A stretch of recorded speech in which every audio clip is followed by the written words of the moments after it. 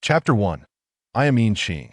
Whenever I witness the amnesia plot lines in television dramas, I cannot help but scoff they are mere fabrications. My amnesia, however, is all too real. I possess no memories from my early childhood prior to the age of 5. According to my father, I was traumatized at that age, enduring recurrent fevers for several months, and spent a considerable time in the hospital before recovering. Yet all memories from before vanished entirely. He remarked that perhaps it was for the best, as I would not harbor resentment for the time he surreptitiously drank my milk. But my father was mistaken. Even if I could remember, I would not hold any animosity towards him. Who could possibly resent a man who has been dead for nearly a decade? Oh, I almost neglected to introduce myself. My name is Ian Ching. I am 22 years old, and I am a senior at a third-year university enrolled in the least esteemed program. With graduation imminent, my future appears bleak and uncertain. My father, Ian Ching Song, passed away when I was 12 under circumstances shrouded in mystery. My mother has always claimed it was an accident, but has never divulged the specifics. 2 years after his death, my mother resumed dating. Yet a woman with a child in tow is seldom welcomed in the matchmaking market. However, my mother was different. She was strikingly beautiful, renowned as the belle of our small town, and a high school teacher, exuding an air of intellect. Thus, suitors came in droves, some even traveling from neighboring cities just to catch a glimpse of her. Ultimately, she chose Dong Jinyu. I vividly recall the day it rained heavily. Dong Jinyu was drenched to the bone, yet the bouquet in his hands remained pristine. I hid inside, quietly cracking the door to observe as he presented the roses to my mother, saying, "Tang Mei, I have admired you since high school, yet I never dared to confess. After learning of your marriage, I resigned myself to fate and entered into a marriage of my own, later having children. A few years ago, I discovered my ex-wife's infidelity, leading me to divorce and raise my son alone. Yesterday, upon hearing of your intent to remarry, I rushed back from my business trip overnight to seize this opportunity. Tang Mei, please consider me. I will treat you well and will raise Ching Ching as if she were my own daughter." I am uncertain which of his words touched my mother. She accepted the bouquet, but did not acquiesce to his confession. They spent nearly a year together before finally obtaining a marriage license when I was 15. Following their union, my mother, Dong Jinyu, and his son, Dong Chun, began living together. Dong Jinyu insisted that his son refer to my mother as mom, yet he never demanded that I call him dad. In truth, it mattered little who insisted. I would not comply. I had only one father, and that was the deceased Ian Ching Song.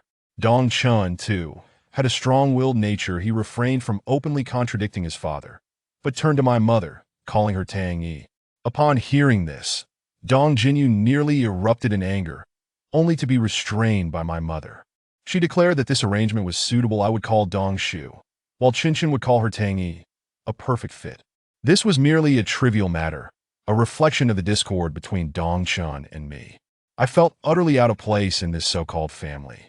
From the ages of 15 to 18, I engaged in numerous quarrels with my mother, believing she had betrayed my father.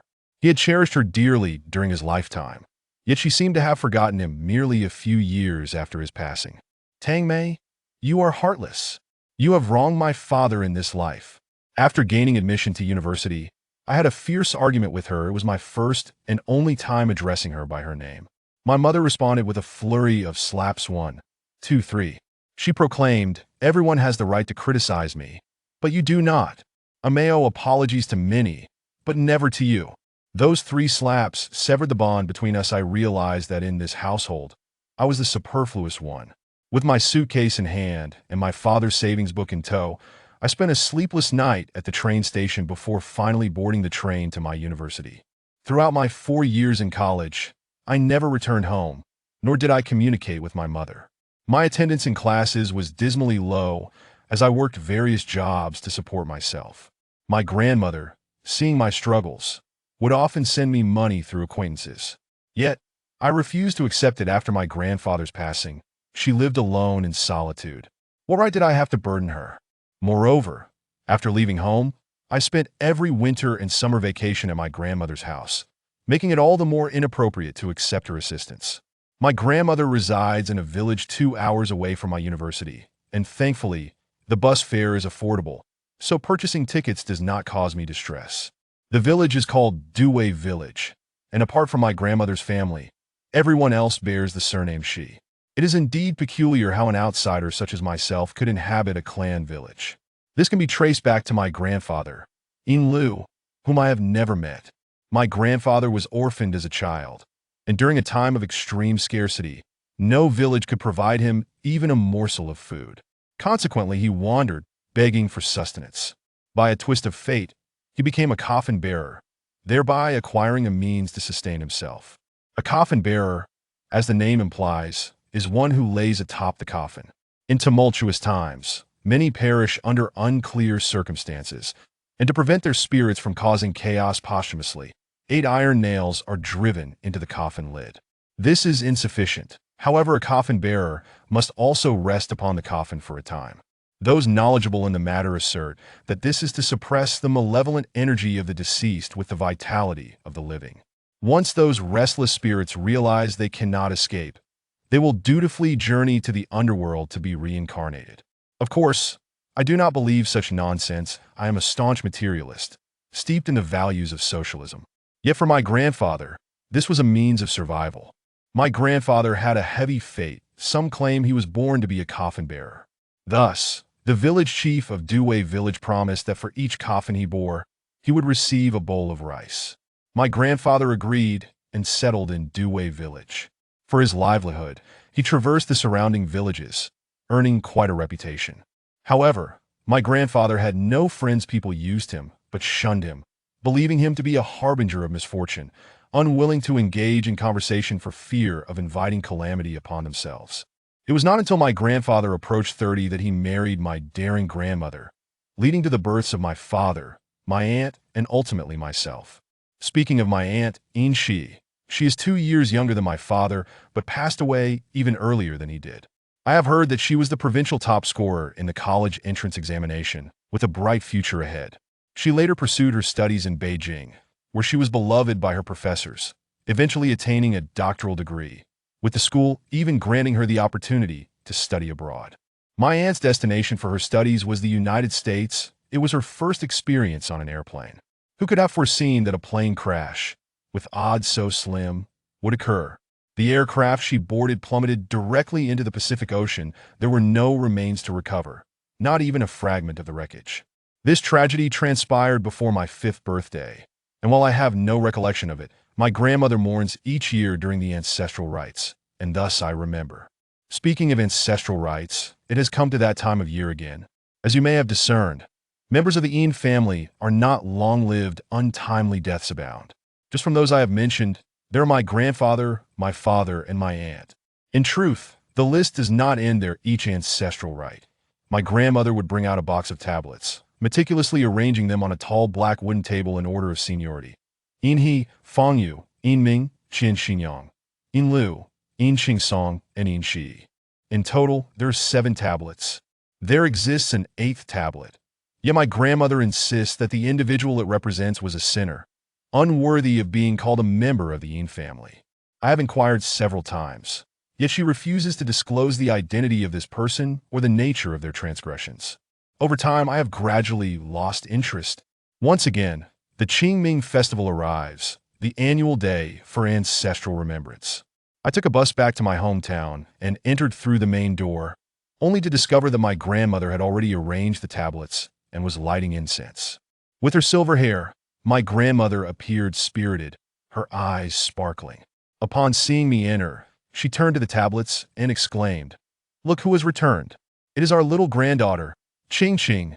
I approached the tablets, bowing respectfully, great-grandfather, great-grandmother, great-uncle, great-aunt, grandfather, father, and it has been too long. Pa pa pa. Such innocent words. How can a living person say long time no see? We are all family. What is there to be superstitious about? My grandmother said no more, handing me 3 batches of paper money. She instructed, first bow, and after you finish we will go eat. I have made your favorite dish, make hai ko ro. I accepted the pale yellow paper money and drew close to the blazing incense, feeling the flames lick at my fingers. Once 2/3 of the paper money had burned, and my fingers began to sting from the heat, I placed it into the porcelain basin designated for the ashes of the burned paper. With utmost respect, I performed 3 bows, closing my eyes and silently reciting, "Ancestors above, I am Yin Qing, a descendant of the Yin family. I know my life will not amount to much, but I hope my ancestors will bless my grandmother with health and longevity, allowing her to accompany me for as long as possible." Having completed the customary rites, I intended to rise, when suddenly a flash of white light caught my eye, and I thought I saw a vague shadow on the tablet. I blinked vigorously, yet the shadow had vanished. Perhaps the sleepless nights spent writing papers had caused my eyes to play tricks on me, I thought. The aroma of food wafted from the kitchen, and as I entered, I found my grandmother lifting the lid of the large iron pot, her petite stature requiring her to stand on tiptoe to reach it. Noticing this, I hurriedly took the lid from her hands. A cloud of steam escaped, and I inhaled deeply, savoring the scents of Mei Kai Ko Ro, steamed chicken, steamed fish, and steamed cured meat. "Grandma, you've prepared so many dishes. You've worked hard. Every year it's 8 dishes. I've grown accustomed to it." I assisted my grandmother in bringing the dishes to the dining table and fetched 9 bowls and 9 pairs of chopsticks. According to my grandmother, the Qingming festival is a day for honoring ancestors, and we must share a reunion meal with our deceased family members, thus necessitating the preparation of ample food. I filled each of the 7 bowls with rice, forming mounds the size of half a fist, and placed a portion of each dish into the bowls. By the time I completed this task, there was hardly any food left for my grandmother and me. The wet nurse's expression was one of deep satisfaction. "It is a pity your mother is not here, otherwise she too would feel that Qingqing has grown up and become more understanding." I was taken aback. "Why bring her up? She is someone else's wife now. She is still your biological mother. Blood is thicker than water. You should find an opportunity to visit her someday." I remained silent, focused on devouring my meal, hoping to silence my thoughts with food. I had never confided in my grandmother that my feelings toward my mother were exceedingly complex, and at this moment, I found it impossible to let go of those emotions. Noticing my silence, my grandmother urged me to eat more vegetables. "Make sure to eat well. Everything here is prepared for you." With that, she placed a piece of fatty pork into my bowl. I smiled at her, preparing to say something to lighten the mood, when suddenly an uproar erupted outside, with someone shouting, "Help! Help!" The voice sounded eerily familiar. I set down my bowl and hastened toward the courtyard, only to witness a group of burly men hoisting a girl bound with hemp ropes, passing right by my home. The girl was in tears, her body writhing in distress as she cried out for assistance. "Stop squirming, and you might suffer less. The river god has taken a liking to you. Consider it a blessing," one of the men remarked. I was unsure of the man's meaning, but I knew I had to intervene, for the one they had captured was my childhood best friend, Shi Mingnan. Chapter 2. The Ordeal of a Childhood Friend. "Stop! What are you doing?" I pushed open the iron gate, sprinting to the front, extending my arms to block their path. The leader, whom I recognized as the notorious bully of the village, Shihu, wore an impatient expression. "You, an outsider, have no business here. Get lost." "What do you mean?" "She is my friend, and I will intervene. Don't mistake this. We live in a society governed by law. I will call the police." With that, I pulled out my phone to dial for help, but the bully lunged forward, snatched my phone, and smashed it onto the ground. Shihu, his neck stiff and his face flushed, pointed a finger threateningly at my nose. "You think you can call the police? Let me tell you, Due Village has its own rules. Even the King of Heaven would be powerless here." "Rules over law? This is the first time I've heard such nonsense. You can destroy my phone, but I will not allow you to take another step forward today." I maintained a defiant front, though my heart raced with trepidation. To confront a bully, one must adopt an even fiercer attitude. At that moment, another figure approached, a man with grizzled hair, dressed in a worn navy suit, a cigarette pinched between his fingers. He pushed Shihu aside and stepped in front of me. "Qing, what are you doing? We are engaged in important business here. Don't hinder us, or the river god may become displeased, and you will suffer the consequences." "Who is this river god? Is he really resorting to kidnapping women? What is this, a television drama? Watch your tongue, you insolent girl. Do not disrespect the river god." The old village head glared at me, his expression grim. I said, "Regardless of the circumstances, you shall not pass until you clarify this situation." Upon hearing my declaration, The towering men clenched their fists, the tension in the air escalating to a breaking point. At that moment, Mingnan's mother, whom I called Aunt Xiao, squeezed her way forward, grasping my hand. "Qing, please don't make a scene. This is fate. It is all fate." Aunt Xiao's eyes were swollen and devoid of spirit, her white hair making her appear at least a decade older than the village head. I quickly inquired, "Aunt Xiao, what is happening?" "Mingnan is your daughter. How can you allow them to treat her like this?" Seeing someone attempting to mediate, the village head snorted and retorted to Aunt Xiao, "Do not let this minor issue interfere with the village's greater matters. We must go." With that, he dismissed her and led his entourage forward. I attempted to intervene, but Aunt Xiao's calloused hands clung to mine tightly. I gazed at her in confusion, but she refused to meet my eyes, her head bowed as warm tears fell onto my hand. I felt my strength wane, helplessly watching as Mingnan was taken away by the group. My grandmother had long since emerged, but her small stature and frail legs confined her to the periphery. Once everyone had dispersed, she approached me slowly, brushing Aunt Xiao's hand aside. "Your daughter was sold by you. Why are you still crying?" Grandmother led me back home, and as I turned to see Aunt Xiao standing in place, her posture unchanged, my unease deepened. Once inside the main room, I lost my appetite. Grandmother, pointing at the memorial tablets, scolded me. "Your ruckus today nearly gave me a heart attack, fearing those bullies would harm you. If anything happened, how could I explain it to them? How could I explain it to your mother?" My mind was consumed with thoughts of Mingnan, leaving me no room to consider anything else. "Grandmother, why did those people take Mingnan? Why did you say Aunt Xiao sold her daughter? What is happening?" Grandmother was reluctant to answer my questions, but eventually, my persistent pleas compelled her to narrate the entire story. This matter must begin with Duwei Village. Situated at the confluence of two rivers, Duwei Village, perched on higher ground, had never suffered from flooding. As the saying goes, those who rely on the mountain eat from the mountain, those who rely on the water eat from the water. The villagers primarily made their living through fishing, and those with extra energy would trek several miles into the mountains to gather rare fungi to supplement their household income. After the turn of the millennium, the cities experienced rapid development, drawing many young people away for work. Gradually, the village's population dwindled, and the once lively community became void of festivity during the new year. The older generation was concerned that with the youth gone, only the elderly would remain, and if this continued, the village might cease to exist. Thus, they clamored for the development of local resources, bringing in agricultural experts and securing special funds to establish a processing factory. They utilized local materials to produce canned wild foods.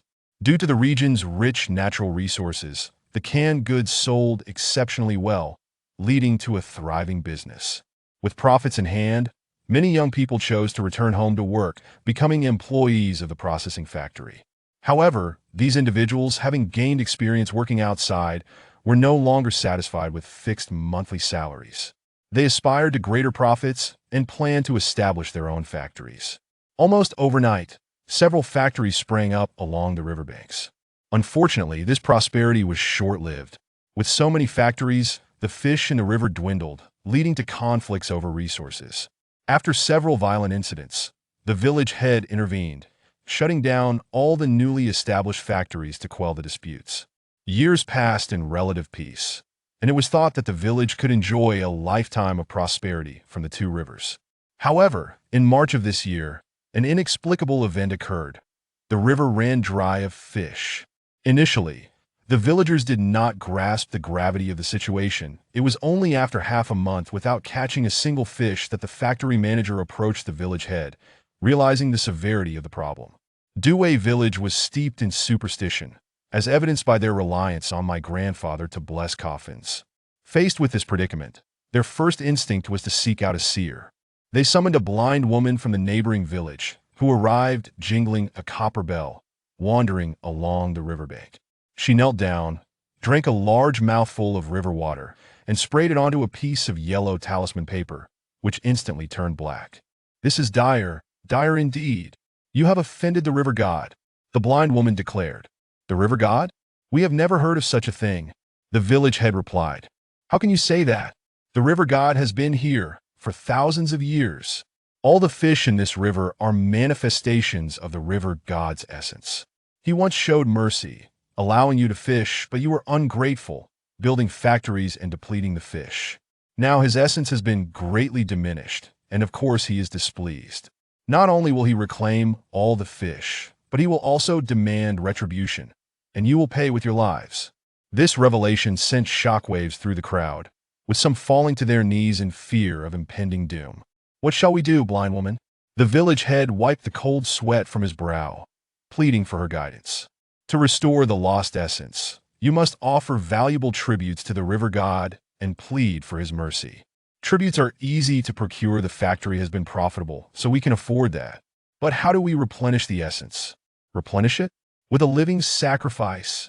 The blind woman's suggestion to use a living person for sacrifice was sinister. Even the village head, though confused, understood that we live in a society governed by law, where murder is punishable by death. Yet, with the villagers' lives at stake, he recognized the weight of the situation.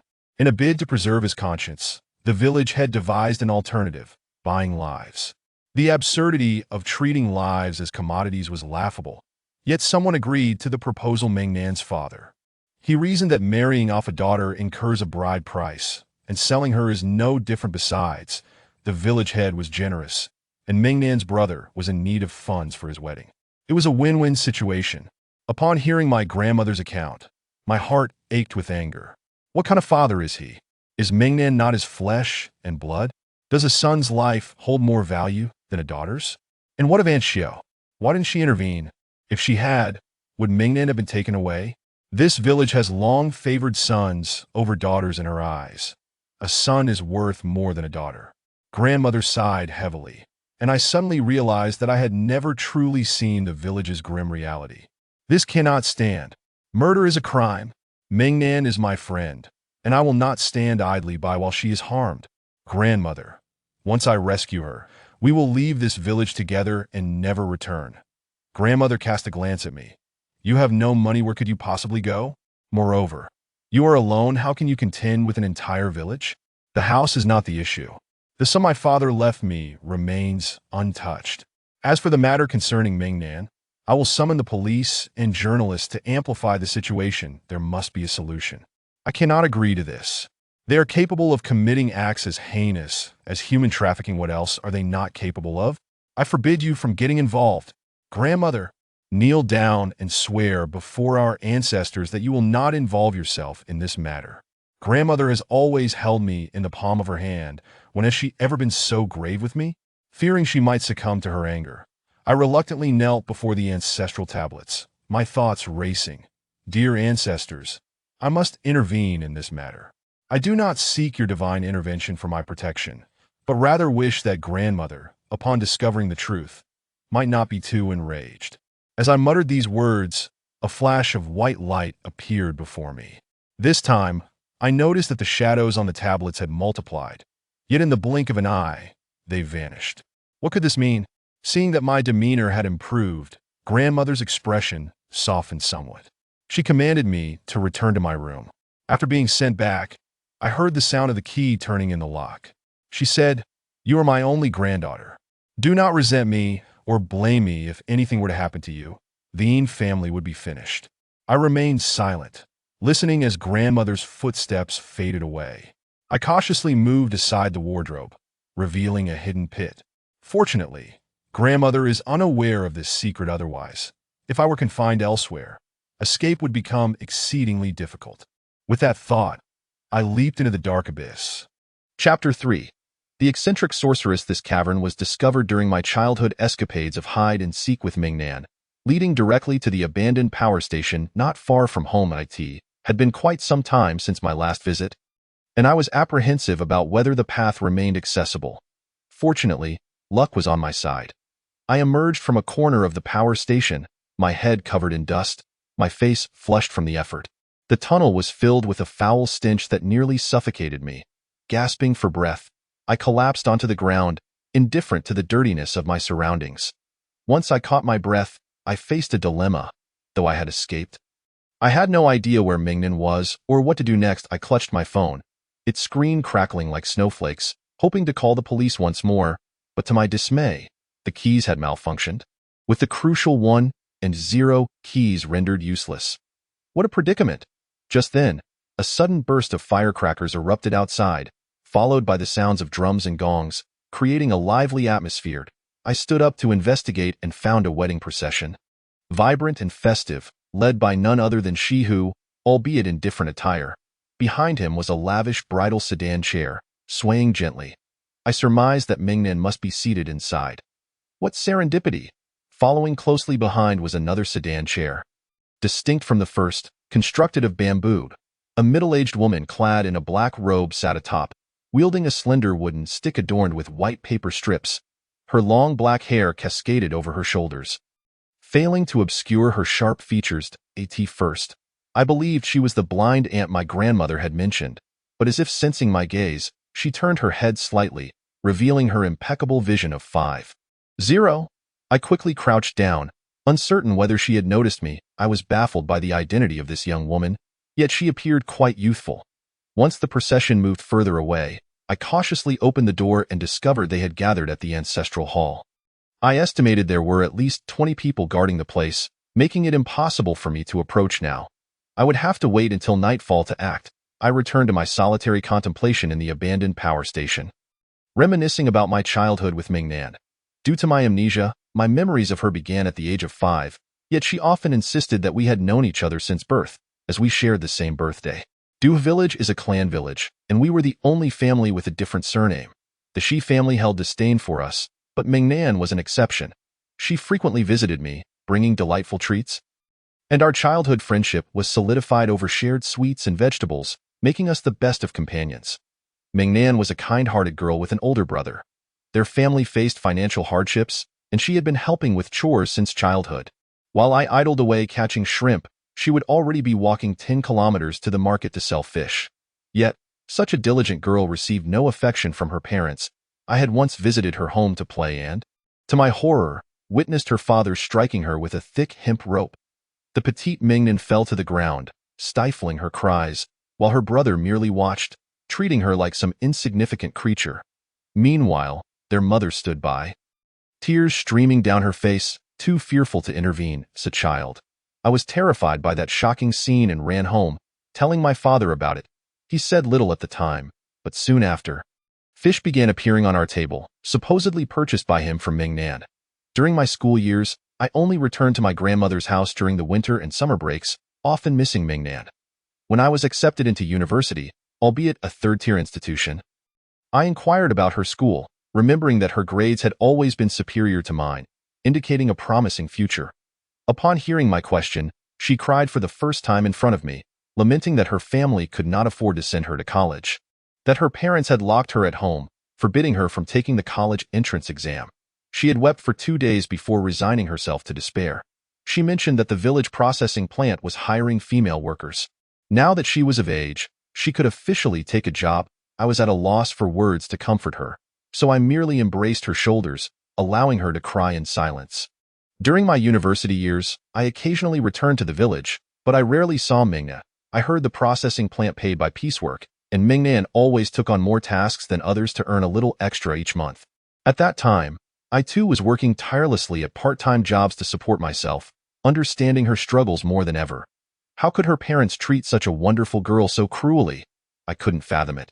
As dusk settled, the April countryside grew chill, and I shivered in my thin clothing, the cold wind biting at me. A large bonfire was lit in the ancestral hall, and the raucous sounds of men drinking and laughing could be heard even from neighboring villages. I cautiously approached, slipping into the throng. The Shi ancestral hall was a sprawling estate, and I had never been there before. Only hearing Mingnan's descriptions, it boasted at least 30 rooms, and in my haste to find Mingnan, I could only search through them one by one. As I reached a corner, preparing to round it, I heard footsteps approaching. In a panic, I darted into the nearest room, only to lock eyes with Mingnan.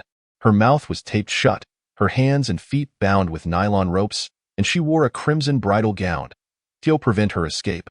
A hemp rope was tightly fastened around her neck, the other end secured to a wooden pillar. Mingnan! I swiftly closed the wooden door behind me and rushed to her side. How could this happen? Are you all right? Gingerly, I began to peel away the tape from her mouth, inadvertently tearing at the dry skin, causing beads of blood to emerge. I wiped the corner of her mouth and said, Mingnan, hold on a little longer. I will free you. Ching ching, ching ching. Mingnan's voice was hoarse and weak, calling my name, piercing my heart with pain. I desperately tried to untie the ropes binding her, but the knots were perplexing, and the more I struggled, the tighter they became. Don't try, ching ching. It's hopeless. They are experienced fishermen. They know how to tie things securely. What do they think of you? They are afraid I will flee. They haven't fed me for 3 days, giving me only a bowl of sweet water each day. I can hardly muster any strength. While those outside feasted, we suffered inside, and at her words, I trembled with rage. Those scoundrels! I will surely rescue you. You must trust me, and what then? My family has forsaken me, sold me off. Where can I go? I am trapped. There is nowhere for me to escape. Stop speaking such nonsense. This is human trafficking. This is premeditated murder. Once we are out, we will seek journalists, women's federations, and the police. We will bring them to justice. Mingnan remained silent, her face devoid of color, a picture of despair. I searched for a knife in the room to cut the ropes. I rummaged through drawers and cabinets. Nothing. Finally, upon opening the bedside table, I found it. A folding knife lay before me, however. Before I could rejoice, the door swung open. Sensing I was about to be discovered, I quickly ducked beneath the bed, hardly daring to breathe. The intruder was Shihu. Intoxicated and stumbling as he approached Mingnan, he squatted down before her and said, Since you are to be sacrificed to the river god, let me have my way with you. You won't lose out. Get away from me, Mingnan spat at him, but he retaliated with a sharp slap across her face. Behave yourself. Don't bite the hand that feeds you. With that, he leaned in to kiss Mingnan. An instinctive reaction. I scrambled out from under the bed and pushed him away with all my strength. Shihu stumbled back, the alcohol fading from his senses. You again? Dare to meddle in my affairs? I'll deal with you too.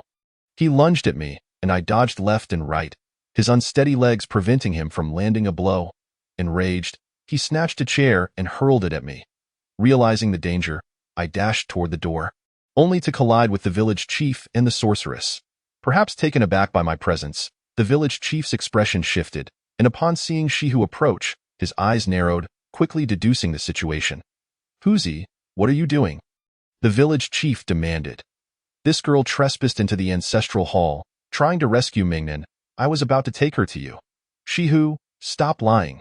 You were just attempting to assault Mingnan, and I caught you in the act. Village chief, please judge for yourself.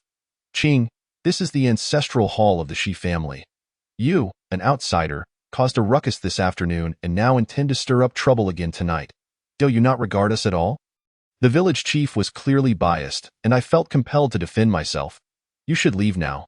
I will pretend nothing happened tonight. Your grandmother still resides in the village. I am sure you want her to continue living peacefully. Don't you? I bit my lip, glancing at the sorceress, who wore an expression of amusement. Suddenly, I had an idea. Village chief, I am not here to cause trouble. I am here to offer assistance. Nonsense. What help could you possibly provide? Shihu retorted. Just because my grandfather was the old village chief's appointed coffin bearer. He served faithfully for decades, living to 60, and had it not been for lung cancer, he would still be healthier than you. Your grandfather has been dead for nearly 20 years. Who are you trying to intimidate? Shihu scoffed. Huzi. The village chief's authority silenced him. Village chief, our Yin family possesses talents. If not, how could my grandfather's lineage have survived? Allowing me to stand here today, my capabilities are not inferior to anyone else's. Qing, you have gone in circles. What are you truly trying to say? I have a way to appease the river god without requiring a living sacrifice. The village chief let out a cold laugh. Do you truly think, little girl, that I am an old fool? There are countless tricks at play. Do you believe that I would be swayed by a few casual words? I shall grant you one final opportunity.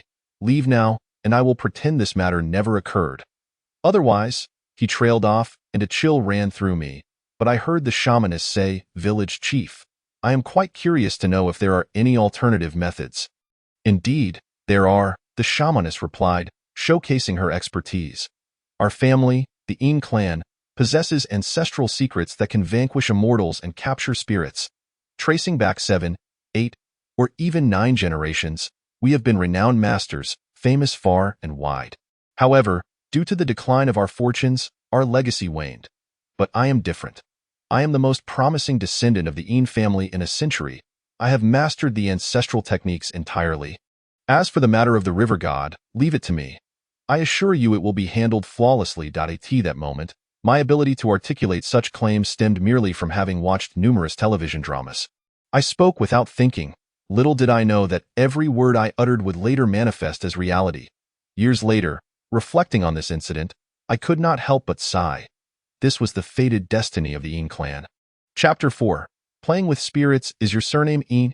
The shamaness inquired. My name is Yin Qing, and I am the 26th generation heir of the Yin family, I replied, unwavering in my identity.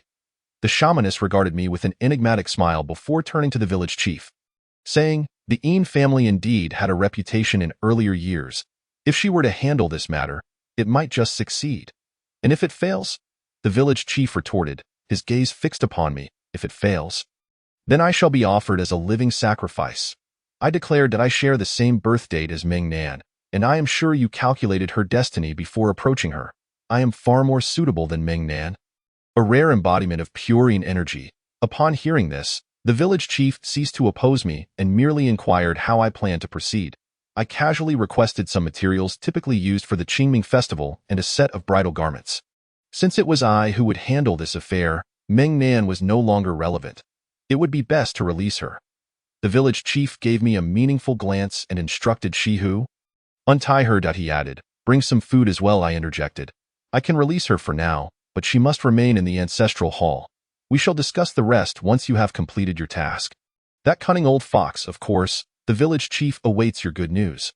The old village chief proceeded to ask several questions. How many people I would need, what time we would commence, and whether I required a sedan chair. His inquiries were too detailed, and fearing I might slip up, I began to feign ignorance, only stating that we would perform the rites at midnight by the stone tablet along the river. Satisfied with my response, the village chief nodded and beckoned to Shihu to gather my belongings. As they walked past me, I was about to breathe a sigh of relief when I heard the shamaness whisper softly, "Heh, I shall be watching with great expectation." Her voice was eerily gentle, and I was somewhat taken aback, wondering if I had misheard. Yet, the shamaness merely left me with her silhouette as she departed gracefully. Mingnan appeared somewhat dazed, having heard everything I had said. Why are you being foolish? Why take the burden for me? What if something happens to you? It's a trivial matter. Did I not tell you? I am the heir of the Yin family's secret techniques. I possess great abilities, I reassured her. Do not deceive me. We grew up together. I know you well. That was in our childhood. I have not seen you much in recent years because I have been studying the secret arts. Mingnan remained unconvinced and persisted in trying to dissuade me. Just then, I noticed someone bringing food and said, "You should not overthink it. Let us eat first." On the small table lay a dish, a soup and a bowl of rice. Mingnan struggled to consume anything solid, only sipping the soup. The aroma of the rice wafted through the air, reminding me that I had only eaten half of my lunch today, and my stomach grumbled incessantly. Mingnan chuckled softly, pushing the dish towards me. "You should eat." I felt somewhat embarrassed, but before I could reach for my chopsticks, the person who had delivered the food returned, saying the village chief wanted to see me do well. Between performing an exorcism and starving to death, I suppose I must choose one. Seeing me prepare to leave, Mingnan called out, "Qing Qing, please be careful." I smiled at her, turning away, but her worried expression lingered in my mind. After walking for a while, I found the village chief and Shihu, who stood before several baskets filled with the items I had casually mentioned earlier. On another table lay a set of red bridal garments. The village chief said, "This set of clothing is a treasure of the Shi clan, bestowed by the emperor of a previous dynasty. Now, to preserve the lives of the villagers, I am entrusting you with this bridal attire, imbued with dragon energy. Inqing, you must be cautious." The village chief was indeed considerate. I smirked slightly, thinking, who are you trying to scare? As the night deepened, the fog thickened, and the bridal gown wrapped around me could not shield me from the biting cold. The shamaness sat opposite me, eyes closed in meditation. My phone was broken. Leaving me with nothing to do but observe her to pass the time, I had not noticed before, but she had broad shoulders, a narrow waist, and long legs, a natural model, Such attire was a waste of her fine figure. The shamaness's face was also quite captivating, a peculiar harmony between sharpness and softness. She possessed the allure of femininity and the vigor of masculinity, growing increasingly mesmerizing the longer I looked.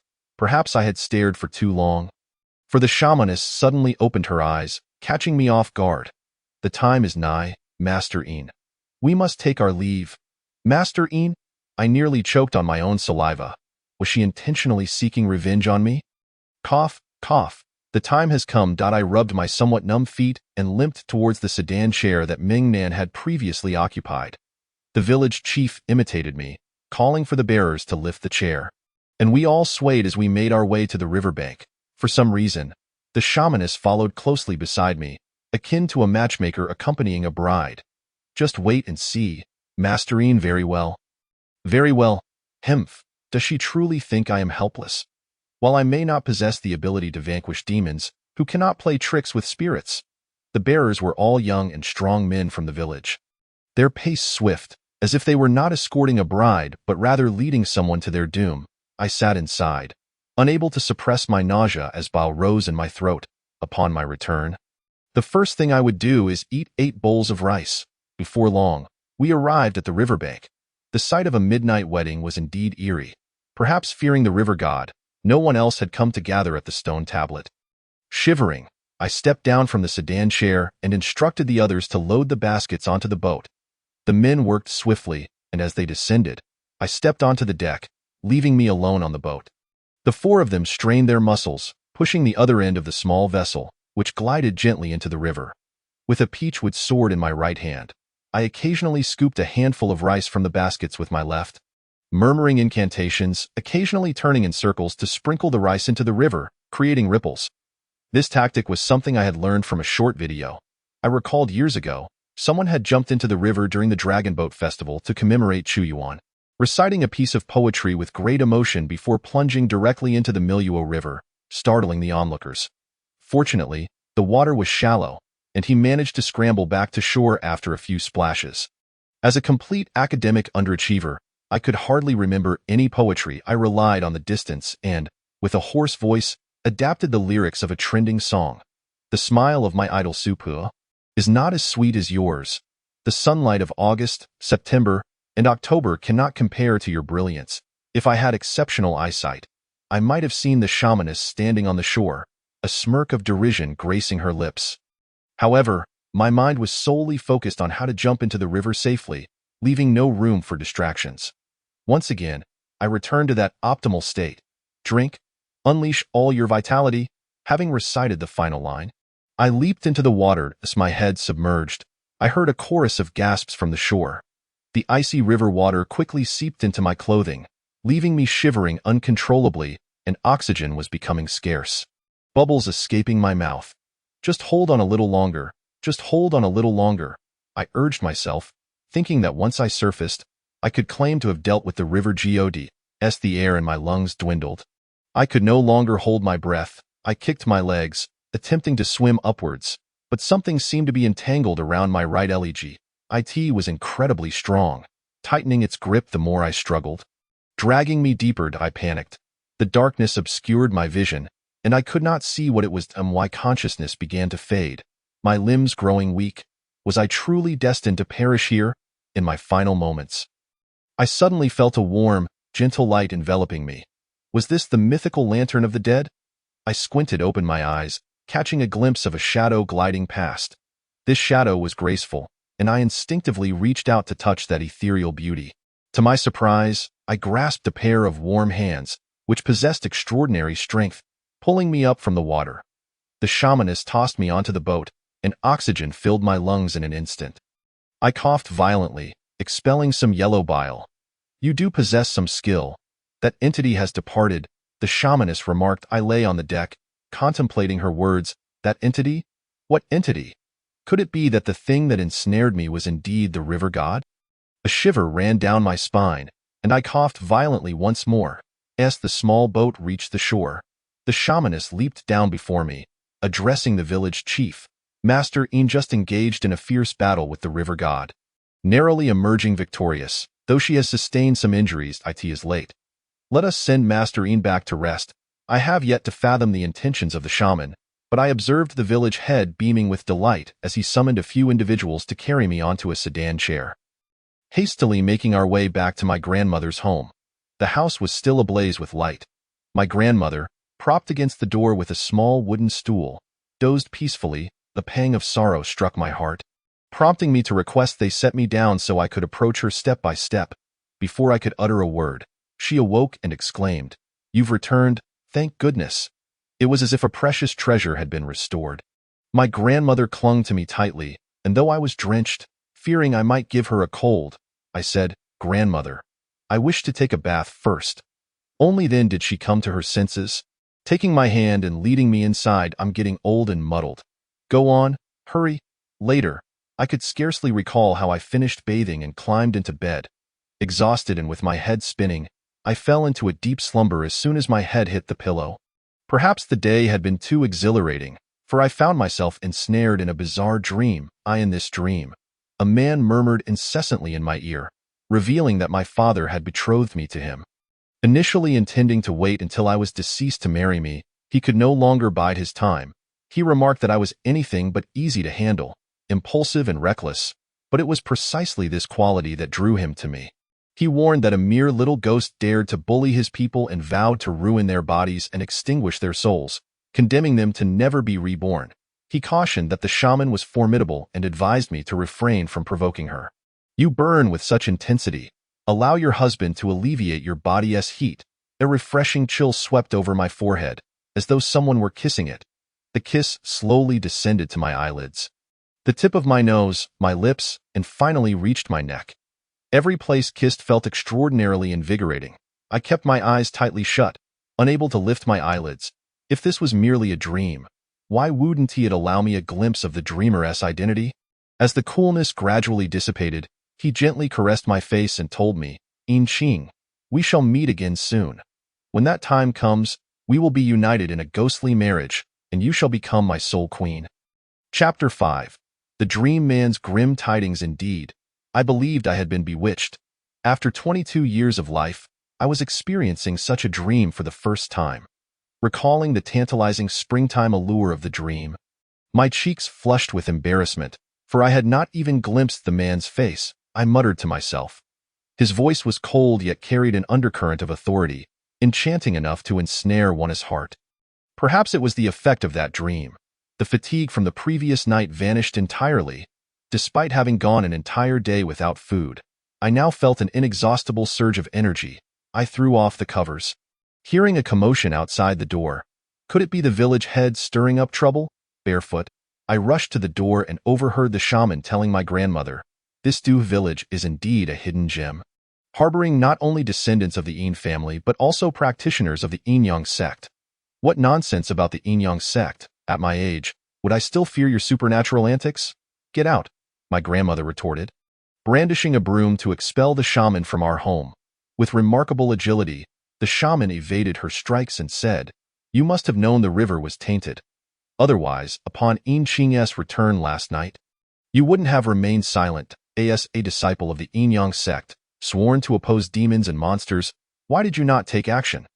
What do demons and monsters have to do with me? I am merely an illiterate old woman," my grandmother exclaimed. "Ha! The Enyang sect takes it upon themselves to uphold righteousness. They say, when Een and Yang arrive, evil spirits shall be vanquished. You have hidden your identity here, ignoring the chaos, all for Een Ching." This remark infuriated my grandmother further. She swung her broom in a wild frenzy, but the shaman possessed remarkable skill, leaping effortlessly over the 2-meter-high wall. My grandmother, panting and leaning on her broom, glared at the shaman, enunciating each word with conviction. "I do not care who you are. You are not allowed to enter my home again, nor shall you involve my granddaughter in your affairs. Senior, the fate of the Een family belongs to the Een family. You may shield Een Ching temporarily, but you cannot protect her forever. This path is one she is destined to tread, whatever your intentions may be. If you dare to harm my granddaughter, I will risk my life to ensure you do not escape unscathed." "Ha! What if it is a member of the Een family who desires her?" "What do you mean?" my grandmother shot back, staring deeply at her, and the shaman uttered 3 words, "Een Shur-E." With that, She leaped down from the wall and fled, leaving my grandmother rooted to the spot, unable to move for quite some time. Insure-e, my aunt, who perished in an air disaster many years ago. How could this shaman know of her? Why did she say that she wanted me? I noticed my grandmother swaying slightly and rushed outside. Grandmother, are you all right? It was rare for her to display such a demeanor, as if her soul had been siphoned away.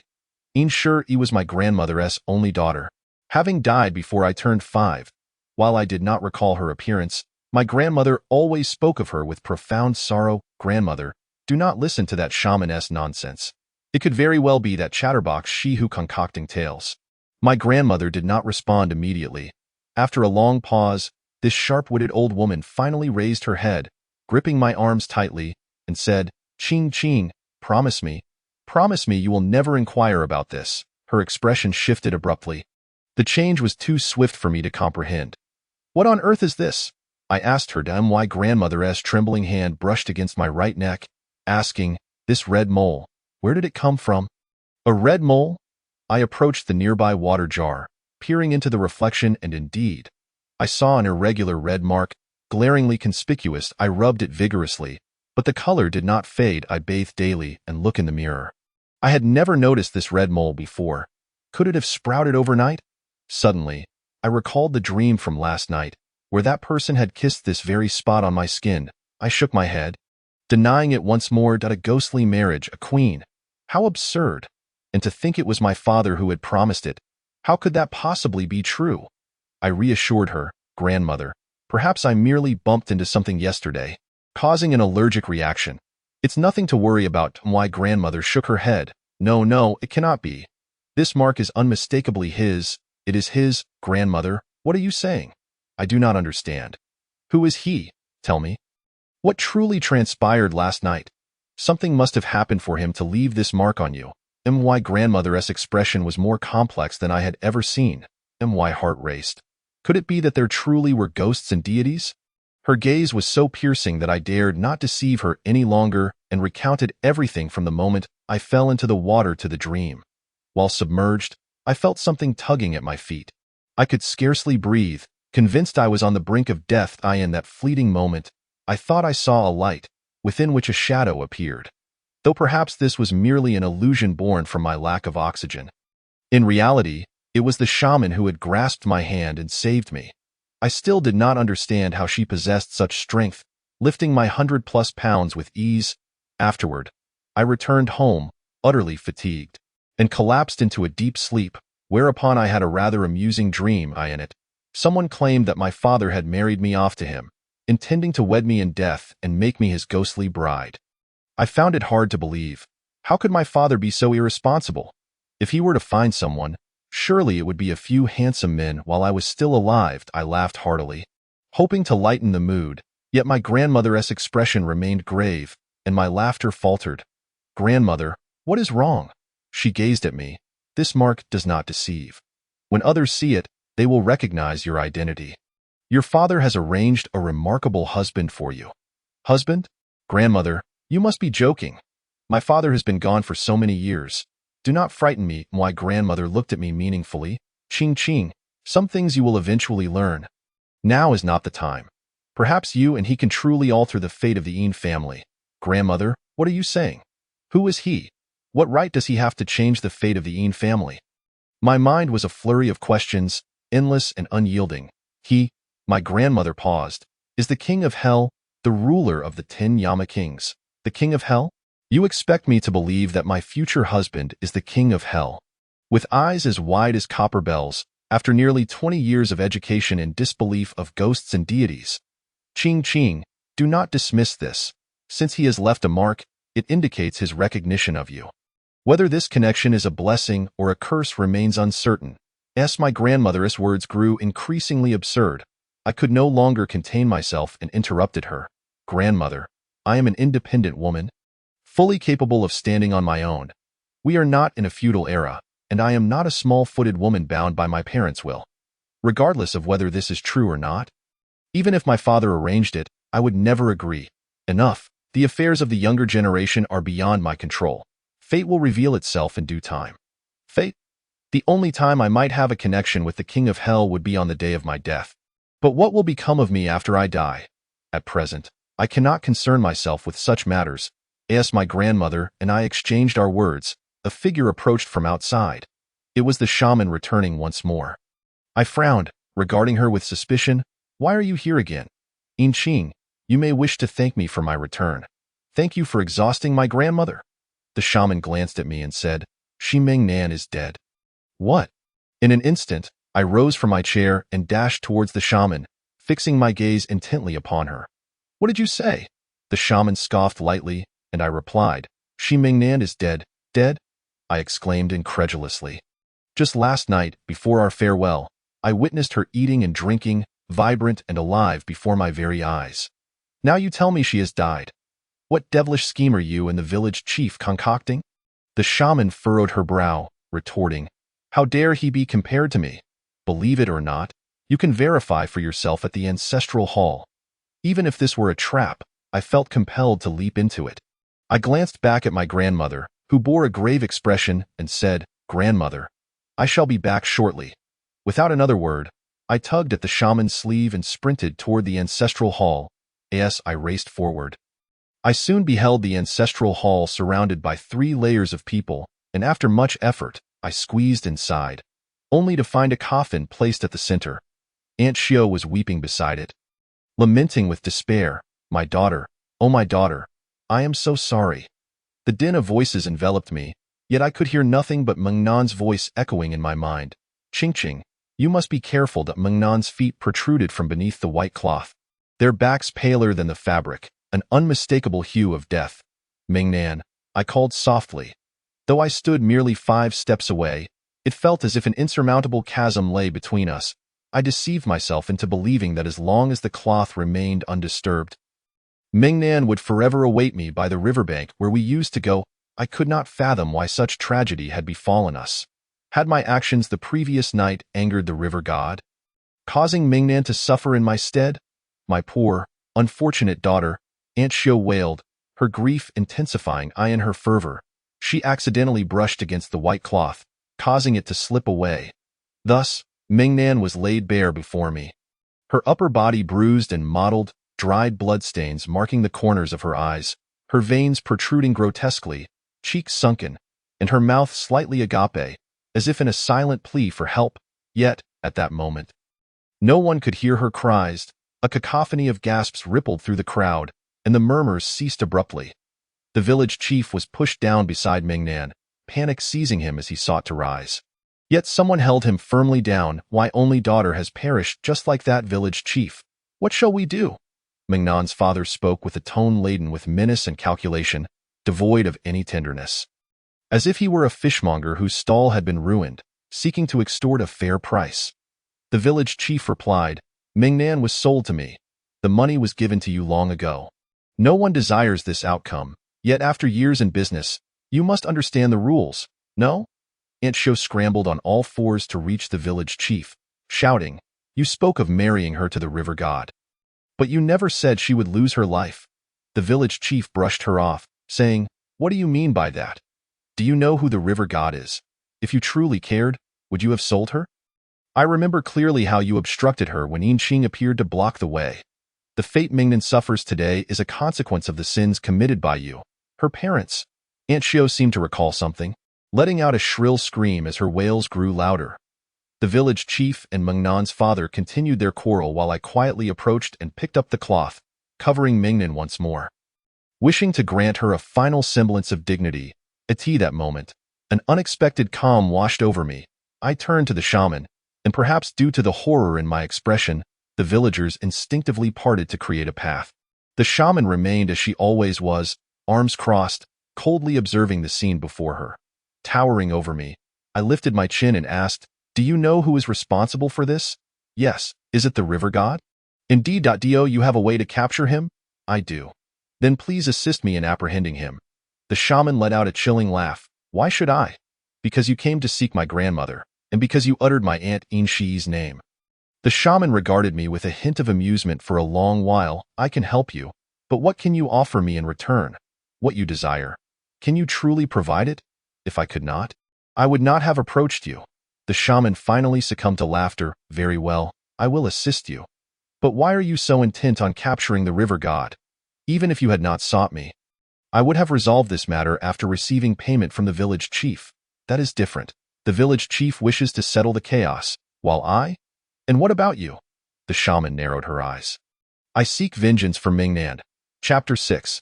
The shaman's design. The shaman instructed me to wait for her news, and early the next morning, she arrived as promised, saying I must masquerade as a bride once more. This time with her assistance. Unfortunately, my grandmother overheard this conversation. She produced a wooden stick she had prepared earlier and delivered a solid blow to the shaman. The shaman, in pain, leapt back over the wall. With a grim expression, the shaman coldly addressed me, "In Qing, this opportunity is fleeting. Tonight at midnight, the same place as before, you must decide whether to come." Without waiting for my reply, she vaulted over the wall and departed. Her expression indicating the blow had been quite painful. Once my grandmother saw her retreat, she spat, "If you return, I shall not be polite, grandmother." I was about to explain, but she interrupted me. "I forbid it." "But there are no buts." My grandmother was not inclined to debate. She pushed me inside, deftly locked the door, and placed a chair against it. "Ching Ching, even if your father has arranged a marriage for you, you know nothing. Tiogo now is to court death, and I will not allow you to involve yourself in this matter. There is no negotiation, grandmother. This has nothing to do with marriage. It is for Mingnan that I must go." She fell silent, and I could only sense her continued presence through her slightly labored breathing outside the door. Frustrated, I pounded on the door and retreated beneath the covers to stew in my anger. Throughout the day, my grandmother repeatedly entered and exited the room, fearing I might slip away unnoticed. She brought me meals, but I refused to eat a single bite. With gritted teeth, she abandoned her usual tenderness, saying, "If you don't eat, you'll lack strength, and without strength, you cannot, or you, and so be it." Listening to her, I felt a pang of guilt. I was not unmoved, yet my friend lay dead before my eyes, and I could not stand idly by. Moreover, my grandmother resided in this village. If the malevolent force was not eradicated, how could I find peace? Furthermore, I had the shaman on my side. For some reason, I instinctively felt that she would not harm me, and might even save my life in a moment of peril, at the very least. I touched the mole on my neck, pondering its inexplicable significance. If it truly held some power, I shook my head, dismissing the thought. How could I trust in legends when a living person lay before me?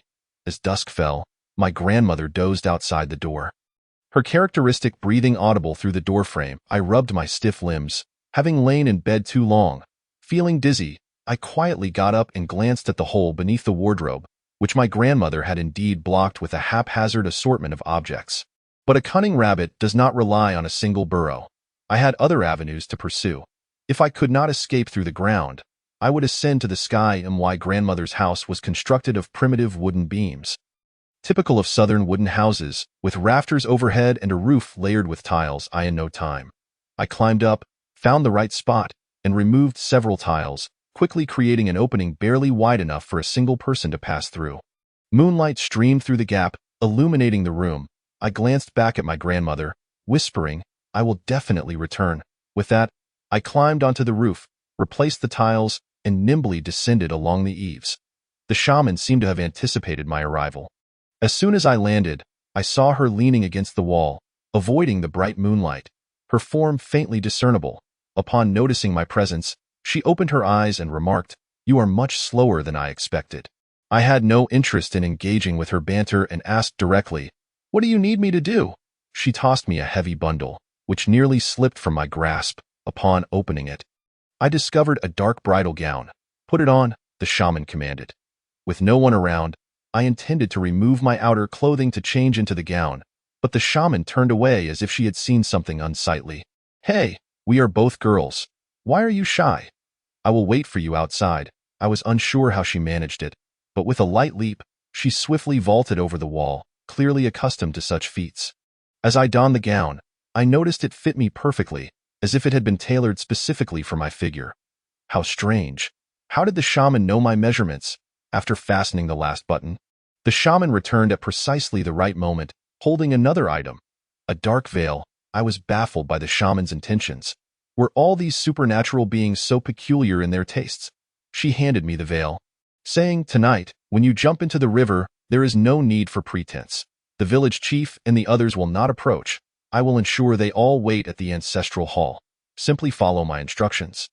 I cast a glance at her, realizing that she had merely been watching me from the riverbank, amused by my predicament. Fearing that my grandmother might discover my prolonged absence, I urged the shaman to lead me away. In a hushed tone, she cautioned me to be careful, then seized the back of my collar, lifting me off the ground.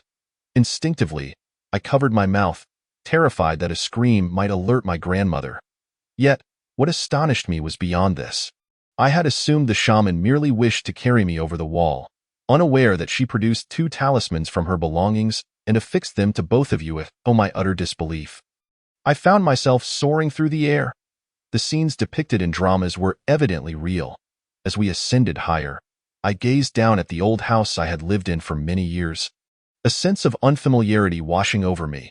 The shaman guided me over fishing grounds, vegetable patches, riverbanks, ancestral halls, and the home of Mingnan, ultimately arriving at the old monument.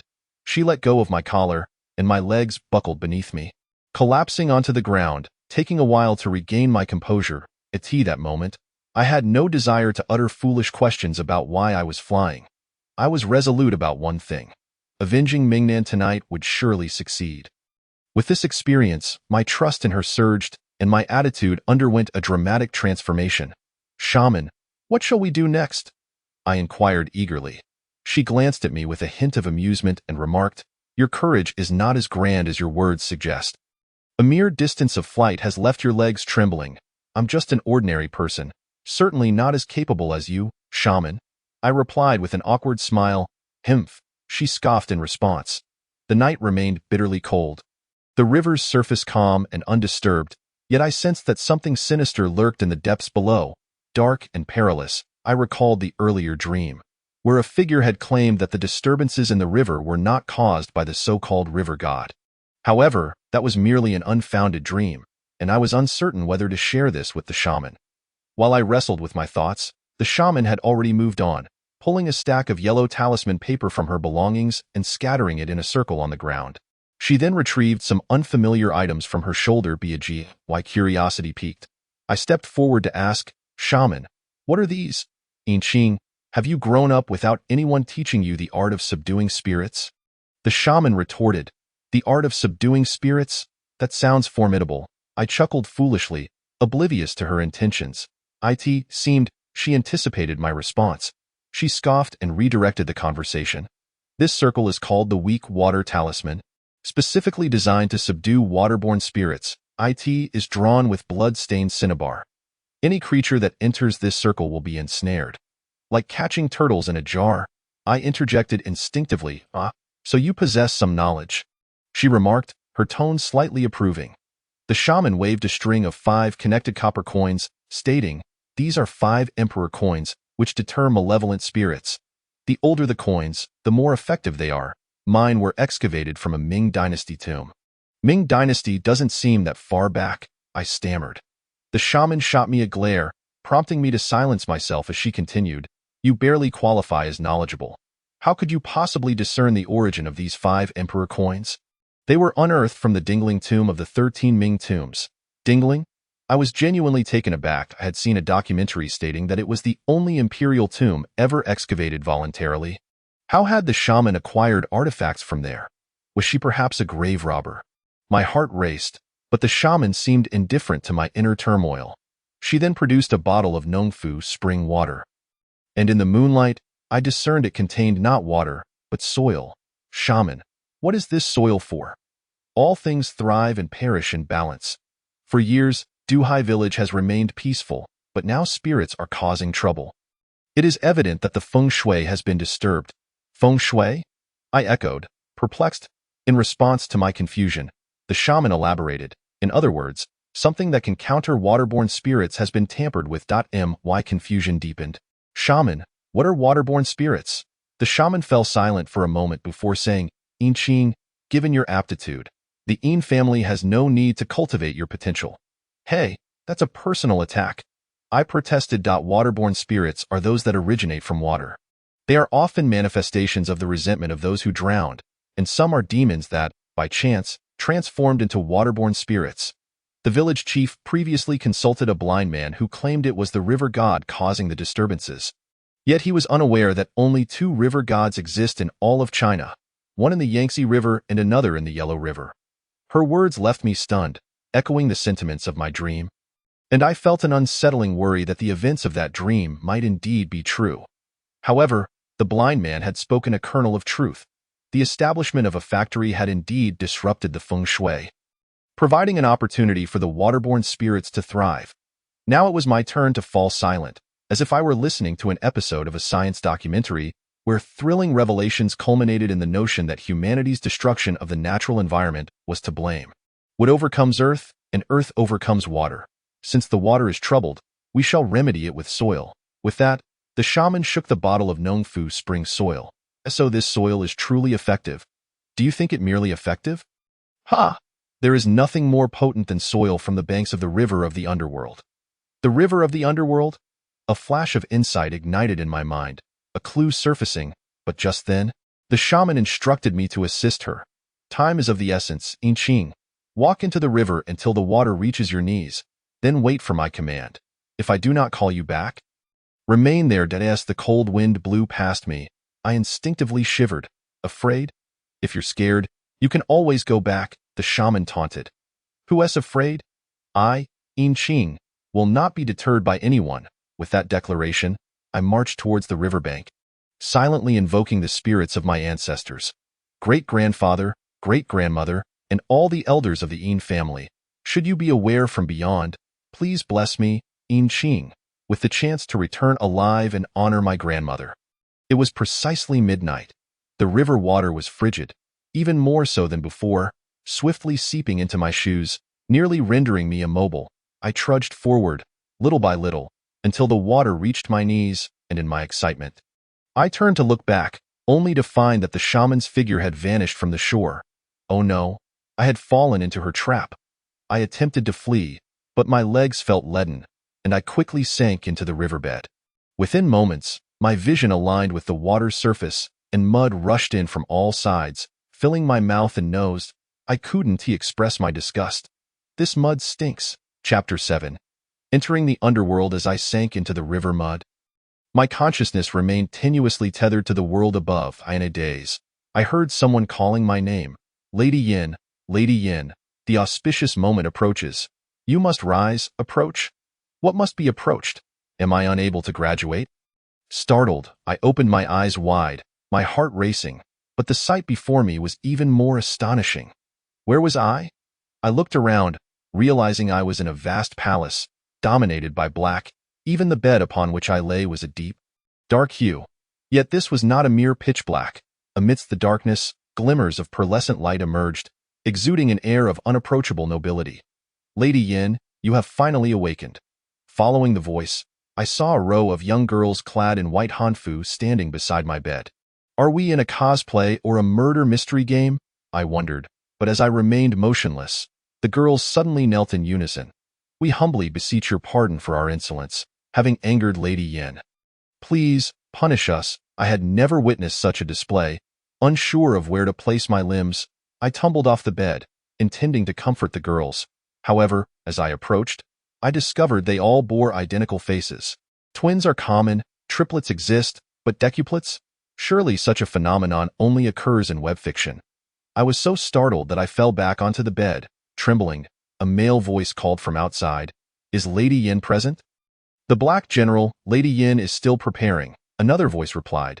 Be swift, lest you delay the auspicious moment and keep King waiting. Understood. The one referred to as the Black General soon departed, and shortly after, for more girls entered, similarly attired, their faces not identical, but still lacking in beauty.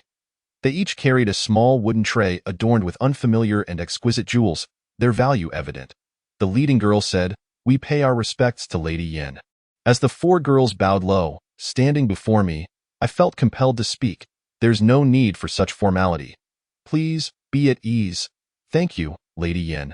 They replied with even greater reverence than before. The girls with identical faces retreated, while the others approached, inquiring, Lady, are you satisfied with this wedding gown? It was personally selected by the king for you. I realized my clothes were drenched and instinctively reached for my chest, only to find the fabric dry and pristine. I froze, memories flooding back. I had been deceived by the shaman, drowned by the river and its mud. How was this possible? Had I transformed into a spirit in the underworld? I had never contemplated what death might entail. Life is fleeting, and to dwell on an uncertain future rather than seizing the present is not my philosophy. Yet, now that I stood in a realm thought to exist only in legends, my emotions were far too complex to articulate in mere words. The voice from earlier echoed in my mind, claiming that upon our next encounter, I would be wed in a ghostly marriage, becoming his soul's spiritual wife. Swallowing hard, I cautiously asked, "You mean the king? Is it the Yama King?"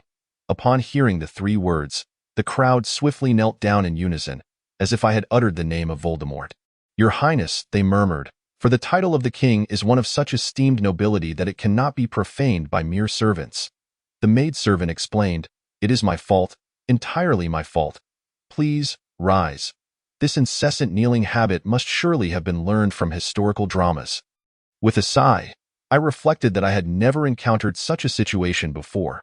I was unaware of the reason behind the shaman's actions, but it was evident that I had already been led to my demise.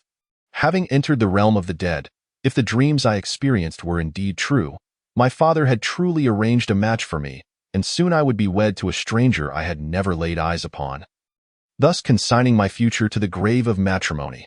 Well, that assertion is not entirely accurate. Since I had fallen into this trap, I had already forfeited my future, and now both my feet were firmly planted in the true grave. This absurd scene left me feeling somewhat bewildered. Meanwhile, the maidservants busily scurried about, occasionally inquiring if this or that was suitable. I responded with perfunctory nods until my neck ached from the strain. When I glanced into the mirror, I realized I was adorned with an abundance of gold and jewels. "Stop, stop, stop. It's far too much," I exclaimed, reaching up to remove the jeweled hairpins until only a single tassel hairpin remained. The tassel of this pin was composed of tiny, delicate red beads intertwined to resemble a flower. Upon closer inspection, a faint fragrance wafted from it. I was captivated and couldn't help but touch it several times. Observing my fondness, the maidservant flattered, "This Mansushawa tassel pin complements the crimson mark on your highness's neck beautifully, truly a match made in heaven. But I only have a single red mole on my neck. Is that truly worthy of such praise? It seems that no matter where one goes, flattery remains an essential skill." A knock at the door interrupted us, inquiring if we were prepared. The maidservant respectfully presented the dark veil, saying, "Your Highness, it is time to don the veil and enter the sedan chair." I looked at the familiar veil and recalled the events that transpired in my grandmother's backyard. With a determined heart, I accepted the veil and placed it upon my head. The maidservant assisted me as I walked step by step to the sedan chair. Within the limited range of my vision, I sensed that this chair was 100 times more opulent than that of Dahuchin village. This sedan chair, paired with my wedding attire, featured curtains made of black pearls, a body constructed of black jade, and even the soft cushions were intricately woven with black silk threads. The only splash of color was the embroidered scarlet Mansushawa upon the cushions. Though black is typically a somber hue, the black here was clearly beyond the realm of the living. I shall refer to it as hellish black. It seemed I had a special connection with this hellish black. For why else would it be etched so deeply into my memory? Once I was comfortably seated, a figure known as the Black General approached my sedan chair to pay his respects. "Your Highness, I am He Wuchang, and by the king's command, I am here to escort you to Fengdu City. The journey is perilous, and as you are newly arrived and unfamiliar with the realm of the dead, I must remind you not to lift the ghost-repelling curtain while crossing the Yellow Springs." The ghost-repelling curtain? I surmised it must refer to the luxurious pearl curtain before me. He Wuchang spoke in an elaborate manner, prompting me to recall the tone of speech from historical dramas. I cleared my throat and replied, "Understood. Thank you, Black General. Your Highness speaks too highly. It is my duty. Let us depart." As soon as He Wuchang finished speaking, the sedan chair rose steadily into the air. Curiosity tingled within me, for it was my first wedding, and an underworld wedding at that. Surely, it wouldn't hurt to take a glance, would it? I discreetly lifted the edge of the veil to peek outside. Leading the procession was He Wuchang, who faced away from me, guiding the way in heavy silver armor that appeared quite weighty. Yet as my gaze fell to his feet, I noticed they hovered a palm's breadth above the ground. A shiver ran through me. Looking to either side, I found it utterly deserted. I could only wonder what kind of magic He Wuchang had employed to make this sedan chair levitate. The chair had no rear entrance. Yet I knew a throng of people followed behind, shouting, "The King marries, do not disturb." The volume of their voices was such that I felt my eardrums might burst. I groaned in frustration. Did they wish for silence, or to cause a ruckus? I lowered the veil, unaware of how far we had yet to travel. With no phone or watch at my side, the comfort of the sedan chair lulled me into a drowsy state. And I soon found myself dreaming of someone I had longed to see in my dream. I returned to the 3rd grade of elementary school, where I had attended English class for a month, yet could not memorize the 26 letters of the alphabet. My dismal score of 48 on the written test incensed my mother, who had just received an award for excellence in teaching. After a few retorts from me, her anger only intensified, and in a fit of rage, she punished me by making me stand in the corner. Defiant and tearful, my cries echoed throughout the building. Just then, my father returned and found himself caught in the crossfire of my mother's wrath. Before she could unleash her ire, he whispered something into her ear, and her frown slowly lifted, revealing a smile more beautiful than a gardenia. With my mother no longer upset, I remained indignant. After calming my mother, my father turned to comfort me. He spoke gently, and eventually, I agreed to apologize to my mother, which prompted him to exhale a sigh of relief. You and your mother are cut from the same cloth. Both stubborn and unwilling to yield. In the future, when you seek a partner, make sure he is not inferior to your father. I promptly retorted, Dad, what nonsense are you spouting? You are the best. No one can compare. This declaration brought me joy, but as daughters grow, they must marry, and one cannot remain with their parents forever. I'm still young. Besides, wouldn't it be wonderful to stay by your side for a lifetime? Yes, of course. Your father could support Qing for a lifetime.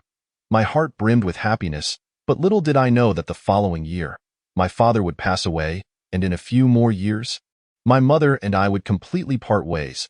Never did I expect that at such a tender age, I would become a solitary soul. Father, the matchmaker claims this marriage is your doing. Are you truly satisfied with it? Father, my mother surely cannot attend the wedding banquet, but will you? Father, it has been 10 years. I miss you dearly. Tears streamed down my face unbidden, and the wind rustled through the pearl curtain, gradually drying my tear-stained cheeks.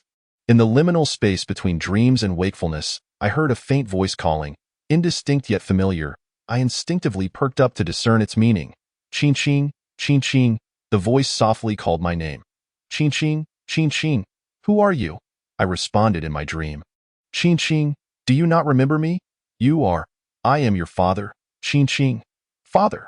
The mere utterance of those 2 words rang like an alarm bell, jolting me awake. I opened my eyes to find myself enveloped in a thick mist. In the depths of the fog, a figure loomed, strikingly similar to my father.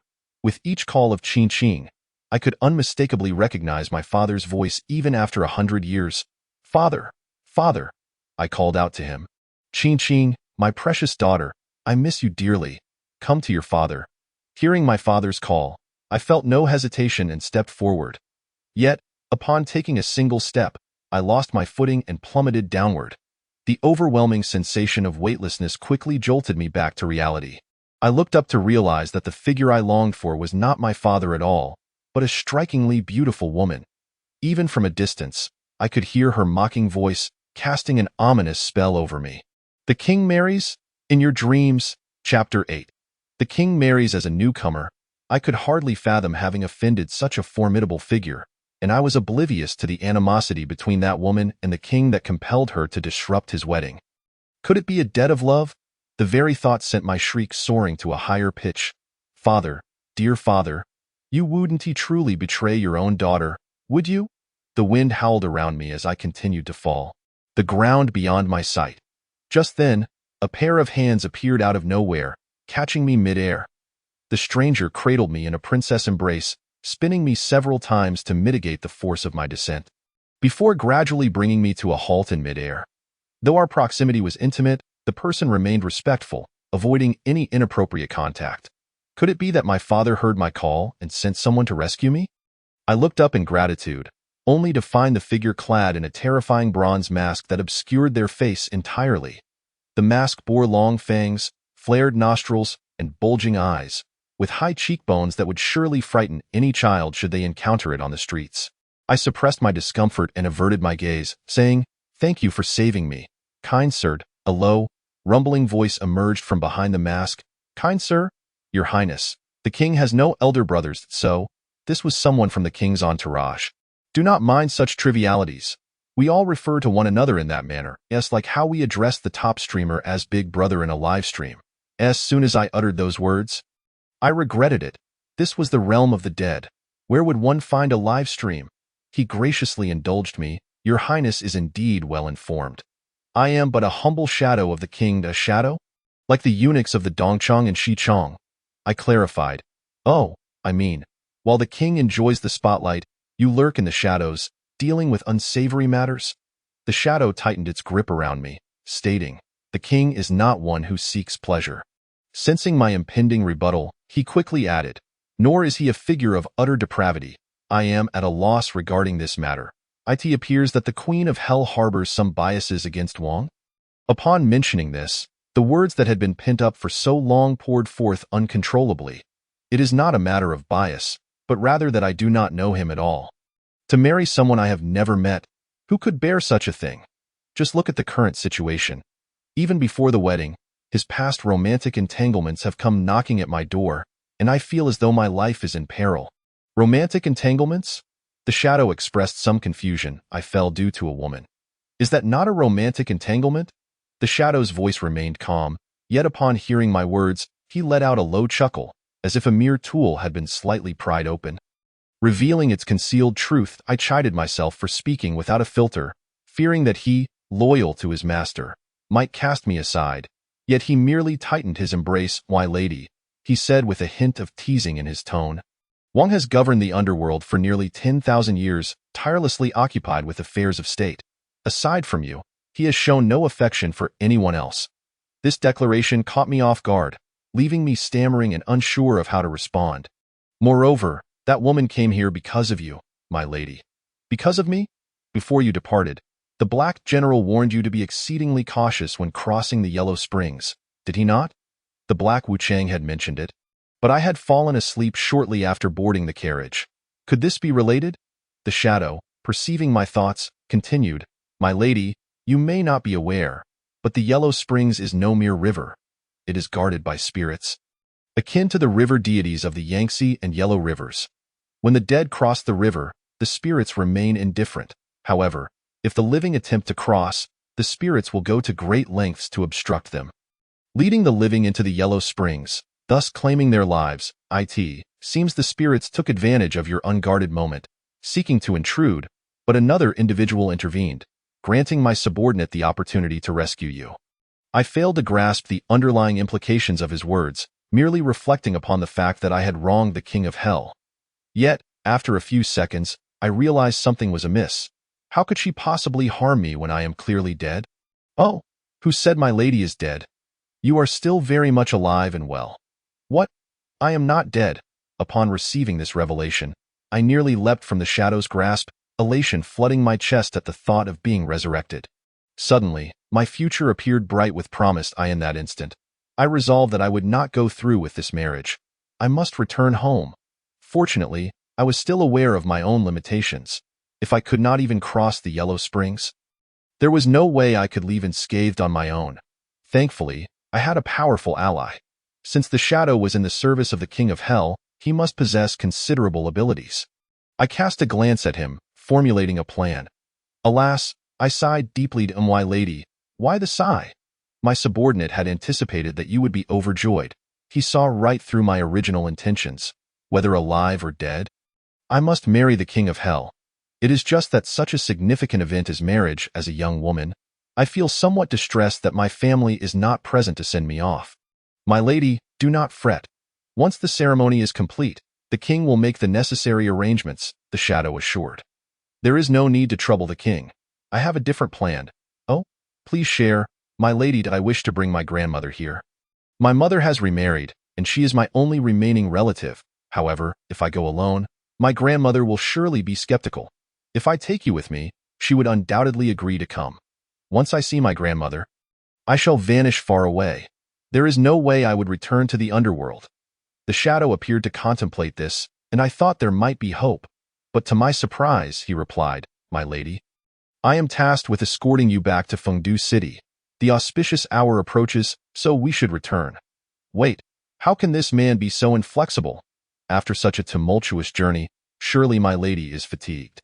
Perhaps we should take a brief rest, I wished to retort, yet how could I contend with the shadow?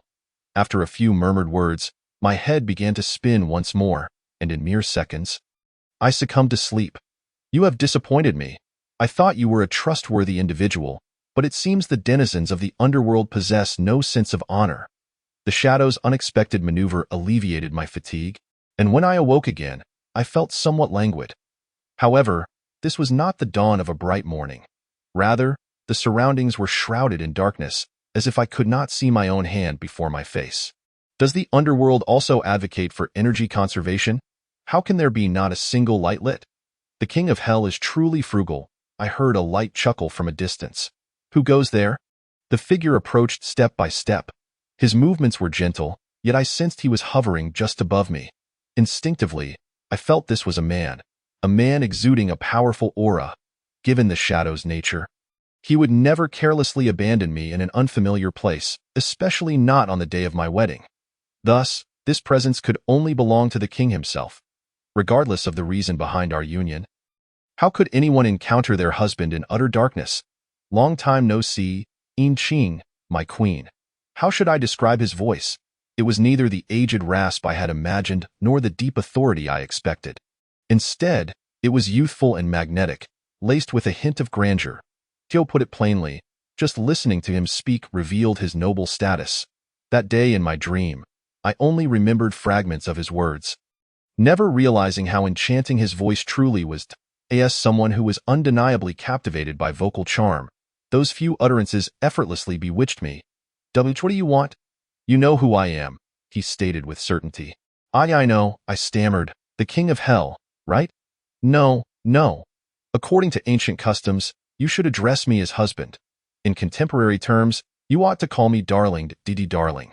I nearly fell for his trick, tightly covering my mouth to stifle any further syllables. He was displeased with my response, leaning in closer. Had I been able to see, I might have glimpsed a face so striking that it could incite both admiration and ire. All the blood rushed to my head, and I was undoubtedly as red as a boiled shrimp. Not to worry. In time, you shall call me that more often. If anyone else had said such a thing, I would have been tempted to spit in their face. But the king of hell's voice was simply too delightful. I could not muster any anger. Yin Qing, the word for love carries a blade atop its character. The shadow revealed that you mistook the spirits of the Yellow Springs for my romantic entanglements. Shadow, you blabbermouth. I had just begun to explain when the king of hell cut me off. I have devoted my heart to you. Yet you first accused me of infidelity, then contemplated fleeing from our marriage. And now you refuse to even call me darling. You have truly wounded my heart. His tone bore a hint of reproach, prompting me to blurt out an apology. Such transgressions are countless and unforgivable. Therefore, I shall punish you by rendering you unable to see me today. What? It dawned on me that the darkness before my eyes was the king of hell's doing. How dare he? Sharp-tongued as I was silenced for a day, and no sooner had he uttered those words than I found myself mumbling incoherently, unable to form a complete sentence. So the king of hell is so petty? My impression of him plummeted. He tightened his grip on my left hand, leaning in to whisper near my ear, "Yin Qing, I know you have many questions, but nothing is more important than our wedding today. Rest assured, once the time is right, I will reveal everything to you, and that includes the calamity that befell the Yin family." Calamity? Father, mother, grandmother. What secrets have they concealed from me? The enigmatic sorceress, the aunt who perished in an air disaster. Did they also know of this? Observing that I no longer struggled, the king of hell swiftly scooped me up in a princess carry. The world spun around me, and I found myself cradled in his arms once more. Experiencing 2 princess carries in a single day, surely this is the stuff of romantic novels? Regrettably, I was in no state to feel the flutter of heart-shaped bubbles. My mind was consumed by the notion of calamity. This day felt surreal. I had initially fallen into the trap set by the sorceress, inadvertently arrived in the underworld, and along the way, I had been kidnapped. Now, I was finally to wed the man my father had chosen for me. Yet I knew nothing of his true form, how many eyes and mouths he possessed. The king of hell, perhaps mistaking my stillness for anger, remarked, "Yin Qing, I have awaited this day for 5,000 years." I could hardly comprehend his words. Was he trying to convey that he had endured 5,000 years of solitude? He continued, "Do not be upset with me for sealing your sight. I merely wish to protect your eyes from the filth of the world." What does that mean? I longed to inquire, but the words lodged in my throat. Damn it, I had forgotten that he had silenced me.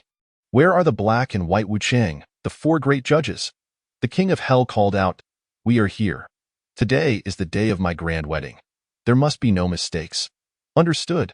The king of hell continued to carry me forward, and I could hear the sound of armor clashing around us. Though their feet barely touched the ground, the wind they stirred proved that this was a formidable procession. At that moment, this very procession was marching toward us. The sounds of battle echoed behind the king, accompanied by the inhuman roars of combat. The king of hell is getting married. The king of hell is getting married. This was not a blessing for the newlyweds, but rather a curse etched into the very fabric of their beings. King of hell, these severed heads shall serve as my wedding gifts.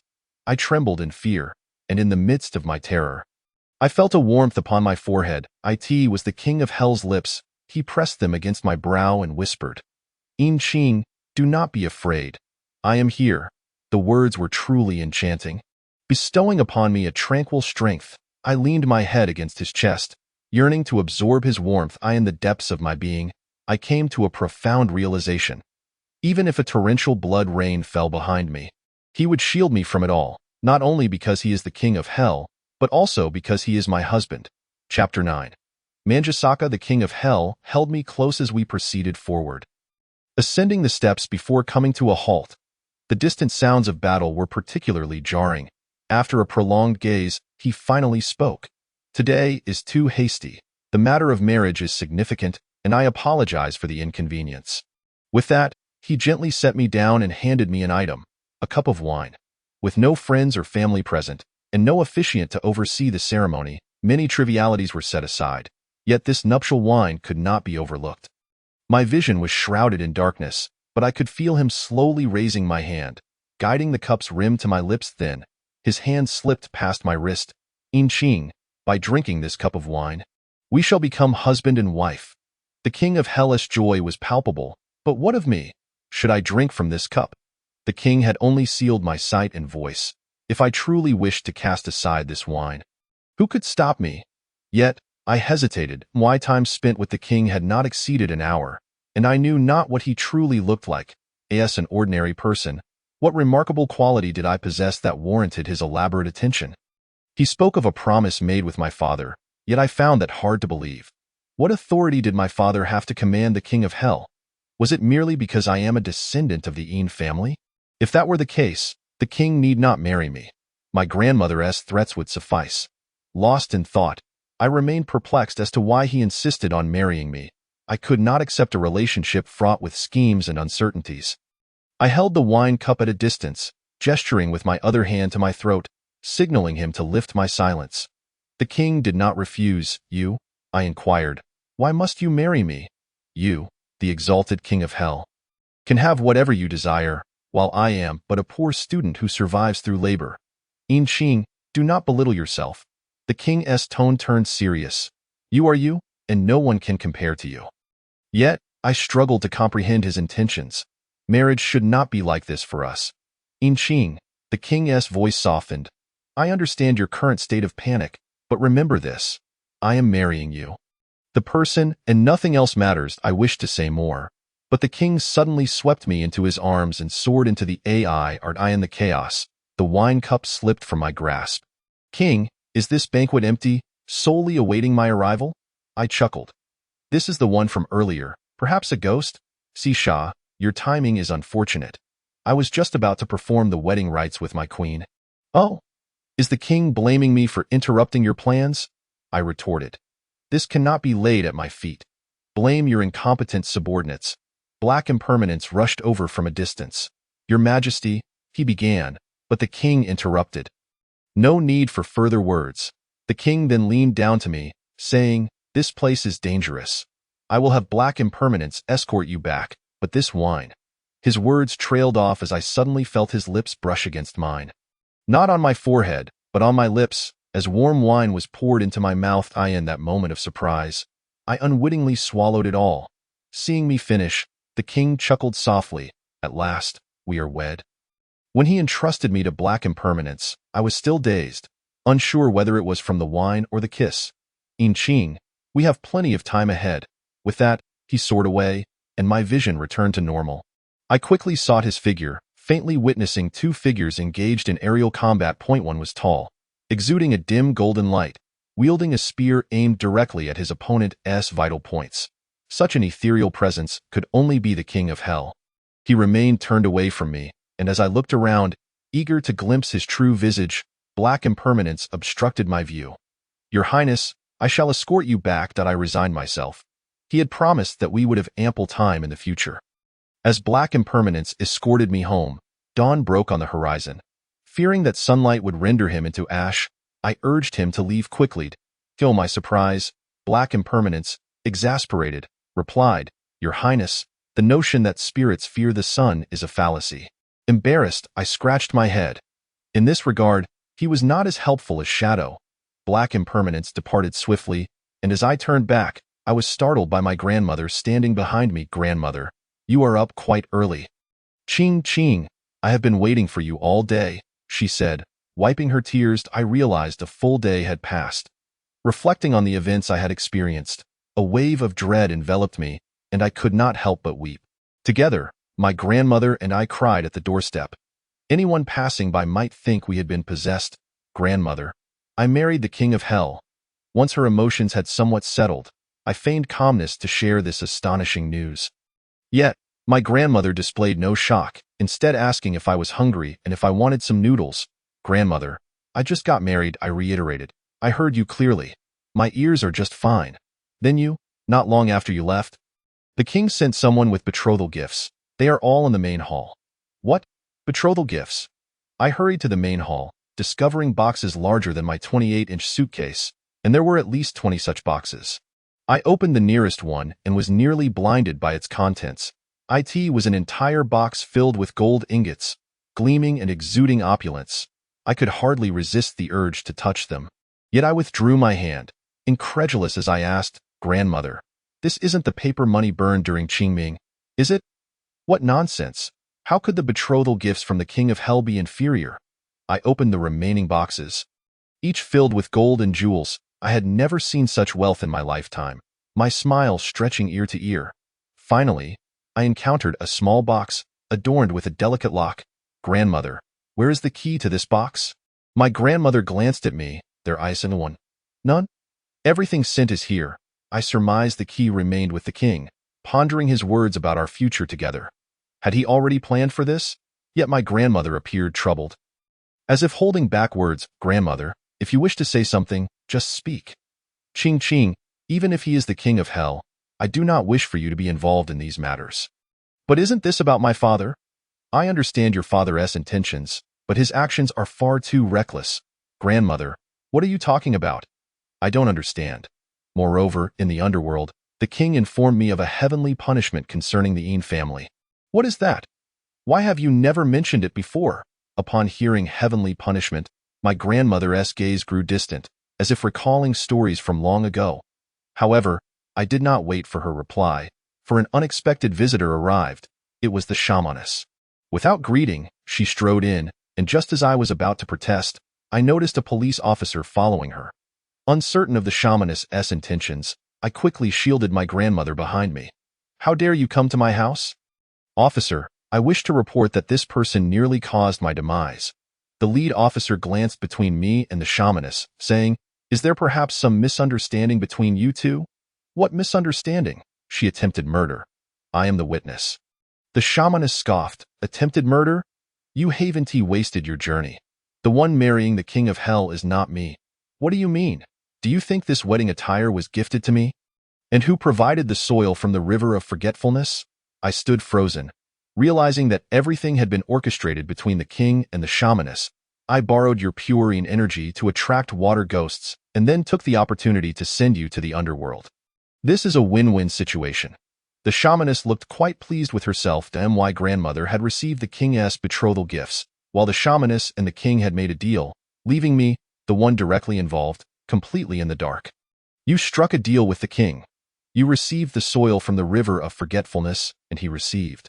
A wave of discomfort washed over me, making the small box in my hand feel burdensome. In Qing, do not speak like that. You are not at a loss either. Your celestial eye, once sealed, is now open. Go check your reflection. I found a water vat and peered inside. The red mark on my neck had vanished, replaced by a flower I knew all too well, the Manjasaka. The one who sealed your celestial eye must possess considerable skill. Ordinary individuals cannot undo it. Must have been the king himself. When did the king? Suddenly, I recalled the kiss. The king insisted I drink the wine. Could it have been to open my celestial eye? Now that it was open, I would be able to see the true forms of malevolent spirits in the human realm. Coupled with the Manjasaka on my neck, ordinary spirits would dare not approach me. The king had indeed invested considerable effort on my behalf. My thoughts were a whirlwind. Why did the king wish to marry me? Why open my celestial eye? What secrets lay within the Yin family? Why did my father have to die? Why would my grandmother not reveal the truth? Who was the shamaness, and what were her intentions? I was but an ordinary university student. Why was I being deceived by everyone? A torrent of questions overwhelmed me, and I had never felt such immense pressure and pain. Just as I was on the brink of collapse, a pair of calloused hands reached out before me, firmly grasping mine. Qing. Grandmother's gaze is clear and bright. Despite her shorter stature, she remains my most formidable support. Grandmother inquired of the shaman, "Why have you come to my home?" The police officer replied, "In Qing, as a crucial witness in the Du Village case, we need to take her back for an official statement." The mention of Mingnan brought to mind the harrowing image of her tragic demise. "Shaman, I can overlook the grievances you have caused me, but what about the water spirit that led to Mingnan's death? Have you dealt with it?" The shaman responded, "Ah, that little ghost, still not fully formed, has long been sent into reincarnation, a little ghost?" I was taken aback. "You are unaware. That little ghost is Shi Mingnan's younger sister." "What?" I was about to press further, but the police officer interrupted, saying, "We can discuss everything at the police station." The shaman added, "In Qing, if you refuse to go, you may regret it for the rest of your life." I was determined to uncover the truth. I suspected the shaman would not dare to cause trouble at the station. Thus, I changed into sportswear and departed with them. Before I left, grandmother saw me off at the door, softly advising, "Qing. I truly wish you wouldn't." I understood the unspoken words lingering in her heart. I enveloped her in a gentle embrace, saying, "Grandmother, let us make some preserved vegetable braised pork. I haven't had a good meal lately, and I'm absolutely craving it." As I sat in the car, I cast one last glance at my familiar hometown, noticing it had changed slightly from how I remembered. The surrounding walls remained the same, the tiles were still in their piles. Perhaps it was I who had transformed. Chapter 10. Resurrection. This marks the second occasion in my life that I have ridden in a police car. The last time was 3 years ago when I accidentally collided with someone while walking down the street, and they dramatically fell to the ground, demanding $20,000 in compensation. I promptly called the police. If my first experience in a police vehicle had been filled with fervor, this second encounter felt like sitting on needles. Before long, the shaman broke the awkward silence. "In Qing, do you not wish to know what transpired that night?" She sat in the passenger seat, eyes closed, seemingly treating the police car like a ride-hailing service. How could the water spirit be Mingnan's sister? Isn't it the parents' fault? The shaman wasted no time in revealing the entire story. During the era of family planning, having fewer but better children became paramount across various regions. However, Du Village was different. Being a clan village, the bias towards males was deeply entrenched, and the belief in having many children for good fortune prevailed. With the government's distant oversight, the locals still assumed the norm was to have at least 2 children. After giving birth to Mingnan, Ziyi retreated into the mountains, only to have village officials come to persuade her. The family planning director said, since you already have 2 children, 1 boy and 1 girl, this is sufficient. She suggested that Ziyi consider getting an IUD for future peace of mind. Before she could finish, Mengnan's father charged in, brandishing a shovel, nearly striking the director's head at him. My wife will bear as many children as I say. It's South, not your place to dictate. The director fled in panic, while Ziyi comforted her wailing daughter, and Mengnan's father cast a fierce glance at Mengnan before retreating to sleep. 2 years later, Ziyi became pregnant again, and to ensure a son, Mengnan's father secretly consulted an acquaintance. The acquaintance examined Ziyi's belly, confirming it was a girl. No. Mengnan's father protested. No. A son is what I want. Both sons and daughters are blessings. You know nothing. A married daughter is like spilled water, ultimately belonging to someone else. Only a son is truly mine. So what do you propose? Beat her. Beat her. She is already 4 months along. That would be harmful. The acquaintance glanced at Ziyi, who had been weeping silently for a long time. With a sigh, the acquaintance advised, a daughter is still a life, I don't care. Find a solution. Given Mengnan's father's obstinacy, the acquaintance refrained from meddling further. Whispering a few words to him, on that winter solstice, Ziyi gave birth to a daughter at home.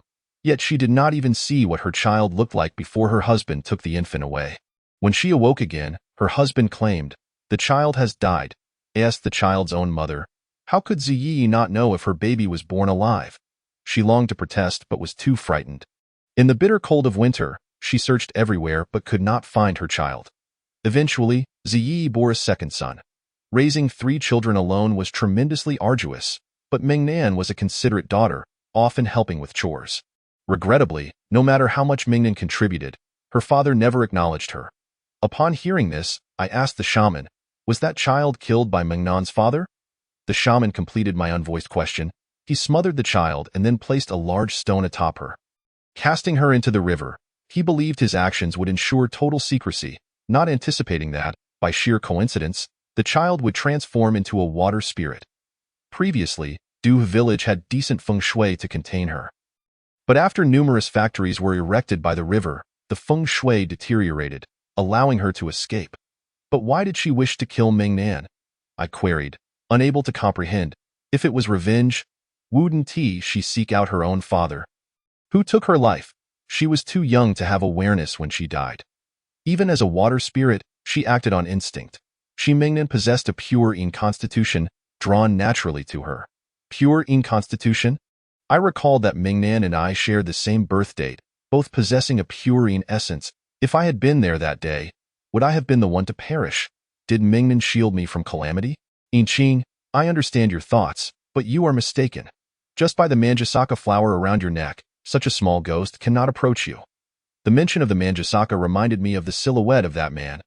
Stirring a mix of emotions within me, Mengnan's life had been fraught with hardship, and her deceased younger sister had endured a similar fate. Do not grieve too much. Mengnan's parents and those connected to this matter have already been taken for investigation. Human trafficking and intentional homicide.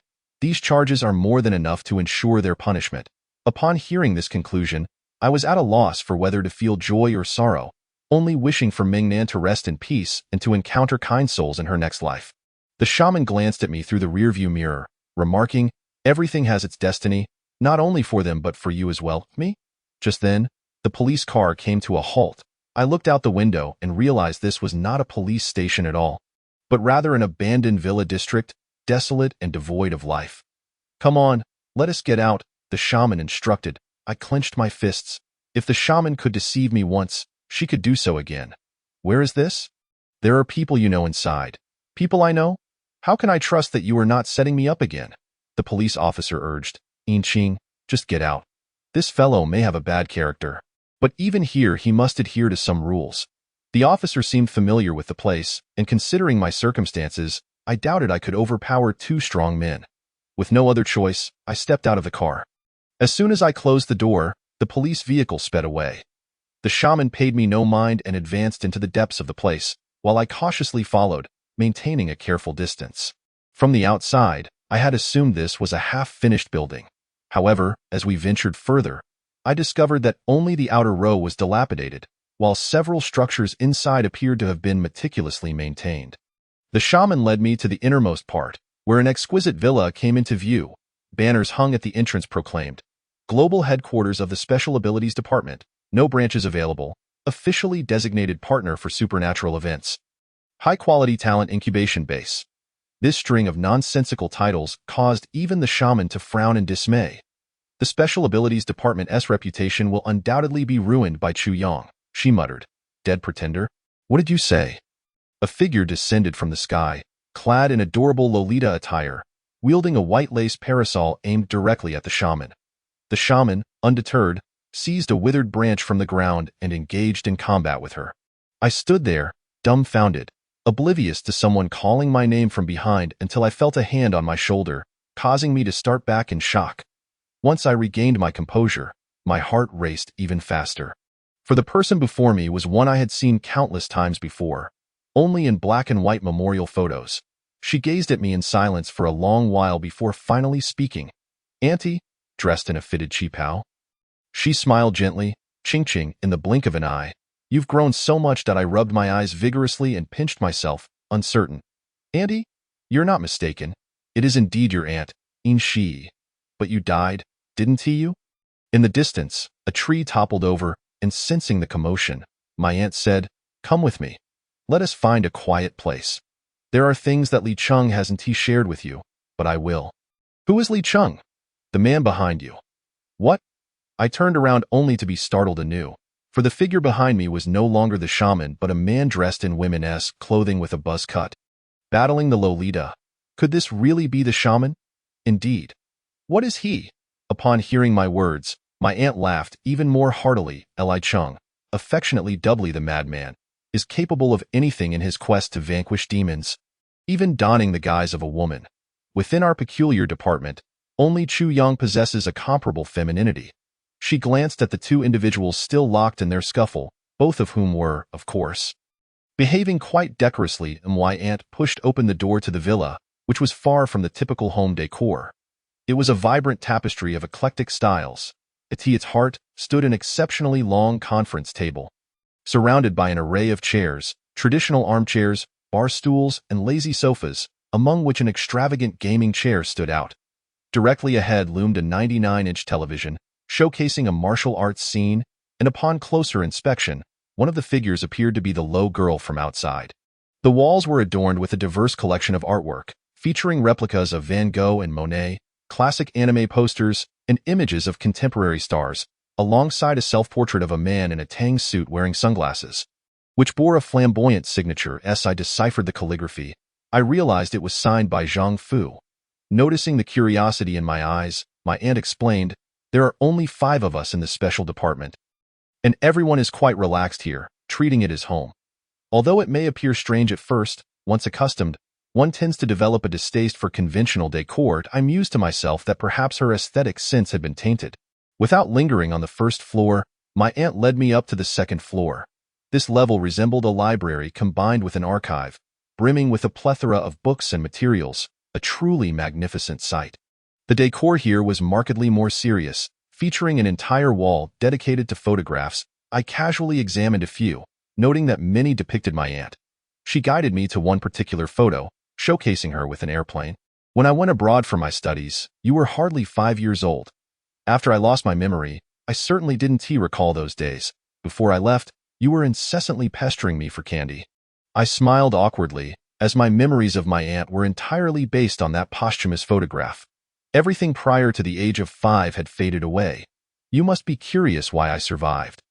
The truth is, I never boarded that plane. "What?" I was taken aback. "That was merely a ruse. This relates to events that transpired during my graduate studies. At that time, I utilized the Yin family's ghost summoning techniques to assist the local police with several supernatural incidents. As graduation approached, I was approached by individuals who wished for me to spearhead a special department dedicated to managing such matters." My aunt gazed at the photograph, seemingly lost in thought, perhaps pondering someone specific. "My father, your grandfather, imparted the Yin family's ghost summoning techniques to me, but only with the hope that the family's legacy would endure. He never intended for it to be a livelihood.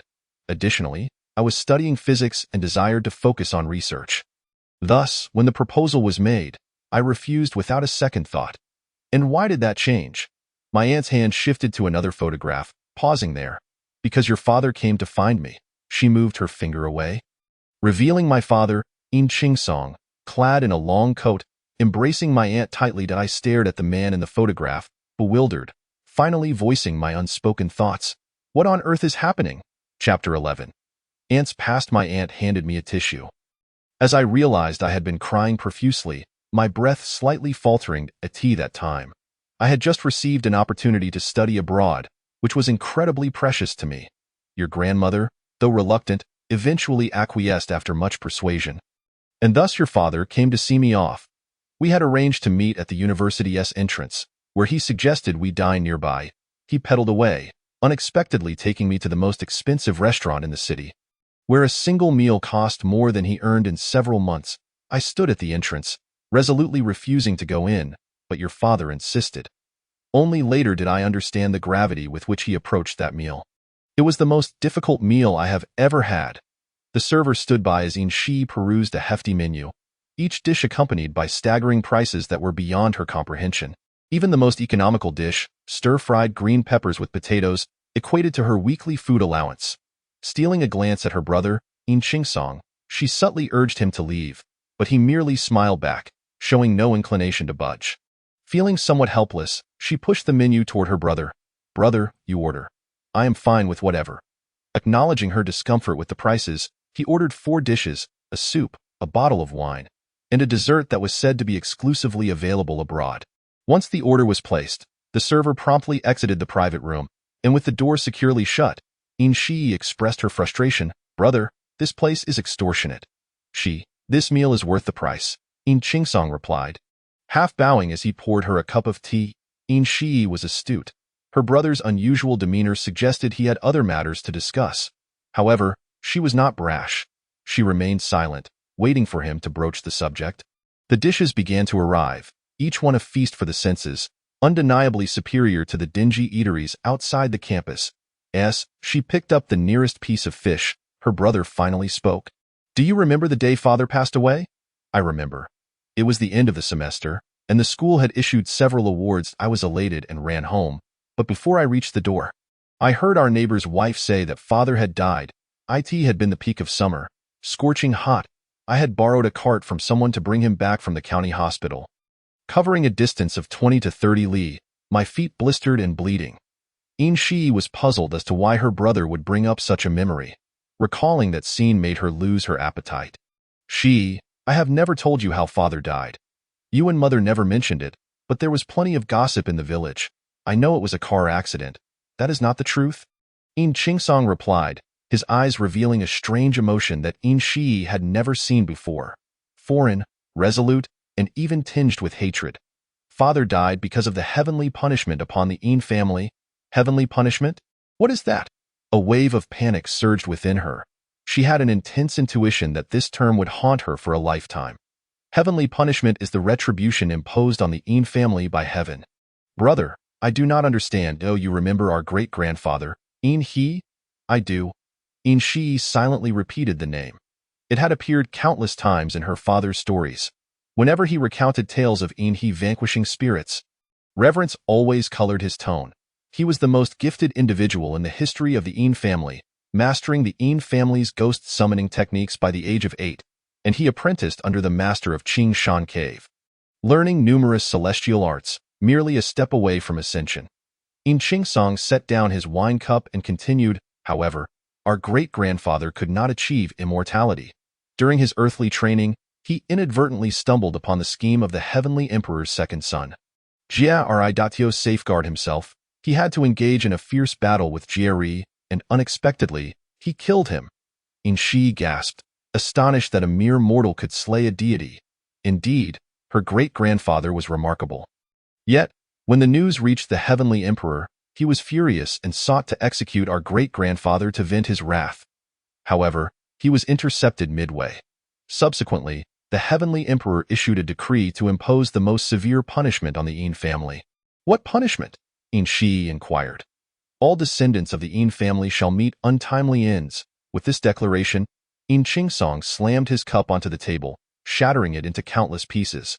Shi trembled slightly, softly echoing the phrase. All descendants of the Yin family shall meet untimely ends. These 8 words unveiled a harrowing truth. Her father had been murdered, and the perpetrator was none other than the heavens. If anyone else had heard such absurdity, they would surely deem Yin Qingsong insane, yet Yin Shi did not. Having been exposed to the Yin family's ghost summoning techniques from a young age, and having utilized her abilities to assist the authorities with various supernatural occurrences, she inherently understood that the world operated on a set of rules beyond scientific logic. Most importantly, Yin Qingsong would never deceive her in that instant. Yin Shi grasped her brother's intentions. They sent you to persuade me to take over that organization, didn't they? Yin Qingsong switched to another cup, chuckling softly. They have indeed approached me, but I made it clear that the decision to take over rests solely with you. I am here merely to reveal the secret of father's death. Yin Shi offered a bitter smile. No one understood her better than her brother. Knowing this truth, she could no longer find any justification to refuse. Yin Qingsong continued his earlier narrative. Father never mentioned the heavenly punishment. On the day he passed, I helped him change his clothes after cleansing him, and I noticed a mark I had never seen before. I began to investigate and piece together the events through what Mother told me. Mother knew, and she not only knew but also concealed it from us. She wanted us to live carefree lives, rather than dwell on resentment. But Mother did not anticipate that I would uncover another matter. What is it? Our great-grandfather's battle against the celestial beings may have been orchestrated by someone else. If it was orchestrated, then the Yin family is innocent and should not meet such tragic ends. Yin Shi hastily asked, who manipulated our great-grandfather, and what was their purpose? Yin Qingsong shook his head. I have investigated for many years and could only uncover this fragment of a lead. The deeper truth is beyond my capacity to discover.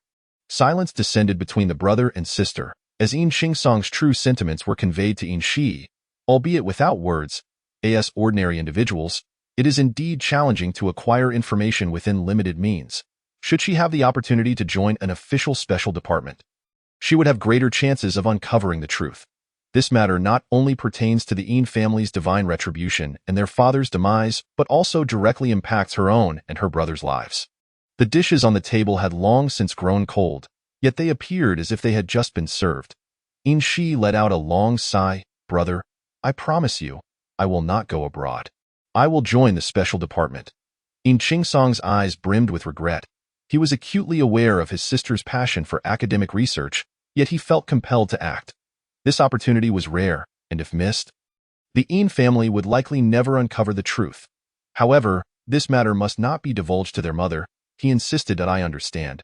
She replied, No. What I mean is, we must resolve this issue once and for all. Panic surged through Yin Shi as she had never experienced before. Tomorrow is the day you fly. You cannot board that plane. They will spread false news that the plane has crashed into the sea. And thereafter, there will be no more Yin Shi in this world. With a soft clatter, the chopsticks slipped from Yin Shi's grasp, clattering against the glass table before rolling to the floor. I must disappear? The gravity of the situation weighed heavily on her. IT was perilous and shrouded in secrecy. They had no idea who lurked in the shadows. If the adversary discovered their intentions, it was highly probable that before divine retribution struck, everyone would perish. To sacrifice everything in pursuit of an unknown truth was an unbearable proposition for someone in her 20s. She could not help but stifle a sob, while Yin Qingsong remained silent. Drinking glass after glass of alcohol, he had to steel his heart. If his sister were to take on the responsibilities of the special department, she would be confronted with endless schemes and dangers. She must become unyielding from this moment forth. Otherwise, in that world, she would be nothing more than a sacrificial lamb, losing her life in vain. In the days that followed, countless individuals praised Yin Shi for her composure and fearlessness, declaring her the ideal candidate to oversee the Special Abilities Department. Yet, they would never know that on a summer day in that fateful year, she had cried like a child before her elder brother, and that this child received no comfort from him. Gradually, she stifled her tears, wiping her eyes dry. With reddened eyes, Yin Shi's expression returned to its former state. She picked up another wine glass and drained the last drop from the bottle in one swift motion. Brother, you will have to take care of Mom from now on. This may be the last time I call you brother. After tomorrow, Yin Shi will cease to exist, but the fact that I am your sister will never change. Even Yin Qingsong, despite his hardened resolve, could not suppress the swell of emotions within him. He stepped forward and embraced his sister, gently patting her slightly trembling frame. The next day dawned clear and cloudless. The airport announcements intermittently reported flight departures and delays. Inshi, burdened with bags and pulling a second-hand suitcase bought from a classmate, prepared for her journey.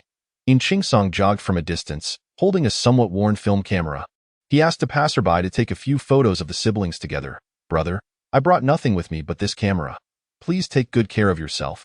Inshi accepted the camera, nodding earnestly. Under In Chingsong's watchful gaze, she stepped into the airport security area. Above her, planes flew overhead, roaring loudly, while In Chingsong leaned against the railing, gazing into the distance, lost in thought. As pedestrians passed by, no one paid heed to an ordinary man smoking a cigarette. Time slipped by, perhaps 2 hours, perhaps 3, until the dreadful news arrived. In Chingsong took a long drag from his cigarette before departing the spot. He knew that from that moment on, the trajectory of the In family would be irrevocably scattered. Akin to the remnants of a plane's contrail dissipating in the clouds, Chapter 12. Ant's request. Ant's tone was remarkably calm, as though recounting someone else's story, yet each of her words struck me with tremendous force. Revealing a past I had never known. However, my father had long since passed, leaving only my aunt to toil on. I was at a loss for words. Any attempt at consolation or gratitude felt powerless. Though I was unaware of the exact nature of the Special Abilities Department, I sensed from the fortune teller that their work was anything but simple. Since I could not empathize, all words would feel as hollow as air. Sensing my solemnity, my aunt broke the silence. "What is it, Ching? Are you thinking of your father?" I had never considered that my father possessed such a side. "Your father was a remarkably capable man." After I officially took charge of the special department, I investigated some matters and discovered that your father had connections with many gifted individuals from various backgrounds, thriving in certain circles. Recalling those times when my father would often be away for extended periods, I wondered if he was engaged in such activities. "It must have been tough on your mother. How is she faring?" At the mention of my mother, I furrowed my brow, awkwardly changing the subject. "Aunt, what exactly does the special department do?" My aunt glanced at me but said nothing, leading me to another photographed eye in it. She was in a courtyard, her head bowed as she wrote on a wooden board. I vaguely discerned the characters for special. This was the first office of the special department, located in a courtyard 600 meters from the Forbidden City. Later, we worried that our activities would attract too much attention and harm cultural relics. So we relocated. The full name of the special department is the Special Abilities Department, which is not overseen by any institution. For any issues, we can report directly to the higher-ups. Our daily work involves handling cases that cannot be explained by science. Most often, these cases are referred to us by the police, such as the recent River God case in Dua Village, which the local police requested our assistance with. The special department large? I noted that there were only a few chairs downstairs. The special department never operates in the open. Many matters cannot see the light of day.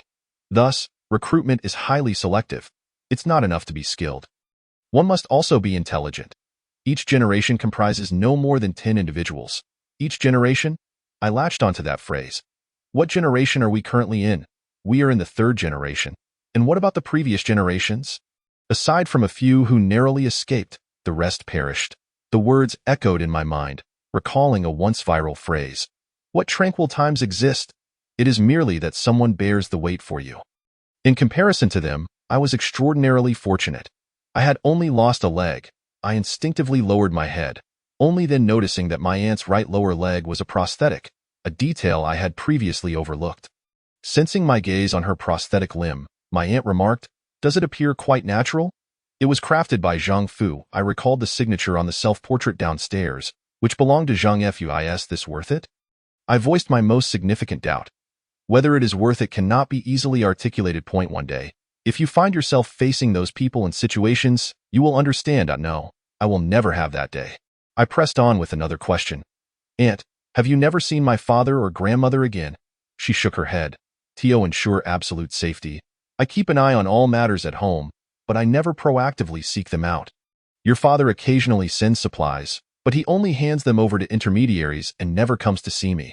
However, I did visit your father once, at his funeral." Funeral? The chaotic scene of that day flashed in my mind. Yet I had no recollection of it, Silly Ching Ching. If you had discovered me there, my position would have been in vain, my aunt said. I went not only to mourn your father, but also to check for the special mark he mentioned. Indeed, I found a deeply hidden mark on his scalp, one of a very unique shape. I later searched through various materials, but could not find anything identical, as I listened to my aunt recount the past. A peculiar feeling stirred within me. When events I had experienced unfolded before me from a fresh perspective, I began to question whether those things had truly occurred, and my brother had also died due to divine retribution. Upon confirming this fact, I knew I could not linger. Yet I spotted you in the morning hall, sleeping on the mat at the altar. I noticed you were about to awaken, and just as I intended to leave, I perceived the suppression technique placed upon you. Your celestial eye had been sealed by someone. Again, the celestial eye, who had sealed it? Why did the king of hell wish to unlock it? Did I possess some secret? These previously suppressed questions resurfaced, but now, I had my aunt to help me find answers. She perceived my thoughts instantly. Your celestial eye must have been sealed by my brother.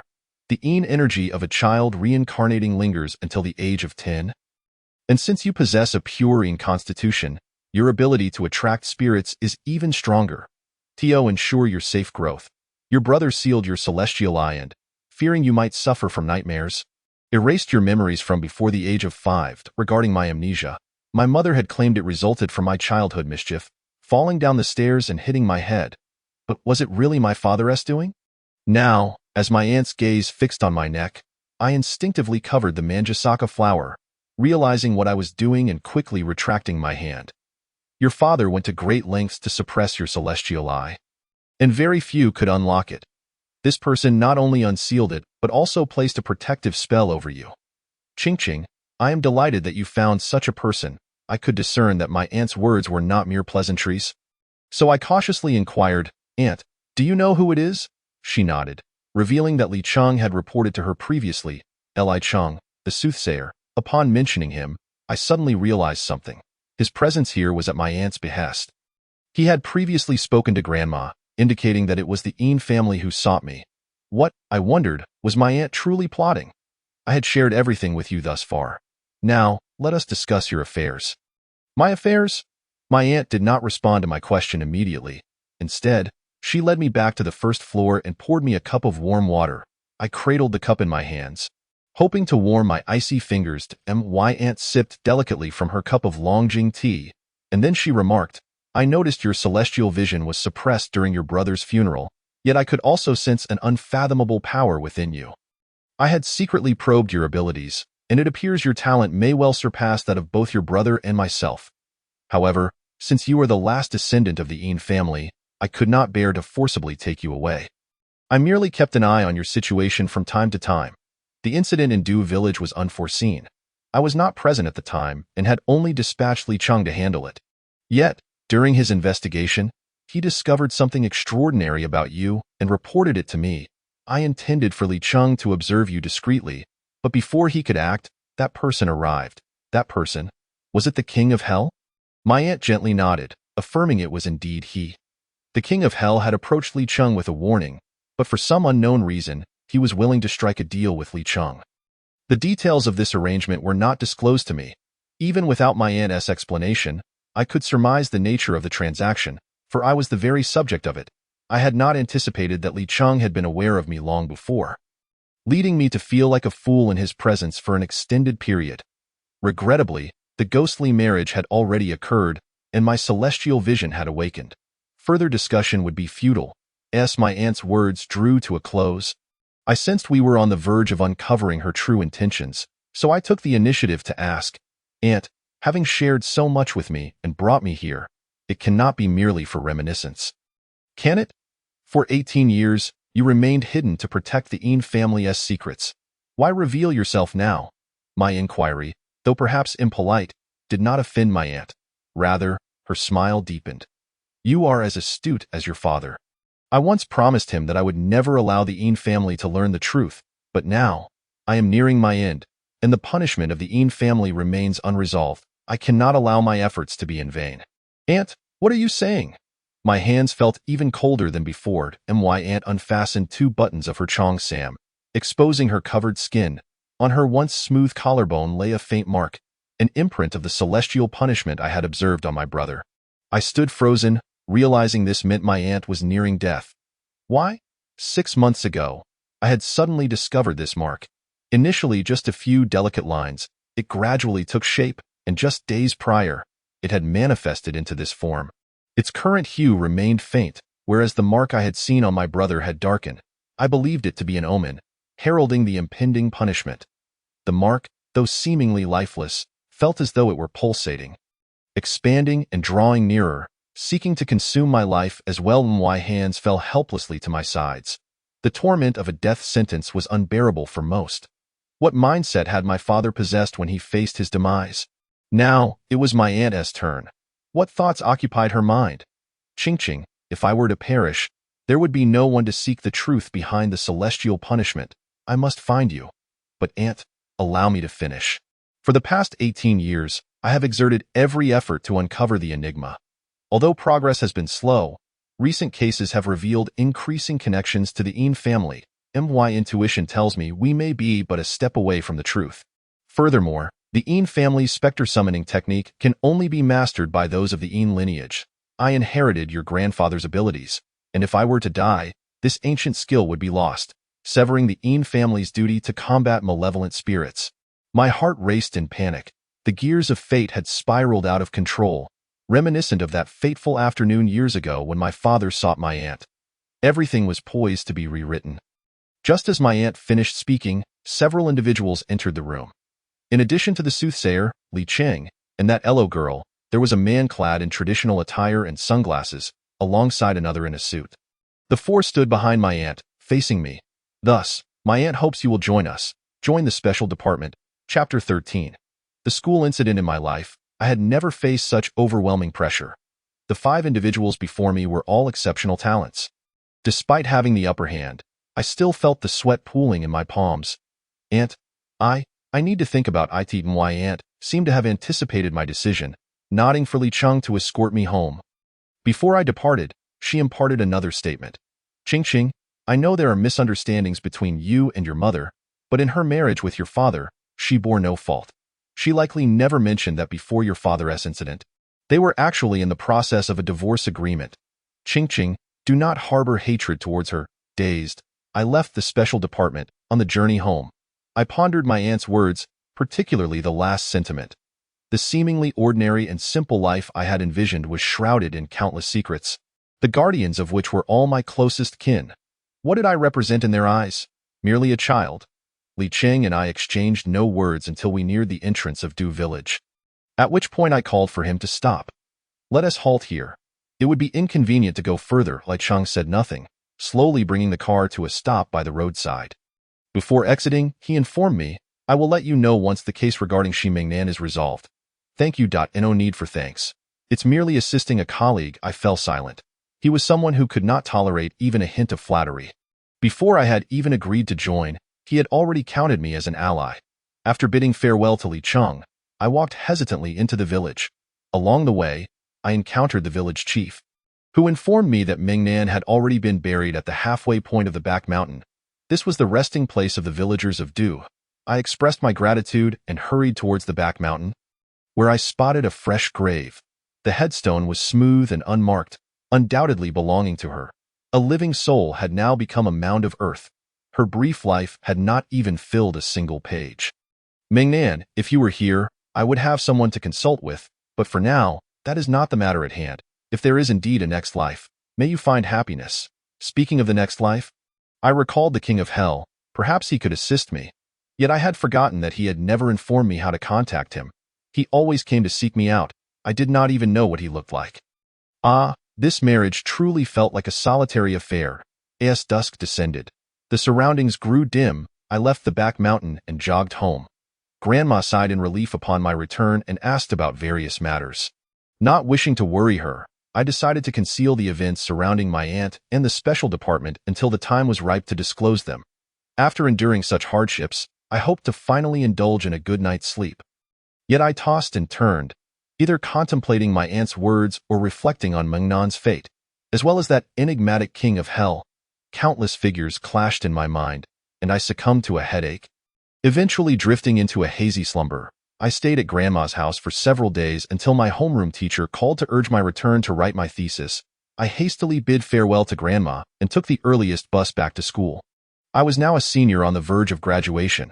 Although my university was quite ordinary, I could not afford to slack off on my thesis. Previously, I had skipped many classes to work, but now, with my thesis looming, I had to pause all part-time jobs and devote myself entirely to my writing, all to obtain my diploma and degree. The bus halted at the entrance of the back street of the school. It was nearing noon, and typically, this area would be bustling with activity, yet every vendor appeared to be idly scrolling through their phones. I located my favorite noodle shop, casually tossed my backpack onto a chair, and called out to the owner, a bowl of shredded pork flat noodles with extra scallions. Pleased, as a regular customer, the owner immediately sprang into action upon hearing my voice, engaging me in small talk. Just got back from part-time work? Not really. I visited my grandma. That explains it. We haven't seen you in days. The owner continued to work, placing the rice noodles in a large strainer, then immersing them in boiling water for a minute. Once cooked, he transferred them to a bowl, drizzled some sauce on top, and served a steaming bowl of shredded pork noodles. I added a bit more meat since it's you. Thank you, owner. I picked up my chopsticks, lifting a few strands of noodles towards my mouth, blowing on them to cool them down. With nothing to occupy him, the owner struck up another conversation. Things have been quite unsettled at your school lately. Unsettled? I haven't heard anything about it. 3 people have died, and you're still unaware. The owner looked at me incredulously. I, too, was bewildered. It was indeed strange how there seemed to be a string of incidents lately. Owner, could you elaborate on what has happened? The boss arrived in high spirits and, lowering his voice, recounted a peculiar incident that had transpired at the school. Initially, everyone presumed it to be an accident. Early on a Monday morning, a male corpse, approximately 50 years old and belonging to the construction team involved in the renovation of the school's teaching building, was discovered at the entrance of Vice Principal Zhang Huangshan's office. The forensic examination revealed that the individual had succumbed to asphyxiation, yet curiously, there were no visible wounds on his body. Moreover, the corpse seemed to have descended from the heavens, appearing abruptly at the door of Vice Principal Zhang's office. With no signs of a struggle, and even the surveillance footage conveniently missed that segment. In short, the coincidences were so pronounced that one could easily deduce a conspiracy at play. The police swiftly cordoned off the crime scene and launched a thorough investigation throughout the school. To avert further incidents, students were ordered to remain in their dormitories for online classes, with meals being delivered to the dormitory building, severely impacting the business of local shops. However, on the following day, an even more bizarre occurrence unfolded. In the lawn behind Vice Principal Zhang's office, another male corpse was found, sharing the same cause of death as the previous victim, also a worker from the construction team. Astonishingly, the newly installed surveillance had likewise failed to capture this segment.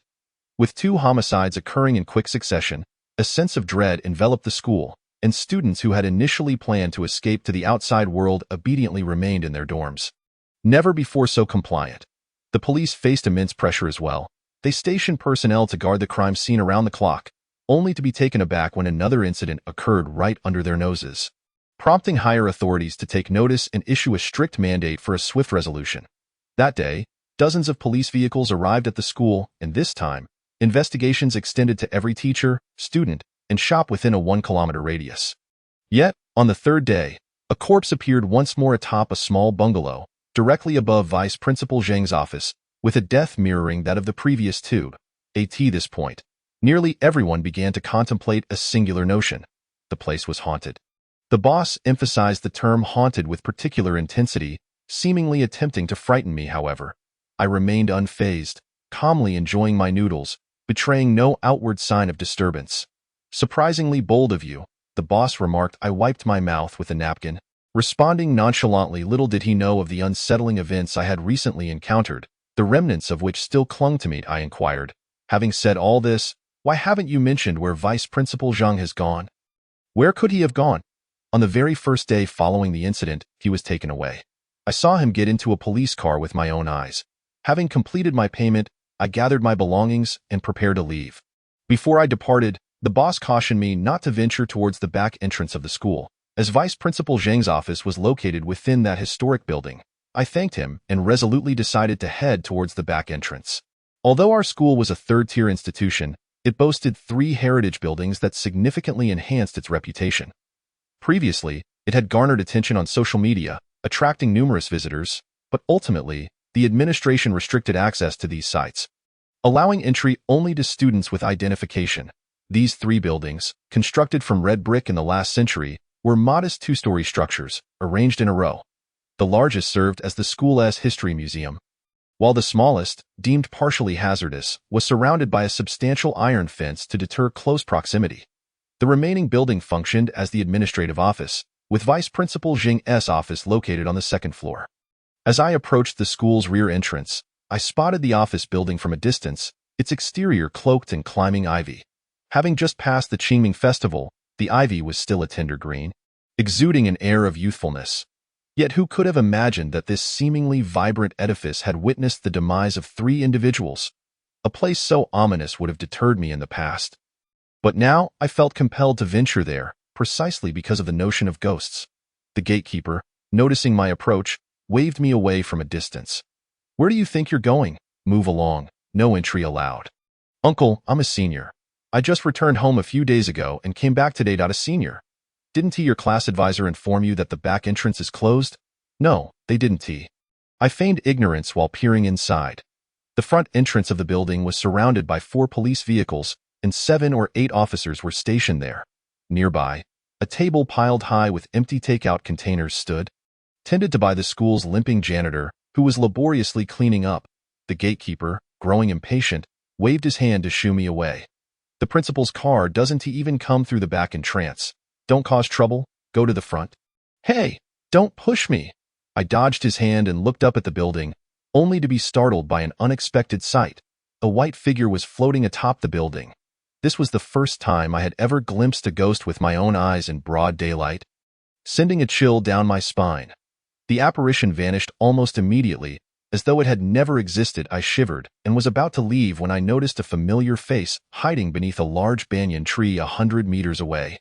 Gazing intently at the building, it was my former roommate, Li Jie. The shop owner had claimed that students were confined to their dorms, and judging by the gatekeeper's anxious demeanor, the owner likely spoke the truth. Yet why was Li Jie here? I recalled her as timid and cautious, a delicate girl from the south. What could have compelled her to defy the rules and sneak out to such a place? Doubts began to swirl in my mind. Chapter 14. Witness Li Jie. Speaking of Li Jie, I held a favorable impression of her, a sentiment rooted in a tumultuous incident from a few years prior that allowed for a clearer distinction of character. During my freshman year, after a falling out with my mother, my father had left me a sum of money, but after paying tuition, I intended to refrain from using it and instead worked frantically at part-time jobs to save for living expenses. The school's curfew enforcement was lax. It was permissible to stay out all night. I worked the night shift at a convenience store that operated around the clock, where not only was dinner and breakfast provided, but the hourly wage was also a few extra dollars. A single night shift could yield an additional day's worth of meals, leading me to frequently request night shifts. Such a schedule resulted in rare encounters with my dormitory roommates. Most of the time, when I returned to the dorm to sleep, they had already left for early classes, and by the time I awoke, they were either in class or out and about. After nearly half a semester in a 6-person dorm, I had only just begun to remember their names. Originally, we coexisted without interference, until one day when I fell ill and took a day off to rest in the dorm. Awakening from a long slumber, I intended to head to the cafeteria for a meal when I overheard them discussing me. That Qing. It's been half a semester, and she has only attended a few classes since the semester began. I really don't know what she is busy with all day. This was the voice of Deng Chui, who had always harbored inexplicable hostility towards me, often casting sidelong glances in my direction. Every night she is gone. Who knows what she is up to? I heard someone from the neighboring major got expelled after being caught with the student affairs director at a bar. The next day, they were dismissed. Deng Chui not only loved gossip, but also had a penchant for prying into others' affairs. Is that true? Perhaps Qing is the same. That is certainly a possibility. I've been keeping an eye on her. I avoid her when she is showering or doing laundry. You never know if she is clean. Lying in bed, feeling groggy, I was shielded from their gaze by the bed curtain. But their voices buzzed incessantly, grating on my nerves. Initially, I intended to let the matter rest, pretending I was not present, but my stomach growled audibly, prompting them to fall silent. Reluctantly, I drew back the bed curtain and addressed the five of them directly. I conduct myself with integrity and have no fear of others' gossip. It is some who stir up trouble without reason, spreading rumors without hesitation, and are not wary of their own loose tongues. What do you mean, Yin Qing? Ding Cui huffed, resembling a prickly hedgehog. I did not name anyone specifically. Why do you take it personally? Feeling guilty? Are we? Who feels guilty? You claim to be clean. Who would believe that? You re-out all night, and that is a well-known fact. I fixed a cold stare on her. Dio, I need to report my whereabouts to you. What if you are the one consorting with unsavory individuals? Wouldn't that make us, your roommates, the unfortunate victims? Whether you become a victim is uncertain, but it's definite that you are a gossip. Even the 80-year-old village gossip has nothing on your penchant for chatter. If you're so bored, just drop out and find a job in an electronics factory. University education is wasted on your small brain. Don't squander national resources. Her words sent Deng Chui's face flushing with rage, and she lunged at me. Attempting to pull my hair, I dodged to the left and right, slipping on my slippers as I made a run for it, only to be caught by the dorm supervisor. Thus, all 6 of us from the dormitory were summoned to the student affairs office. Deng Chui, the first to complain, claimed that I disrupted everyone's schedule, asserting that she was on the verge of a mental breakdown. She demanded compensation for emotional distress or a room transfer, with the incident pinned entirely on me, requiring me to apologize. The other 4 nodded in agreement, echoing her grievances, and only Li Jia remained silent in a corner. I nearly rolled my eyes at the absurdity of it all, but thankfully, the teacher was not oblivious. Recognizing the irreconcilable conflict, they ultimately decided I should change dorms, moving me in with a senior who was about to graduate. A decision I welcomed wholeheartedly, as I was eager to escape them. Before the move, my belongings were nearly thrown out by them, who claimed to be helping me tidy up. I shot them an indignant glare. Unwilling to cause further trouble, and bent down to gather my scattered things. That moment, Li Jia approached, her words stumbling as she struggled to find something to say, yet she diligently helped me collect my clothes scattered across the floor. Yin Qing, are you all right? Her voice was soft and delicate, quite melodious, and only she had refrained from participating in the prior idle gossip. It was of little consequence. I expressed my gratitude. I mentioned that due to this incident, I had grown somewhat closer to Li Jia. To say we were closer was a mere formality. We would only greet each other when we met, and before exams, I would borrow her notes to copy, bringing her some snacks from the convenience store in return. Nothing more. How could such a timid and unassuming person possibly find herself at the scene of the crime? The more I pondered, the more uneasy I felt, prompting me to seek her out for answers. However, upon returning to the dormitory supervisor, unaware that I had taken leave, scolded me thoroughly, refusing to listen to my explanations and insisting on involving the homeroom teacher. When the homeroom teacher arrived, the supervisor complained to her for quite some time before finally allowing me to enter. The atmosphere shifted. The homeroom teacher called out to me, instructing me to remain in the dormitory and not to frequently seek outings. I nodded in agreement. The homeroom teacher was quite considerate towards me, knowing I was financially strained, turning a blind eye to my part-time job and never making attendance an issue for me. Understanding my reluctance to accept financial aid, she even went out of her way to introduce me to a relatively easy tutoring position. I never took her kindness for granted. Hence, my gratitude and respect for her always surpassed that of others. After bidding farewell to the homeroom teacher, I climbed breathlessly to the 6th floor, pushing open the dormitory door, only to be met by a wave of mustiness. Since the previous senior graduated, no newcomers had moved into this dormitory, transforming it into my solitary haven. After nearly half a month of vacancy, a thin layer of dust had settled on the desk, prompting a series of sneezes, and no matter how fatigued I felt, I could not endure the filth of my bed, so I fetched hot water to wipe it down. The task seemed endless, and by the time I collapsed onto the bed, I had long missed dinner. Just as I was about to drift off, it suddenly struck me that I had yet to attend to an important matter. How could I have forgotten about her? The thought of Li Jia made my aches dissipate, and the pressure shifted entirely to my mind. How should I approach her with my inquiries? I clenched my right fist and lightly tapped my forehead. Knock, knock, knock. A sound echoed from the door. Who could it be? Yawning, I opened the door, only to find Li Jia standing there, holding a takeout box. Yin Qing, you haven't eaten yet, have you? She said, shaking the bag in her hand. As the saying goes, when you least expect it, fortune comes your way. But dear heavens, I hadn't even taken a step, nor did I know where to begin, yet here she was. The situation felt somewhat awkward as I stepped aside to let her in, inadvertently noticing her shoulders trembling slightly. "How did you know I hadn't eaten?" I asked her. "There's been a meal downstairs that no one claimed, and when I saw your name on it, I brought it up. Hurry and eat." It's getting cold that I lifted the lid to reveal fried chicken strips, spicy and sour shredded potatoes, braised pork ribs, and steamed eggs, accompanied by a bowl of tomato and egg soup. The variety was far superior to my usual fare. It appeared the school had truly spared no expense. Ligia was not particularly adept at lightening the mood, so I struggled to find topics of conversation. Papers, the weather, and stories about former roommates were all exhausted before we eventually returned to discussing the 3 recent incidents at school. "I haven't been at school these past few days. I heard something happened?" I inquired, noticing the sudden shift in her demeanor. Her expression transformed, not into the sinister cunning often depicted in dramas, but rather one of guilt. I could not discern her true connection to the events. And as she fell silent, I was about to change the subject when her tears began to flow, not in loud sobs, but in shudders as she let the tears cascade down her face. "What is wrong?" I asked. "Inching," she said, her voice choked with sobs. "Please help me." I handed her several tissues, but she did not take them. Instead, she grasped my hand and shook it vigorously. "I can only assist you if you tell me what truly transpired," I implored.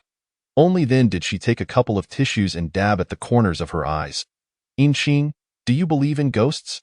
Hearing the word ghost, my heart raced, regardless of my beliefs. I felt as if I had already made a pact with the king of the underworld. "I encountered a ghost," Ligia declared. "A ghost? What sort?" "A murderous ghost," she stammered, recounting the events of that fateful night. "Ligia was unlike me. She excelled academically, had an innocent appearance, attended every class without fail, and was always a recipient of scholarships. While others fretted over future employment, she had secured a commendable internship by her junior year, with her boss promising her a full-time position upon graduation. That day was a Sunday, and she had just finished overtime at her job, clutching unfinished documents as she hurried back to the school, anxious not to miss the dormitory curfew. The back entrance was poorly lit, with uneven stone paths, and in a moment of distraction, she stumbled and fell, scattering her papers. Beneath the dim light, she gathered her documents, only to overhear a commotion in the distance. Instinctively, she looked up to see Vice Principal Zhang in a heated discussion with another individual, Zhang's hands gesticulating wildly with evident agitation. Ligia was not one to enjoy intruding on others' affairs and was pressed for time. Intending to leave, however, the 2 men soon became embroiled in a scuffle, and in a moment of miscalculation, Zhang pushed the man off the second-floor balcony. Silencing him instantly, Ligia instinctively covered her mouth. Witnessing Zhang hurriedly descend the stairs to check the man's pulse. Realizing he was dead, Zhang proceeded to retrieve a cleaning tool from the first floor and began to dig a grave right there. It was well past curfew, yet Ligia felt paralyzed, trembling in fear and unable to make a sound, terrified of being discovered by Zhang. Once Zhang had finished and left the scene, Ligia was already numb with terror, her back drenched in cold sweat. The thought of a still warm corpse lying mere meters away sent her into a frenzy, and she sprinted back to the dormitory. Perhaps due to her previously favorable impression on the dormitory supervisor, she was allowed entry without much hassle. That night was plagued by nightmares, repeatedly waking to the haunting visage of Vice Principal Zhang. Little did she know, this was merely the beginning of her nightmares. Chapter 15. The first victim. The next morning, Ligia was awakened by the piercing screams of Deng Chui, who had joined several WeChat groups and was always the first to know about events at school. "There's been an incident, a grave one. Everyone, wake up. What happened so early?" Another voice inquired. "Someone has died. A student at our school." Ligia's nerves immediately tensed. She had never participated in Deng Chui's gossip, yet this time, she found herself speaking up. "Where did someone die?" "At the back office building, in Vice Principal Zhang Huangshan's office." The scene she had witnessed the night before replayed vividly in her mind. And in broad daylight, she felt as though she were in an ice chamber. Deng Chui continued animatedly. "They found the body right at the door of Zhang Huangshan's office. The person was a contractor from the engineering team. Upon hearing this, Li Jie furrowed her brow. It contradicted what she had seen the night before. Could it be two separate incidents? And then, she pressed. Then, the police arrived and took Zheng Huangshan away. I saw photos in the group. There were at least 20 officers present. What did the police say? Deng Cui rolled her eyes. If I knew that, would I still be here? Li Jie fell silent. If the school could be likened to a pot of soup. Then the usual events were but small pebbles, creating minimal ripples. Yet this incident was akin to a massive boulder being thrown into the pot, shattering the vessel entirely. That day, wherever Li Jie went, the news of the incident followed her. Every time she heard the name Zheng, her ears would perk up, lingering for as long as possible. Piecing together various accounts, she reached a startling conclusion. The person she had witnessed the night before might not be the same as the one discovered today. This revelation terrified her, leaving her disoriented as she returned to the dormitory.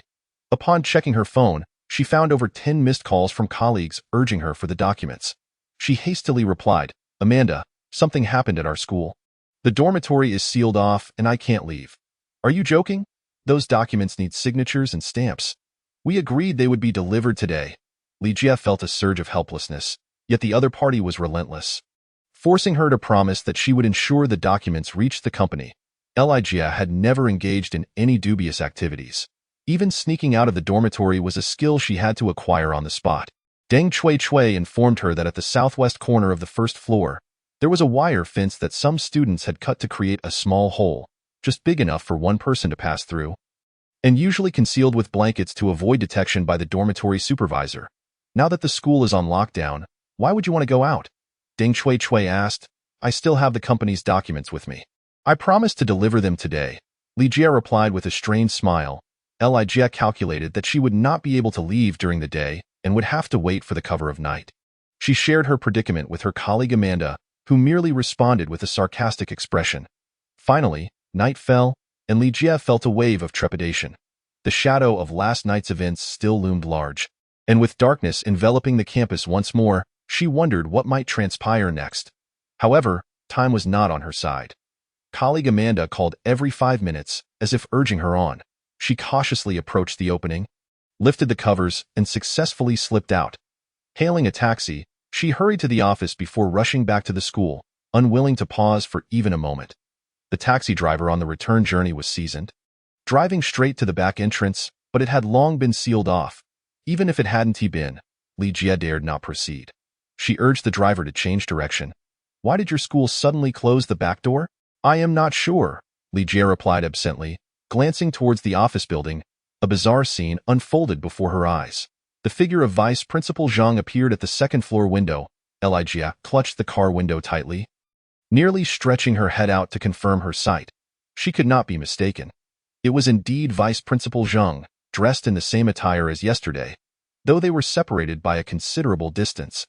She distinctly saw the smile on his face that night. Li Jie remained awake, troubled by questions. How could Vice Principal Zhang, who had been taken away, still appear at the school? What did his presence signify? Would misfortune strike again the following day? Despite being the top student in her department, Li Jie could not solve any of these riddles, yet she was certain that further events would unfold. As she had anticipated, the next day a new corpse was discovered behind the office building, directly facing Vice Principal Zheng's office window. "How ominous! I must be seeing ghosts," Li Jie murmured, her eyes glistening with tears. Her hands were icy, and I poured her a cup of hot water to warm them. "Have you mentioned this to anyone else?" "I dare not. I can't tell anyone. The police haven't even questioned me yet, and I haven't said a word to Deng Cui or my other roommates. Telling them would be like revealing it to the entire world." I fell silent, understanding her sentiment all too well. Li Jie hesitated, saying, "I heard a third person has died. I couldn't resist sneaking out to take a look today. It's so frightening." So that was why she had been sneaky earlier. After listening to her ramblings, I felt lost and confused. With no clear direction, I recalled the white shadow I had seen. Perhaps the ghost Li Jie encountered was indeed Vice Principal Zhang. This meant Li Jie was in considerable danger. The thought sent chills through me. Li Jie, don't be afraid. I'll help you figure something out. "What can you do?" "I have plenty of ideas." Yes, I spoke. I pulled out the business card my aunt had given me and dialed the number for the Special Abilities Department. Perhaps it was a habit passed down from previous generations, but the card bore no personal number, only the official contact number. Even my aunt hadn't disclosed her direct contact information, merely stating that I could reach her through this number if needed. The call was quickly answered, and a sultry voice came through. "Oh, darling, this is the global headquarters of the Special Abilities Department, the officially designated partner for supernatural events, a hub for high-caliber talents. How may we assist you?" Hearing that alluring voice along with the string of titles made me hesitate before speaking. "Is this Chu Yang?" "Yurin Xing." Chu Yang immediately reverted to her usual tone. "Yes, it's me. Is my aunt available?" "Your aunt is out.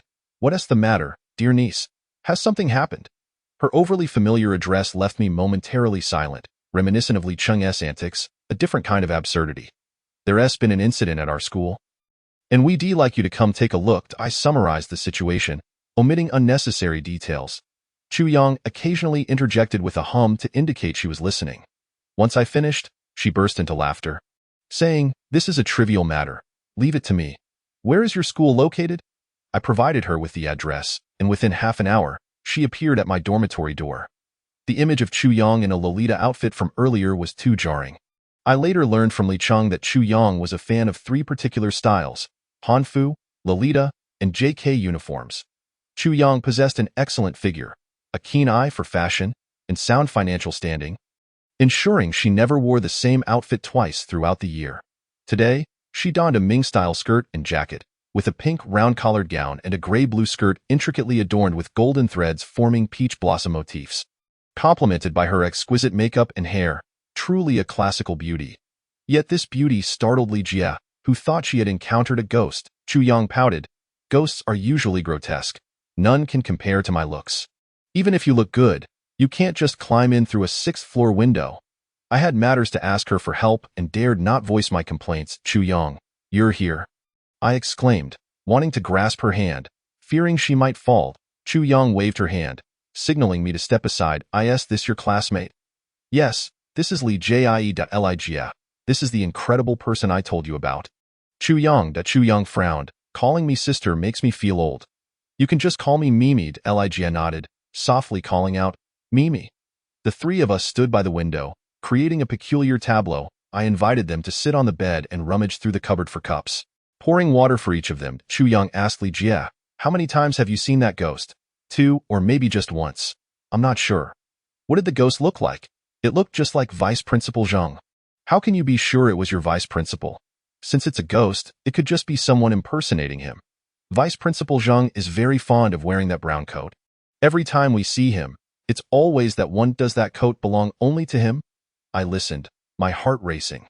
For some reason, Chu Yang's tone, though calm, exuded an undeniable pressure. Li Jie, filled with confusion, raised her voice. "What do you mean? Are you saying you don't believe I saw a ghost?"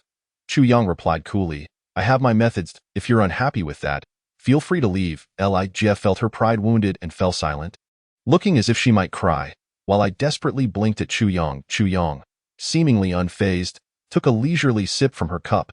"If you don't need my help, I'll take my leave." With that, she truly set her cup down and walked towards the window. I was anxious, wanting to stop her, but Li Jie was quicker. "I'm sorry. I do need your help. I shouldn't have acted that way." Chu Yang glanced at Li Jie and, following her lead, sat back down. She subtly signaled to me, as if to say, "See? Everything is under my control." Chu Yang's inquiries were incredibly detailed. What time she entered the back door, which path she took, where she stumbled, whether she saw 2 people or 3, how the 2 fought, and she even required Li Jie to reenact the entire scene, sometimes needing 2 or 3 demonstrations. It was my first time participating in an investigation, and I felt dizzy, half awake and half asleep, until someone lightly tapped my face, and I opened my eyes to see it was Chu Yang. I wiped the drool from the corner of my mouth. "Are you done? Where's Li Jie?" She left. Seeing Chu Yang appear unfazed, I inquired, "Mimi, how did it go? Are you asking about your classmate or this case?" "Both." Chu Yang's eyes darted. "What is your relationship with this classmate of yours?" "Merely acquaintances." Then I was correct in my assumption. "What do you mean?" Chu Yang rolled up her sleeve. "Your classmate is lying." "Li Jie is lying?" "I find that hard to believe. What advantage would she gain from lying? Especially since she encountered this by chance?" I couldn't find any flaws in her words. Chu Yang, a bit exasperated, retorted, "You foolish niece. One day you'll be deceived." I pouted. There's no need to wait for that day. It's already happening, though I still don't know what that king of hell has in mind. Mimi, big beauty, just tell me, I pleaded softly. Despite Chu Yang's fiery temperament, she remained unyielding. Lying is merely a means to gain the other's trust. The more one desires that trust, the more details they feel compelled to fabricate. However, under extreme stress, a person's memory can become disordered, making it impossible to recall so many events clearly. I recalled Li Jia's initial detailed account, which indeed seemed excessive. It was precisely because it was fabricated that when questioned, she would continuously add details, even describing the color of clothing and expressions vividly. Before I came here, I checked your building, and the surrounding environment matched what she described. However, she overlooked the most crucial detail. What was that? I am not an ordinary person. I am a demon hunter of the Chu family. This title was unfamiliar to me. As a demon hunter of the Chu family, can you explain how you discern this? Chu Yang scoffed, appearing rather proud. Firstly, it's evident I cannot see ghosts. I just tested her subtly and found nothing unusual. If that were the case, I wouldn't possess the ability to see ghosts in broad daylight like you. A shiver coursed through my entire being. If it were possible, I would rather not possess such an ability. Furthermore, I checked the weather, and on the first night, she returned to school only after the rain had ceased. However, the back entrance was densely lined with trees, shrouded in heavy mist. Yet, astonishingly, she could even discern the color of your vice principal's attire, indicating that her perception was not one of seeing, but rather of remembering. Are you suggesting that she merely recalled Vice Principal Zheng's appearance, yet did not witness any murder that night? But why would she frame Zheng Vice Principal? Indeed, my clever niece, you are making some progress, though not entirely accurate. Perhaps she did indeed witness the murder and the perpetrator, only to ultimately decide to shift the blame onto another. Who could possibly know? The police have been investigating for several days with no breakthroughs.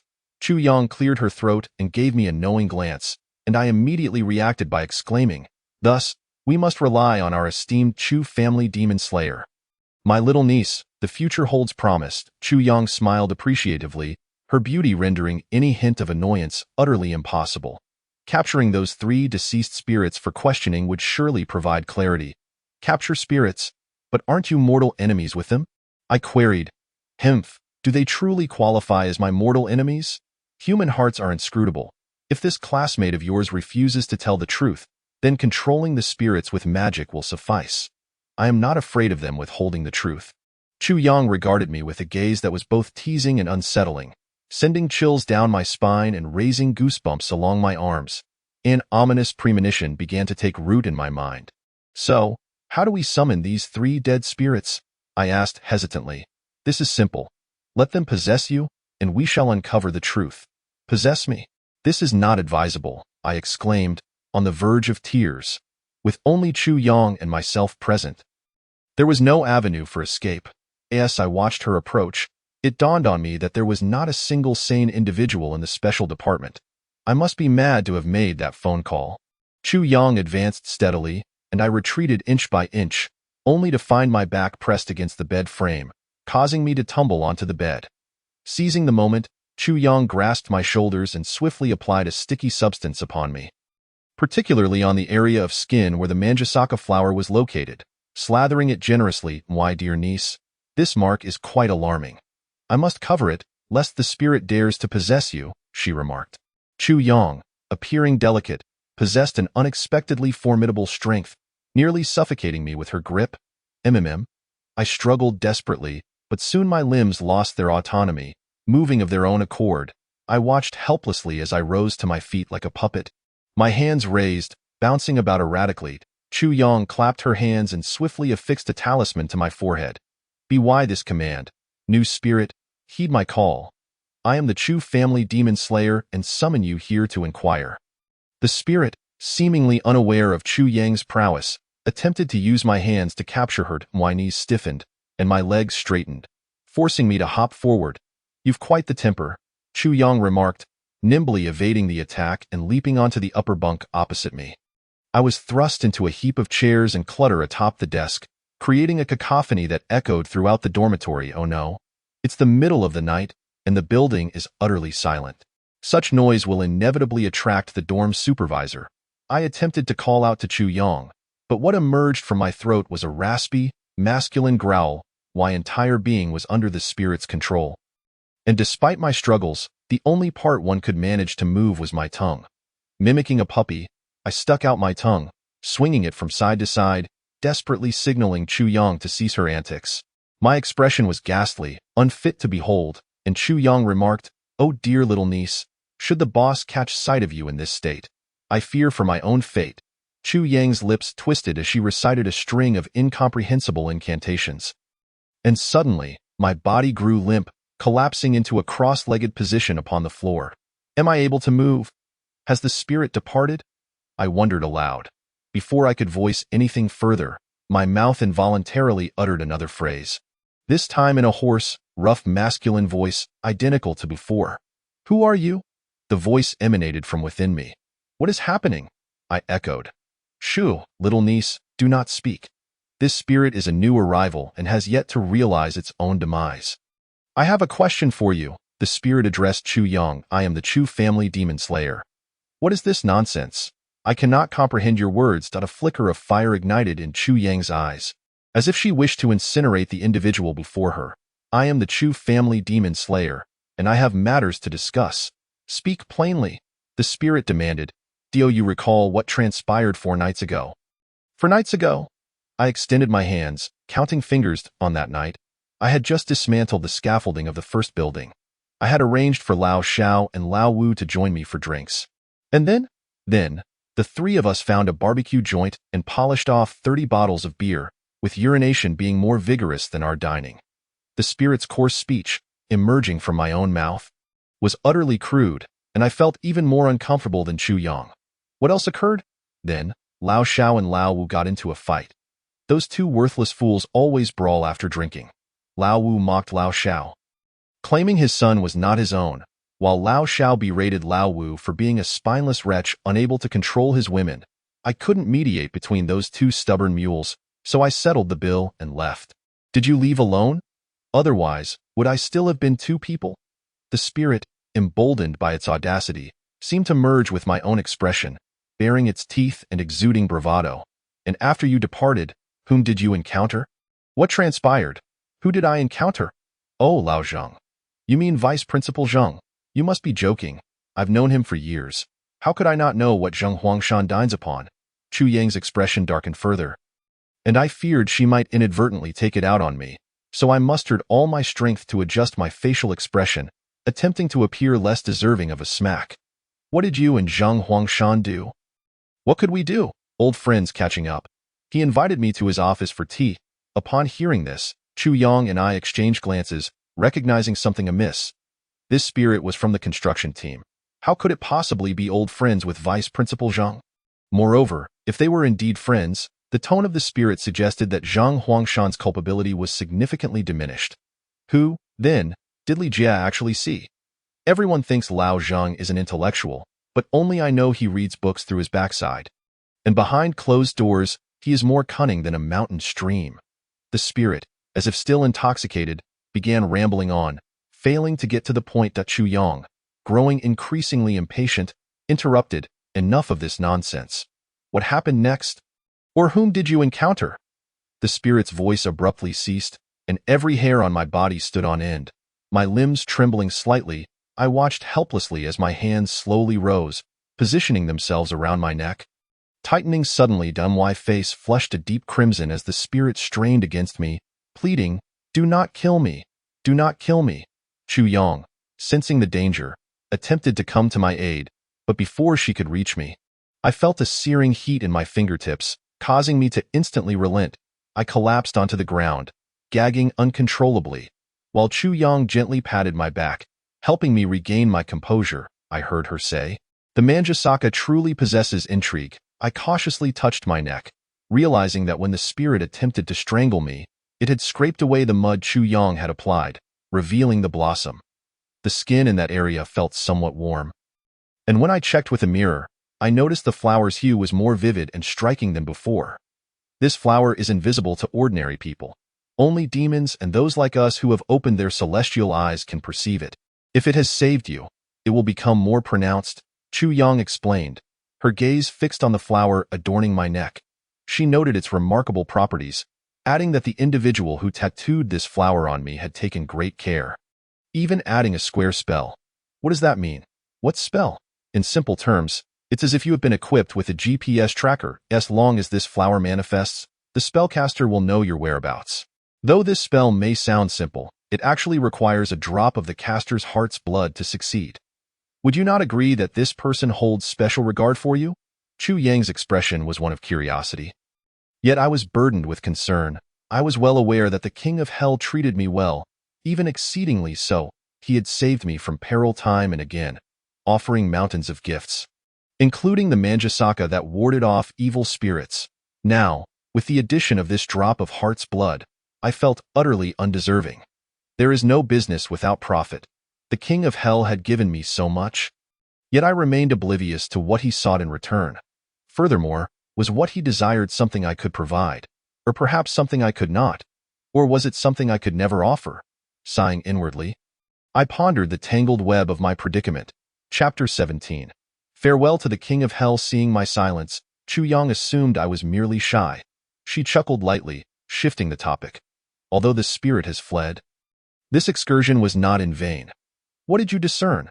I inquired. 2 points. First, this spirit was quite familiar with Zheng Huangshan, and their relationship is certainly not one of mere acquaintances. My expression shifted, contemplating a certain possibility, only for Chu Yang to promptly smack my head, exclaiming, "What are you thinking?" I meant they likely have deep-rooted interests intertwined. What kind of interest could they possibly share? I pondered, momentarily at a loss. Second, Zheng Huangshan is not the one who killed this spirit. There is another culprit. I have examined the police report, which corroborates the rumors. The exterior bore no visible wounds, and death was due to asphyxiation, which aligns with the spirit's earlier actions. I noticed an inconsistency and asked, "How did you come across the police report?" First this, then that, and it will be revealed. Chu Yang's smile was laden with significance, and I promptly fell silent, refraining from further inquiries. It was clear even to my untrained mind that this was not a civilized or harmonious manner of proceeding. Investigating the relationship between the ghost and Zheng Huangshan proved too cumbersome. I would leave this matter to the police.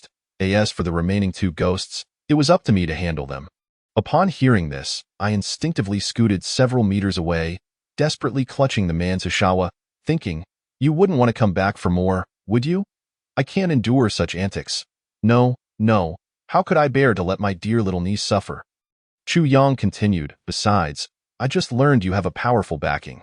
Her gossiping nature resurfaced as she pinched my cheek. Eager to extract more details, I kept my lips sealed, for I truly had nothing to share. I didn't expect my little niece to be so tight-lipped. Oh dear, someone is coming. Chu Yang's expression shifted, and she swiftly released me. Leaping to the windowsill, bracing herself to jump out before departing, she reminded me, "By the way, little niece, that classmate of yours is not to be underestimated. You still don't know what her intentions are, but she is definitely after you, so be careful." The final syllable of her warning resonated loudly in the desolate night, causing me to ponder her words as I gradually retreated. I expected to sit upon the hard wooden floor, but to my surprise, I encountered a soft sensation beneath me. Startled, I attempted to spring up, but a pair of hands encircled my waist with such force that I could not move an inch. Instinctively, I turned my head, only to find the King of Hell clad in a black mask. His hand brushed against the man's Hushawa, feeling the sticky substance, and he brought it closer to his nose to inhale. "Chu family demon hunter." I was taken aback. "What, are you wondering what my zodiac sign is?" The King of Hell teased. I could hardly admit to such a thing, so I cleared my throat and replied, "No, I was simply curious about why the esteemed King of Hell would arrive at this late hour." Although I could not see his expression, I sensed his displeasure immediately upon hearing my words. "Have you forgotten what I said last time? What did you call me?" I recall, it is either husband or darling." "I don't." "You wouldn't dare claim to have forgotten, would you?" A wave of defeat washed over me. I realized that I could hide nothing from him. I decided to abandon pretense and admitted, "I can't bring myself to say it." Perhaps he had not anticipated my candidness, for this prompted the King of Hell to chuckle softly. He released his grip, allowing me to sit beside him. Before I became the King of Hell, I was the 7th in my family. Damn, why younger brother calls me 7th brother. Since you are not yet accustomed to it, You may call me seventh brother for now, I chuckled softly. Seventh brother? Your family must be quite large. Indeed, it is my family. I will have the opportunity to introduce you to them someday. I responded with a mere "oh" and fell silent. Our marriage was peculiar, lacking parental meetings or blessings from relatives. He had previously known of my grandmother, while I had just learned that he had at least 7 siblings. It felt as if we were filming an unprecedented drama, devoid of a script, relying solely on the actor's improvisation. Did you just allow a ghost to possess you? I was startled, pondering how to address this situation. I couldn't very well betray Chu Yang. After all, I had sought her help willingly. It's nothing. It's skincare. I've recently developed neck wrinkles, so I applied some cream. Oh, is that so? I had no idea it was fashionable to smear oneself with the ashes of the deceased and bird droppings. My face flushed crimson, and I sensed a foul odor wafting from my neck. The King of Hell chuckled lightly. I was just teasing you. Just as I was about to breathe a sigh of relief, he added, it's merely the bodily fluids of yellow fish from the river of forgetfulness. I was at a loss whether to laugh or cry, for I had not realized how mischievous the King of Hell could be. Now, tell me, why did you allow a ghost to possess you? I lowered my head, as though I had committed a grave error. A recent incident occurred at our school. A classmate came to me for help. I felt it might be related to a ghost, so I sought out Chu Yang. The possession was merely to summon that ghost and inquire about what had transpired. And what did you uncover? The King of Hell inquired. I briefly recounted Chu Yang's deductions, and the King of Hell was silent for an extended moment before responding. Why did you contact her first? Was he feeling jealous? I had neither his WeChat nor the ability to traverse the heavens. If not her, then whom could I turn to? Perhaps the King of Hell also realized how sour his words sounded, for he cleared his throat and shifted the subject. In the future, if you require assistance, you need only recite a spell, and this man Sashawa will notify me of your search. What spell? The King of Hell leaned closer, whispering a few words into my ear. I shivered at his words, silently vowing that even if I were to be possessed by a ghost 100 times, I would never utter that phrase. I recalled Chu Yang's mention of heart blood and hesitantly asked, is there heart blood within this flower? Oh, it was Chu Yang who told me. I replied honestly. It seems you possess some discernment. The King of Hell remarked, a single man's Hushawa can intimidate those who already fear me, but for those who wish to contend with me, only heart blood can provide temporary protection until I arrive. Then why not tattoo this flower from the very beginning? I blurted out. Your Majesty, the King of Hell suddenly addressed me with utmost seriousness. What is it? You don't think our marriage is merely a trivial matter, do you? This union is known across the 4 seas and 8 realms, even in the 9th heaven and the western paradise. None are unaware of it. I was so astonished that my jaw nearly dropped.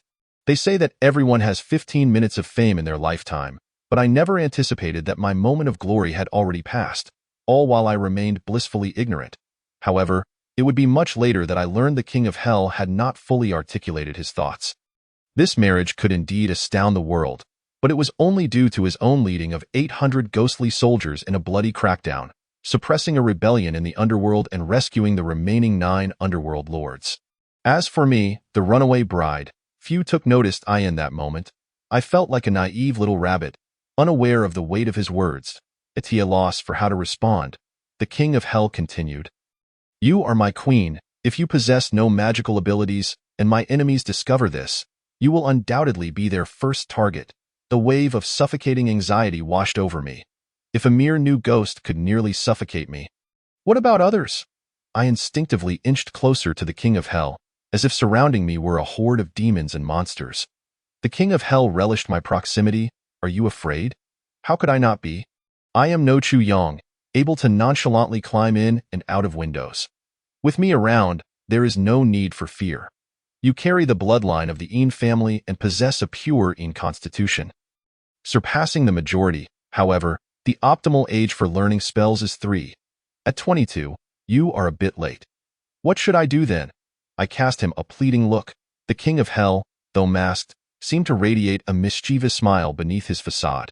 I will teach you. He produced a pitch-black hairpin adorned with intricate engravings, which could only be seen when light struck it at an angle. This hairpin is crafted from the ancient black sandalwood tree at the River of Forgetfulness's end. When worn, it appears as an ordinary hairpin, but should you channel your magical energy into it, it transforms into a wooden sword. Seventh brother, what you offer must surely be remarkable, but I must ask. Should we encounter an exceptionally formidable villain, will this wooden sword still suffice? I inquired cautiously, wary of saying the wrong thing. The King of Hell delivered a playful flick to my forehead. Humph. My wooden sword is no mere common object. Moreover, magic is not like your martial arts films. It is a matter of skill. If you manage to learn even 70 to 80%, anything at your disposal can be of use. Perhaps fearing I might remain skeptical, the King of Hell held out 2 fingers and pointed toward the corner of the room. Suddenly, a broom stood upright, and with a few graceful motions of his hand, it began to sweep away the litter that had fallen to the floor. My eyes widened in astonishment. I recalled my previous experience as a part-time housekeeper, laboring for 2 hours to earn a mere 150 yuan. If I could learn this spell, earning 1,000 a day would not be a dream. Seventh brother, please teach me this spell. I unconsciously grasped his sleeve, shaking his arm. The King of Hell regarded my hand for a moment before unhesitatingly replying, very well. Thus, I began to learn from the King of Hell how to utilize magic for tidying up my dormitory. With a flick of my left hand, a cloth soared into the air, and with a point of my right finger, the trash bin began to spin on the floor. I was thoroughly entertained until exhaustion overwhelmed me. Forcing me to halt as I lay drowsily on the bed, I heard the King of Hell whispering in my ear. If this were to reach the 3 realms, my reputation would be irreparably tarnished. Who would ever guess that the King of Hell would willingly accompany someone to clean a dormitory in the dead of night? Inqing, why do you suppose that is? Why? I don't know. I'm feeling quite dizzy and just want to sleep. Before I could respond, the King of Hell provided me with the answer. In the final moments before slumber overtook me, I heard him say, because this person is you, Chapter 18. The teachings of the King of Hell in this unprecedented slumber. I awoke feeling remarkably grounded, still clutching the ornate hairpin gifted to me by the King of Hell. I gazed at it for an extended time, then surveyed my once chaotic dormitory before the events of last night began to resurface in my mind. I must have been out of my wits to dare to command the King of Hell. I tapped my forehead, inadvertently recalling his final words. Perhaps I was not the only one teetering on the brink of madness. My phone, which I had carelessly discarded, vibrated incessantly somewhere out of reach. After a frantic search, I finally unearthed it from between the mattress seams. To my astonishment, there were 15 missed calls, 7 from my homeroom teacher, and 8 from Li Jie.as. I hesitated over whom to respond to first. My phone buzzed again. It was my homeroom teacher. Hello, Teacher Qin. Inqing, are you all right? I'm fine. What is the matter, teacher? Then why didn't you answer my calls? I had it on silent. Teacher Qin huffed. Her displeasure evident, I quickly apologized. I'm truly sorry for missing your calls, Teacher Qin. Enough of that, I was worried you might be in trouble. Get yourself together and come down to the first floor. I inquired about who was in trouble, but she hurriedly ended the call, and the cacophony of wails from the other end pierced the air. I rushed to brush my teeth and wash my face. Hastily donning a shirt before heading downstairs, as I reached the stairwell, I heard someone sobbing uncontrollably. The closer I drew, the louder the cries became, until I realized it was my former roommate, Deng Tue. Her head wrapped in bandages.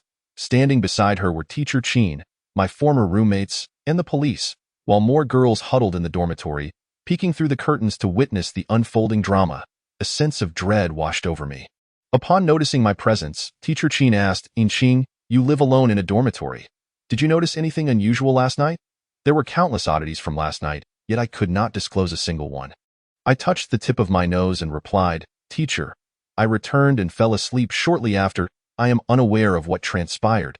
If something truly grave had occurred, I would be the one standing here in tears.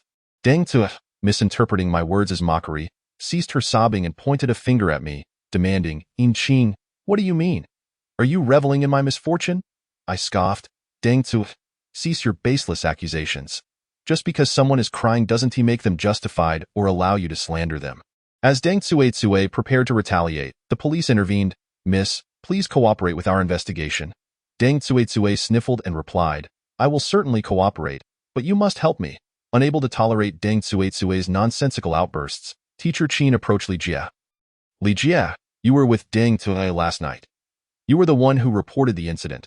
Please explain what happened at Elijah, visibly flustered, avoided making eye contact with Teacher Qin, instead casting furtive glances in my direction. Such subtle gestures could not escape the notice of others. Now, the focus was shifting back to me. I quickly took the opportunity to interject, "Indeed. Li Jie, please enlighten us. We are all eager to understand what transpired." Li Jie trembled slightly, recounting the absurdity of the previous night. After leaving Yin Qing's dormitory, Li Jie found herself deep in thought about the earlier events. As she walked quietly, she unexpectedly collided with Deng Tuote, who was on her way to the communal shower. "You nearly scared me to death. Why don't you watch where you're going?" Deng Tuote exclaimed, clutching her chest, clearly shaken. "Sorry, I wasn't paying attention," Li Jie replied, allowing Deng Tuote to pass as she headed back to the dorm. "Wait, don't go. I just finished my yoga and need to shower. It's quite frightening at this hour. Please accompany me." Deng Tuote, disregarding Li Jie's response, grabbed her wrist with one hand while clutching her toiletries with the other, and they descended together. The southern shower facilities were not as spacious as those in the north, consisting of small cubicles separated by waterproof curtains. Deng Tuote hummed the latest trending tune from Douyin as she lathered her bath sponge with shower gel. Elijah sat idly in the common area, having left her phone behind, and found herself staring blankly at her reflection in the foggy mirror. But as she gazed, she noticed two shadows moving within the mist.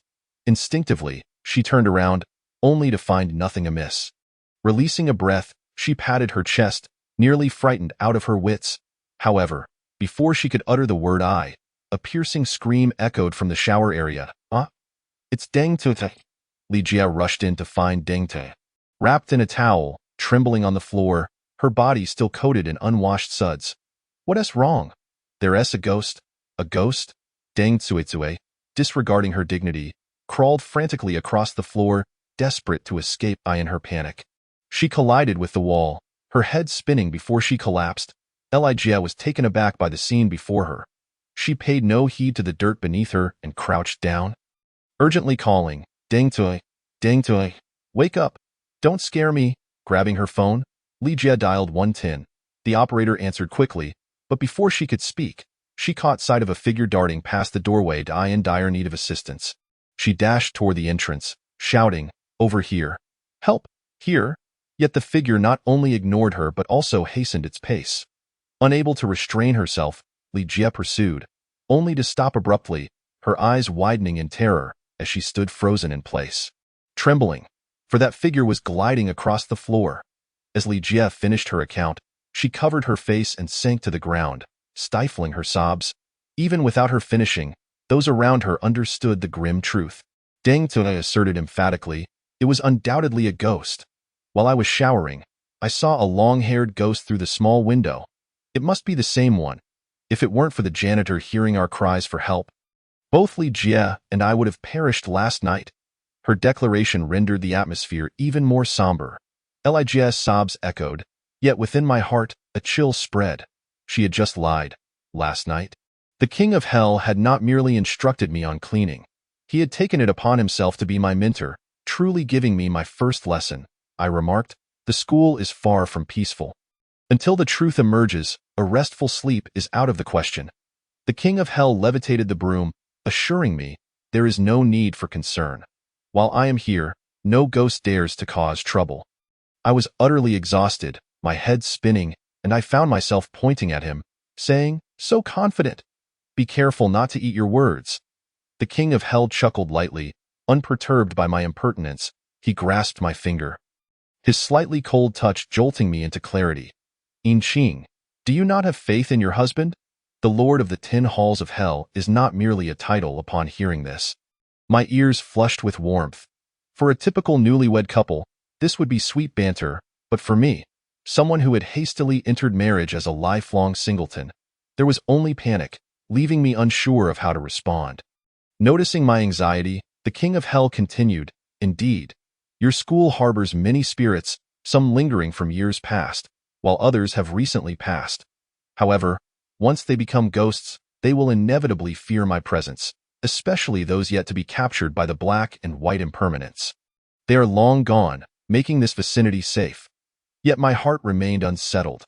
With you, the King of Hell, naturally, spirits would not dare approach. But what if you were to leave? Simply remember the incantation I teach you, and the Manjusaka will notify me. That hardly seemed foolproof. What if you were ensnared by a formidable spirit? What if you had to travel for work and could not return promptly? What if, in a moment of shock, I mispronounced the words? I hastily rephrased. What if a nemesis seeks you out? Would that not be disastrous? The king of hell turned to face me, and I felt a pang of guilt meeting his gaze. After a prolonged silence, he shook his head. Inqing, I could not decipher his meaning, yet he swiftly changed the topic, stating, there is no better time than now. I shall teach you your first lesson. What? Can you cook? He inquired. What a peculiar question. Wasn't he accustomed to consuming incense? Shouldn't such matters have been addressed prior to marriage? After some contemplation, I replied, if you enjoy instant noodles, I am quite adept at preparing them. Heh.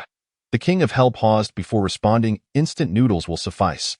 They too require attention to color, aroma, and taste. To confront ghosts, the first step is to learn to recognize them. Recognize ghosts? How? By their color, aroma, and taste. The king of hell nodded gravely, and I sensed that, even without seeing his face, he undoubtedly bore the expression of a simpleton finally grasping a concept. Color refers to appearance. The visage of a ghost is closely linked to the moment of their death. For instance, those who drowned will appear pallid, while those who were burned will be charred, and those who were strangled will forever have their mouths agape. I recalled the spirit that had possessed me earlier and inquired, is it true that those who suffocate will also experience discomfort in their throats?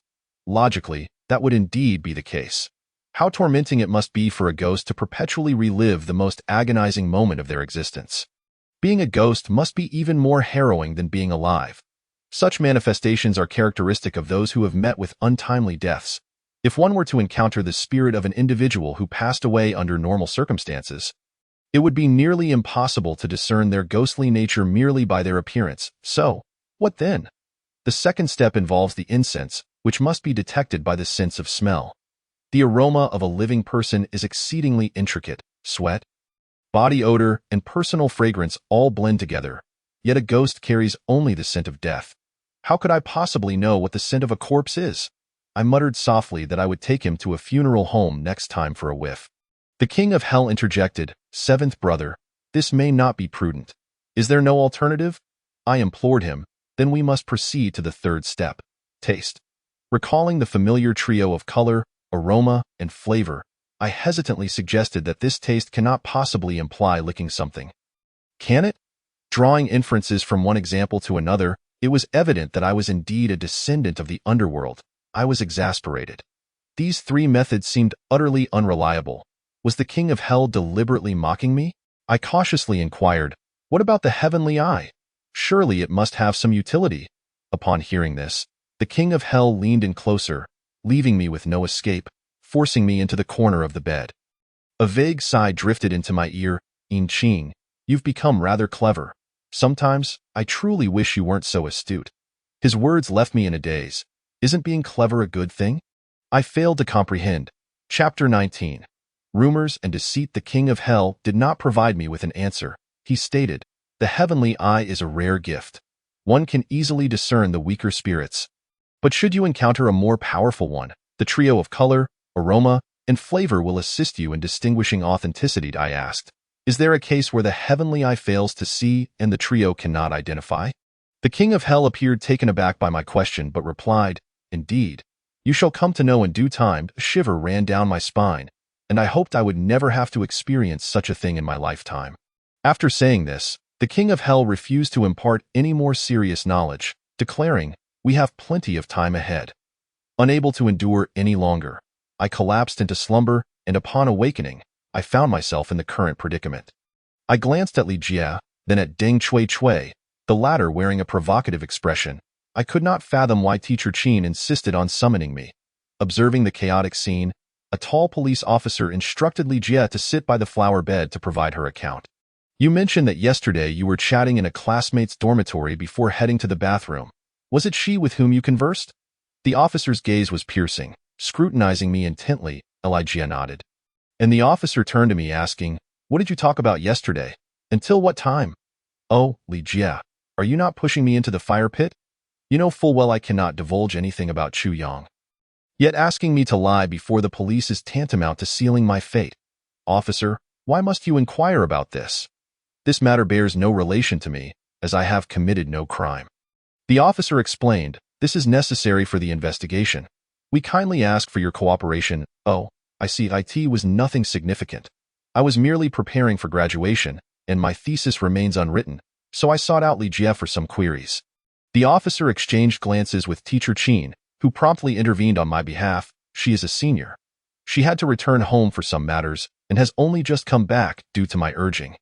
The officer scribbled notes and inquired, what time did she leave? I replied, I cannot recall, perhaps around 10 or 11. I was too busy tidying up to pay attention to the time. The officer documented my statements and asked a few more questions. Just as I thought the interrogation was nearing its conclusion, he suddenly posed a sharp question. Were there only the two of you present the entire time? Alarm bells rang in my mind. But I forced myself to respond, yes, just the two of us. Are you certain? If you doubt, you may inquire with the dormitory supervisor to check the surveillance footage for any other individuals entering. My words effectively blocked his follow-up. After all, Chu Yang had entered through the window, so how could the cameras have captured that? The officer ceased questioning me and turned to discuss subsequent arrangements with Teacher Qin. Li Jie shot me a glance before hastily averting her gaze. Her lips trembled slightly, and she appeared utterly pitiable. Were I not aware of her ulterior motives, I might have been deceived by her facade. I pondered quietly by the flower bed. Li Jie, why are you so intent on dragging me down with you? Initially, she approached me with tales of ghostly encounters. Had it not been for Chu Yang, I would not have perceived her web of lies. Now, she was embroiling me in Deng Chui's predicament, which had no bearing on me whatsoever. What could her motives possibly be? The special department. Divine retribution. Ever since I returned to my grandmother's home during Qingming, my former life had become irretrievably altered, and even classmates with whom I had tenuous relationships had become part of a larger conspiracy. I was thoroughly engrossed in my thoughts, oblivious to the fact that this chaotic scene had been captured by an observant individual. Soon, the entire school was abuzz with the illicitly recorded video. It featured a weeping Li Jie, a hysterical Deng Chui, a stern-faced police officer, and Teacher Qin, alongside an out-of-body version of myself. Compared to the previous murder case, this incident sparked even more fervent discussion, as it directly pertained to the most fundamental aspects of life. Students unanimously demanded the school release them, refusing to remain even a single day longer. I opened WeChat, my brow furrowing. Nearly every group was abuzz with discussions surrounding the incident. Messages spread like autumn winds to every corner. Even the owner of the local rice noodle shop sought me out for information, inquiring about what had transpired. Various rumors proliferated. Some claimed the school's feng shui was poor, coinciding with the opening of the Ghost Gate during Qingming.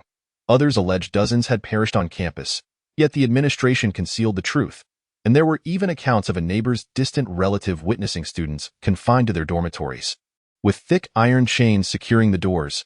Feeling overwhelmed, I tossed my phone onto the bed, unwilling to let such distractions invade my thoughts.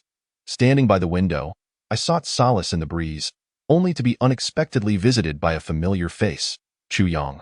She descended acrobatically, appearing at my window in the blink of an eye, our eyes locking in a shared gaze, her smile stretching ear to ear. Had I not reacted quickly, I might have let out a scream that could shatter glass. If I am startled once more, I might just step right into a coffin. She nimbly entered, the moonlight illuminating her masculine hanfu, accentuating her upright stature. You're about to enter the special department. How can you be so timid? Chu Yang remarked nonchalantly, finding a seat. Indeed, at that point, they might as well carry me in, I retorted with a hint of annoyance. All right, don't be upset, my dear niece. I promise to use the front entrance next time. Noticing my expression soften, Chu Yang's eyes twinkled mischievously as she declared, I've returned bearing good news. What good news? My curiosity piqued. I pressed for details. Your vice principal, Zheng Huangshan, has close ties with the deceased contractors. Isn't that what we inferred last time? I replied. Last time, we had no evidence. This time, we discovered financial transactions between them. Financial transactions? I instinctively thought of the term kickbacks. It's well known that corruption is rampant in construction. Has our vice principal accepted bribes? Incorrect, she interjected. This is where the issue lies. It's not the contractors who are paying Zheng Huangshan, but someone who first deposited money into his wife's account, which was then funneled in portions to the contractors. Isn't that just money laundering? I recalled watching numerous political crime documentaries with my mother, where money laundering was a prevalent theme. But typically, money laundering is done for personal gain. Why would Vice Principal Zheng have his wife conduct transactions for others, especially for a group of contractors? There must be a significant motive behind this, Chu Yang. Looking eager for my response, awaited my conclusion. I, being someone who easily grasped the situation, followed her lead. Chu Yang, don't keep me in suspense. What exactly is going on? Chu Yang huffed. They reviewed the remittance records from the past decade and found that each transaction coincided precisely with your school's construction milestones, averaging one every 2 years, with amounts ranging from 3 to 5 million each time. In total, that sums up to over 10 million. Over 10 million? For a student like me, reliant on part-time jobs to survive, such a figure was beyond imagination. Typically, these funds would reach Zheng Huangshan's wife on the first day, and by the second day, they would be divided into 3 portions and transferred out, leaving Zheng Huangshan with nothing. The more we discuss, the stranger it becomes. Are those contractors all from this group? You've hit the nail on the head. Aside from the playground renovation a decade ago and the current construction of the teaching building, all other contractors are external and have no direct ties to the deceased. Yet, even without direct ties, such a substantial sum is still being funneled, and he retains none of it. My musings were overheard by Chu Yang, who inquired, "So, what's your conclusion, clever niece?" I spread my hands, confessing, I cannot discern the truth. But the fact that he is willing to take such significant risks without profiting indicates that Vice Principal Zheng is a gullible fool. Or perhaps even a willing one. Chu Yang posed a hypothetical. If it were you, when would you willingly become such a fool? Without hesitation, I answered, unless I had something monumental against me. Suddenly, a light bulb went off in my head, and I instantly grasped Chu Yang's intention. Locking eyes with her, I confirmed my suspicion. Vice Principal Zheng must have some substantial leverage held by the 3 contractors. Furrowing my brow, I pondered over the 3 cases. If that were the case, the likelihood of Vice Principal Zheng being the murderer would significantly increase, with a motive for murder that was exceedingly compelling. However, it was clear that an ordinary individual could not possibly escape detection under surveillance to commit such a crime. What secrets lay beneath this surface? Chu Yang, unable to bear my frowning expression, prodded my forehead with her finger, chiding me for my youthful furrowed brow. Since we had already come this far in investigating Zheng Huangshan, the connection between him and the contractor would soon be revealed. What was most pressing now was to apprehend the true culprit. Yet, with no leads in sight, what could be done? Who says there are none? Your classmate, Li Jie, is the best lead we have, Chu Yang pointed out. Remembering the events of the afternoon, I recounted the entire sequence of events to her. After listening, Chu Yang's eyes sparkled with intrigue. How fascinating. Why not turn the tables? If Li Jie intends to lure you in, she might not anticipate who the real fish is. She then laid out a rough plan. I questioned, will this work? I have never done anything like this before. Chu Yang patted my shoulder, adopting the demeanor of a seasoned veteran, and earnestly advised, every expert was once a beginner. Surpassing the pains of initiation is essential for growth. A promising future awaits. I rolled my eyes, feigning ignorance. That early morning, another video began to circulate wildly in various WeChat groups. On the rooftop of the experimental building, a white figure stood against the moonlight, slowly moving towards the edge before leaping into the void. Just as everyone assumed a fatal outcome, the figure astonishingly hovered mid-air, gently descending like a leaf. Shortly after, the video abruptly cut off. Students majoring in film declared that the footage was no mere edit. It was undeniable that someone had jumped from the rooftop and emerged unscathed. This bizarre video naturally linked back to the previous homicides. Li Jie appeared as composed as ever, but only Chu Yang and I knew that she was merely feigning calmness. After all, no one could remain unfazed after 3 consecutive nights of being haunted, especially by the spirits of the 3 deceased contractors. Chapter 20. Li Jie falls into the trap. On the 4th morning, as I returned from downstairs with water, I happened to encounter Li Jie. Her dark circles and bloodshot eyes were evident even from 10 meters away. When we collided, I pretended to be oblivious. Feigning concern for her well-being, Li Jie glanced at me with swollen eyes, seemingly wanting to say something, but after a long pause, she silently walked away. I briefly observed her retreating figure before swiftly returning to my dormitory, where I found Chu Young meditating on her bed. Chu Young claimed this was her daily practice, but seeing her nearly topple over, I wondered if it was indeed more comfortable than lying in bed. Chu Young opened her eyes, rubbed her dry eyelids, and asked, "Why didn't you bring back breakfast?" I produced the pickled vegetable buns from my pocket. Just as Chu Young reached for them, I quickly retracted my hand, reclaiming the buns. "What are you up to, dear niece?" I got straight to the point. I just saw Li Jie. Aside from her lack of sleep, she looks no different from usual. Mia, does your plan even work? Humph, my plan is foolproof. Why are you so hesitant, dear niece? Don't emulate Tang Shan. He's not even 30 yet, he carries himself like an old man. I was familiar with the name Tang Shan, a member of the special department, with whom I had a brief encounter. However, Mia's tone when mentioning him hinted at more than mere complaints. In the short time we had interacted, she had mentioned Tang Shan multiple times. So, what now? Are we still going to scare her tonight? Not necessary. She will surely slip up tonight. How do you know? It's nothing much. I just infiltrated your student group with a fake account and sent a message. A sense of foreboding washed over me, and I quickly checked my phone. The various groups were in an uproar. As I scrolled upward, I saw a message from someone named Mei Yang. I heard that at midnight tonight, the gates of hell will open and the night of 100 ghosts will commence. Everyone must not go out. With a clatter, my phone fell onto the table, while the instigator of this chaos munched on a bun right in front of me. That message predictably triggered a frenzy, with teachers investigating the source. However, Chu Young had long since exited the group, leaving her worries behind. She was now hiding with me in a tree not far from the scene of the crime. I clung tightly to the trunk, fearful of falling. Mia, I whispered. What are we doing here? Chu Young sat on the tree, letting her feet dangle, swaying the tree as she replied, Why the whispering? There are no police around today. I squinted towards the small villa and confirmed it was deserted. What's going on? Did you tell them not to keep watch? Of course, how else would we catch the big fish? That's not what I meant. Chu Young suddenly turned to me, scrutinizing my face for a moment before slapping her forehead. Oh, I forgot to tell you. Your school's case has already been handed over to the special department. What? I've been worrying for her for days, and it was all for naught. No wonder the police who questioned me last time stopped asking. So, you could join our student group because they set it up for you? Chu Young threw me a flirtatious glance. Guess I want to guess. It's obvious. Chu Young was clad in dark attire reminiscent of a character from a martial arts drama, with 2 hairpins adorning her head, giving her an air of a heroine.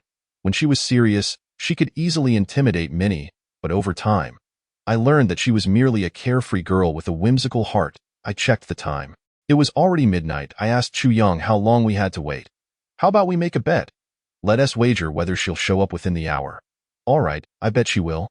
Given Chu Yang's nature, she must have had a 99% certainty to make such a wager. Without hesitation, I retorted, Dear niece, you've learned to be mischievous in just a few days. Fine. I'll bet she'll come too. This was the first time I had encountered such a betting style. I diplomatically suggested, there's no rule against 2 people betting on the same outcome. Just as I was about to continue, soft footsteps approached from a distance. Chu Young shot me a glance, and I immediately covered my mouth with my right hand, using my left to steady myself, not daring to make a sound. I leaned out to look below, spotting a figure approaching. Dressed in a black coat and wearing a hat, she clutched a handful of paper money. The scent of blood filled the air, despite her disguise. I recognized it was Li Jie. As she walked, she scattered paper money. Perhaps her legs trembled too much as she stumbled over several branches. Just as she reached the small villa, Chu Young made her move silently. Li Jie was inexplicably pushed down, crawling on the ground, trembling in fear, her face scraped and bleeding. She could not control herself. Chu Young approached like a flash of lightning, positioning herself above Li Jie. From a distance, I saw her gesturing and spinning in midair, her voice blending with the wind. I strained to listen closely. It was the raspy voice of a middle-aged man, shaped by years of smoking and drinking. Return my life. Return my life. I did not kill you. It was not me, the murderer. Return my life. I did not kill you. I merely used your corpse. I offered you paper money, a great deal of it. Please spare me. Chu Young switched to another voice, sounding as if she had chewed too much betel nut. her speech slurred and throat phlegmy. It was you who did it. You are the accomplice. The accomplice? No, it wasn't me. I never intended to harm you. Li Jie struggled, her fingers digging deep into the grass, the moist earth and tiny stones embedding themselves beneath her nails, forcing out warm blood. She crawled forward desperately, but with a slight exertion of Chu Yang's power, Li Jie sank further into the ground, as though crushed under an insurmountable weight. Every word from Chu Yang penetrated Li Jie's ears like the wind, invading her mind and disturbing her thoughts. Enduring such torment, Li Jie's contorted body gradually lost its strength, collapsing onto the ground, panting heavily. Why did you harm me? We have no enmity between us. Why did you harm me? Chu Yang demanded. I did not wish to harm you. I did it to avenge my father. Zheng Huangshan killed my father, and I wanted to take revenge for him. I was so engrossed in the unfolding drama that I momentarily lost my balance and fell from the tree. Fortunately, the grass was soft enough to cushion my fall, and I only ended up with a mouthful of dirt. Suffering no additional injuries, Li Jie continued. It was my father who harmed you all, that I promise. Once Zheng Huangshan is imprisoned, if you seek vengeance, I will offer my life in exchange. Her words rang clear in my ears. And I stood there, mouth agape, momentarily unable to process what I had just heard. Chu Yang, sensing the moment was ripe, withdrew her power and gestured for me to come closer, reverting to her original voice as she addressed Li Jie. You may rise. Li Jie trembled all over, thinking she had misheard. Chu Yang repeated. You may rise. Li Jie finally dared to twist her stiff neck and gaze at the standing Chu Yang, her face a mask of shock. How could it possibly be you? Chu Yang let out a cold laugh. Why wouldn't it be me? Who are you? Really? I am Chu Yang, a demon hunter from the Chu family. Clearly, Li Jie was unfamiliar with such a title. Her eyes shifted to me, scrutinizing my figure. Have you also been the cause of my recent sleep paralysis? Observing the turmoil in her expression, I could not restrain myself from saying, Li Jie, Chu Yang is here at the behest of the police to assist in the investigation of a murder case. I heard what you just said and know you must be harboring some secrets. Given the circumstances today, if you refuse to speak the truth, we will have no choice but to hand you over to the police. Li Jie hung her head in silence, her disheveled hair matted with dirt and grass clippings. I exchanged a glance with Chu Yang and added, when you initially sought me out, it must have been with some purpose. If you reveal the truth to us now, we will aid you, and the law will aid you as well. Li Jie lifted her head, her face contorted into a wretched and mournful smile. Does the law truly hold any power? Do evildoers ever receive their just deserts? I was about to offer further encouragement when Chu Yang interjected, the law's net is vast and unyielding. If you do not attempt to test it, how will you ever know? A heavy silence lingered among the three of us until, just as I thought Li Jie would remain mute, she began to speak. 10 years ago, when I was 12, due to my father's work, our family of 3 resided in the teacher's dormitory outside the school. That summer vacation, having just completed my elementary school exams, I was free of homework and parental nagging, spending my days playing hide and seek in the school. My father was a physical education teacher, primarily teaching Tai Chi. I had often hidden in the equipment room and was well acquainted with the 24 forms. That equipment room was my secret hideout, with its lone window facing the playground.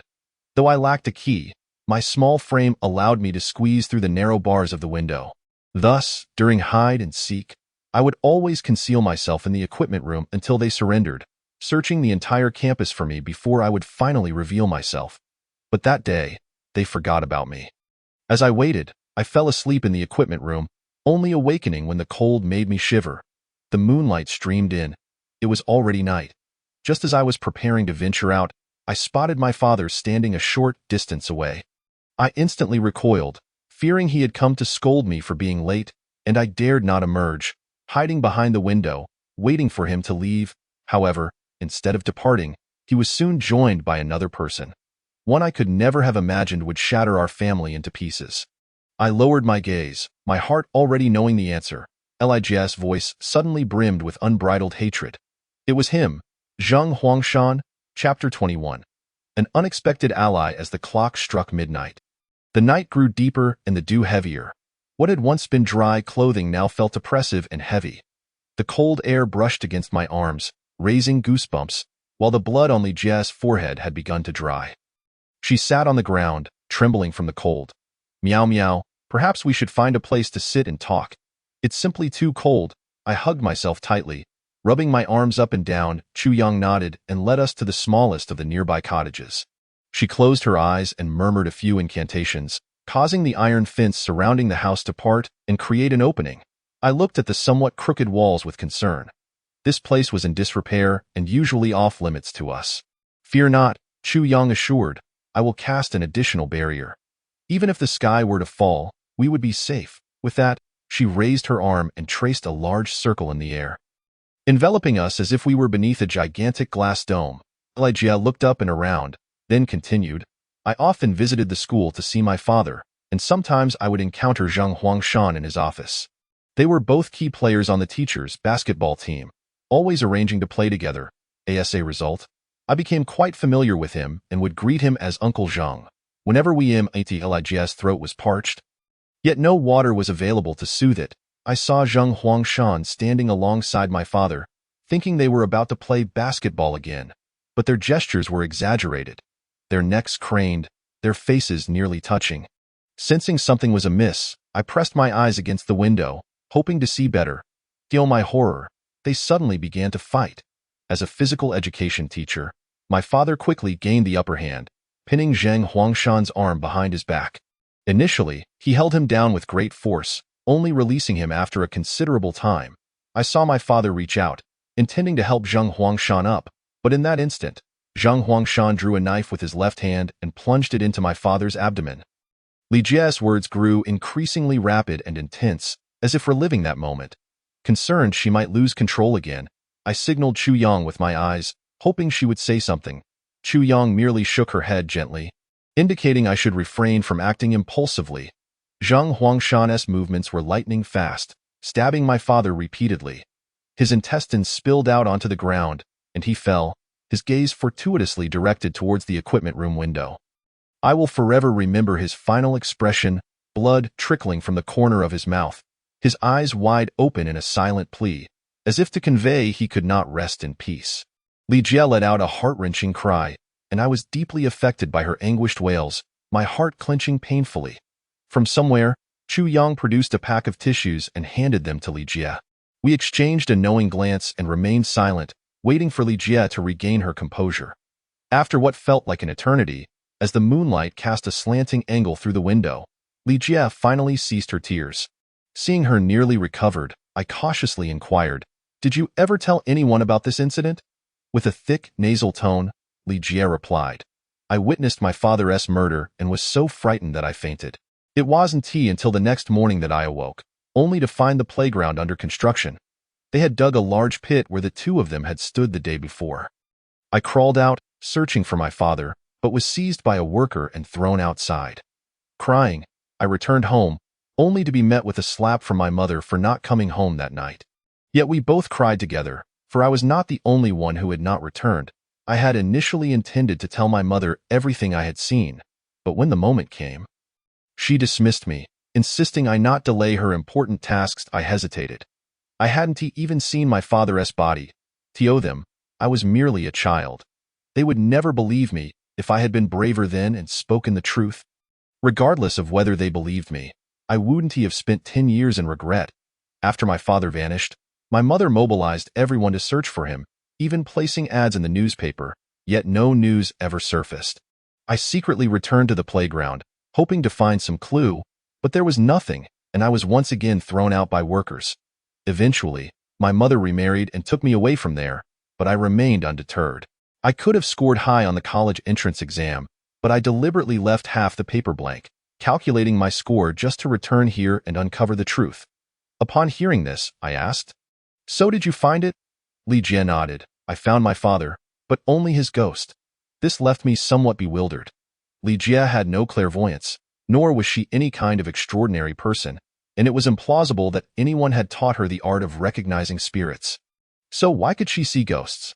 Chu Yang seemed to read my thoughts and said, "Ordinary people cannot see ghosts, but if there exists a blood relationship between individuals, it becomes a different matter. Generally speaking, when a deceased person has a request, they often do so through dreams. However, if they manifest, their family can also recognize them. Thus, it is understandable that Li Jie can see her father's ghost." This immediately reminded me of what Deng Tsuetsue had said about encountering ghosts, but since Li Jie's situation was still unresolved, I suppressed my questions and continued listening. Li Jie countered Chu Yang. If that is the case, then why didn't my father come to me in a dream to reveal the truth? Chu Yang replied, you and your mother relocated to another city. Naturally, your father would have no idea where to find you.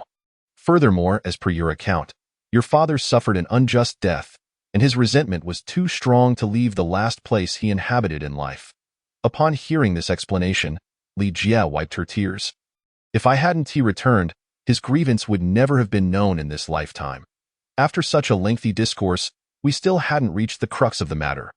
What was the connection between the 3 murders and Li Jie and her father?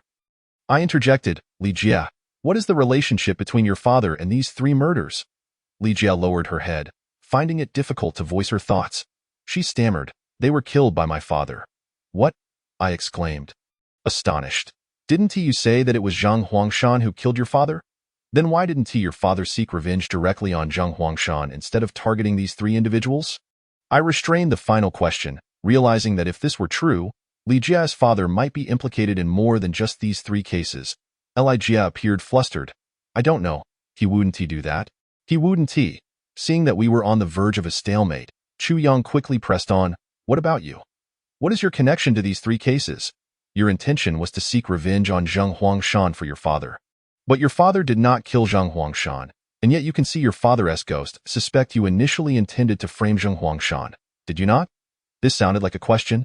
Yet Chu Yang did not await Li Jie's response and continued, having spoken for half the night, we must return to the matter at hand. How did you plan to frame Zhang Huangshan?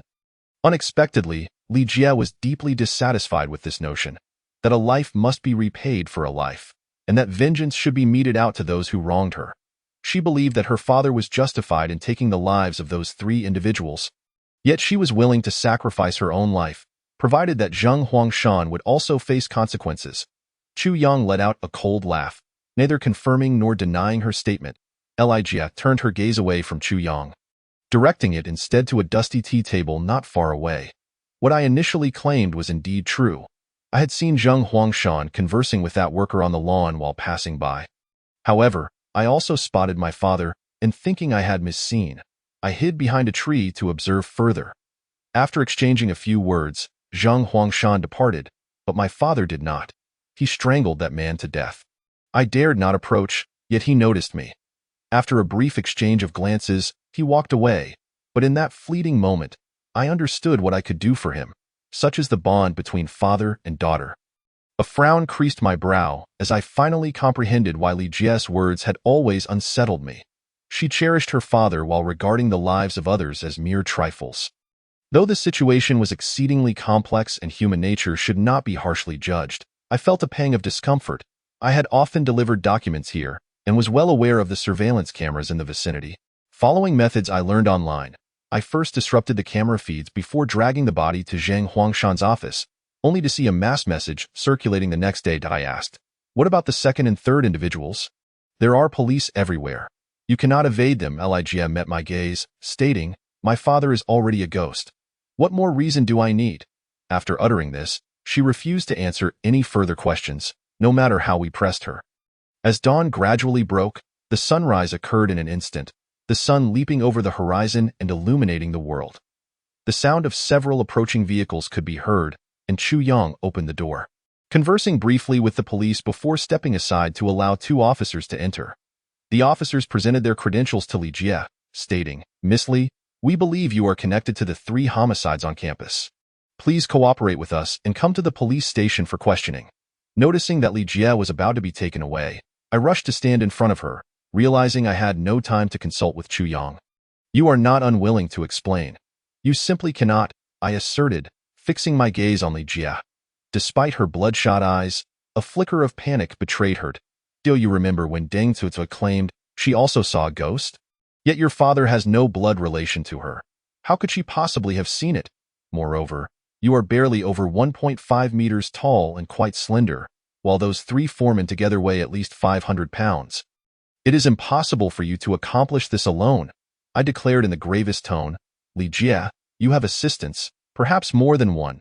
You have orchestrated all this and even involved me and Deng to ensure Zheng Huangshan's downfall. Yet the reason you have failed to do so is simply because you lack the most crucial evidence. Your father's remains, cloudy or clear.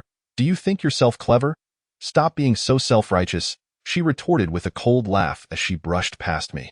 I gestured frantically to Chu Yong, but he calmly stepped outside, addressing Li Jie. Is it him? Confused, I turned to see it was actually Uncle Pa, the janitor, limping towards us. Chapter 22. The witness from years past. Uncle Pa was the oldest janitor at the school.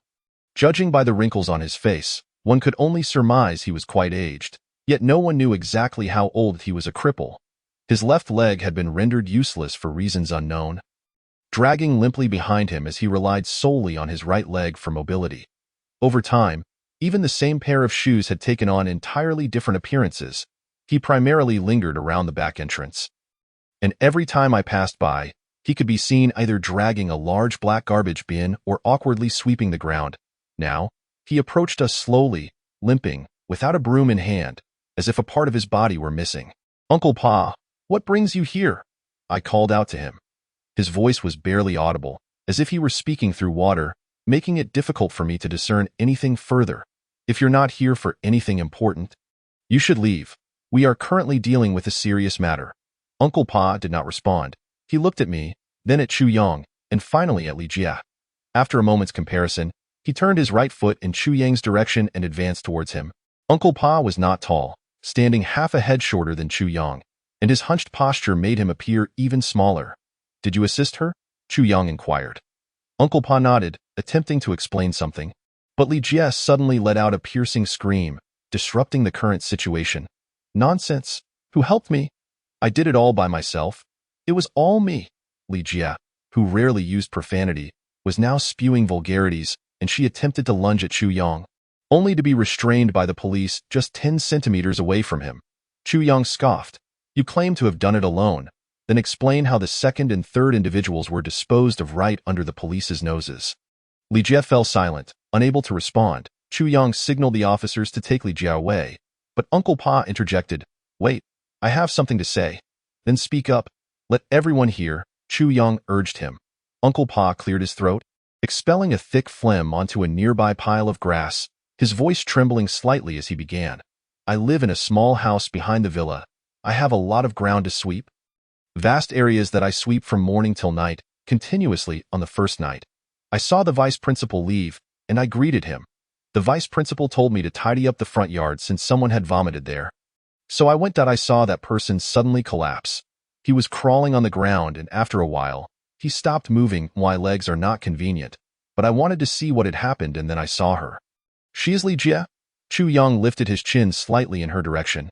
Yes, it was her. She was dragging that person.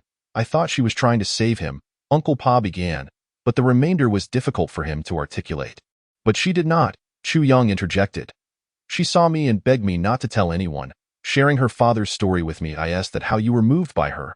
Chu Yong asked. Upon hearing his words, Li Jie became infuriated. Do you have no humanity left? What is wrong with me seeking vengeance for my father against the murderer? What is wrong with Uncle Pa helping me? She spat at Chu Yong, who deftly evaded her attack. Chu Yong withdrew a yellow talisman from his waist, holding it between his index and middle fingers, and twirled it a few times in the air before it flew directly to Li Jie's mouth, sealing it shut. When matters are conflated, clarity is lost. Continue, he commanded. Uncle Pa dared not look at Li Jie as he spoke. It's not just that. I knew her father. Teacher Li Jie stood frozen, her eyes wide, her ears perked. Teacher Li, he was a great benefactor, a wonderful person, a truly kind soul. He had been at the school for many years, treating me kindly, greeting me, even gifting me apples. Such small gestures. Yet they linger in my heart even after a decade. Therefore, I must help her. Helping her is also helping myself. Chu Yong sensed something was amiss and asked, what is your connection to her? Uncle Pa's tear-filled eyes, lined with wrinkles, fell as he spoke. I cannot let it go. I cannot bear it in my heart. I saw them bury Teacher Li. I cannot let it go. I immediately grasped the implication and asked, Uncle Pa, are you saying you were present when Vice Principal Zhang killed Teacher Li all those years ago? I saw it all. I witnessed everything. He lamented, Li Jia attempted to speak, but the talisman was affixed too tightly to her mouth. What did you see? Chu Yang pressed. The vice principal and 3 others threw Teacher Li into the concrete mixer. In Li Jia's recollections, there were no other individuals. It was unlikely she would lie about such an event. The only possibility was that this transpired after she had fainted from fear. The entire room held its breath, and it was easy to imagine the immense shock that moment had inflicted upon Uncle Pa. Particularly on Li Jia, whose tears streamed down her face. Chu Yang released the talisman, but as Li Jia felt weak in the knees, she collapsed onto the ground, silent. There were 4 of them. I couldn't fight them off. Couldn't save her. There was nothing I could do. Uncle Pa reiterated the number, and a spark of realization flashed in my mind, a certain answer beckoning to be uncovered. Uncle Pa, aside from Vice Principal Zhang. Are the other 3 individuals the same ones who died this time? Uncle Pa nodded solemnly. I recognized him on the first night. He was the one. The others were also those men. Teacher Li was a good person. He never harmed anyone. I found myself at a loss for words, struggling to articulate my feelings in that moment. I suddenly realized that I could no longer distinguish right from wrong, my mind in turmoil. I instinctively bit my lip, noticing that the manjasaka around my neck was gently warming, this slight warmth bringing me a measure of calm. Chu Yang pondered for a moment before asking, Li Jia could not have moved them alone.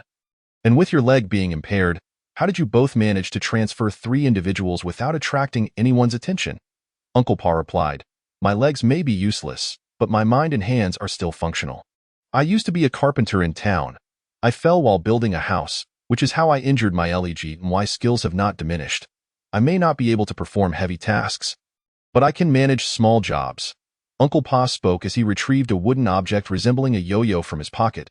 It's a pulley. I'm quite familiar with that little villa. It wasn't initially an office, but a place for storing tools. I used to sleep there. I installed several pulleys in various locations, utilizing a mortise and tenon structure that required no nails, rendering it undetectable to the police afterward. This statement was rather disrespectful, and I cast a glance at those around me, noticing their grim expressions. The pulley is indeed a remarkable invention. With minimal effort, I could effortlessly hoist someone from the first floor to the second.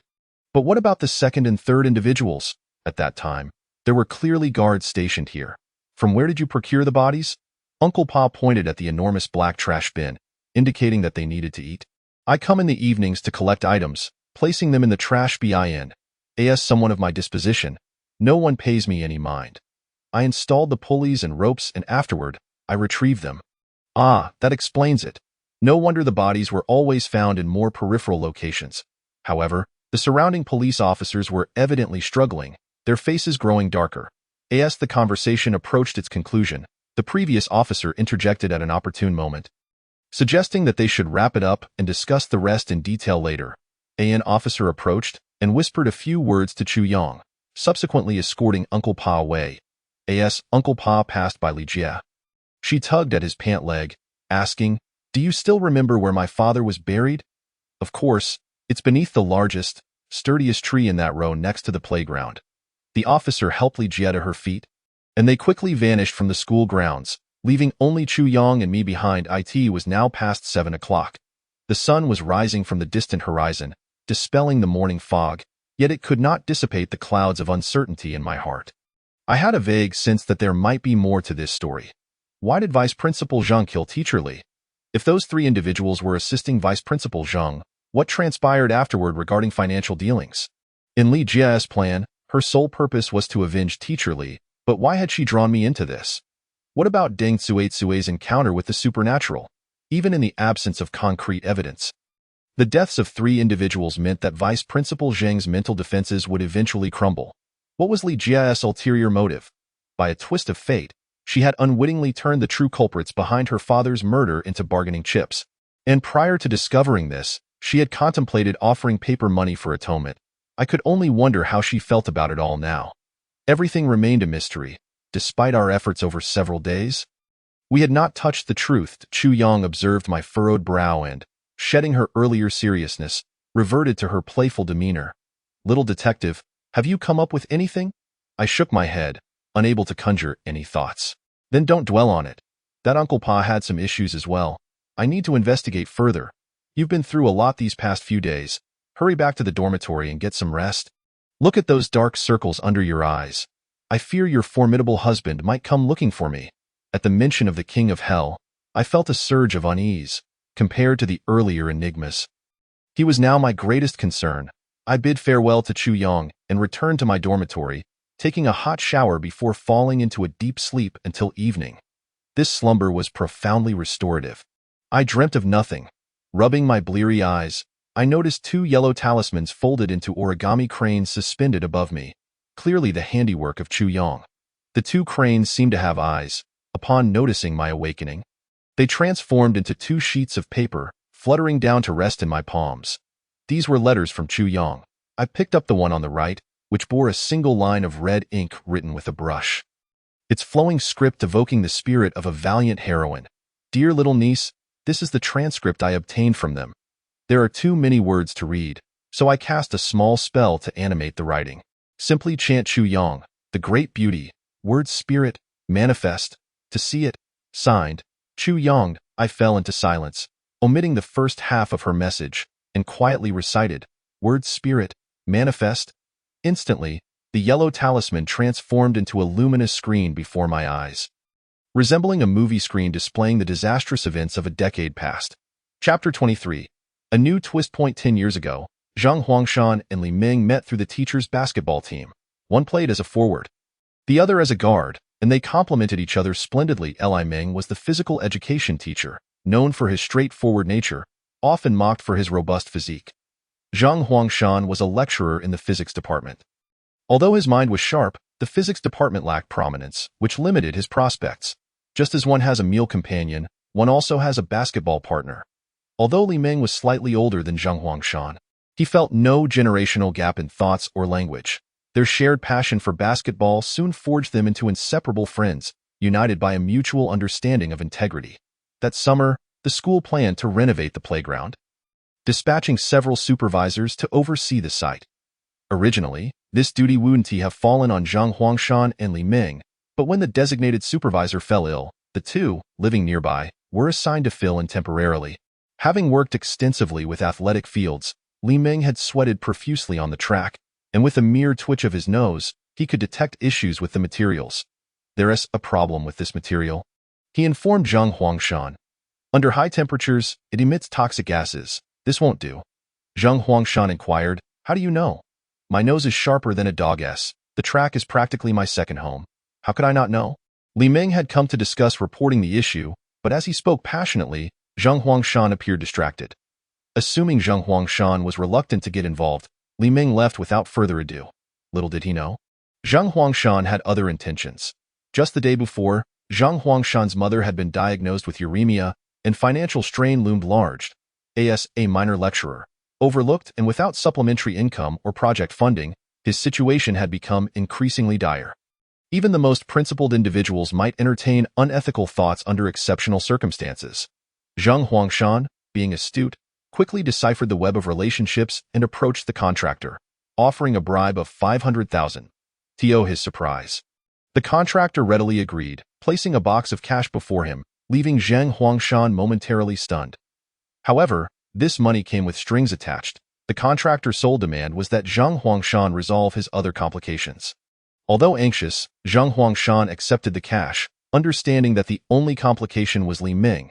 He arranged to meet Li Ming that night to discuss matters, tearfully sharing his family woes, intending to garner sympathy and offer him a share of the money to resolve the situation. Yet, Li Ming abruptly shoved Zhang Huangshan's hand away, exclaiming, I thought you were different. Turns out you were just a coward. Zhang Huangshan pleaded, Minggu, I'm out of options. I truly have no choice. Please help me this once. I'll be grateful to you for life. Bah, who's your brother? I have no brother like you. I'll not only report the contractor but also report you for accepting bribes. You are unworthy of being a teacher. Zhang Huangshan, in a moment of desperation, attempted to stop Li Ming from leaving. However, he found himself swiftly subdued and pressed to the ground. With tears streaming down his face, Zhang pleaded for mercy, promising to return the money shortly and vowing to report the incident alongside Li Ming. After much coaxing, Li Ming relented, intending to lend Zhang a helping hand. Yet, what he extended was a hand, only to receive a knife in return. A blade plunged deep into his abdomen. Blinded by rage, Zhang had devised two plans: to confront Li Ming today, or, should he fail, to embrace death. Little did he anticipate that lurking in the shadows were three workers who emerged unexpectedly to encircle him. In a panic, Zhang discarded the knife and attempted to flee, but was swiftly apprehended. These three workers would become Zhang Huangshan's relentless nightmare in the years to come. He offered a portion of the money he had obtained from the foreman as hush money and compensation. In exchange for their assistance in disposing of the body, Zhang, merely seeking to alleviate an immediate crisis, wished to avoid imprisonment, playing directly into the hands of the trio. For many subsequent years, they seized every opportunity presented by various projects to extort financial support from Zhang, who, in turn, relinquished every last penny to them. Initially, the four maintained a tacit understanding, safeguarding their bloody secret. Yet, the return of Li Ming disrupted their precarious balance. The scene shifted to a schoolyard, where Zhang Huangshan observed the inebriated foreman, his displeasure growing as the man vomited profusely, soiling the pristine grass. After offering a few perfunctory words, Zhang hurried away, encountering Uncle Pa, the cleaner, and reminding him to tidy up afterward. Shortly thereafter, images of Uncle Pa and Li Jie transporting the corpse surfaced, the stiff body swaying grotesquely in the air. A horrifying sight I turned away from, wishing to shield myself from the grim reality. Were this a film, I could convince myself of its falsity. Alas, this was all too real. The scene accelerated, seemingly attuned to my thoughts, until it reached the fateful night when Deng Tsuitsue encountered the supernatural. Their meeting, though fortuitous, was laden with necessity. Following 3 homicides, the police remained baffled. Li Jie, eager to expose Zhang Huangshan's past misdeeds, fortuitously ran into Deng Tsuitsue that evening and resolved to exploit her flamboyant nature to disseminate the truth about Zhang's actions. Uncle Pa assisted her once more, appearing at the window with a white cloth while Deng was bathing, startling her into a scream. Later, during witness interviews, with Li Jie's fabricated testimony, everything unfolded seamlessly. However, before she could circulate the truth, she was paralyzed by a supernatural force, a fitting retribution for her intentions to manipulate me, only to find her scheme thwarted by my actions. Li Jie, tormented by the supernatural, found herself sleepless, her gaze caught by rumors spun by the ghost of a goat. She mused that if she could see her father's spirit, what was so extraordinary about the ghostly realm? Thus, she ventured forth, armed with paper money bought clandestinely, until she was caught red-handed. I grasped the situation, my hand closing around a yellow talisman, which materialized from the ethereal glow, solidifying in my grasp. I set it aside and picked up another, inscribed with a warning from Chu Yong. Clever niece? Tread carefully.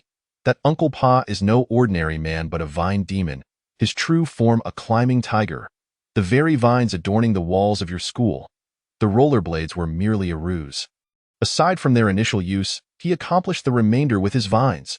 He vanished from the police station this afternoon, and I am currently in pursuit. Stay vigilant and call me should you encounter trouble. A string of numbers followed, presumably Chu Yang's private contact. I stared at the paper, grappling with disbelief. Uncle Pa was a demon. Had he feigned his humanity all along? Did demons even repay kindness? No, that couldn't be right. If he truly intended to assist Teacher Li with his abilities, he could not have failed to save her. The reasons eluded me. Before I could unravel this mystery, my phone vibrated twice. Upon opening the screen, I saw 2 messages from Li Jie. The first read, "In Qing, I'm sorry." The second, "Be careful. Someone informed me to seek you out, promising vengeance for my father." I hastily typed, Who sent you to find me?" Yet, the message failed to send, and a red exclamation mark appeared. She had removed me from her contacts. Without a moment to change into sleepwear, I dashed back to my original dormitory, only to find it deserted. Clutching my phone, a dull ache radiated through my hand as I sensed an overwhelming web closing in on me, tightening until I could scarcely breathe. The sound of footsteps echoed from below. A rising cadence of urgency, a sense of foreboding washed over me as I peered down to see someone sprawled on the floor, surrounded by an expanding pool of blood. The figure, clad in a black shirt and jeans, bore an uncanny resemblance to the last time I had seen her. Li Jie. My mind went blank in shock, and in a daze, I felt an irrational urge to climb over the unprotected railing. Just as I teetered on the brink of disaster, a powerful force yanked me back. The Manjusaka began to glow once more, as a strong hand gripped my waist. Without needing to turn, I knew who had come to my aid. The fear of nearly falling filled me with dread, robbing me of strength, forcing me to lean against Yin Wang for support. He led me away to a different part of the school, his breath whispering in my ear, "In Qing, cherish your life. This existence is hard one." I did not comprehend his meaning, nor did I wish to delve into it further. My thoughts were overwhelmed by a torrent of information. Yin Wang pressed his right hand against my forehead, a cool sensation penetrating my consciousness as his soothing voice conveyed, "I am aware of the situation. The unrest in the underworld has allowed Li Ming's spirit to manifest. I bear responsibility for this." Unrest in the underworld?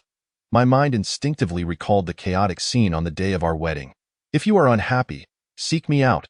Do not harm yourself," Yin Wang urged. I had no intention of self-harm. I hesitated to utter the word suicide, feeling it too weighty. It was peculiar. My body and mind had acted independently, and upon seeing Li Jie, I could not suppress the urge to escape. Yin Wang remained silent, and I could sense his lips pressed tightly together. "In Qing," he said with grave seriousness, "seek out your aunt In Shi. Perhaps divine retribution has already descended." "How do you know who my aunt is? And how can you understand divine retribution better than she?" "The first thing my aunt did upon entering the Special Affairs Department was erase all traces of herself. No one should know her affairs, let alone her name or divine retribution." Seeing my astonishment, Yin Wang cupped my face, enunciating each word. "In Qing, you must trust me. Others in this world may betray and harm you, but I will not. I promise." His words sent a tremor through me, not from suspicion, but from an overwhelming depth of emotion I could not comprehend. We were not meant to intersect as strangers in this chaotic existence. Those few words felt like a heavy weight, constricting my breath, compelling me to bow my head like an ostrich. An uninvited guest shattered the silence, a dark figure kneeling behind Yin Wang. It was He Wuchang. I exhaled in relief, grateful for his presence. Yet, Yin Wang appeared less than pleased, responding with impatience. "What troubles you?" He Wuchang cast a furtive glance in my direction, his expression conveying a message I understood well. There were secrets I was not meant to hear. Eager to defuse the tension, I graciously suggested, "You may carry on with your business. I shan't intrude." As I spoke, I began to retreat, but not a meter had passed when Yin Wang intercepted me, his hand pulling me back into his embrace. "In Qing, remember to seek your aunt." My back stiffened, and even nodding felt awkward. Fortunately, he did not press me further, so I felt the obstruction at my waist disappear. I quickly retreated 3 paces, departing without a farewell. Only after I had distanced myself did I dare glance back, discovering that both Yin Wang and He Wuchang were no longer in sight. For reasons unknown, a fleeting sense of loss washed over me. Returning to the dormitory, I found that Li Jie's body had been removed and the bloodstains thoroughly cleaned. Nearby, whispers circulated, claiming that the girl had accidentally fallen from the balcony while hanging clothes.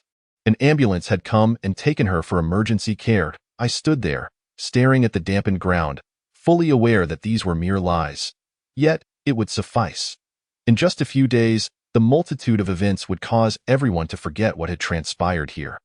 Subsequently, following Yin Wang's instruction, I quickly reached out to my aunt, only to find her occupied. It was a man named Zhang who answered the call. "Hello, is my aunt there?" The voice on the other end chuckled lightly. "Only you would dare to call the Special Affairs Department's demon aunt." I bristled at his flippant assessment of my relative, replying with irritation, "Please have my aunt take the call. I need to speak with her. Your aunt is currently in seclusion in the mountains and will not return for a month. If it's urgent, you can discuss it with me. No, I will wait for her to return." As I spoke, I hung up the phone, indifferent to whether the person had heard me. Subsequently, I devoted myself entirely to my graduation thesis, dedicating 24 hours a day to writing, save for the necessities of life.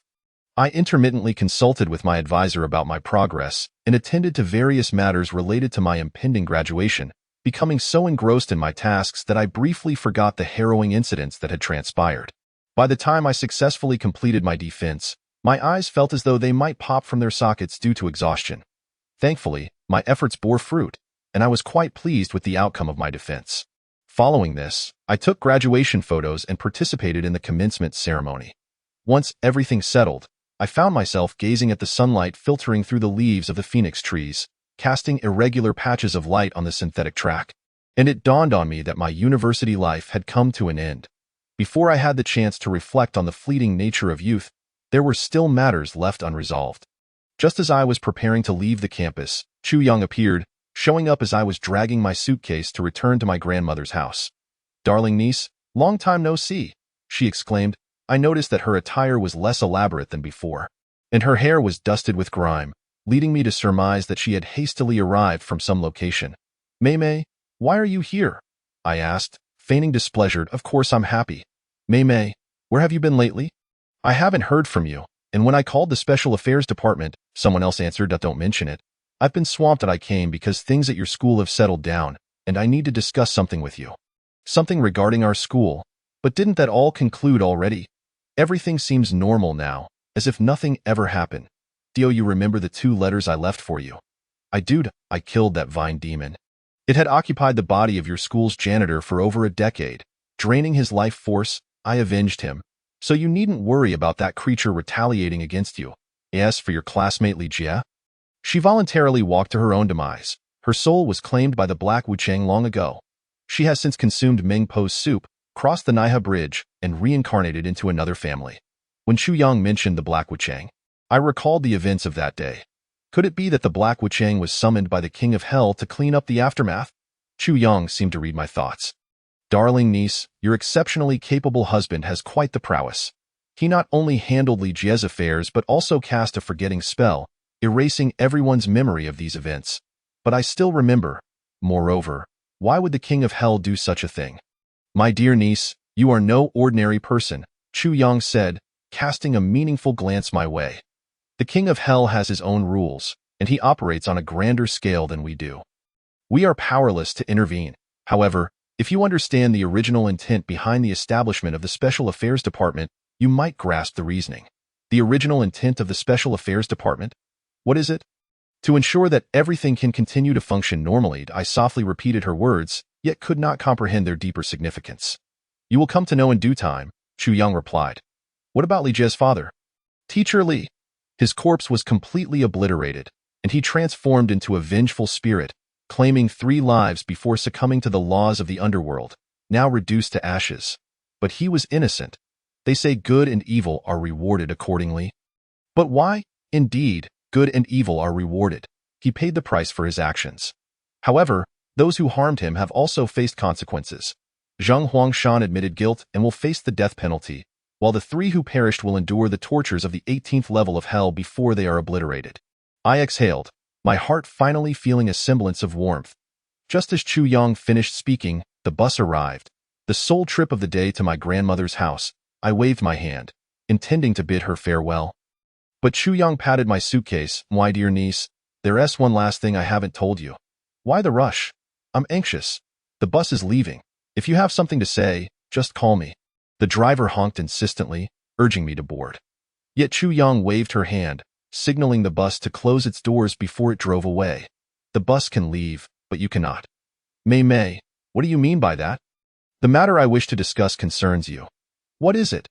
"Our leader wants to see you." "But isn't my aunt in seclusion? She just emerged yesterday and sent me to fetch you today." "What could be so urgent?" "Darling niece, don't you realize? Congratulations on your graduation, and welcome to the Special Affairs Department." Chu Yang produced a tube of confetti from seemingly nowhere, twisting it in her hands. And with a pop, vibrant plastic sequins filled the air, cascading down upon my head and shoulders. But my mind was still reeling. "In Qing have joined the Special Affairs Department?" A vehicle came to a stop before us, and the front window slowly rolled down, revealing a familiar face. Perhaps the first criterion for recruitment into the Special Affairs Department was looks. Otherwise, how could they find so many striking individuals? This was Tang Shan, the very person Chu Yang often mentioned. The last time I saw him, he was clad in a sharp black suit, but now he wore a steel gray ensemble. Upon seeing Tang Shan, Chu Yang's smile nearly reached her ears. "Oh, you personally came to pick me up? I'm truly honored," she exclaimed, preparing to pat his chest. Tang Shan anticipated her action, causing her to miss. He replied with a hint of indifference, "Dirty. How forgetful of me. You spent half a month recuperating in the hospital. I almost forgot you have a cleanliness obsession," Chu Yang said, her expression now one of amusement, starkly contrasting her previous demeanor. Tang Shan remained unperturbed, not angered by her barbed comments. "Your memory isn't too sharp. Have you forgotten the fundamental requirement that members of the Special Affairs Department must act in pairs?" Chu Yang's expression shifted rapidly, from amusement to seething anger in the blink of an eye. "Tang Shan, must you be so rigid? It's your fault for getting bitten by a dog. If I hadn't come here, my darling niece could have been harmed." Tang Shan smirked. "It's my fault? Then pray tell, who was it that caused me to be bitten by a dog?" Chu Yang fell silent. I found their verbal sparring quite entertaining. Such exchanges were rare. Just as I was reveling in the moment, Tang Shan turned to me. "Inqing, get in the car. Your aunt has been waiting for you for quite some time." I glanced at my attire and then at my suitcase. Uncertain why suitcase doesn't seem very clean either. Tang Shan paused for a moment, exited the vehicle, and instructed Chu Yang to drive me back. "What about you?" I inquired. "I'll fly back," he replied before vanishing from my sight. Once Tang Shan departed, Chu Yang's earlier frustration dissipated, and she eagerly helped me with my luggage, even whistling in delight. "Why the sudden joy, my dear niece? This is not merely a matter of happiness." With that, she pressed the accelerator, propelling us forward at a staggering speed of 120. Of course, it took me quite some time to realize that Chu Yang had hidden a surprise in the car, prompting Tang Shan to purchase a Rolls-Royce out of sheer frustration.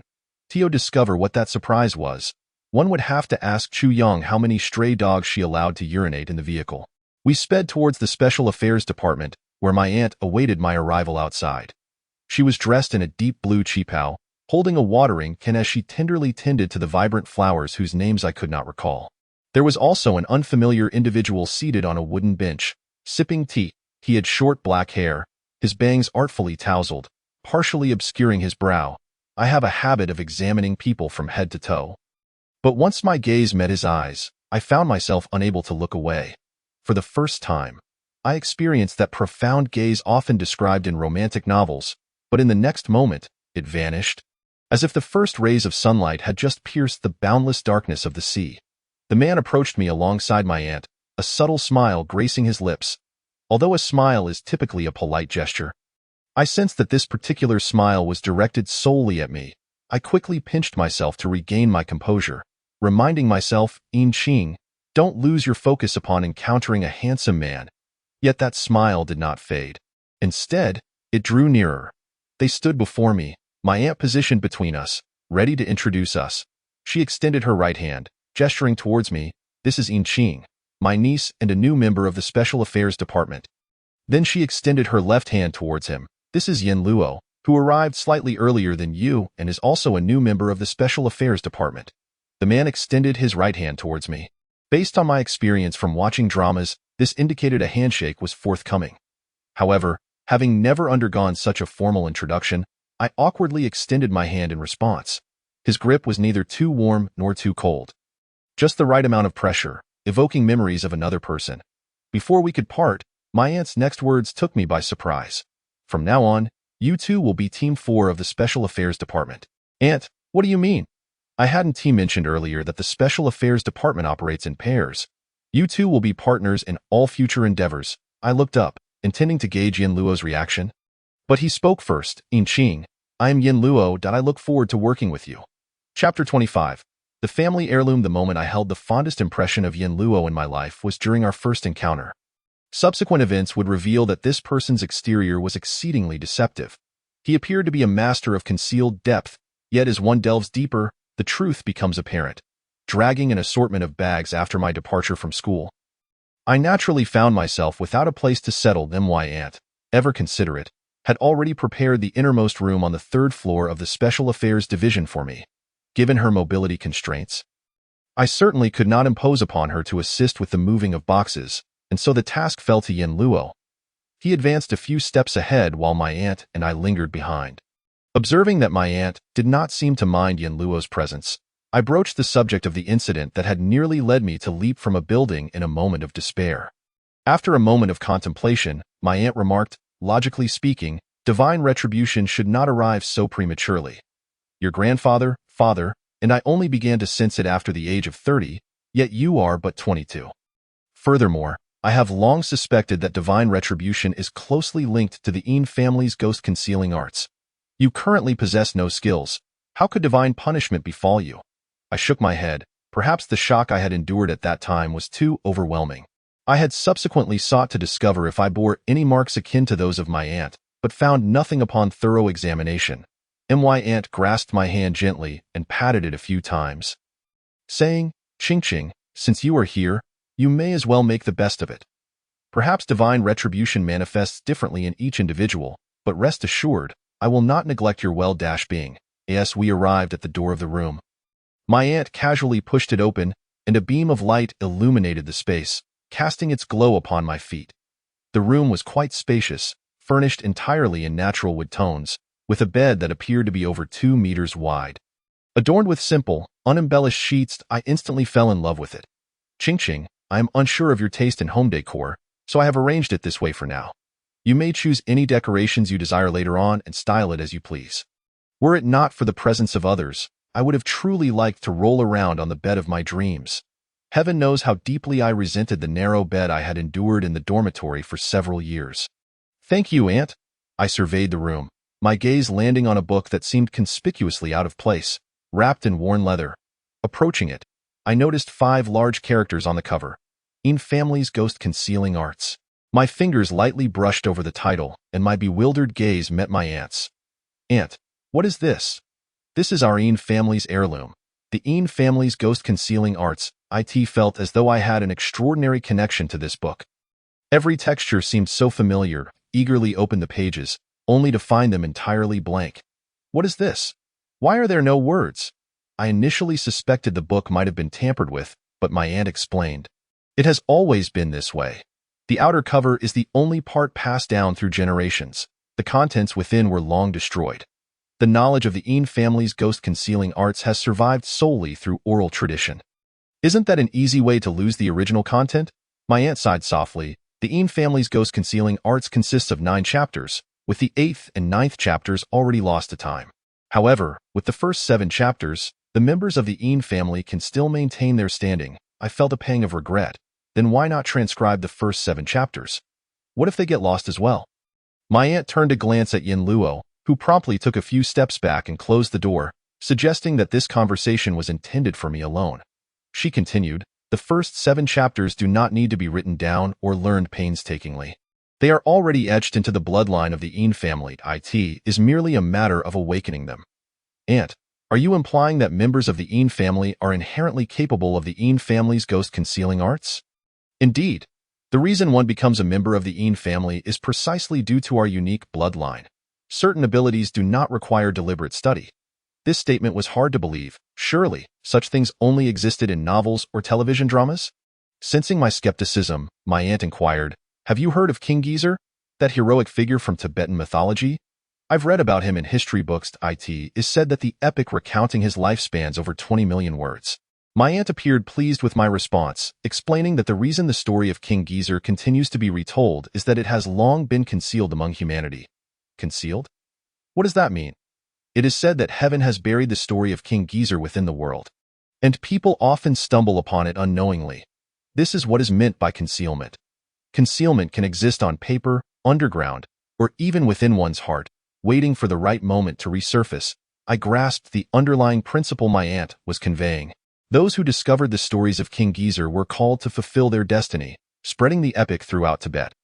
Likewise, those of us who possess the Yin family's ghost-concealing arts within our bloodline also have our own fate to fulfill. "Is early demise also part of our destiny?" I whispered, but my aunt caught my words nonetheless. "Ching-Ching, always remember that divine punishment will one day be unraveled, but as a member of the Yin family, you have a far more significant mission. To vanquish demons and suppress evil spirits, to safeguard peace in our realm." I had never considered that I would hold such importance. My life was meant to be ordinary, sheltered by someone as capable as my aunt. Yet now, I was being told that I was the one destined to protect others, a solitary warrior. The abrupt shift in my identity left me feeling overwhelmed. "But Aunt, I previously mentioned that I needed time to consider." You promised me. Ching Ching, your very presence here is already the best answer. I fell silent. Indeed, my legs were my own. Had I insisted on boarding that bus? Refusing to accompany Chu Yong, she could not have compelled me otherwise. My decision to come here was already made in my heart. Every young person experiences their own uncertainties. My aunt, having once been young herself, did not force me to accept everything immediately. She handed me 2 keys, instructing me to take a relaxing bath. Before leaving, she emphasized 2 matters. First, starting tomorrow, I was to train with her to swiftly excavate the Yin family's ghost-concealing arts buried within my body. Second, within our duo, I was to be the primary force of output. What? But I know nothing. And what role does Yin Luo play? He is clever. What kind of skill is that? Before I could press further, my aunt departed. Clutching my clothes, I entered the bathroom. Even after soaking in the tub for half an hour, I could not decipher the meaning behind her words. The next morning at 6 o'clock, my aunt took me to the mountain where she had previously secluded herself. Martial arts dramas often speak of needing to immerse oneself in cold water to open the meridians, which is indeed a valid method. However, my aunt believed it unwise for girls to frequently encounter cold water, so she modified the regimen to running 3 laps around the mountain. I struggled to catch my breath after completing half a lap. I felt compelled to tell my aunt that encountering cold water is indeed beneficial for girls. Running, cultivating energy, focusing the mind, and practicing breathing techniques comprised the daily basics. 2 months later, I could see a considerable difference when looking in the mirror. Yet the crucial Yin family's ghost-concealing arts had made no progress. I inquired of my aunt, "When will I learn the Yin family's ghost-concealing arts?" She replied, "Wait. When the opportunity arises, everything will fall into place." I fell silent. Over the past 2 months, while I had lost 7 to 8 pounds and my muscle definition had improved, I could not discern any innate talent for ghost-concealing arts within myself. Of course, I dared not voice this skepticism directly to my aunt. During training, she transformed into a different person, becoming exceptionally strict with me. I was prohibited from calling her aunt and was instead to address her as teacher. After a few instances of punishment, I finally understood why others referred to her as the Great Demon Lord. I had no choice but to suppress my frustration and continue running. However, halfway up the mountain, I spotted someone. Yin Luo? Strangely enough, although Yin Luo and I were ostensibly partners, he always seemed to be elusive, rarely present during our training or in everyday life. I knew no more about him than any other member of the Special Affairs Division.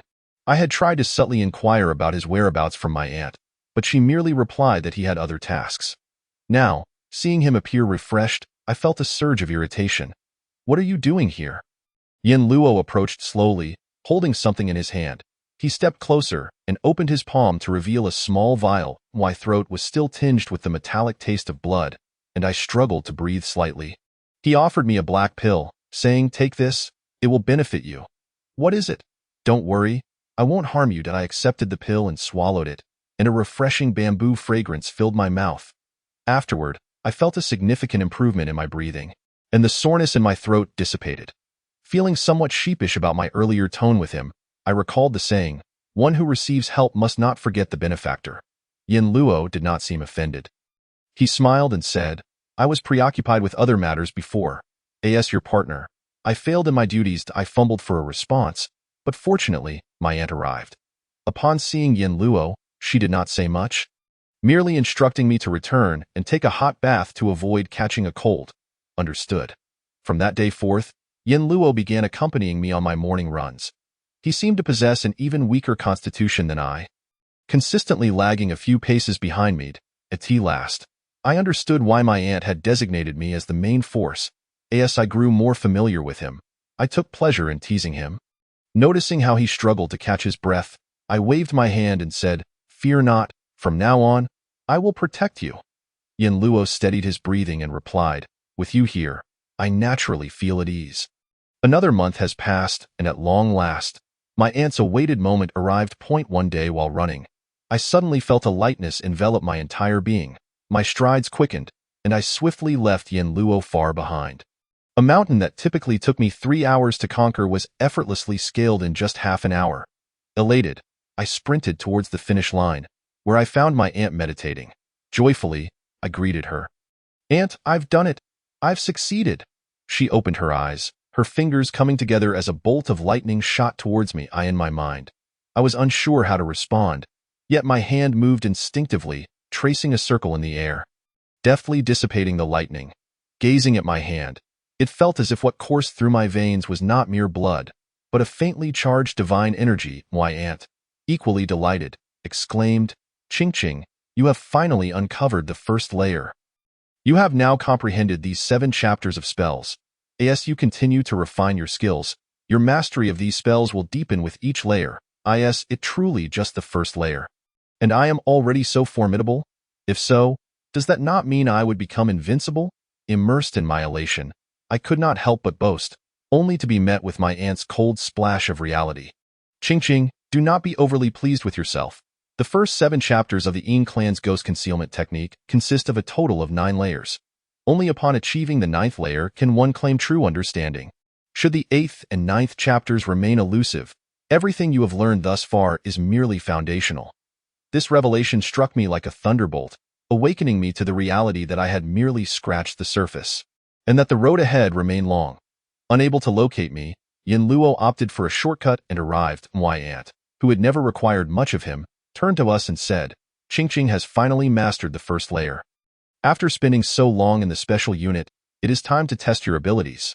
"But aunt, I've only just begun learning," I protested, but she interrupted me, resuming her authoritative demeanor. "Completing tasks is a necessity for everyone in the special unit."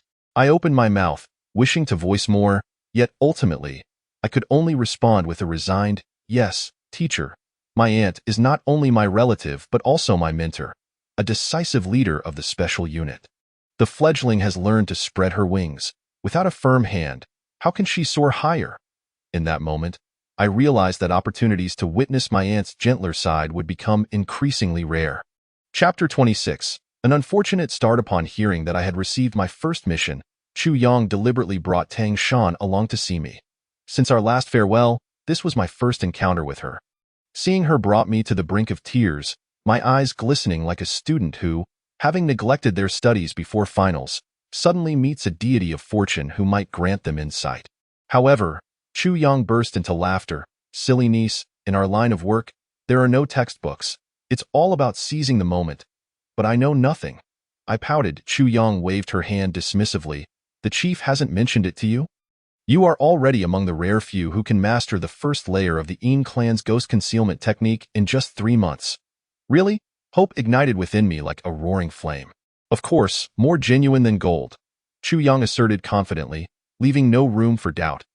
Naturally, I believed her, though if I pondered deeply, I would realize her words could not withstand scrutiny. Only members of the Yin family could learn the Yin clan's techniques, and there were but a handful of them. Whether it took me a year or a decade, I would still be among the rare few. Chu Yang's unwavering confidence undoubtedly served as a shot of encouragement. I secretly bolstered my own spirits, thinking of this as merely a part-time job. After all, I had tackled countless tasks before. Surely, this one would be no different. Early the next morning, Yin Luo and I boarded a flight. Our destination was Sea City, a place I had never visited, yet had heard much about due to its burgeoning popularity as a tourist hotspot in recent years. The 3-hour flight from B City felt tedious, and to pass the time, I revisited the dossier my aunt had provided. This case, much like the one in Duhua Village, was also referred from the police. The complainant was an obscure brand designer named Kai Jiwang. Aged 46, he reported his concerns half a month ago, stating he had repeatedly been on the brink of being struck by various falling objects in his office, from chandeliers to air conditioning units. Even a statue of Guan Yu mounted on the wall. Thankfully, he had narrowly escaped each time without injury, but after numerous incidents, he began to suspect someone was attempting to murder him. Upon receiving the report, the police first reviewed the surveillance footage, discovering that no one appeared suspicious at the locations of the incidents. They then cautiously examined Kai Jiwang's network of relationships. To their surprise, they found that he was not a particularly upright individual. He was harsh with his employees and insincere with partners, having offended many, including a food delivery worker who had only served him once. Thus, the investigation hit a standstill, with no clear path forward. A few days earlier, when Kai Jiwang emerged from his company's garage, he encountered a vehicle waiting at the barrier. He took a deep drag from his cigarette, smoke swirling around him, He failed to notice the barrier slowly descending towards him. It was only the driver's urgent honking that snapped him back to reality, allowing him to dodge the pole that would have struck him on the head. Damn it, I've truly run into a ghost, Kai Jiwang exclaimed, falling to the ground, his elbow scraped raw, consumed by rage. This incident sparked a revelation for the police. If it wasn't someone sabotaging him, could it be that a ghost was at play?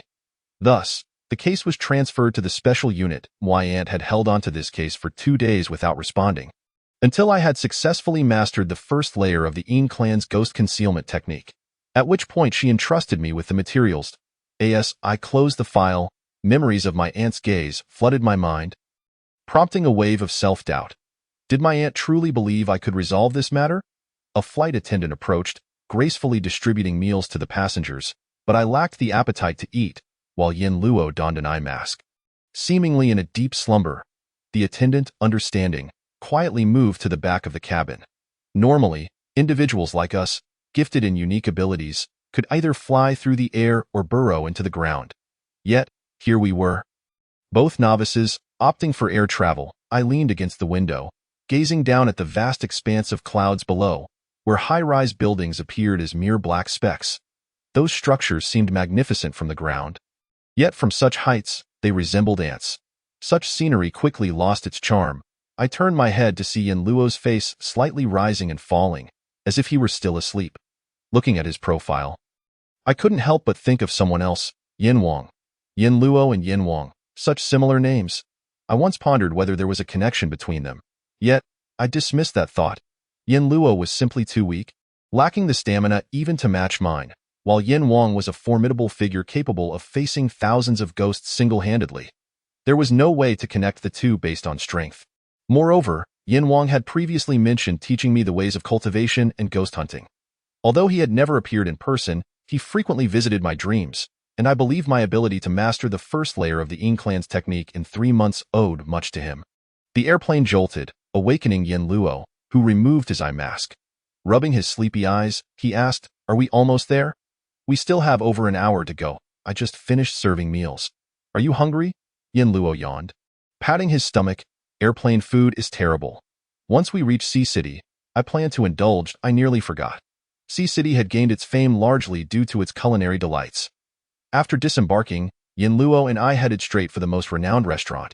However, I was unprepared for the fact that half of the delectable dishes were drenched in fiery red chili peppers. Even the vegetables bore a hint of spice, as if the very pot used for cooking had been made of chili. The aftermath of this meal left me confined to the bathroom for an entire night. Truly, I had set forth on my mission only to face an early demise. The following day, I awoke in the hotel to a burning sensation in a certain area, while Yin Luo appeared completely unfazed. We arranged to meet in the hotel lobby, and I inquired, "What are our plans for today?" He did not respond but instead countered with a question, "What do you intend to do?" I patted the large backpack slung over my shoulder and declared, "This is my arsenal of secret weapons. I am going to take the initiative and investigate directly." Yin Luo shot me a glance, skepticism evident in his expression. "Does that bag contain compasses, talismans, and peachwood swords? But do you even know how to use them?" His words struck a nerve. Despite 3 months of training with my aunt, I had yet to master even the simplest of talismans. The theoretical knowledge imparted by Yin Wang had not translated into practical skill. If asked to draw even the most basic symbol, I would falter. Yin Luo's expression conveyed his expectations perfectly. "So why are you carrying all that?" I was reluctant to be underestimated by him, retorting, "You don't understand. This is a ruse. Since Kai Jiwang's incidents occur near his company, that place must hold significance. I will blend in with this disguise, infiltrate that company, and utilize my Yin clan's techniques to investigate." Yin Luo's lips curled downward in disbelief. "Are you truly capable? My tricks are not for you to know." He replied, "But I can tell you that we share the same thought. That company has issues, and we must investigate further." "Then let's meet at that company," I suggested. Having spoken, Yin Luo gracefully set down the coffee cup in his hand and returned to his room. I watched his retreating figure with mounting frustration, determined to make him see me in a new light. Thus, I shouldered my large bag and stepped outside, hailing a taxi to the Chowli building. Prior to my arrival, I had memorized the details of the case.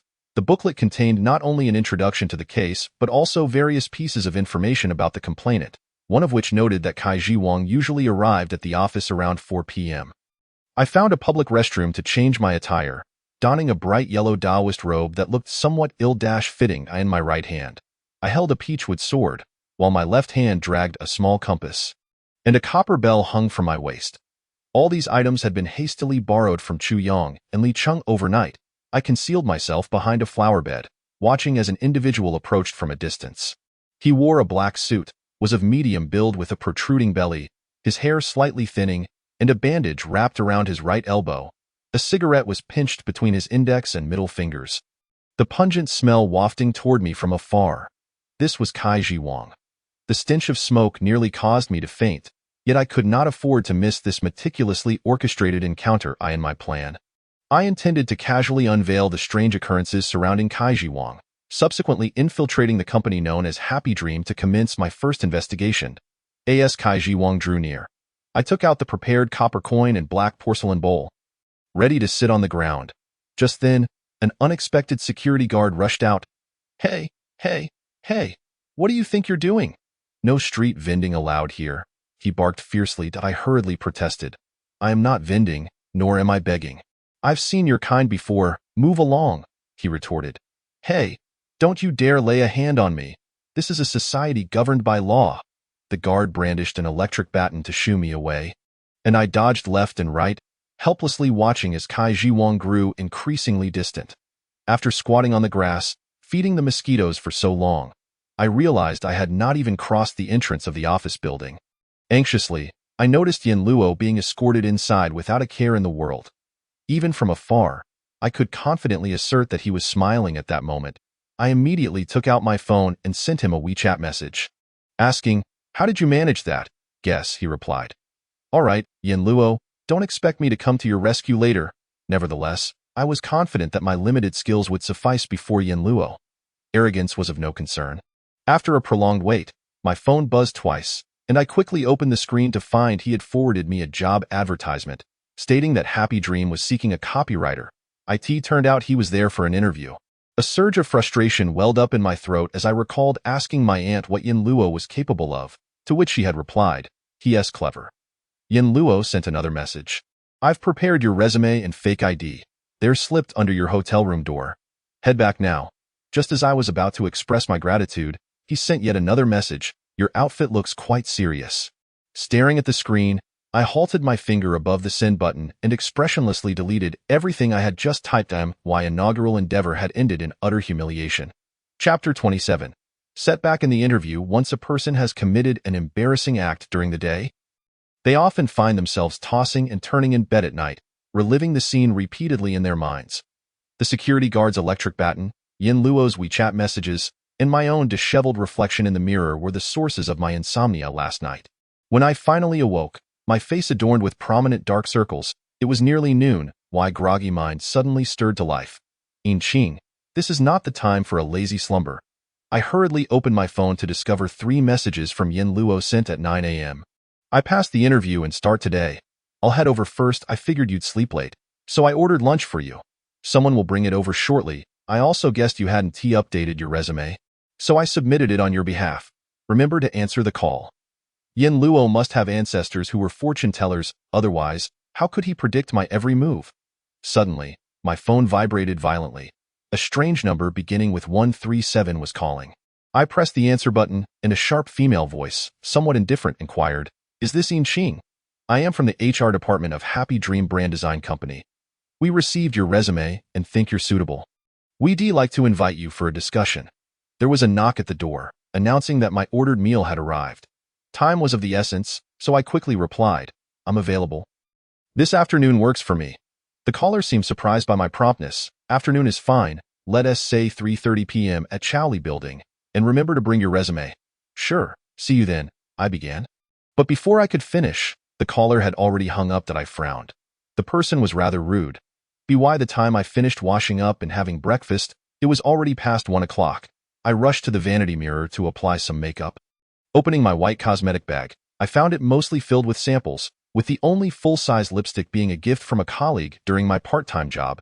as she had bought too many during the Double 11 sales.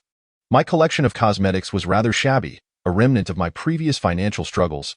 In my sophomore year, I worked at a clothing store where the manager insisted on a minimum level of makeup for employees. At least a simple application was required. The hourly wage was higher than many other jobs, so despite my lack of experience with makeup, I agreed to comply. When I later checked online, the cheapest beginner makeup sets were priced at $300 to $400. And as I had not earned a single cent yet, spending on cosmetics felt excruciating.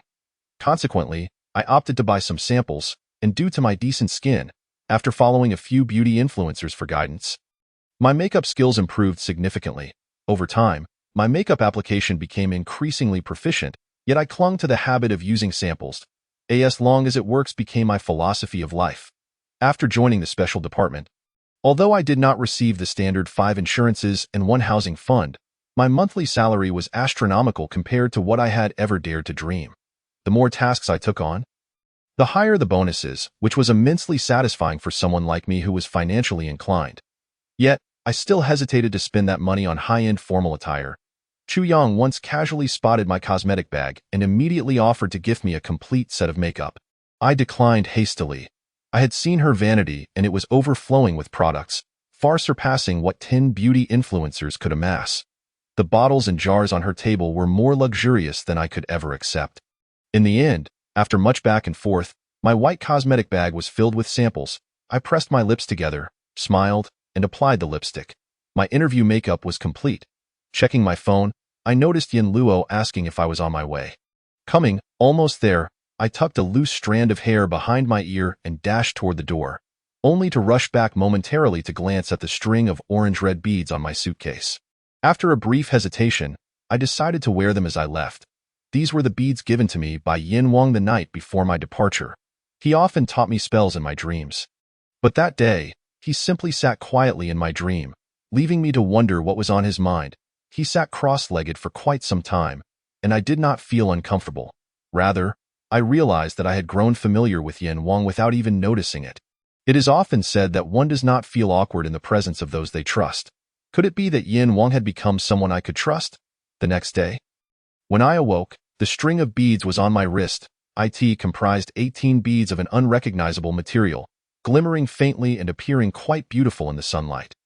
Yin Wang's gifts were surely not ordinary items. Especially given that he had presented them to me just before my journey, I wore the beads as I traveled to City C. At the airport, Yin Luo noticed the beads adorning my wrist and expressed surprise, complimenting how they complemented me perfectly. I smiled but refrained from sharing their origin. As I sat in the taxi, I unconsciously fiddled with the 18 beads, and before long, I arrived once again at the imposing building I had visited the day prior. Perhaps due to yesterday's unsettling experience, I felt anxious, scanning my surroundings nervously, fearful of encountering the same security guard. My phone buzzed again. Yin Luo messaged, "Walk in confidently, no need to peek around." Upon reading his words, I immediately raised my head, hoping to catch a glimpse of Yin Luo through a nearby window. He followed up with another message, "Stop looking for me. I'm at my desk." It was uncanny how he could predict everything. Holding my resume firmly, I strode directly to the front desk of Happy Dream, where a young lady was nodding off, her head bobbing sleepily. I cleared my throat gently. "Hello, I'm here for my scheduled interview today." She jolted awake, nearly colliding with the desk, stopping just a hair's breadth from it. Rubbing her sleepy eyes, she yawned and exclaimed, "An interview? You scared me. I thought the boss had arrived." Glancing at the clock on the wall, it was exactly 3:30 p.m., the time of my interview, with half an hour remaining before Kai Jiwang arrived at the office. The receptionist rummaged through a drawer, standing up, causing her chair to scrape loudly against the floor. "Follow me," she beckoned. She led me into a small conference room and handed me a stack of forms to fill out before stepping out, leaving me with the opportunity to observe what kind of company Joyful Dream truly was. My first impression was the heat. City C remained sweltering even in late September and early October. My makeup had begun to smudge in the high temperatures, and I had anticipated a more comfortable environment indoors, only to find it even warmer. If the air conditioning wasn't cranked up, it was evident that Kai Jiwang was rather stingy. Heat was merely a superficial sensation. My second impression was one of coldness. This chill was not a matter of temperature, but rather an unsettling aura that seemed to disturb my inner strength. My hand, holding the pin, hesitated as I speculated that this coldness likely stemmed from the object that Yin Luo and I were in search of. Beyond the sensations of heat and cold, Joyful Dream also presented a visually peculiar atmosphere. Through the glass of the conference room, I could see black slogans plastered around the walls. Life exists through hard work. Hard work makes life eternal. Excellent employees are loyal to the company, to their profession, and to their character. Our philosophy is that there is no best, only better, and so forth. These phrases sent shivers down my spine. Even if I were not joining the special department, I felt I could never be part of such a predatory corporate culture. However, I looked around and noticed Yin Luo was nowhere to be found. Odd, where could he have gone? After completing the forms and waiting for what felt like an eternity, someone knocked and entered. Stealing a glance at the time, it was already 4 o'clock. The newcomer appeared to be around 40, carrying a cup of hot tea, her freshly groomed brows arched high, and her short, curly hair immediately identified her as the HR representative I had spoken with earlier. "You are Inqing?" "Yes, that's me." "Hand me the forms." I extended the papers with both hands, but before I could observe her expression, she tossed the sheets back at me. "You left these, and these blanked. Didn't the front desk inform you that everything needs to be filled out?" The section she pointed to required information about my parents' relationship. The rest was merely a copy of the resume Yin Luo had prepared for me. However, I was unwilling to fabricate details regarding my family ties. So I had left that section blank, not expecting such a strong reaction from her. After all, it was my first visit, and I primarily filled out my work experience and personal information. Details about family relationships could be supplemented after employment. "No, if it's not filled out, you cannot proceed to the interview." She rolled her eyes, as if this job were the opportunity of a lifetime. I clenched my jaw tightly. Had I encountered such an attitude in the past? I would have walked out immediately if an interview was this challenging. I could only imagine how difficult it would be to work there. Yet, with the mission at hand, leaving now would yield no better options. Just as I contemplated adjusting my approach and refilling the forms, she remarked, "If you want to write it, then leave. We don't hire people without parents." Her words ignited a flame within me. I slammed my hands on the table and glared at her. "Who are you calling parentless? Didn't your parents teach you to be polite? Hey, you, coming in for an interview with such an attitude. It's good that I caught it early. If you were to be hired, who knows what trouble you'd cause in the future. The fact that this company would hire you proves it's not reputable. Who would want to work here? Look at you. No wonder your school was like that. Schools are generally better than uneducated illiterates. Anyone can choose to work here." With that, I turned to leave, my anger boiling. Just as I reached the door, I saw Kai Jiwang reprimanding the front desk staff, presumably caught for dozing off. I had intended to discuss the day's events with Yin Luo later, but noticed the chandelier above Kai Jiwang swaying. The light was dark, and despite its movement, no shadows danced beneath it. Raising my gaze, I spotted an infant wrapped in a small white blanket sitting directly above the chandelier, clinging to the lampshade and shaking it with all their might. The screws were gradually loosening, emitting an almost inaudible sound, a cry echoing from years of rust being pressed. Yet, this subtle change went unnoticed by those around. Seeing me pause, the HR assumed she had regained control. "Oh, why aren't you leaving?" "Planning to linger here. We have plenty of candidates for interviews. We don't need you." I paid her words no mind. The surrounding chaos faded into silence within my magnetic field. My focus was entirely on that chandelier, watching as it slowly descended, breaking free from its iron nails restraint, plummeting straight towards Kai Jiwang's head. That moment, I sprang into action. Chapter 28. Successful employment. By the time anyone reacted, the chandelier had shattered upon impact with the ground, its sharp pole embedding several centimeters into the wooden floor, while Kai Jiwang was knocked aside, narrowly escaping disaster. Reverting a few seconds back, an inexplicable force surged within me, propelling me instantaneously before Kai Jiwang.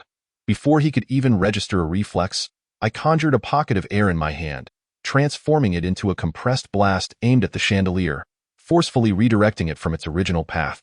The HR let out a scream, nearly losing her balance as she hurriedly rushed past me to assist Kai Jiwang. "Boss, are you all right? Did you get hurt?" Kai Jiwang brushed the dust from his palms and spat. "Damn, I wasn't wearing a hard hat. I could have lost my life." Seeing that Kai Jiwang was unharmed, the HR turned her ire towards the front desk, scolding, "Haven T, you got eyes. You do nothing all day. Do you even want to keep your job? If not, get out." The front desk girl repeatedly bowed her head, apologizing, first handing a hard hat to Kaiji Wang, then rushing to grab a broom to clean up the debris. As she passed me, I distinctly saw tears in her eyes. After the HR finished berating the front desk, she appeared refreshed, but upon noticing me, her nostrils flared once more. "Why are you still here?" I glanced at her, snorted coldly, feigning an intention to leave, but as I anticipated, before I could take another step, Kaiji Wang called out to me. "Hey, young lady, don't go." I turned back to him as he continued. "Thanks to you just now. Are you a new employee at our company?"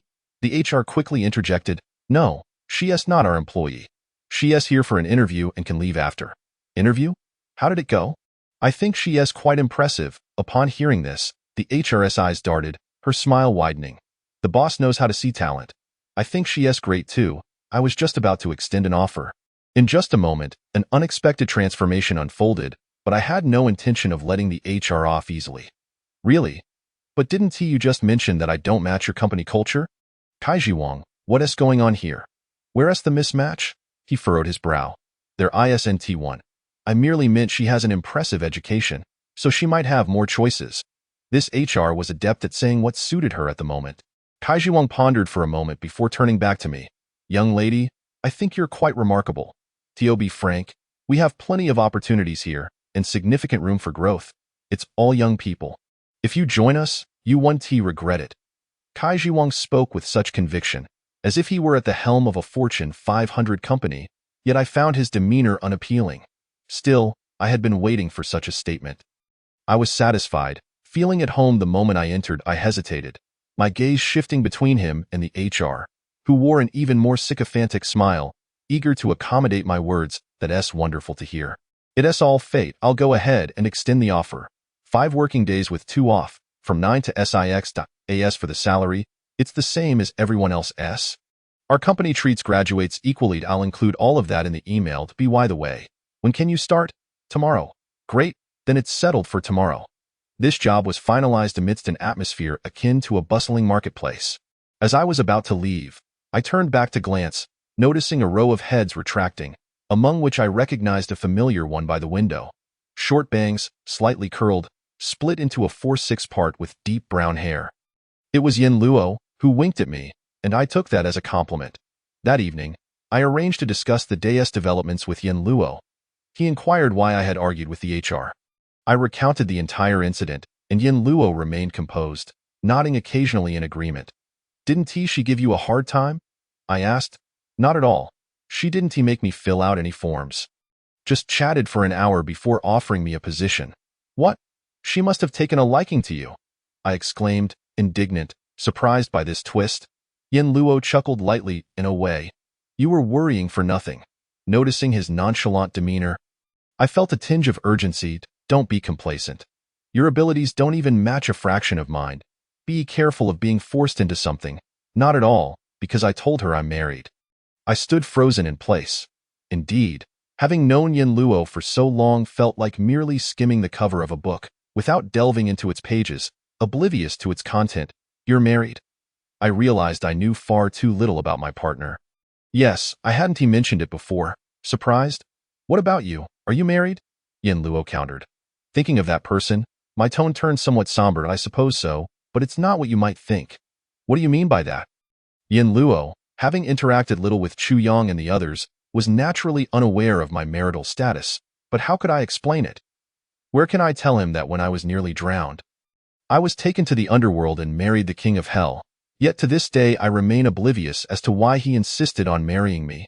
I scratched my head, contemplating how to evade the topic.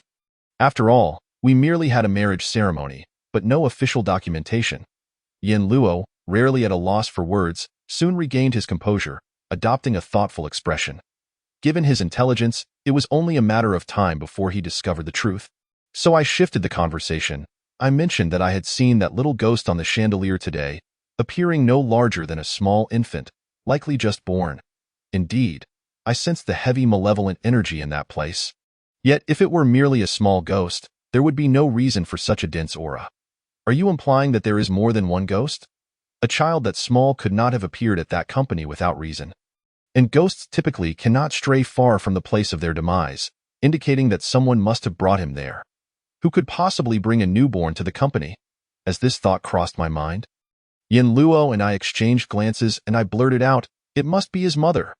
Yin Luo waved his hand dismissively, acknowledging the possibility, yet asserting that the truth might not be so straightforward.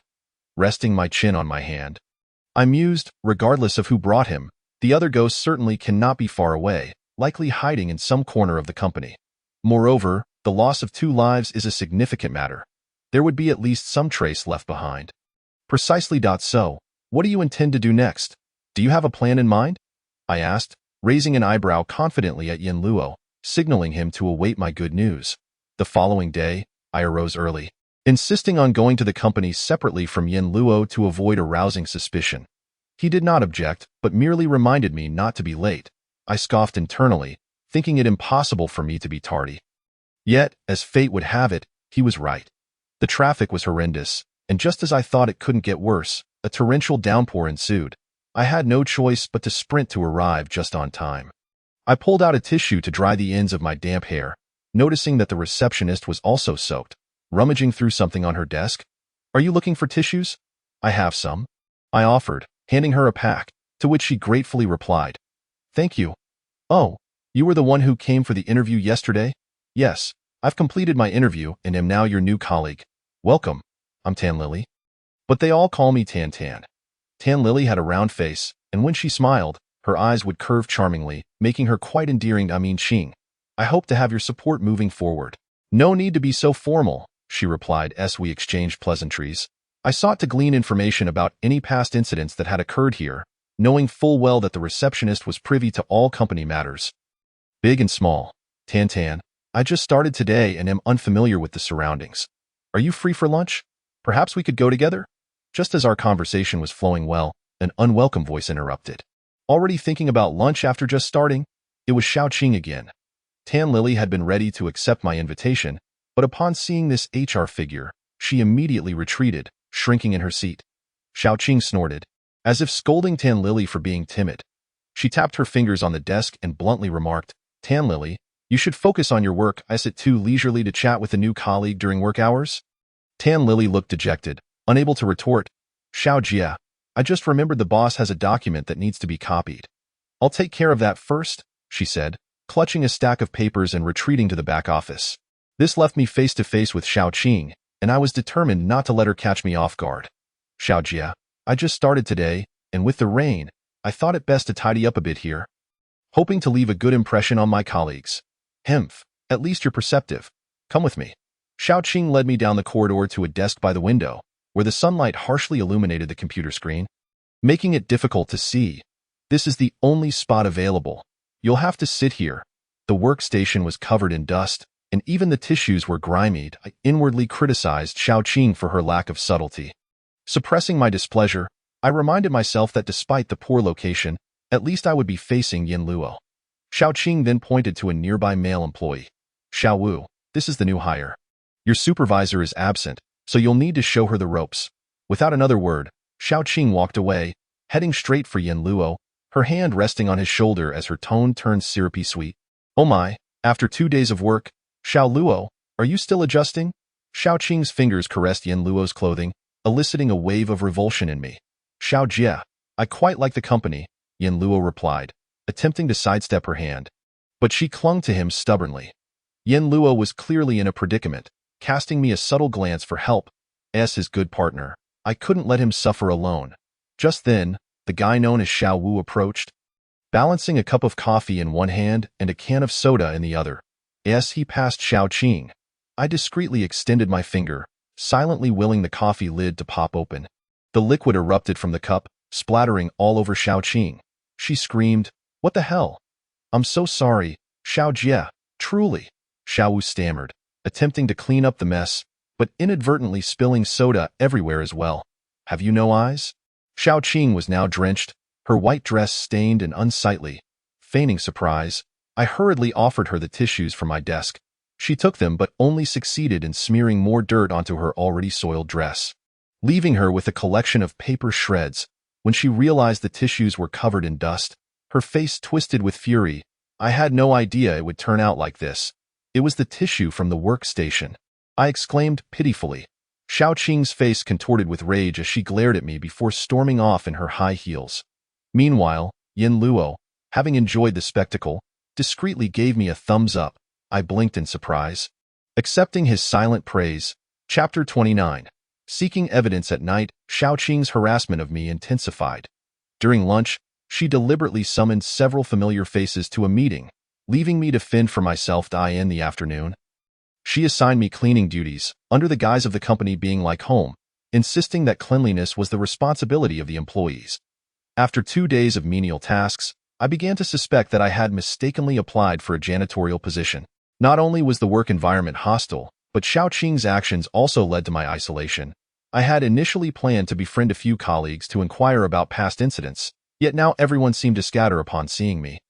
Even Tan Lili hesitated to greet me openly. While my situation felt bleak, Yin Luo thrived. He was indeed as clever as my aunt had said. After that one incident with Xiao Qing, she had not dared to provoke him again. It was evident she was wary, and I had attempted to pry information from Yin Luo, but he remained tight-lipped, divulging not a single word. In stark contrast to my isolation, Yin Luo quickly garnered the admiration of others. While I languished in solitude, he was constantly surrounded by admirers, even receiving multiple lunch invitations. I mused to myself, could this be the allure of an intelligent and handsome man?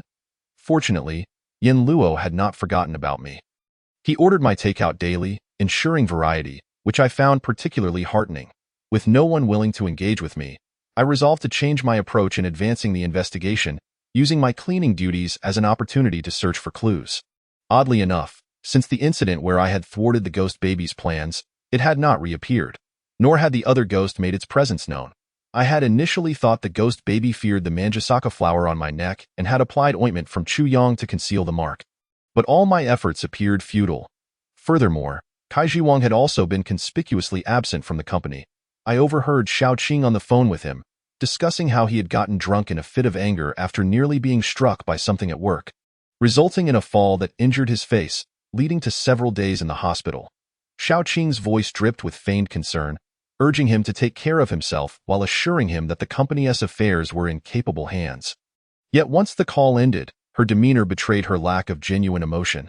Nevertheless, I did not return empty-handed. Tan Lili provided me with some insights. After several incidents where Kaiji Wang had narrowly escaped danger at work, he had taken to wearing a safety helmet upon entering the company. That day, he had caught Tan Lili dozing off, and upon reprimanding her, had inadvertently left himself vulnerable to the ghost baby's attack. Puzzled, I wondered why the ghost baby seemed intent on targeting Kaiji Wang. What enmity could a mere child harbor against him? Clearing my throat, I lowered my voice conspiratorially. Tan, this matter is quite peculiar. How can one be so unfortunate? While I believe in science, some things are better accepted than dismissed. Tan Lili glanced around cautiously before responding. You don't know. They've been whispering that he has angered something he shouldn't have. Seeing my chance, I continued, in my hometown, there's a building where someone died, and strange occurrences plagued it until a master was invited to perform a ritual to set things right. Is that true? I have only been here for half a year, yet I have heard that someone died in this building a year ago. I wonder if it is related to the strange occurrences happening now. Really? Who died? Tan Lili's expression suddenly changed. She sat upright, and a gust of wind blew from behind her. I inwardly exclaimed that it was bad. Indeed, Xiao Qing had arrived. In Qing, what are you muttering about here? Have you cleaned the windows? Sister Xiao, I am cleaning. I am in the process of cleaning. Humph, this company is not a school. We pay you to work, not to indulge yourself. With a monthly salary of 2,500. If you are 10 minutes late, 10 yuan will be deducted. If you are an hour late, it counts as a day of absence. There is no overtime pay, and only after 11 o'clock can you claim reimbursement for taxi fares and dinner expenses. I have worked many jobs, but it is rare to encounter such stinginess. If it weren't for the importance of the task, I truly wouldn't care about this little money. But now? No matter how angry I am, I must endure. Sister Xiao is right. If you take the money, you must work. The company is like home, and working is a duty. It is good to have self-awareness. Do not be like certain individuals who are oblivious all day. Upon hearing this, Tan Lily's eyes reddened again, yet Xiao Qing showed no remorse. She said to me, "A client is coming to visit tomorrow. You need to work overtime tonight to clean the entire company, especially the sanitary dead corners. Be meticulous. It must feel welcoming for the clients." Overtime cleaning? My anger flared up instantly, and just as I was about to explode, I suddenly remembered something. The company, Huanlaming, occupies only one floor, with a total area of less than 200 square meters. There are 56 people, including employees and the boss, crammed into spaces like university desks. With 4 independent offices, the boss's office, finance room, conference room, and storage room. Previously, Xiaoqing had only asked me to clean the public spaces and never let me into the boss's office or the finance room.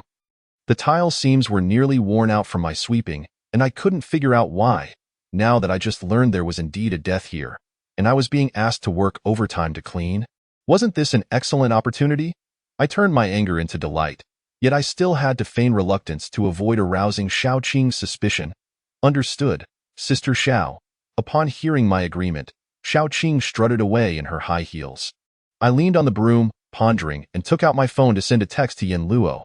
"Let's work overtime together tonight." Yin Luo replied, "Are we even doing cleaning overtime?" I responded, "I found something. I need your help." Yin Luo did not reply, but a moment later, I heard a girl from the next desk scream, and Yin Luo appeared slightly flustered, his computer tower wet and smoking beside him. The girl was frantically wiping what was impossible to dry, while Yin Luo helped her, apologizing to the department head. "Sorry, Zhang Ge, I didn't save anything from earlier, but don't worry, I will definitely work overtime to finish tonight." After saying this, he discreetly gestured an okay to me with his left hand behind his back. I stifled a laugh. He certainly had his ways. At 6 o'clock, the company gradually emptied. These people weren't without work. But the air conditioning shut off at that hour, and in such heat, working overtime felt like being in a sauna. I finally sat down after the last person exited. Yin Luo glanced at me and asked, "What have you discovered these past few days?" I recounted what Tan Lily had said, but Yin Luo seemed unfazed. "Hey, I at least found something. What have you uncovered?" I replied, somewhat dissatisfied. Yin Luo typed a few keys, and a Baidu search result quickly appeared. I leaned closer and saw a headline stating, "A woman in City C, suffering from depression during pregnancy, jumped from the 31st floor of Chaoli Building." The 31st floor? ISNT, that precisely where Huanlaming is located. Yet, despite reading every word, the article did not mention Huanlaming at all, nor did it reveal the woman's identity or reasons for the leap. The article even included a picture, and I instantly recognized the face obscured in it as Kaiji Wang. There must be something amiss. "Did you already know about this?" I asked Yin Luo. I, Qing, have always been clever. How could I forget to consult Baidu when faced with uncertainty? The internet is a place where even the slightest event leaves a trace, let alone a heinous crime. How could there be no whispers of it? Yin Luo squinted. "I only learned about it today. I intended to tell you, but it coincidentally came up. My mood lightened a bit. Then let us not dawdle. Let us begin. What do you plan to do?" "The finance and boss's offices are locked. We need to open them first." Just as I was about to act, Yin Luo stopped me. He pointed to a red light flashing above us, indicating a surveillance camera. "What is so difficult about this?" I pulled out a few sheets of paper, silently reciting a few phrases. With a wave of my hand, the papers fluttered and flew, covering every camera lens. Once everything was in order, I performed a slight spell and entered Kai Jiwang's office. The office was filled with the stale scent of smoke, even though smoking was prohibited in this building. And employees of Huanlaming were not allowed to smoke inside. Surprisingly, Kai Jiwang seemed to smoke quite happily. His office occupies nearly 1/5 of the entire company. It's impossible to find anything. Yin Luo inquired, "Do you have any good ideas?" I smiled confidently and initiated my first tactic. The Yin family ghost searching technique. As the saying goes, to catch a thief, one must first capture the leader. But first, one must know where the leader is. The ghost searching technique serves this purpose. I took out a compass, silently reciting, and it floated in midair, the needle spinning wildly without stopping. This was my first time using this trick and, lacking experience, I panicked as the compass began to smoke. I reached out to retrieve it, but it was burning hot, and I was instantly burned, forming a blister. Seeing this, Yin Luo transformed his palm into a blade. Swiftly cutting the compass down, he wobbled on the ground for a moment before standing upright, akin to flipping a coin, neither heads nor tails, but rather a rare neutral position. Yin Luo glanced at me, but I leaned over him, observing the compass. The needle finally settled, pointing southwest. "In Qing, Shu." I motioned for him to remain silent. I then urged the spell, watching as the compass slowly rolled forward, burrowing under the desk and emerging from another, weaving around several rows of chairs and avoiding 3 trash bins until it finally halted at the finance room door. I jumped up in excitement, pointing at the finance room door, declaring, "It must be here." Yet Yin Luo suddenly wrapped his arms around my waist and covered my mouth with his hand, pinning me between him and the wall. I widened my eyes, wanting to push him away, when suddenly a beam of light shot in from outside. "Why hasn't the company turned off the lights today? Is anyone there? Is anyone there?" After a long wait without any response, the security guard abruptly turned off all the lights. An ambiguous atmosphere descended with the darkness. Yin Luo and I were pressed closely together, so close that I could count his eyelashes. I dared not breathe, and in the stillness, only my heart pounded loudly. Chapter 30. The appearance of the female ghost I hadn't noticed earlier, but the string of beads I had pressed behind me was now throbbing painfully. I recalled the person who gifted me the beads and immediately pushed Yin Luo away. I rubbed my mouth vigorously, trying to ease the awkwardness. "Yin Luo, please don't tell me you didn't wash your hands." Yin Luo chuckled, helping me pick up the compass from the ground. "It seems this is the right place. The compass should not be mistaken." I was about to open the door when Yin Luo stopped me again. I looked back at him in confusion. "In Qing, be cautious." After saying that, he released my hand. The area he had touched felt slightly cold, and I realized that since Yin Luo came here, he had never complained of heat, and his body temperature seemed lower than that of ordinary people. "What's wrong? Can't you open it?" Yin Luo interrupted my thoughts. I cleared my throat. "In Qing, how could I not be able to open the door?" 3, 2, 1. The door swung open with a thud. Since the security guard had just turned the lights off, I feared attracting his attention again, so I instructed Yin Luo to turn on the flashlight on his phone to illuminate our surroundings. I couldn't tell if it was my imagination, but as soon as we entered the finance room, I felt the temperature drop considerably. The finance room was much smaller than the boss's office and could be seen entirely at a glance. I opened all the cabinets and drawers but found nothing unusual. The safe wouldn't open, but I could sense it with my hand and still detected nothing strange. I was not willing to give up. I even began flipping through the account books and a pile of invoices on the desk, ultimately finding nothing. Could it be that the compass was wrong? I picked it up again. The needle steadfastly pointed southwest. "Strange," I murmured. "This shouldn't be in Qing." Yin Luo suddenly called. "Have you noticed it's a bit chilly in here?" I felt that earlier. But there's no air conditioning on, and this room has no windows. How could it be chilly? Windows. I suddenly realized and placed the compass back on the floor, watching it roll forward and crash into the large cabinet directly in front of us. There must be something hidden here. "Move it!" As Yin Luo and I exerted our strength to push aside the cabinet, we unexpectedly uncovered a hidden realm behind it, another small room.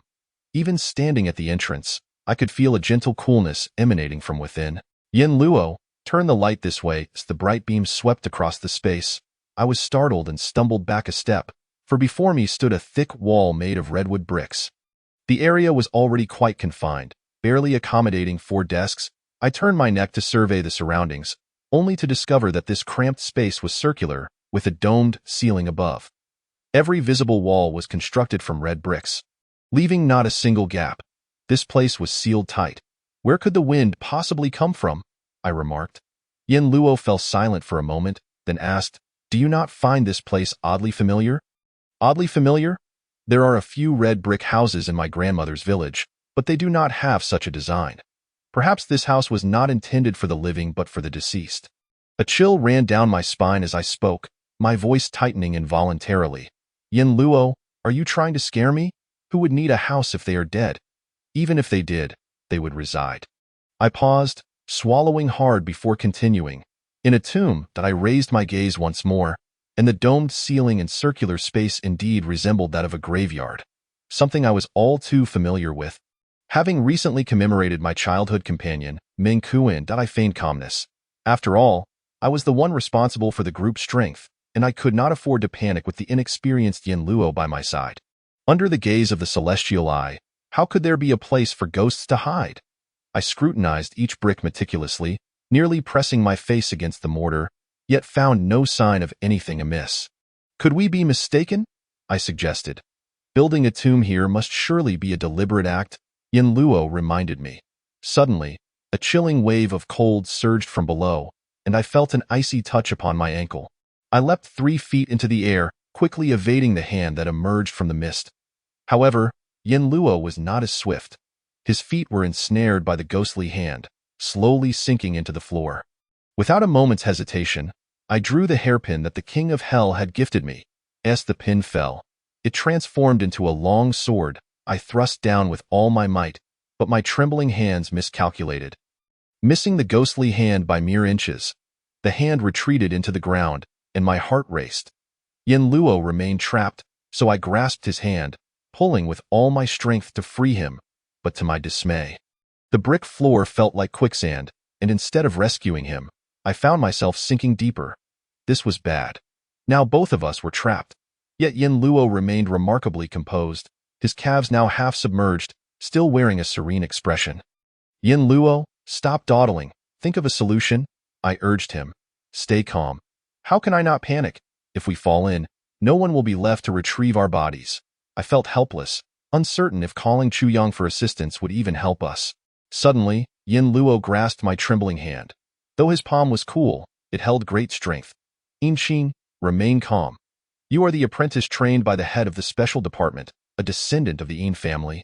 Your aunt entrusted you to handle this situation, which means she believes in your ability to resolve it. Besides, I am here to assist you. I was unsure how he could soothe my alarm with just a few words. I tried to steady my trembling body and asked him, what should we do now? Know yourself and know your enemy, and you shall never be defeated. Since it has set a trap, we must devise a way to break it. Whatever brilliant idea you have, please share it quickly. We are sinking. You feel as if you are sinking because your eyes perceive your lower body slowly disappearing and the bricks above moving further away. But do your legs truly feel any pressure? Upon hearing Yin Luo's words, I realized that although my legs were immobile, they felt no sensation of being constricted. I attempted to lift my leg, seeking to escape the shackles, but it was futile, and I sank a few more centimeters, now truly half buried. Noticing my rising panic, Yin Luo gripped my hand tighter. Inqing, some things cannot be understood solely through sight. The celestial eye cannot reveal everything. You must learn to see with your heart. How can I see with my heart? My voice quivered with a hint of tears. Inqing, do not be afraid. Close your eyes. Your sight may hinder your judgment. Feel with your heart. Yin Luo placed his other hand over my eyes, and I slowly obeyed, shutting them. Your senses will become sharper in the darkness. Now, do you perceive anything different? What had I discovered? My feet felt light. The hand holding mine was cool, and I sensed his faint breath. The sword in my grip felt more manageable. The surroundings transformed. No longer were there brick walls, nor the oppressive confinement, nor the biting cold wind. In the depths of darkness, there was me, Yin Luo, and her. With my eyes tightly shut, I swiftly thrust down towards my right foot. Aiming for a space wide enough for a palm's width, the piercing female voice cried out, "No, please, spare me." I stabbed down another 3 inches. "Please, do not. I beg you, let me go." When I opened my eyes again, Yin Luo and I stood firmly on the ground, our legs free to move. However, I was caught off guard. The entity I had grasped recoiled in surprise, stepping back, leaving only the sword behind. Fortunately, Yin Luo steadied my waist, preventing me from falling. "What are you?"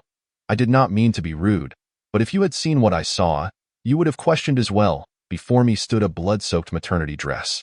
Yin Luo shouted, "You insignificant ghost, reveal your true form at once." The maternity dress trembled in fear, and gradually, a pale body with bleeding limbs and disheveled hair began to take on a human shape.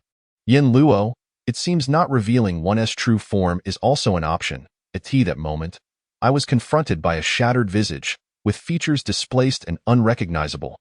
I turned my head away, unable to bear the sight, while Yin Luo bravely stepped forward, applying more pressure to the sword's hilt. The ghost's wails were even more anguished than before. "Spare me, master. Please spare me. Do not dare to feign mystery. Reveal your true form." Yin Luo showed no signs of relenting. The ghost, realizing her struggles were in vain, sighed deeply.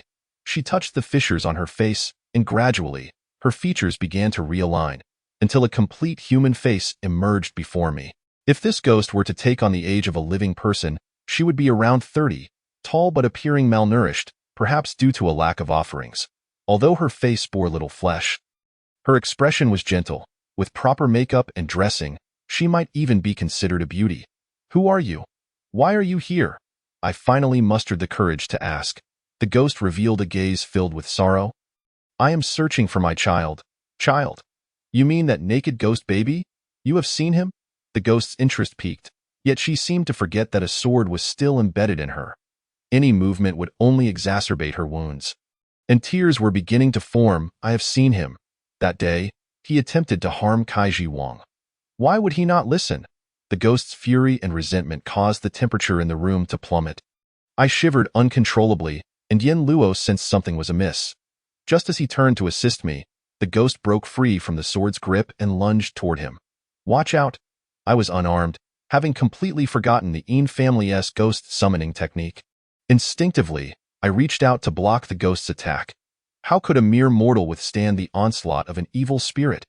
In that split second, the beads around my wrist emitted a blinding white light. I was momentarily blinded, and I heard the ghost let out a piercing scream. When I opened my eyes again, only Yin Luo remained before me. Chapter 31. The coral beads. My wrist felt warm. I brought the beads closer to inspect. I noticed that among the 18 red beads, one had turned white. Could it be that the King of Hell would gift me counterfeit products? Yin Luo observed my wrist intently. Seemingly lost in thought, I decided to remove the bracelet and place it in his palm. It must be this bead's doing. Yin Luo accepted the beads, running his fingers over each one, his expression calm and silent. A heavy silence enveloped us, and I could not discern his thoughts. "The person who gifted you these beads holds you in high regard," Yin Luo stated. "The King of Hell values me? How do you figure?" "These are no ordinary beads. They are crafted from millennia-old red coral from the seabed of the East China Sea." "Millennia-old red coral? Wouldn't that be illegal? If it's some rare plant or animal, I'd be in serious trouble." Yin Luo paused, then returned the beads to me. "Do you think an ordinary person could have found them? They are not of this world." The beads, which once felt weightless, now felt as if I were bearing a 1,000-pound burden. I murmured to myself, I had no idea these beads were so precious. Otherwise, I certainly would not have accepted them, since the gift was given to you in secrecy. It is clear that it was offered willingly. If you were to discover that there are other hidden elements associated with this bead, would you not perceive it as a proverbial hot potato? Other elements? What else could there be? Just how significant is this string of beads? What intentions does the King of Hell harbor in bestowing it upon me? Yin Luo merely brushed over the matter, leaving me with only a vague understanding. To uncover the full extent of it, you must inquire directly with the one who presented you with the gift. Yin Luo dusted off his clothes and shifted the topic, saying, "Enough of your musings. We still have matters at hand that require resolution." I regained my focus and picked up the sword that had fallen to the ground, noticing an elusive, strange scent at its tip. Recalling the method of discerning spirits that the King of Hell had taught me, I wondered if this might be the scent of the dead that he mentioned. I remarked, "This female ghost is not only capable of ensnaring us, but can also seize the opportunity to escape. She possesses considerable skill." Yin Luo did not wholly agree with my assessment, asserting that the female ghost had not yet reached her full potential. "What do you mean by that?" I asked, confused. "She has merely led us to believe we are ensnared, employing the trick of the ghostly wall. But isn't the ghostly wall a phenomenon where one wanders aimlessly without finding their way out?" I countered, "We have remained stationary. How does this relate to the ghostly wall?" "Not so," he replied. "The essence of the ghostly wall lies in confounding one's perception. While we may be physically present, we perceive ourselves as sinking downward, which indicates we have already fallen prey to the illusion. To break free from the ghostly wall, one must maintain a tranquil mind and not be deceived by false appearances." Understanding dawned upon me. No wonder Yin Luo urged me to close my eyes. Alas, I still allowed her to escape, I lamented. Yin Luo consoled me, stating, "It is no small feat that you managed to strike her on your first attempt. Had it not been for the mention of that ghostly infant earlier, you might have completed your task already." Now I found myself in a quandary. The ghostly infant had yet to reveal itself, and with its mother also absent, it seemed our progress had come to a standstill. Observing my furrowed brow, Yin Luo reached out and poked my forehead, prompting me to widen my eyes at him, bewildered by his gesture. Nonchalantly, he retracted his hand and remarked, "Seeing you so troubled, even if I had a method to lure out the ghostly infant, I would hesitate to share it." A flicker of joy crossed my face. "Yin Luo, you truly are like a worm in my belly. Please, tell me." His expression stiffened slightly. "Next time, try a different compliment. That ghostly infant is still quite young and acts purely on instinct. Its sole aim is to kill Kaiji Wang. You might think the infant was frightened away by you, but that is not the case. It is simply that Kaiji Wang has not been around lately. Like the opposing poles of a magnet, the lack of attraction means the ghostly infant will naturally remain hidden. So you mean to say that in order to capture the ghostly infant, we need Kaiji Wang to show up? Precisely. But Kaiji Wang is the boss. He comes and goes as he pleases. If he does not come to the office for a day, must we toil here the entire time? Just the thought of Shao Qing's face made my head spin. He will come, and he will arrive the day after tomorrow. How do you know? I asked, suspecting he might possess some prophetic abilities. I have my suspicions that you are indeed a fortune teller. The fortune teller would not be as astute as I am. I learned that the day after tomorrow marks the 6th anniversary of this company, and a celebration is to be held. Tomorrow, the HR department will announce a hot pot dinner. Hot pot. As memories of my first day flooded back, I recalled sitting on the toilet without moving much, which sent pangs of discomfort through my stomach. Noticing my pale expression, Yin Luo inquired, "What is wrong?" "Nothing much," I replied, waving my hands dismissively, unwilling to revisit the past. "Shall we act according to the situation on that day?" Yin Luo nodded. Just then, we heard the sound of security moving outside, prompting Yin Luo to quickly turn off his phone flashlight. We were once again enveloped in darkness, and after a brief wait, the security personnel finally departed. "It is getting late. We should return," Yin Luo suggested. Yet, as I surveyed the chaos around me, I could not help but exclaim in despair, "What are we to do? I still have cleaning to do.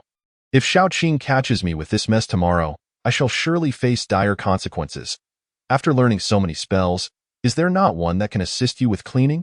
I smacked my forehead, realizing, of course, I had begged the King of Hell to teach me this while I was in the school dormitory. How could I have forgotten? With my fingers positioned as instructed by the king, I began to perform the motions, and in mere moments, the chamber returned to its former state.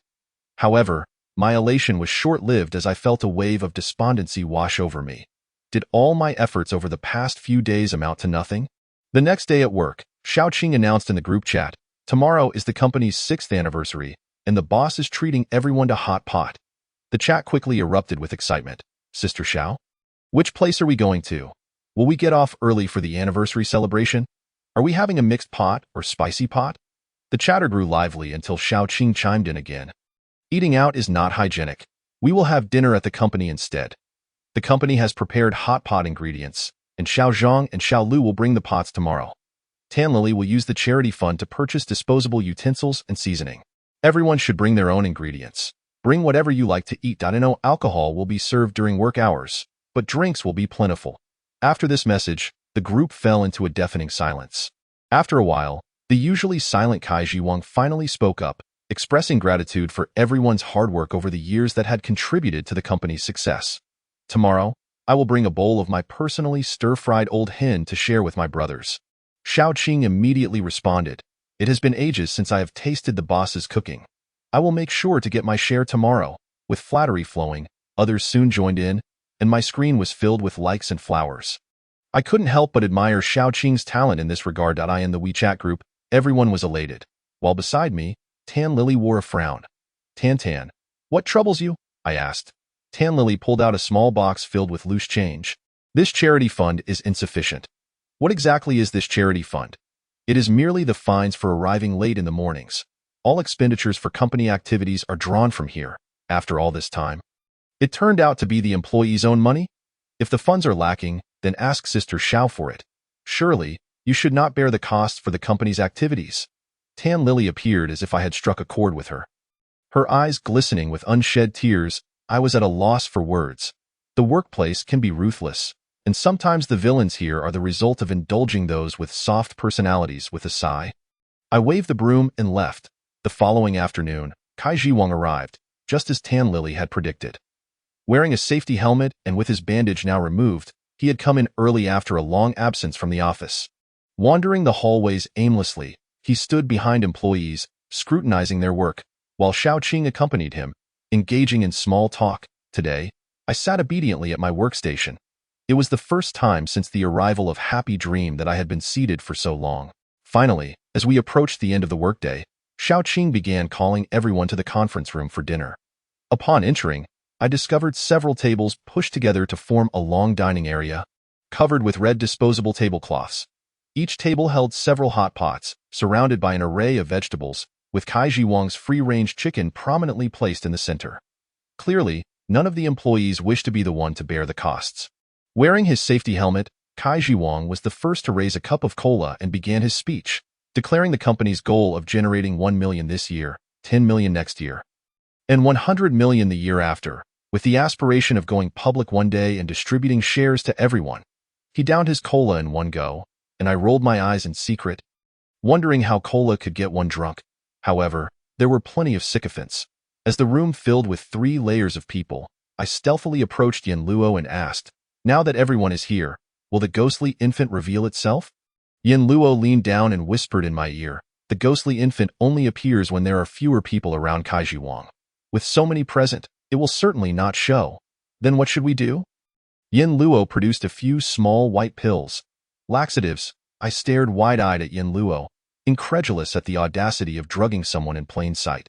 Yet, he took another bottle of cola, dropped the pills inside, shook it a few times, and said, "Watch me."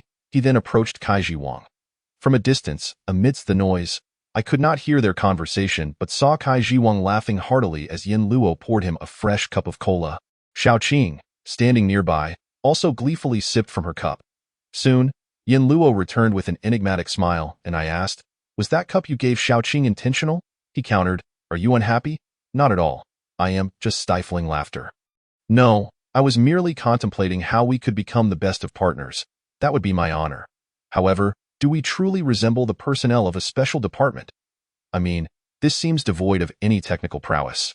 Those in special departments possess unique abilities, but it does not mean that every situation requires such skills. Isn't there a saying, it doesn't matter if it's a black cat or a white cat. As long as it catches mice, it's a good cat? The word struck me like a sudden epiphany, leaving an indelible mark on my still developing self. Consequently, my approach to life often clashed with the peculiar personalities of others, rendering me instantly recognizable. As I struggled to manage each task flawlessly, I found myself subjected to even greater criticism. But let us set this aside for now. Chapter 32. The person of Su Xin, as Yin Luo had anticipated. The laxative quickly took effect. Kai Jiwang, who had been basking in the flattery of those around him, suddenly changed color, clutching his stomach and rushing towards the restroom. Xiao Qing was not faring any better. She awkwardly twisted her body, attempting to exit inconspicuously, only to collide with Tan Lily. Caught off guard, Xiao Qing stumbled and fell to the ground, utterly embarrassed. Tan Lily, startled, instinctively dropped what she was holding in an effort to assist Xiao Qing.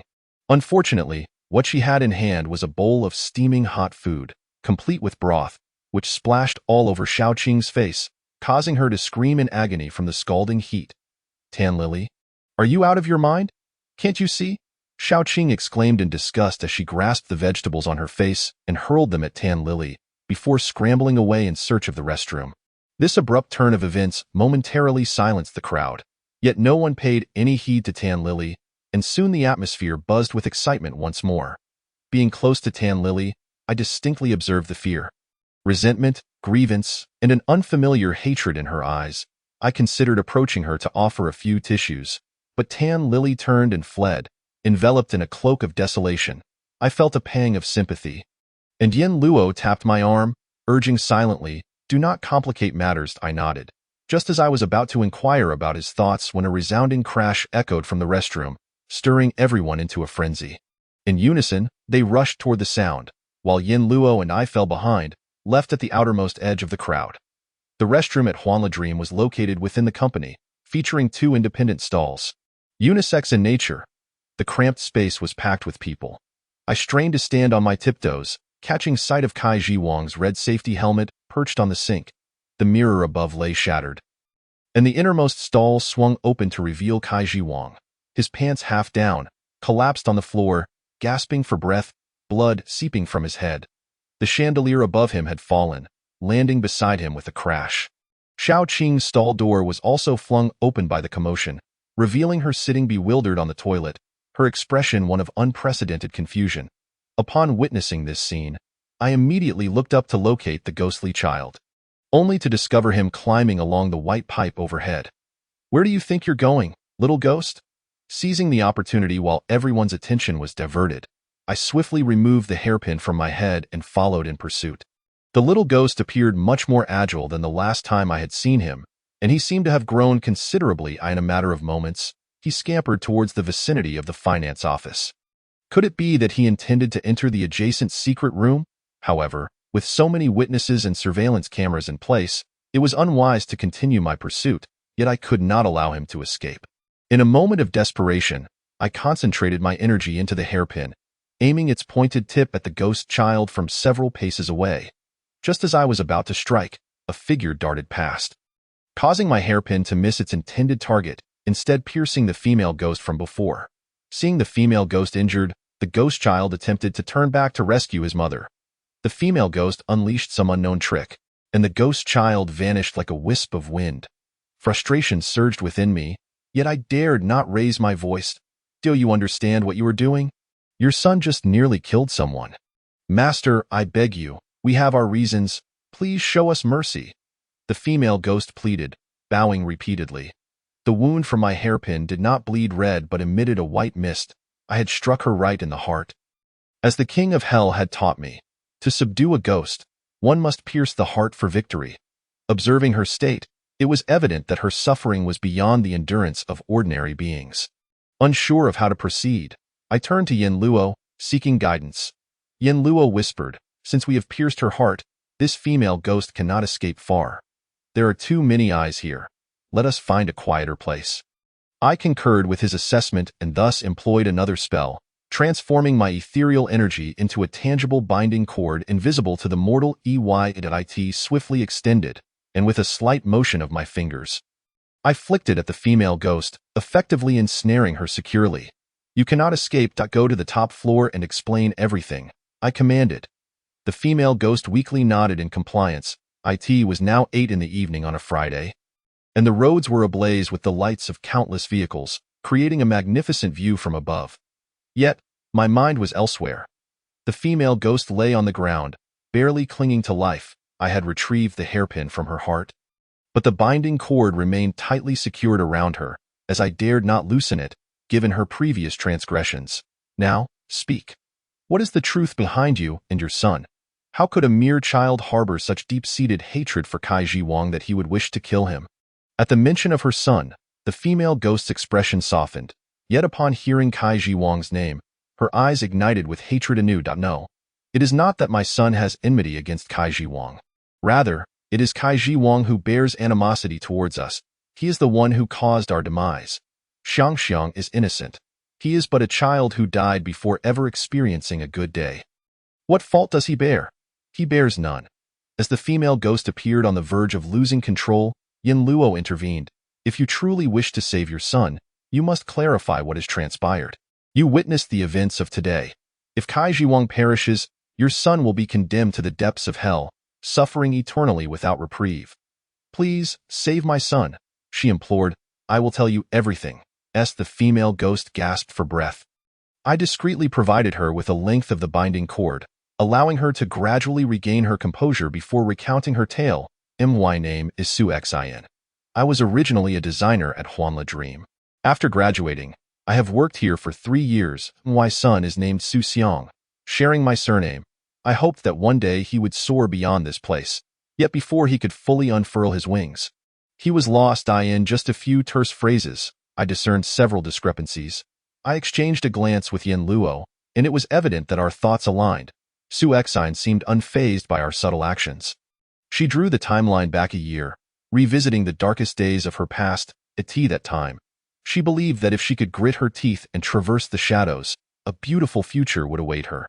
Yet ultimately, what she encountered was not the dawn, but rather, death. A year ago. Today marked the third anniversary of Su Xian's employment. Her hometown was situated in a rural area on the outskirts of City C. Through immense effort, she gained admission to university. Although the institution was rather unremarkable, she dedicated herself to her studies over the course of 4 years, always seated in the front row, often found alone in the library. In contrast to her peers who indulged in sleep, she endeared herself to her professors. Her hard work bore fruit, as she consistently secured first-class scholarships and achieved the highest score in her graduation defense. However, these accolades proved of little assistance in her job search post-graduation. The prospects for employment in her field were mediocre, and in City C, very few companies operated within that domain. Should she resolutely pursue a career in this field? Further studies were imperative. Yet, Su Xian's family circumstances were challenging. Her parents hoped she would secure a job and contribute to the household finances. Su Xian acquiesced, choosing to graduate in a conventional manner despite her outstanding academic performance and the belief of her teachers that she was a promising talent. Graduates can generally be categorized into 3 types: those who pursue civil service, those who opt for further studies, and those who seek employment. Among the latter category, many have pre-existing arrangements, leaving only a handful, like Su Xian, to rely solely on their own efforts to find work. Fortunately, she considered herself lucky, at least at that moment, as she believed her fortunes were favorable. However, due to the mismatch between her major and job opportunities, she faced repeated failures in interviews. As the prospect of being unable to pay her rent loomed, a recruitment advertisement from Hualaming appeared before her, seeking designers with a monthly salary of 3,000. Su Xian read the title aloud. She had previously taken design courses in school. While her proficiency in Photoshop was not exceptional, creating a poster did not seem insurmountable. Thus, she submitted her resume and, after interviewing with Xiao Qing, successfully received an offer. From a meeting room barely accommodating 2 desks, she ascended to the 26th floor of the Chowli building, becoming one of the company's early stalwarts. However, this status did not confer upon her any special privileges. The increasingly harsh treatment from Xiao Qing and Kai Jiwang toward their employees took its toll. Su Xian was not a rebellious individual. She chose to endure her fate with resignation. In her 25 years of life, the only rebellious act she had committed was falling in love with a stranger. In a cliché narrative, alcohol and the cover of night facilitated the emergence of ambiguity and courage, drawing 2 unfamiliar faces closer, skin against skin. For Su Xian, who possessed no prior experience in romance, it felt like a divine encounter. Yet for that man, it was merely a fleeting dalliance, and he soon vanished from her life. Su Xian, however, could not extricate herself. She suffered from insomnia, and her work performance deteriorated, leading to her being caught in a trap by the already resentful Xiao Qing, who reported her to Kai Jiwang. Kai Jiwang was a shrewd businessman. He professed that employees were like family, yet if any employee exerted less than their due effort, he would remember it and find ways to discipline them. Su Xian thus found herself ensnared in a vicious cycle. Her mistakes compounded, leading to further reprimands, which in turn led to more mistakes, creating an unending loop. The situation finally reached a breaking point during a significant error. The cover of a company brochure she designed for a client misrepresented exclusive development as non-exclusive, a critical selling point for the client's product. With 2,000 copies printed and each costing 10 yuan, the loss approached 20,000 yuan, inciting the client's fury. Kai Jiwang exclaimed, "Su Xian, did I hire you to create problems for me? If it weren't for my decision to bring you on board, someone like you would be picking up garbage on the street." Xiao Qing remarked, "The most concerning are those who remain silent, harboring unknown malice within. You appear so innocent, yet your work is so careless." Su Xian, do you think you can take advantage of your status as a long-serving employee? Under the barrage of their accusations, Su Xian could no longer hold back her tears. "Boss, Sister Xiao, this was my mistake, that I am truly sorry. I take full responsibility for it." Xiao Qing eagerly awaited this admission. "Yes, it's all your fault. If it weren't for you, would the client be so dissatisfied with our company? If it weren't for my intercession, he would have stormed into the office and caused a scene. Sister Xiao, I'm sorry, I really am. What good is your apology? You must compensate the company for this loss. How much do I owe?" Typically, employees are not held accountable for losses incurred due to their mistakes. There would merely be a slight penalty. Yet Su Xian thought, since she was at fault, compensation was warranted. However, having sent her earnings back home over the years, She had only a few thousand yuan left for living expenses and rent. She clenched the hem of her clothing, awaiting Xiaoqing's response. 20,000. Not a penny less. 20,000? Sister Xiao, that's truly excessive. Whoever makes a mistake must bear the consequences. This company is not a charity. You must pay 20,000 and you're fired. Huan Leming does not need someone like you. Leave at once. Su Xian, incensed at losing her job and being required to pay compensation, argued vehemently with Xiaoqing. Xiaoqing, believing she had the upper hand, was taken aback when Su Xian's face suddenly drained of color, and she vomited a pool of filth. Xiaoqing furrowed her brow, about to speak, when Su Xian, clutching her abdomen with one hand and wiping her mouth with the other, spoke with unprecedented seriousness. Sister Xiao, you cannot fire me. I am pregnant. Chapter 33. Every step a mistake. Pregnancy. Would a self-serving individual like Kai Jiwang be intimidated by the threat of pregnancy, even if it were his own flesh and blood? It could be cast aside for the sake of profit. What, then, of Su Xian, a previously inconsequential employee? Her threat held even less weight. Xiaoqing, possessing a modicum of rationality, also had children. But so what? The workplace is not a maternity ward, and not every circumstance prioritizes expectant mothers. Thus, fully aware of the illegality of her actions, Xiaoqing, representing Kai Jiwang, forcibly terminated Su Xian's employment, denying her even her final month's wages under the pretext of compensation. Su Xian was known for her good temper, but when confronted with the dual challenges of financial struggle and impending motherhood, even the most pliable nature could harden into ice. Su Xian's father had labored on construction sites all his life. Each year, during the new year, he would accompany his co-workers to demand wages from the foreman. A year's worth of hard-earned money was not guaranteed to be fully recovered, yet some semblance could be salvaged.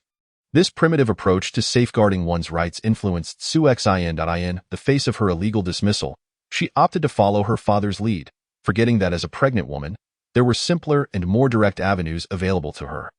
One misstep led to another. Su Xian stood at the entrance of the Chaoli building, brandishing a banner and shouting for Huan Leming to return her wages. The security guards, seeing her condition, hesitated to intervene but summoned 3 or 4 individuals to encircle her, preventing her from approaching the entrance in nearly 40-degree heat. Sweat poured from her body, seeping through both covered and uncovered pores, scorching her already cracked skin under the relentless sun. Yet, Su Xian remained steadfast in her quest for fair treatment. The combination of exhaustion and heat stroke proved perilous for a pregnant woman. Eventually, she succumbed to her physical limits and was taken to the hospital. Upon regaining consciousness, the doctor informed her that the child was safe. But due to her prolonged malnutrition and the child's young gestational age, it might be weaker than others upon birth and more susceptible to illness. Aware of her situation, the doctor urged her to reconsider whether she genuinely wished to keep the child. Su Xian hung her head low, fighting back tears. Is life inherently unequal? Why should her child endure the suffering she had faced? A life, pure and innocent, should not bear the burdens of another's mistakes. Su Xian was consumed by hatred. When pushed to the brink, one is forced to retaliate. Su Xian ceased to brandish banners and shout through a megaphone. For half a month, she did not return, leading the property security to believe she had given up, thus relaxing their vigilance. However, during a moment of inattention, Su Xian meticulously armed herself and infiltrated the building through the underground parking lot, heading straight for Huan Leming. She was aware of the time. Kai Jiwang arrived at the office and thus concealed herself in the stairwell, anxiously and intently observing the entrance to Huan Leming. At 4 in the afternoon, Kai Jiwang arrived punctually, and Su Xian sprinted after him, tightly gripping his sleeve to demand an explanation. Boss Kai, one must be kind and possess a conscience. I only want my wages returned, as well as the social insurance contributions you have withheld. Su Xian's sudden appearance startled Kai Jiwang, who disdainfully waved his hand to shake off this persistent follower. Front desk, call security. What kind of operation is this? Xiaoqing, gather some people and throw her out. Upon hearing the commotion, Xiaoqing rushed over, shoving and pushing Su Xian. I told you to be grateful. The company has decided not to pursue your responsibility any further. How can you shamelessly ask for money? Unmarried and pregnant, and who knows whose illegitimate child is in your belly? You have no shame. Didn't your parents teach you to have some dignity? Su Xian, incensed, flushed crimson. I have no shame? Xiaoqing, you have gone too far. Don't you have children? Aren't you a mother? How much have you secretly received from Kaiji Wang for being his servant? Su Exine, temper your words. One may indulge in food indiscriminately, but one must not speak frivolously. I have devoted myself wholeheartedly to the advancement of the company. Do you think everyone is as ungrateful as you? I have refrained from addressing your previous work errors, and despite your prolonged disturbance downstairs, you did not report it to the authorities. Were it not for your condition as a pregnant woman, do you think you would have escaped unscathed? Xiaoqing, dismissing a pregnant woman is illegal, do you understand? Do you even know how to write the word law?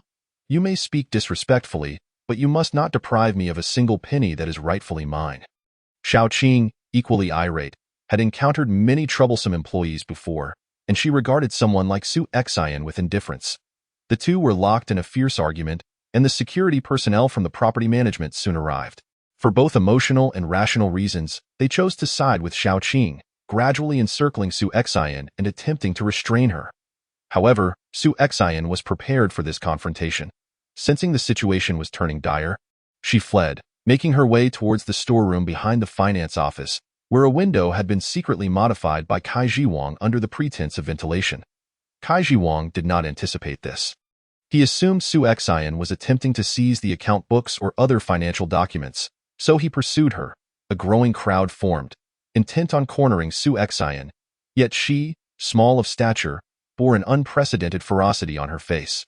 Gripping a knife in her hand, making it clear that none could stop her, with a combination of hands and feet, she clumsily climbed onto the window ledge, unsteadily rising, one hand clutching the knife's handle. The blade poised dangerously 5 centimeters above her collarbone, while her other hand firmly grasped the window frame, her expression one of mutual destruction. Kaiji Wang, do not push me! As Su Exine began to lose her grip on sanity, the onlookers recoiled, not wanting to provoke a deadly situation. A heavy silence fell over the scene. Su Exine, having endured 3 years of repression, was now overwhelmed with emotion, accusing the company of its injustices, her body language a testament to her turmoil. Xiaoqing, realizing the gravity of the situation, felt her own legs weaken. She discreetly whispered to Kaiji Wang, "Boss, look at her. If this escalates to a fatality, it will be difficult to resolve afterwards. At the very least, our reputation will be tarnished, affecting our business." Theo Kaiji Wang. Her words were merely fleeting whispers. Having dropped out of middle school to work, his first job was as a laborer in a printing factory. In those days, the printing industry had yet to embrace modern technology, relying heavily on human effort. Kaiji Wang, knowing a few more characters than his peers, found it of little consequence, as the factory valued experience over education. He targeted the most skilled craftsmen, winning their favor by bestowing gifts of cigarettes, alcohol, and tea upon them. His flattery delighted the masters, who imparted invaluable skills to him. However, Kaiji Wang was ruthless.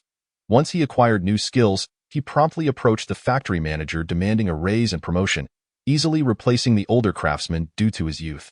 Before the master left, he swung a wrench, intending to teach Kaiji Wang a lesson, but the latter, agile and quick, evaded him, resulting in the master falling painfully, losing 2 front teeth and bleeding profusely. Breathless, the master warned, "You little scoundrel, with a heart smaller than a pinhole and tricks aplenty, your lack of conscience will lead to your downfall." Kaiji Wang brushed off the insults, believing that the victor takes all, and the money in hand is the only truth. At just 14, he celebrated the departure of the master with a sense of triumph. The printing factory eventually succumbed to modern machinery and closed its doors. Kaiji Wang then navigated other industries, donning a suit and tie to become a salesman, gradually accumulating wealth through hard work, ultimately establishing a new company called Joyful Dream. However, the reality of Joyful Dream was far from its cheerful name. Partners departed within a few years, willingly or otherwise, as the cutthroat nature of business in a bustling metropolis rendered such conflicts trivial. Thus, how could one expect Su Exine to succeed in her desperate gamble against someone like Kaiji Wang? Exhausted from her outburst, Su Exine leaned against the window frame, gasping for breath, her vision dimming due to prolonged fasting and impending hypoglycemia.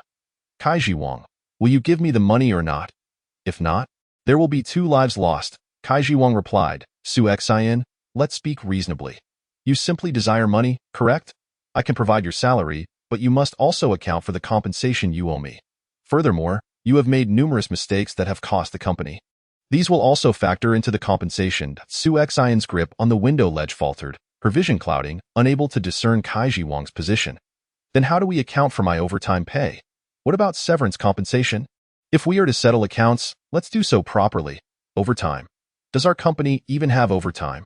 Do you have evidence to prove you worked extra hours? Su Xian certainly did not, as Xiao Qing had meticulously erased all traces of her presence before her departure. Seeing Su Xian at a loss for words, Kaiji Wang called for the finance officer to calculate the total figures. The officer, trembling as he operated the calculator, recalculated 3 times before reporting a sum that was shockingly negative, exceeding the original compensation. This is impossible. Kaiji Wang, you must be manipulating the numbers. Why are you intent on harming me? Is it wrong for me to reclaim what belongs to me? Su Xian's agitation intensified, causing the window to tremble perilously. Even Xiao Qing felt her heart race, silently praying to avoid disaster. Kaiji Wang tossed a stack of documents to the ground, the black and white evidence glaringly clear. Are you attempting to deny this? No, there must be some mistake, Su Xian chanted, having never engaged in an argument before. Her feeble threats of self-harm were her utmost means of coercion, yet they paled in comparison to Kaiji Wang's resolve. Xiao Qing contemplated this as an opportunity for Su Xian to back down. The boss's theatrics were merely intended to dissuade Su Xian from pursuing her claims and causing further chaos. If she cooperated with the boss's charade, it would serve both their interests. Su Xian, perhaps it's time to cease this madness. Climbing and descending like this poses a significant risk to your child. You are only 3 to 4 months pregnant, a precarious time. If you truly lack funds, seek assistance from the child's father. Clinging to the company is futile. Xiao Qing believed she was offering a lifeline, unaware that her words were the final straw for Su Xian. Coming from a poor background, unwed and pregnant, abandoned, jobless, and deeply in debt, Su Xian represented everything Xiao Qing once was, but now loathed. Fury ignited within Su Xian. Disregarding her precarious position, she lunged towards Xiao Qing and Kaiji Wang, intent on mutual destruction. Yet, her foot slipped, her unsteady form teetering dangerously, sending chills through onlookers. The shadows of hypoglycemia persisted, and as she stumbled, it seemed she would plummet. In that moment of crisis, Kaiji Wang grasped her hand. Su Xian dangled perilously outside the window, her shoes lost in the chaos, while the window's narrow frame left no room for assistance from others. Help me! Save me! Su Xian clung desperately to Kaiji Wang's right hand, abandoning her plea for money or justice. Her only desire was for her child to survive. Save me, boss, please, she implored, her vision recovering just enough to see Kaiji Wang silently utter 3 words. Before she witnessed the sky receding from her grasp, the cacophony of screams fading into silence. Yet, none of it mattered anymore, for Su Xian was dead. Chapter 34. Stubbornness go die. Su Xian seethed, the words Kaiji Wang had uttered echoing in her mind. I will not forget them even in death. Perhaps Su Xian's sorrowful words enveloped me completely, as I found myself lost in her recollections. Yin Luo nudged me several times before I regained my senses. Just as I was about to speak, only to forget my intended words, I glanced at Yin Luo, seeking his assistance, but he merely regarded me with an expression of helplessness. So, is this the reason your son must eliminate Kaiji Wang? Mentioning her son, Su Xiang, caused Su Xian's expression to shift, replaced by the tender smile of a devoted mother. No, that's not it. You misunderstand. Xiang is not like that. From the moment he was born, he has understood my struggles. There is no child in this world more obedient and considerate than Xiang. But he has committed murder, which is a grave offense, Yin Luo replied, unmoved by her affection. Kaiji Wang is not dead. Xiang did not kill anyone.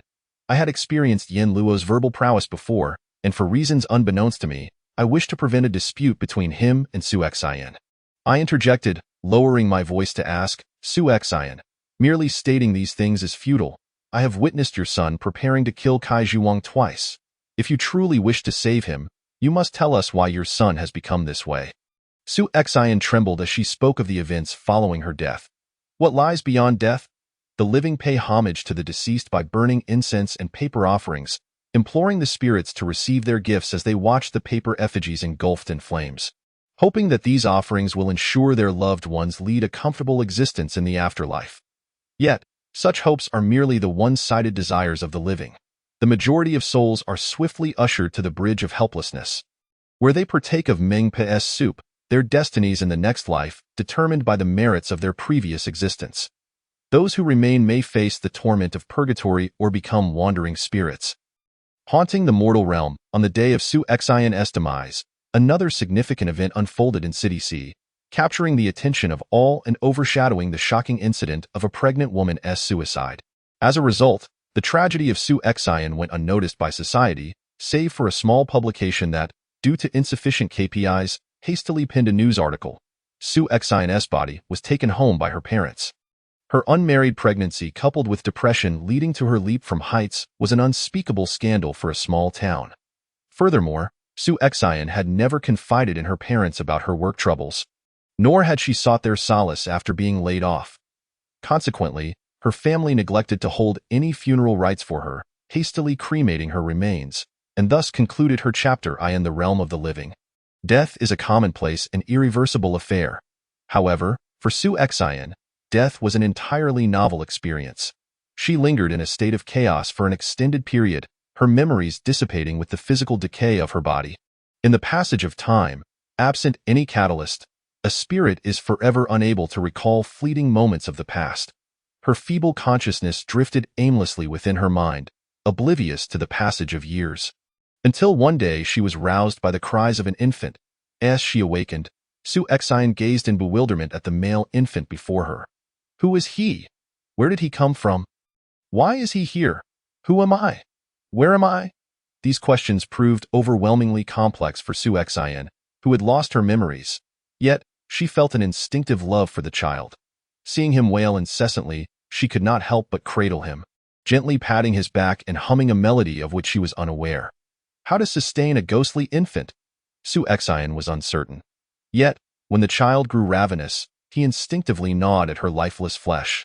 Lacking teeth, he resorted to licking her rigid form, an endeavor akin to striking a stone with an egg.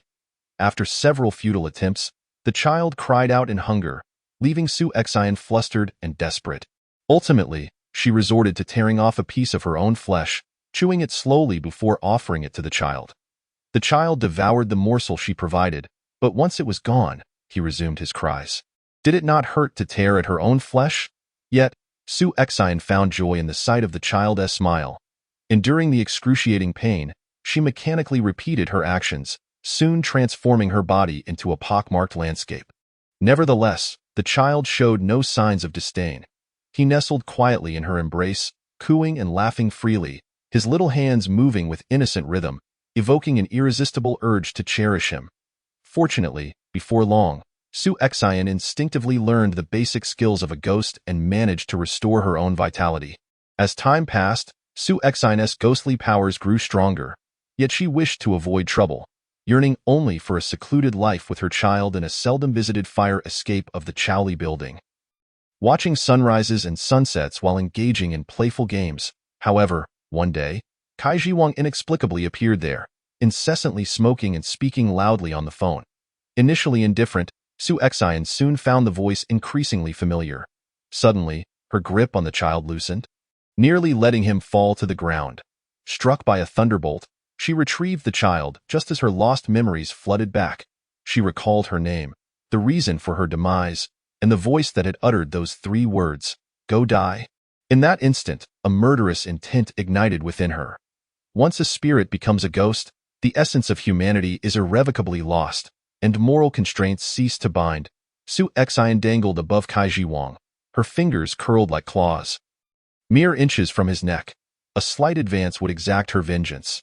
Yet, a pair of stiff, delicate, pallid hands touched her waist as the child climbed her body, seeking her embrace. Su Xian found herself in turmoil, hesitating to extend her hand. Her nemesis was right before her. How could she let this opportunity slip away? The child persisted, determined to crawl further, yet in a moment of distraction, he nearly tumbled down. No!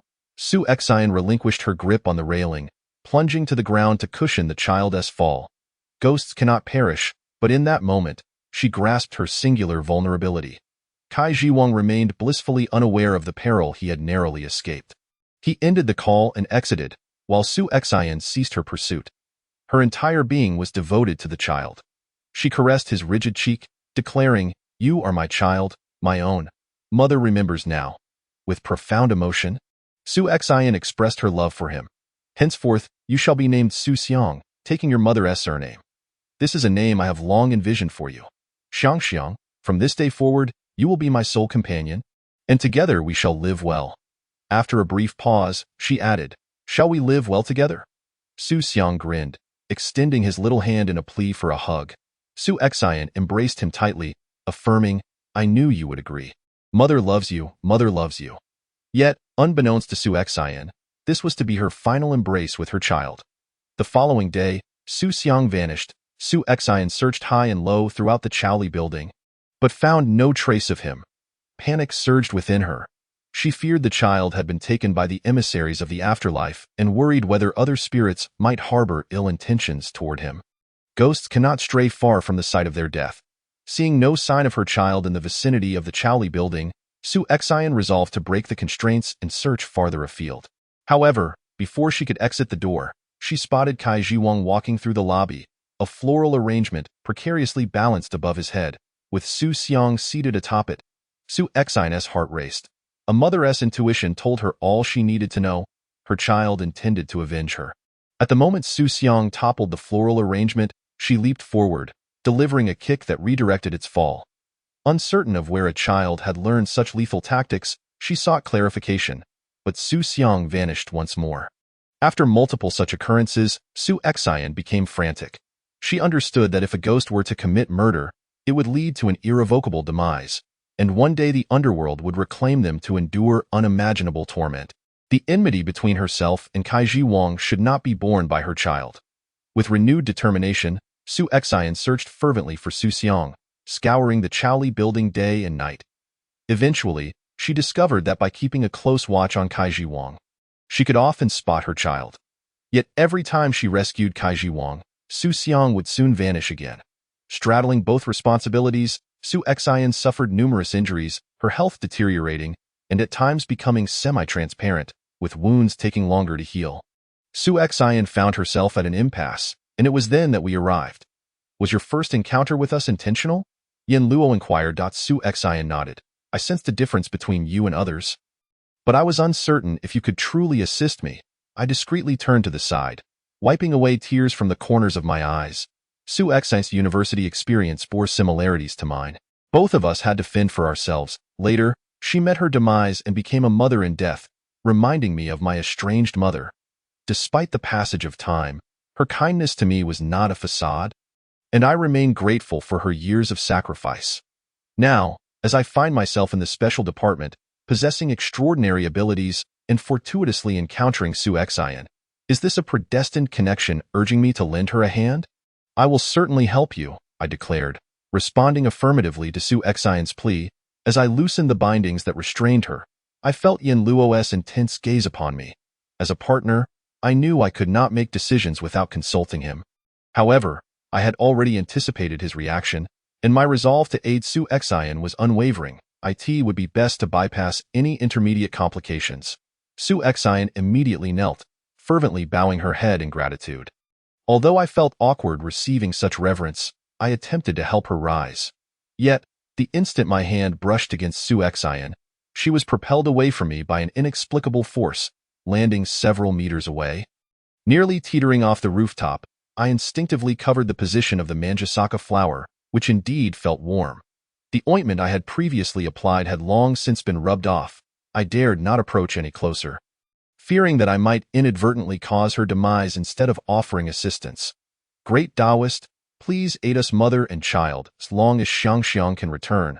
I will take him to the underworld for reincarnation." Su Xian implored, wiping the blood from her lips. "Just call me Yin Qing." The title of Great Taoist bore no connection to me.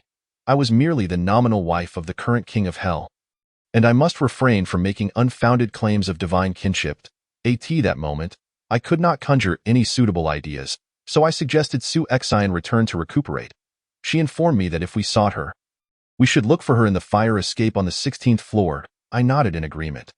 After sending Su Xian away, Yin Luo, who had remained silent behind me, finally spoke. Are you certain you want to help her? He asked. Why shouldn't I help? She is merely a mother who has endured great suffering in life. She should not continue to suffer in death. In Qing, Yin Luo's tone took on an unfamiliar edge. That child may hold deeper secrets. I understood that a mere child capable of murder was indeed suspicious. Yin Luo shook his head, stating firmly, no, that child may not even be Su Xian's offspring. When she passed away, she was only 3 or 4 months pregnant, and the fetus was not fully formed. How could she possibly give birth to a complete child? I furrowed my brow, unwilling to allow Yin Luo to continue. The generational curses of the Yin family, my unexpected ghostly marriage, the various incidents involving the vine demon that occupied Uncle Baojie's body. All these events suggest that nothing in this world is beyond the realm of possibility. That's enough, Yin Luo. This matter is one I have committed to, and I shall bear all consequences alone. If you wish to refrain from getting involved, you may return to the Special Affairs Department. Once I have resolved this issue, I will personally explain everything to my aunt. Having said this, I turned to leave, but after a few steps, I could not help but express my reasoning behind this decision. I believe that a mother's love cannot be deceiving. This time, I truly departed. Yin Luo stood in silence for a long while, and only after my figure vanished from sight and my footsteps faded did he let out a soft sigh. Very well, if you wish to walk this path, I shall accompany you. Chapter 35. A favor to ask Su Xian was correct. Su Xiang only appeared alongside Kaiji Wang, who had been missing for half a month. Ever since he was injured, he had not shown himself, and it was rumored that he was hospitalized. Xiao Qing, who was present at the time, had not been in good spirits either. She suddenly began displaying statues of Guanyin and Jesus on her desk, adorned with Buddhist beads on her wrists and a cross around her neck. According to Tan Lily, she planned to release fish this weekend. What's wrong with Sister Xiao? Tan Lily inquired, puzzled. Perhaps she has a guilty conscience. I responded with a sardonic undertone, knowing the truth. Fortunately, Xiao Qing was too distracted by her own eccentricity to create trouble for me. For the most part, my days were rather comfortable, the only awkwardness arising from the Cold War between Yin Luo and myself. That night, after quarreling with Yin Luo, I found myself unable to sleep. When did I become so unreasonable? Setting aside the issue of politeness, with my limited skills, I had no confidence in facing the spirits alone. Yet, words once spoken are like water spilled, and regarding Su Xian, I truly did not believe I was in the wrong. Thus, I chose to deliberately avoid Yin Luo. Yin Luo was a perceptive individual. After I had evaded him for 2 or 3 days, he finally seized an opportunity to corner me. "In Qing, you are avoiding me," he declared with certainty. "No, I'm not," I replied, casting my gaze around to seek an escape route. Unexpectedly, Yin Luo graciously stepped aside, saying, "We are partners, bound by life and death. Since it is your decision, how could I not support you?" I was taken aback, feeling a mixture of emotions. 3 parts moved, 3 parts ashamed, and 4 parts concerned. Weighing the current circumstances, I timidly suggested, "Yin Luo, let us just focus on living. Speaking of dying feels ominous. In our line of work, we should seek auspicious beginnings." Upon hearing this, Yin Luo's expression shifted unfavorably. When it comes to ruining the atmosphere, I would claim the second spot, with no one daring to assert the first. Fortunately, Yin Luo was an accommodating partner. Had it been Chu Yang or Tang Shan, Chu Yang would have surely found a dozen stray dogs to unleash his ire upon. After reconciling with Yin Luo, we began to discuss our next steps. Su Xiang only appeared alongside Kaiji Wang. And with Kaiji Wang injured and absent for so long, we could not find Su Xiang through Su Xian. We would have to wait for Kaiji Wang's return. But waiting idly is not a solution. Yin Luo remarked, "Can you locate Su Xiang?" Although Yin Luo framed it as a question, he already knew the answer without me having to say it. That is currently impossible to him. Why heavenly, I can only discern whether what stands before me is human or ghost. I have yet to learn the method of distinguishing spirits through color, aroma, and flavor as the King of Hell mentioned, though I am familiar with the Yin family's ghost detection technique. However, I have only mastered the first level, and its effective range is merely the size of a joyous dream. Regretting my current situation was futile. Whether as a student or an employee, one must not remain unskilled. Waiting for Kaiji Wang's return doesn't mean we should do nothing. Now that both Kaiji Wang and Xiao Qing are absent, the number of people speaking at work has increased. Isn't this the perfect opportunity to gather information? I realized that previously, Xiao Qing had treated me like a thief, constantly creating trouble, but now she had unwittingly made things easier for me. I chuckled to myself. Gathering intelligence was something I could handle. Thus, Tan Lily became my primary target. Under the pretext of our previous dining experience that hadn't materialized, I arranged to meet Tan Lily at a hot pot restaurant near the office. Recalling the lengthy ordeal I had endured last time, I decisively ordered a dual flavor pot. Tan Lily expressed surprise. Yinqing? Aren't you a local? How do you know to order a dual flavor pot? I'm used to it. I used to accompany others and always ordered the dual flavor pot. Seizing the opportunity, I shifted the topic. By the way, how long have you been at the company? Not quite a year yet. Well, that's not too long. You are mistaken. Aside from the boss and a few senior employees, I am the longest-serving employee in the company. Oh? How did that happen? When I first arrived, I was shocked to see so few people in the company, but Sister Xiao explained that a previous project had encountered significant issues, resulting in substantial losses, prompting the boss to let go of the previous staff and gradually hire new ones. Let go? I naturally do not believe this reasoning, I thought, though Tan Lily seemed to accept it wholeheartedly. Back then, I was not only the receptionist. I had to handle various tasks within the company, even helped Sister Xiao make phone calls to schedule interviews, and if she was unavailable, I would have to conduct interviews on her behalf. Tan Lily spoke of this not in a tone of complaint, but rather with a hint of nostalgia. Perhaps during that time, she felt needed, contrasting sharply with her current demeanor. You must have had a good relationship with Sister Xiao. Why does it seem otherwise now? I probed cautiously. Tan Lily sighed deeply. I don't know how to explain it to you. If you don't wish to discuss it, that is fine. But if you do? I am all ears, I feigned indifference. After some internal struggle, Tan Lily finally divulged. It's not Sister Xiao's fault. The responsibility lies with me. I was so busy at that time that I was running around nonstop. I mistakenly said the interview was at 4 instead of 3, causing the candidate to misunderstand and resulting in a big fight with Sister Xiao. Later, the boss had to book a flight while on a business trip, and he accidentally ordered the wrong time, leading to him wasting several hours at the airport. He almost fired me, but it was Sister Xiao who spoke up for me and allowed me to stay. This reasoning was utterly flawed. She should never have been tasked with such responsibilities, and her assistance had led to mistakes for which she was now suffering. I surmised that perhaps Tan Lily was merely taking the blame for Xiao Qing without realizing it. Instead falling into self-reproach. Tang Tang, how can all of this be your fault? I countered, if there are insufficient staff, new hires should be made. Yinqing, you don't understand. Sister Xiao said if another person is hired, I would have to leave. My qualifications aren't as good as yours, and I lack technical skills. I searched for a long time before securing the receptionist position. It's not a problem to be a little busy. Look, things are fine now. Tan Lily could not maintain a facade of nonchalance, her sorrow more apparent. Her expression reminded me of the grievances I endured when I first sought part-time work in college. As a newcomer and young, I was often bullied by older employees, forced to take on more responsibilities and bear greater blame. Even after gaining experience and becoming more adept, my status as a part-timer meant my circumstances did not improve significantly. There were countless words I wished to share with Tan Lily, but given my current task, I could only endure, letting the anger I swallowed transform into dissatisfaction with Xiao Qing.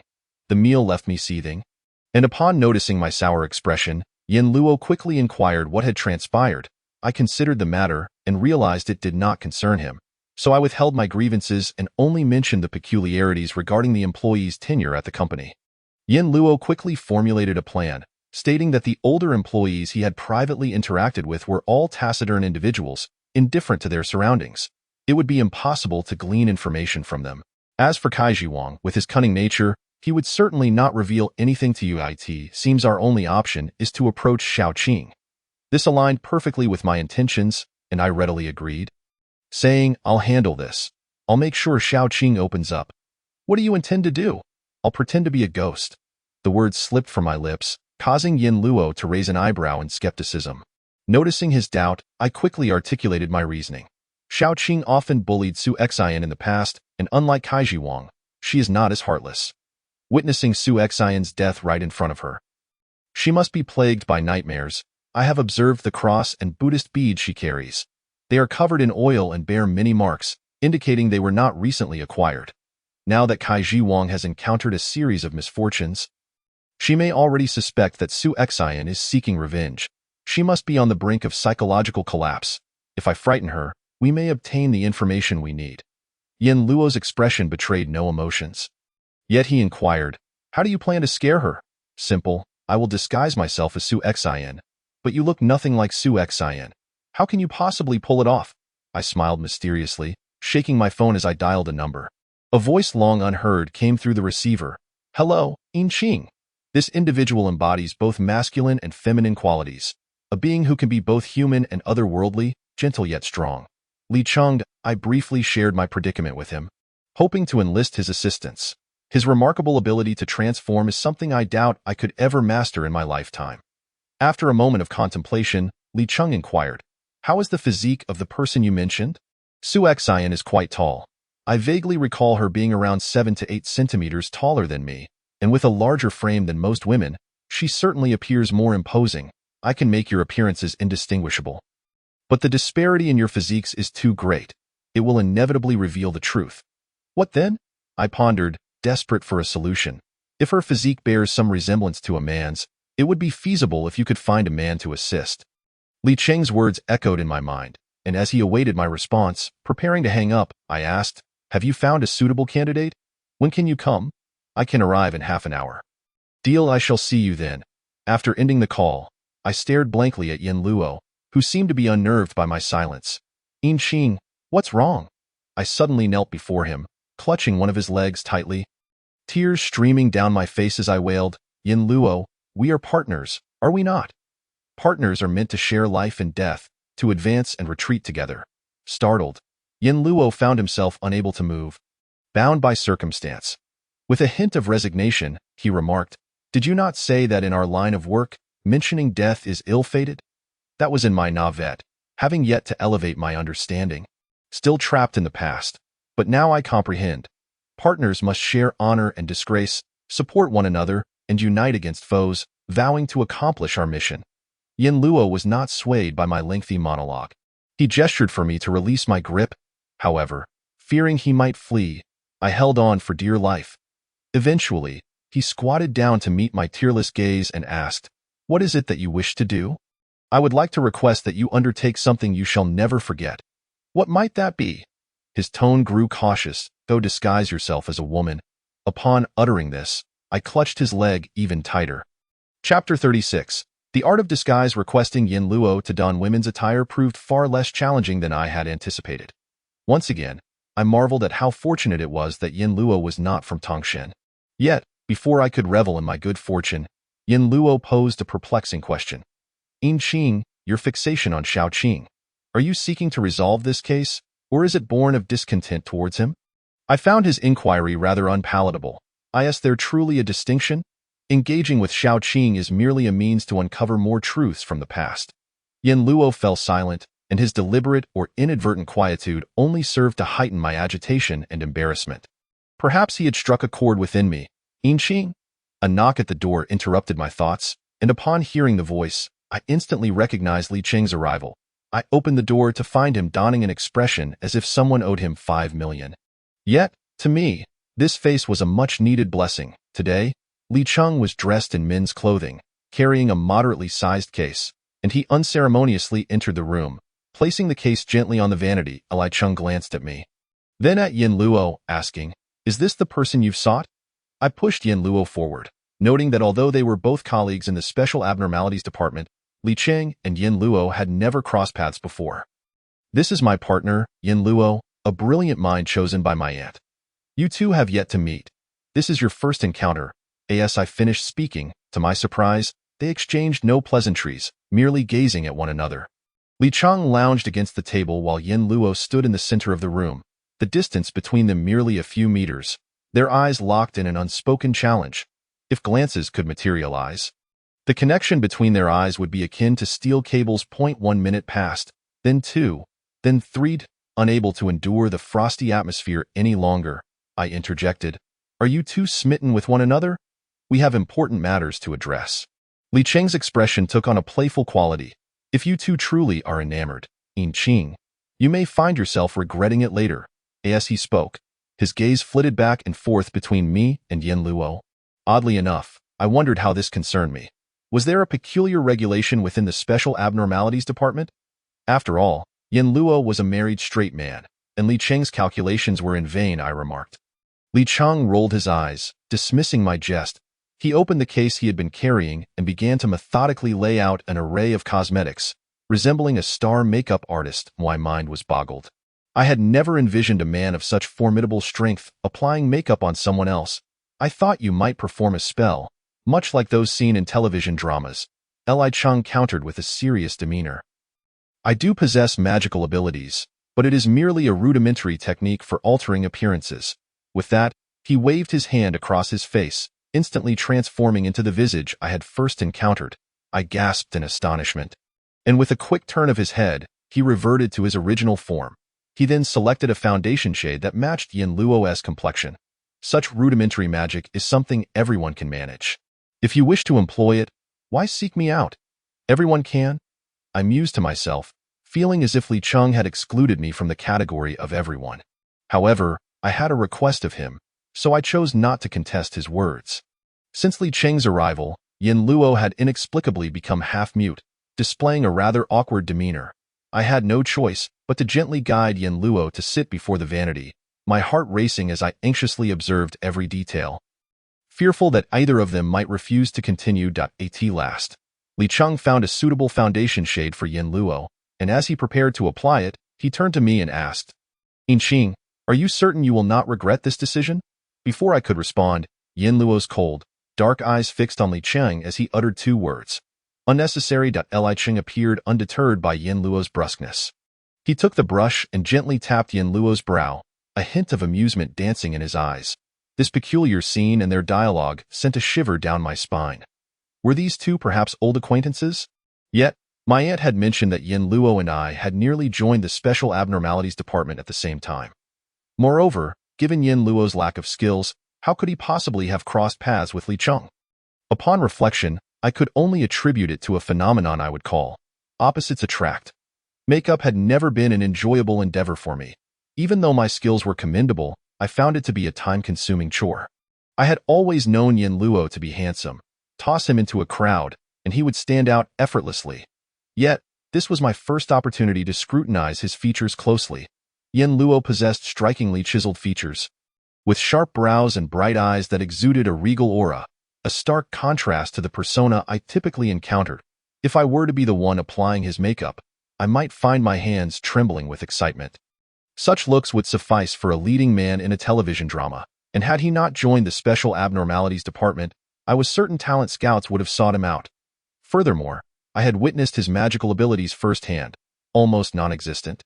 Why, then, had he chosen to come here? I found myself ensnared in a haze of uncertainty. Yin Luo rarely spoke of himself, and even when he casually mentioned his previous marriage, he hastily changed the subject. Did Yin Luo harbor some unspoken burden or secret? No, that couldn't be right. My aunt had stated that all who entered the Special Abnormalities Department underwent rigorous evaluation. How could she allow someone of dubious origin and intent to infiltrate? Surely, I was overthinking it. All right, take a look. Li Cheng called out to me, and as I raised my gaze, I was utterly astounded. Yin Luo's inherent charm had been completely masked by Li Cheng's skilled hands. I doubted anyone would question that this was not Su Xian. Do I resemble her? Yin Luo inquired. I nodded, my mouth agape. Noticing my dazed expression, Yin Luo even mimicked Su Xian's smile, further blurring the lines of reality. Li Cheng, confident in his artistic prowess, seemed proud of his work, even contemplating taking a photograph. However, Yin Luo was not pleased.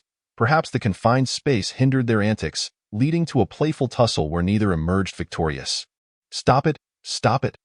I can't bear to see all that hard work ruined. I quickly intervened. With a nimble motion, Li Cheng swept everything back into the case, closed it, and swiftly approached the door. Yin Qing, remember this. You owe me a favor. I nodded fervently, silently praying for the swift departure of Li Cheng. After he left, silence enveloped Yin Luo and me. It was he who broke the stillness. Asking, "What are your plans moving forward?" Yin Luo's voice, coupled with Su Xian's visage, felt rather peculiar. As he observed my expression, he discerned my thoughts and, altering his tone, repeated the question. this time sounding entirely like Su Exine herself. "Do you possess such an ability?" I asked. "Are you satisfied now?" "Very satisfied indeed," he replied, a hint of satisfaction in his tone. "You need not worry about the rest. I've already devised a plan." That meal with Tan Lily was not without purpose. Yin Luo observed my confident demeanor and unexpectedly smiled gently, the corners of his mouth lifting, momentarily dazzling my eyes. I turned my face away and shook my head, attempting to regain my clarity. Indeed, he was a master of concealment, at the stroke of midnight. I stealthily led Yin Luo to lie in wait along the path that Shao Qing would inevitably traverse on her way home. Tan Lily had previously mentioned that Shao Qing had been married once in her youth and had a child, but after the divorce, custody was awarded to the father. Now, Shao Qing resided alone in a community on the outskirts of the Fourth Ring Road. This area, being close to the suburbs, was relatively ordinary in terms of location, with affordable housing prices and sparse population, which afforded Yin Luo and me a certain convenience. Tan Lily also divulged that Shao Qing had an unwavering habit of playing mahjong. Regardless of the weather, she would invariably partake in a game every week, and today being Friday, it was indeed her mahjong day. This stretch of road was shrouded in darkness, devoid of streetlights, and nearly 200 meters from the entrance of the community, lined with 2 rows of trees on either side. Yin Luo and I crouched behind a tree, meticulously observing the situation. "Are you certain she will come?" I asked. "Absolutely," he replied with conviction, at that moment. We had already waited for nearly 2 hours, and my heart was unsettled. Just then, I caught sight of someone approaching in the distance, speaking on the phone, a string of Buddhist beads dangling from their hand. Beads I had seen earlier during the day. "Hey, don't forget to give me the 200 you owe me. It's not fashionable to leave debts when playing cards. Don't ruin my luck," Shao Qing said as she walked past us. Yin Luo and I exchanged glances and nodded, signaling him to proceed with our earlier plan. Yin Luo quietly stepped into the middle of the road, trailing behind Shao Qing. The moonlight elongated his shadow, intertwining with hers. Shao Qing ended her call, her familiarity with this path, traversed thousands of times, offered her a false sense of security. However, after a few steps, she noticed someone behind her, walking in perfect synchrony with her pace. Seeing the panic in Shao Qing's demeanor, I swiftly retrieved the copper bell I had prepared earlier and gave it a gentle shake. The bell emitted a piercing sound that shattered the stillness of the night. "Who's there?" Shao Qing gasped, spinning around only to find a woman in white, her hair obscuring her face. "Who are you?" "Stop playing tricks. I'm not afraid of you." Despite her bravado, Shao Qing's trembling legs betrayed her resolve, rendering her immobile. Yin Luo's hands hung at his sides, his body swaying in rhythm with his footsteps as I pulled out the smoke bomb I had ready. Intending to enhance the eerie atmosphere, however, to my dismay, the wind shifted, enveloping me in smoke and obscuring my view of the 2 figures ahead. Realizing the dire situation, I heard Shao Qing's scream pierce through the haze. "How could it be you? I thought you were dead." Shao Qing's high heels struck the ground forcefully, producing a dissonant sound. "Shao Jia, I am suffering immensely. Why should I care about your suffering? It's not my fault you died. Get away from me. Why didn't you help me back then? I'm in such pain. I'm merely a subordinate carrying out my boss's orders. If you must blame someone, blame him. Get away." At this point, Shao Qing seemed to have collapsed onto the ground, crawling frantically. Yin Luo, unhurried, repeatedly lamented, "I am in so much pain. I hate you all." Shao Qing's mental defenses finally crumbled, leading to her desperate wails. Hidden within the smoke, I could sense her unraveling merely by the sound. Meanwhile, Yin Luo continued to press forward. "I just want back what is rightfully mine. Why have you taken everything away, my child? You died such a tragic death. The money is mine. It belongs to the boss.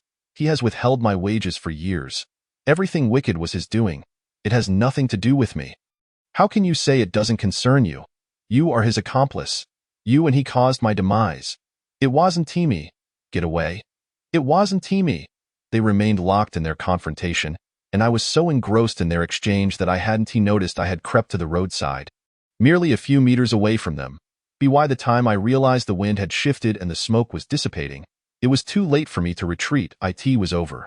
Chapter 37. A sudden rescue. Yin Luo turned to me, sensing my distress, and immediately screamed. scrambling on the ground before leaping forward to firmly grasp Xiao Qing's ankle. Reacting swiftly, I too dropped to the grass, disregarding the dirt that coated my mouth, cautiously concealing my presence. Get away! Get away! You helped Kai Jiwang kill me. Blood debts must be repaid with blood. I didn't. You jumped yourself. You wanted to die. It has nothing to do with me. If it weren't for your and Kai Jiwang's misdeeds, would I be dead? Xiao Qing, you have 2 lives on your hands. I don't. It was all Kai Jiwang's coercion. He made me help him transfer company assets. He forced me to cook the books.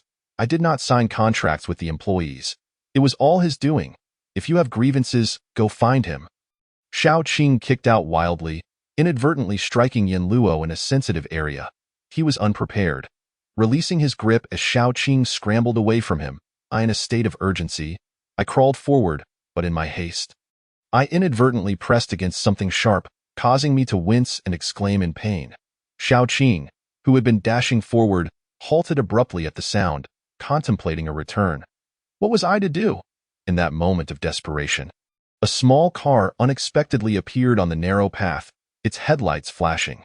Just as I thought I would be completely exposed, I felt a tight grip from behind, spinning me around, and in the next instant, I found myself inside the vehicle. With Yin Luo shielding me, I landed squarely against him. My heart raced, partly due to the earlier crisis and partly because I was pressed so closely against Yin Luo. Akin to 2 pieces of glutinous rice cake, in my fluster, I attempted to pull away, raising my head to distance myself, but my sudden movement caused my head to collide with the car roof, eliciting another involuntary embrace of Yin Luo. What I had thought was a well-planned operation had culminated in me tasting dirt, sustaining a cut on my hand, and developing a bump on my head. This plan of yours has truly opened my eyes. After so many years, you are the first to handle matters this way in the Special Operations Department, said Li Cheng, his tone light and airy. I had no idea from where he had materialized, but judging by the car, he had evidently been prepared, perhaps watching our predicament unfold from some hidden vantage. Now relying on Li Cheng for assistance. I had no rebuttal to offer, so I sulked in silence. Yin Luo adjusted my position, his hands gently cradling the back of my head as he carefully examined my injury under the overhead light. Returning to his usual tone, he remarked, "You hit your head too hard. It won't heal in 3 to 5 days." His breath brushed against the back of my neck, his concern undeniably tender. Yet it sent shivers down my spine. The atmosphere was overly intimate, and I paid no heed to my dirty hands and feet as I hastily pushed him away. "Yin Qing, your hand?" Yin Luo grasped my right hand. Wanting to inspect the injury, I glanced at him and, to my surprise, burst into laughter, puncturing the bubble of tension that had filled the vehicle in the shadows of the light. Yin Luo's face was more disheveled than mine. His makeup smudged beyond recognition, rendering him even more ghastly than before. I laughed uncontrollably, but Li Cheng abruptly slammed the brakes, sending me lurching forward, only to be caught by Yin Luo, who shielded me with his body. Sorry, red light. Li Cheng's apology lacked sincerity, instead reeking of amusement at our predicament. My hands were securely held by Yin Luo, but he soon released me to fasten the seatbelt around me. Saying, "Yin Qing, don't get hurt again," I gazed into his eyes, mechanically nodding. It was then I realized that no matter how disheveled my appearance, Yin Luo's eyes resembled a bottomless lake, entrancing anyone who dared to look into them. Lost in thought, I heard Li Cheng inquire, "So, how did your night turn out?" I remained silent, gripping a hard object in my hand. Everything I could obtain was right here. Now, Yin Luo and I had returned to our original predicament, still needing to approach Kai Jiwang for a breakthrough. Sighing internally, I hoped that our visit to Xiao Qing tonight hadn't backfired. 2 days later, when Yin Luo and I returned to work at Huanlameng, we discovered many were whispering among themselves. Upon closer inspection, it became apparent that Xiao Qing was behaving even more erratically than usual. Knowing the reason for her odd behavior, I had no desire to explain. Finding Kai Jiwang was the priority. However, around noon, Su Xian sought me out unexpectedly. She emerged from the emergency exit, startling me. Su Xian, what are you doing here? I lowered my voice, wishing to avoid being misjudged as having encountered something sinister like Xiao Qing. Ghosts do not possess blood. Su Xian appeared even paler in daylight. She anxiously asked, "Yin Qing, I've been waiting for your news. What's the situation? Have you found my son? Your son. Her eyes were filled with expectation, making it difficult for me to meet her gaze. Unsure of how to respond, and a voice came from behind. We have been investigating your son's case and have some leads. Kai Jiwang will be back in a couple of days. We will act accordingly. Turning around, I saw Yin Luo had arrived, dressed simply in a white shirt, his black hair and eyes giving him a refreshing appearance. In a couple of days? My son has been missing for nearly a week. You all promised to help me. Why the delay? Are you trying to deceive me? Su Xian's expression gradually twisted, and I distinctly observed dark wisps seeping outward from her brow. Her stiff limbs trembled incessantly, and sensing something was amiss, I urged her. Su Xian, calm yourself. Her eyes slowly morphed into a half-red, half-white Hui in a moment of panic. I withdrew the hairpin from my head, transforming it into a sword, and pressed the hilt against the area 3 fingers below her throat. Su Xian, wake up! Su Xian attempted to struggle, but unwilling to harm her, I called for Yin Luo to assist in restraining her limbs. Yet, Su Xian seized my wrist, and as I exerted force to withdraw, her nails tore into the back of my hand, leaving 3 bloody marks that made me gasp in pain. Yin Luo swiftly stepped forward, wrapping his arms around my waist and pulling me 3 meters away from Su Xian. He sternly admonished her. If you still wish to save your son, you must behave. You are not the only wronged spirit in this building. Where have the others gone? Do you have any idea? Yin Qing is willing to help you now, but that does not mean the special department will spare you. If you want to see your son descend into hell, then go ahead and act recklessly. What did Yin Luo mean by that? Why could I not comprehend? Meanwhile, Su Xian lowered her hands, casting a complex gaze at us. Do not forget your promise, she said, before swiftly disappearing around the corner of the staircase. But I could not dwell on that. I fixated on Yin Luo's eyes and asked, what did you mean by that? Are you hiding something from me? Yin Luo did not directly answer my question. Instead, he countered, Yin Qing, do you regret helping her now? The wound on my hand throbbed painfully, and my heart was not in a much better state. Yet I reassured myself that I should not hold grudges against a ghost. Perhaps she had been a spirit for too long and had long forgotten her humanity. How could I expect her to be rational? Moreover, if I had not insisted on starting with Shao Qing, we would not have been delayed for so long. After a prolonged silence, Yin Luo sighed lightly, saying, let us go. We need to tend to your wound. Oh, I replied, following him closely, my mind a tangled mess. That night, I dreamt of the King of Hell. Ever since my arrival in City C, he had not reappeared, with only the hairpin, the beaded necklace, and the flower of Manzhushawa around my neck constantly reminding me of his existence. His visit filled me with a sense of elation, as he arrived at just the right moment, providing a reliable outlet for the suppressed emotions I had been experiencing. However, tonight he did not awaken my consciousness. He sat quietly in my dream, silent for so long that I thought he had inadvertently fallen asleep. Then he spoke. Yin Qing, how have you been lately? I squinted my eyes, murmuring in dissatisfaction. Not well at all, always getting hurt, and the case is making no progress. It seems like whatever I do is wrong, but I do not know what the right course of action should be. The King of Hell chuckled softly. It matters not. Do what you wish without restraint. Yet, I understood nothing. What if my decisions were wrong and harmed others? Who would I harm? I furrowed my brow, realizing it would be my partner. Yin Luo. The King of Hell reached out, smoothing the furrow between my brows. Oh? What would you harm him with? He questioned me about my regrets in helping that ghost, and I hesitated to admit that I felt a twinge of regret. But I also believed I had done nothing wrong. I was torn and distressed, yet I could not voice this to him. Since he is your partner, why can you not confide in him? Because he is merely my partner, I replied. The King of Hell paused his actions, leaning closer to whisper in my ear, Yin Qing, if you cannot tell him, then why can you tell me? Because the dreamer is the most innocent. Neither lying nor deceiving, a hidden answer loomed just beneath the surface of my consciousness, yet the drowsiness enveloped me. Burying that answer once more, I forgot. After saying this, I fell back into a state of unconsciousness. Upon awakening from a restful sleep, the distress of recent days had dissipated significantly. As Yin Luo and I entered the company, I was surprised to see Kai Jiwang standing at the entrance. Sporting a red safety helmet that seemed too tight, creating a triple chin effect, I scrutinized him from head to toe but did not spot Su Xiang anywhere. Kai Jiwang glanced at his watch, then at us, huffed, and allowed us entry. However, the subsequent arrivals bore the brunt of his ire, being scolded mercilessly for their tardiness, while the remaining employees dared not utter a sound, fearing misfortune might befall them. Tan Lily discreetly messaged me, asking, "What is wrong with the boss?" I replied, "Perhaps he hasn't been to the company in a while and wants to assert his authority." As I anticipated, Kai Jiwang was indeed looking for trouble today. Pacing the company hallway, slapping tables, and vocally reprimanding certain individuals for their laziness. "Put aside your trivial tasks. I will not tolerate those who loaf around. We do not need employees who merely consume resources without contributing. I have been away for a few days, and look at how many are late. If I delay my return any longer, will the company collapse?" Kai Jiwang's face flushed crimson as he announced his plan.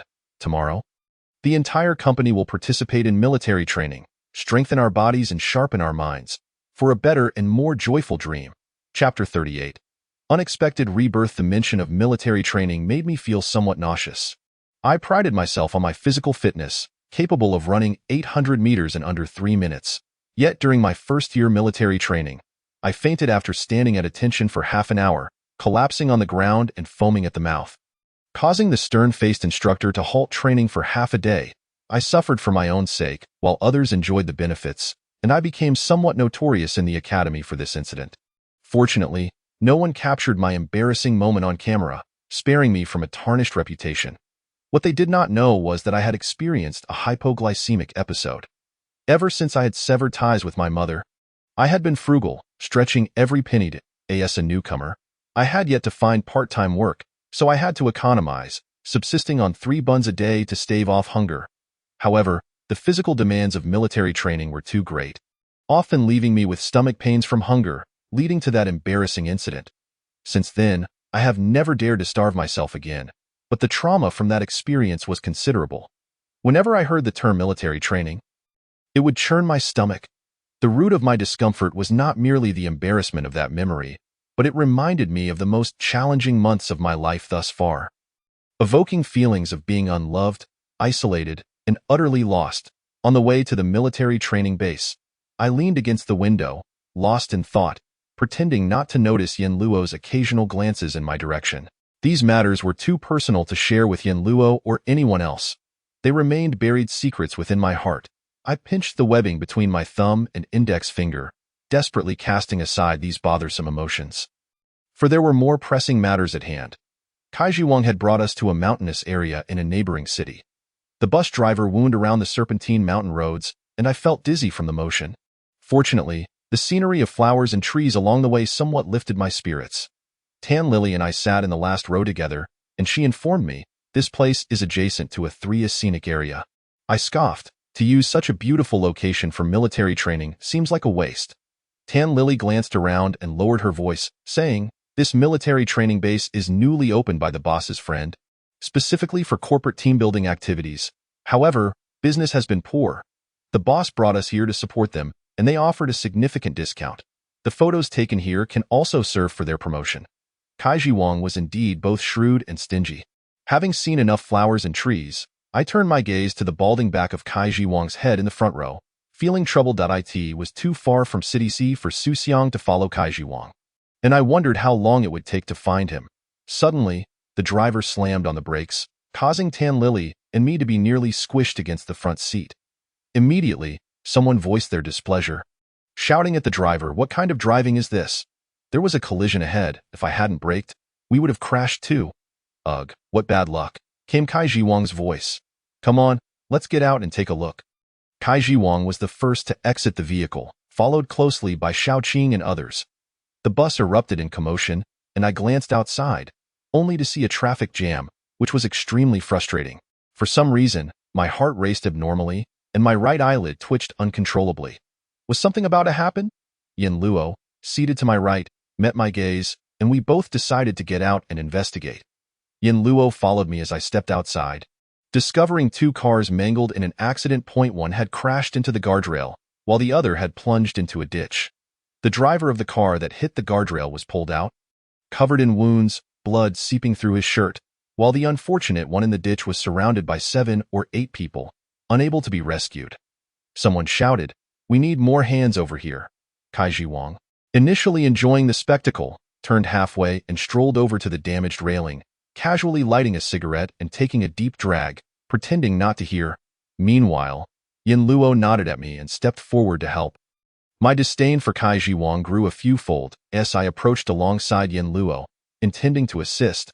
I noticed something flicker in the driver's seat of the abandoned CRDM. My heart momentarily skipped a beat as I instinctively drew the hairpin from my head and quietly approached the vehicle, circling it to inspect. Finding nothing amiss, I crouched down to check underneath, but still, there was no sign of anyone. Perhaps I had misinterpreted something, I muttered to myself, brushing the dust off my palms, preparing to depart. Just as I turned to leave, an unusual noise emanated from the vehicle behind me. I glanced back and saw a figure in the driver's seat. He bore an uncanny resemblance to Su Xiang, yet his physique appeared that of a 15 or 16-year-old youth. I stood frozen in place. What could Su Xiang have consumed in just a few days to grow so rapidly? Seizing the moment of my distraction, the figure swiftly started the engine, intending to drive straight ahead. Though he claimed to have ignited the vehicle, none of the 4 wheels turned. The car hovered several centimeters off the ground. While those at a distance could not discern it, I saw everything with crystal clarity. Directly in front of him stood Kaiji Wang, who was currently extinguishing a cigarette, but with the sole of his shoe, blissfully unaware that death was imminent. "Danger! Step aside." I instinctively spread my arms, attempting to halt the vehicle, only to forget that I was merely a mortal being, incapable of contending with industrial machinery. Thankfully, I evaded a more severe collision, though I was still struck on my left side. With my intervention, Kaiji Wang finally snapped to attention, hastily rushing towards the bus. Yet, the more frantic he became, the more clumsy he appeared, tripping over his own feet and falling spectacularly. "Boss!" Xiaoqing exclaimed anxiously, rushing to help Kaiji Wang to his feet. "Damn it!" Kaiji Wang cursed, oblivious to the spectral presence in the car. He propped himself up and limped back. Su Xiang was furious, his expression mirroring that of Su Exine in her moments of rage, his eyes transforming into a mix of white and red as he glared at me. Although the hairpin remained clutched in my hand, I hesitated. The surrounding crowd comprised ordinary individuals who could not see Su Xiang. If I acted, I would surely be deemed insane, and the sudden change in Su Xiang's appearance hinted at something sinister behind it. Yin Luo soon approached me. Having sensed the commotion, he scrutinized me and asked, "Are you injured?" I stifled the discomfort in my left side, pretending all was well. What to do now? There were too many people here, and I feared. "In Qing, do whatever you must." Why did those words sound so familiar? I had no time for contemplation, for Su Xiang and the hovering vehicle were now on the move again, and this time, their target was me. "Yin Luo, get to the car." I pushed Yin Luo back, forcing him to retreat several meters. He lacked the agility to evade, and I could not afford to concern myself with him at that moment. Clutching the hairpin tightly with both hands, I positioned it before me, my left hand trembling uncontrollably, yet my gaze remained resolute as I stared down Su Xiang, unwilling to yield even an inch. Su Xiang flashed a smile reminiscent of an infant, tilting his head as the vehicle roared to life. Hurtling towards me, just as I prepared to unleash a powerful counter, he abruptly shifted into reverse, accelerating away from me. What? This feint had lured me in, and I had no time to worry about revealing my identity. I swiftly withdrew the ghost binding rope, attempting to restrain the vehicle with sheer force. I ensnared the right rear wheel, pulling back as if in a tug-of-war, my body nearly horizontal to the ground. However, the vehicle was an off-road beast. With my current capabilities, I could not budge it and almost toppled over. "In Qing, let go!" Yin Luo shouted urgently. Yet, my hands were ensnared by the rope, and I could not recite the incantation to retrieve it. My limbs were bound, preventing me from accessing the hairpin tucked away in my pocket. I felt my hands constricting, turning an alarming shade of purple. I steeled my resolve to In Qing, the authentic heir of the Yin clan, could not be bested by a mere specter. I brought my palms together, barely forming a gesture, murmuring incantations under my breath. Onlookers gaped in astonishment at the unfolding scene, and it was only when Tan Lily shouted for everyone to get in the car that they began to scramble back. The weather in the mountains shifted abruptly. The once clear skies turned overcast, foretelling a torrential downpour. A fierce wind howled as I stood amidst it. My hair whipped about chaotically. I understood this was the harbinger of the ghost luring technique.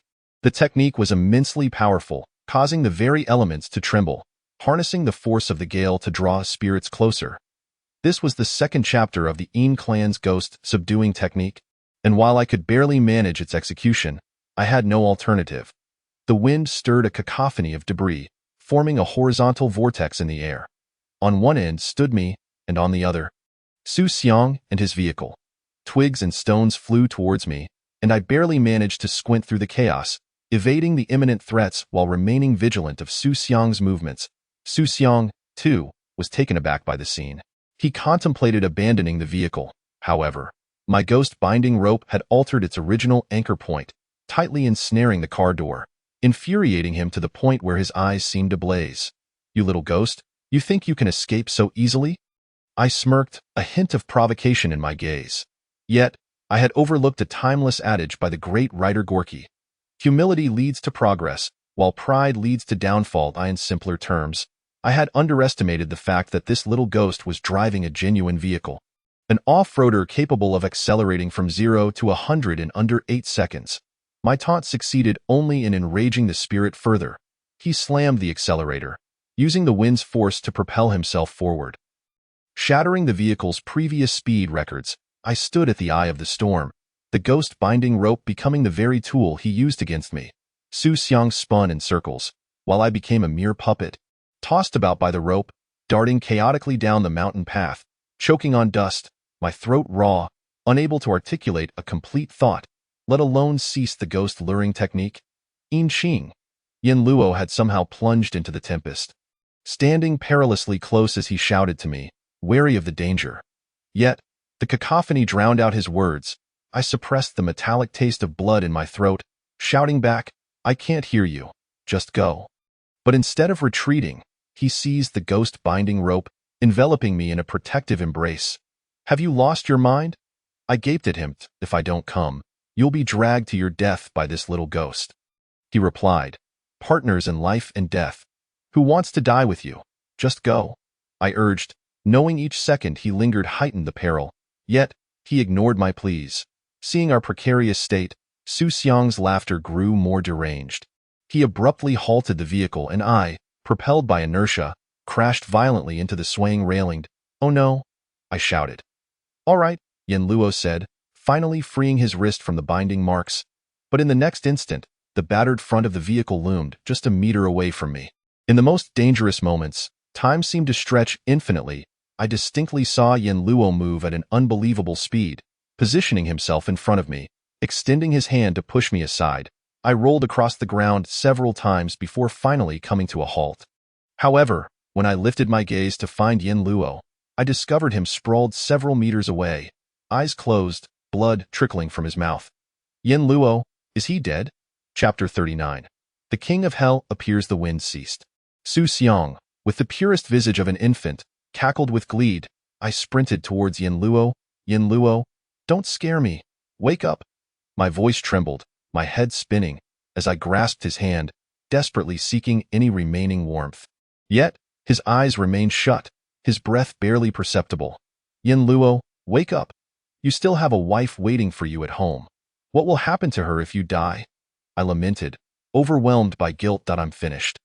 I'll be a sinner for life. I'm so sorry for you, for your family, and for my aunt. I'm a sinner."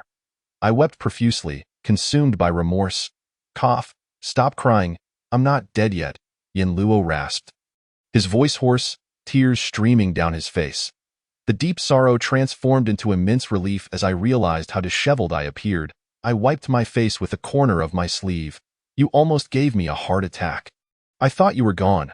Cough. "I thought I was going to die too, but hearing your voice reminded me that I still have something to tell you." Yin Luo's tone was weak. My heart raced. Was he about to deliver a final message? "Do you know why you are the main force?" I shook my head, bewildered. "Because with intense exertion, I tend to faint. Good partner, I'll be relying on you from here on out." With that, Yin Luo's head drooped, and he fainted entirely. I stood there, bewildered. Were it not for his injury on my behalf, I would have shaken him awake. shouting in his ear, "Brother, are you performing in a Qiangyao drama?" Amidst the chaos, Su Xiang could not wait any longer. He evidently had no taste for melodrama. Despite Yin Luo being unconscious, he was preparing to launch a second wave of attack. Su Xiang, having noted my defenseless state and the need to protect Yin Luo, was determined to confront me with the off-dash rotor. My stamina had also been severely depleted. As I formed hand seals for the Yin clan's ghost subduing technique, I could only rely on my hands and feet to dodge left and right, retreating step by step down the perilous mountain path, narrowly avoiding collisions with the vehicle, my clothes torn and tattered. "Yin Xing, don't panic. Stay calm. He.S. just a little brat. You can handle this." I steadied myself, eyeing the off-roader's position, taking a large step to the left, barely avoiding the oncoming vehicle's front. "Perfect," I encourage myself, seeing that I am still standing here, lively and vibrant. Su Xiang, with that most wicked baby face, has turned a deep shade of black and purple in his fury. He recklessly commands the vehicle to crash wildly, as if the off-road car has transformed into a spinning top under his control. Whirling around in circles, watching the battered off-roader, I can't help but feel a pang of concern for its original owner, pondering whether the insurance company will cover the damages. Yet, lingering in this stalemate is not a viable solution. Observing the guardrail, now marred with several deep gashes from impacts, a plan begins to form in my mind. Beyond lies a sheer drop into a 100-meter deep valley.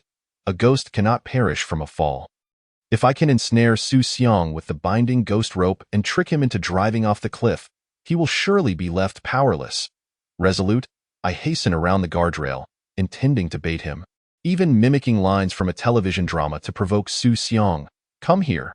Let me see what abilities you, little rascal, possess." I contort my face into grotesque expressions, raising two middle fingers and clawing at the air, fearful that Su Xiang might misinterpret my taunts. Indeed, Su Xiang takes the bait, accelerating the off-road vehicle towards me at an unprecedented speed.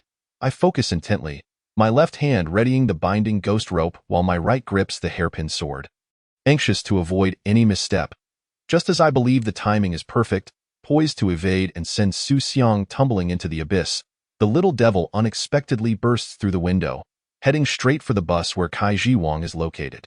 This abrupt turn of events sends my mind racing. My first instinct is to intercept Su Xiang, but I forget that my body must also evade the oncoming vehicle. In mere moments, the situation has completely reversed.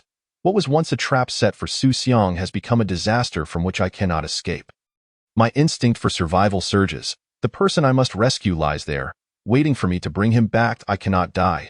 I push off with my right foot, desperately leaping backwards and upwards, the vehicle narrowly grazing my toes as it speeds past. I find myself teetering in midair, alongside the off-roader, creating an extraordinary spectacle. I had intended to take a risk, to land on the vehicle's roof and utilize the reaction force to spring back onto the mountain path. But with my lack of experience, my chances of success are nearly 1 in 100. Please, dear heavens, grant me your favor, I pray fervently. Yet, fate does not smile upon me. Disaster strikes, with a sharp crack. My ankle twists painfully. From the perspectives of Kai Jiwang and Xiao Qing, they witnessed the horrifying scene of me being struck by the driverless off-road vehicle. Their mouths agape, eyes wide, their minds blank, unable to discern whether they are dreaming or witnessing a film shoot. They watch as I plummet alongside the vehicle into the valley. Tan Lily trembles in fear, attempting to retrieve her phone to call for help, but an inexplicable force sends it crashing to the ground. Meanwhile, Kai Jiwang stands beside her, clutching his neck with both hands, his toes dangling several inches above the ground, as if he were being hanged in midair. In the midst of the chaos, Xiao Qing's frantic screams pierce the air, causing Tan Lily to recoil in disgust, yet she still yearns to assist Kai Jiwang.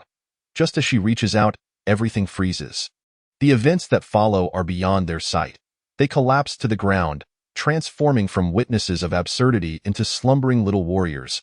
They will never know that I, once vanished, have returned to the sky. Cradled by a masked figure, the King of Hell, I cannot fathom from whence the King of Hell emerged. Just as I believe my end is nigh, the beads on my wrist emit a blinding white light. In that moment, Yin Luo descends like a deity, securely catching me. I had never envisioned such a surreal scene in my life. I stare at him, numbly forgetting to cry or laugh, fixated on his expressionless mask. Gazing foolishly, "In Qing, I have arrived," the king of hell states. "You can find me with the Manjusaka. Next time, do not forget," he continues, as we gently descend to solid ground, the firm asphalt beneath my feet igniting a desire to leap 3 feet high. Yet, as I lift my foot, a sharp pain radiates from my ankle. The king of hell swiftly supports me, lifting me once more. I feel a twinge of embarrassment, lowering my head to stammer my gratitude. "Thank you, seventh brother." At some point, Su Xiang has appeared behind the king of hell, leaping into the air with the intent to strike him from behind. Panic surges within me as I cry out, "Be careful!" The king of hell remains steadfast, not turning around. Just as Su Xiang's hand nears the king of hell's head, he is struck by an unseen force, crashing heavily to the ground and sliding several meters. Leaving a deep gouge in the earth, his flesh shredded and resembling a burst sausage. A hissing sound escapes his throat, contrasting starkly with his youthful visage. Logically, one would expect a ghost to tremble before the king of hell. Why does Su Xiang appear so unfazed, as if he is a newborn calf unafraid of a tiger? Something feels amiss. He is merely a child, yet he seems to have matured overnight, displaying an utter lack of fear. I ponder, he is nothing more than an infant ghost, infused with the powers of many old spirits. Unfortunately, this ghost infant is still mentally undeveloped, possessing strength without the knowledge of how to wield it. So that is it. Thankfully, he remains ignorant of how to utilize his power. Otherwise, I might have perished at his hands. The king of hell seems to read my thoughts, reassuring me, "In Qing, you need not worry. If he wishes to harm you, he overestimates himself. Every bead here is imbued with some magic. Should you find yourself in peril, it will protect you on my behalf." The king of hell glances at my right wrist. Uttering those words softly, I am taken aback. After striving so hard to learn the first tier of the Yin clan's ghost binding technique, struggling to even apply it, I am well aware of the arduous journey of cultivation. Yet, the king of hell so casually offers his powers.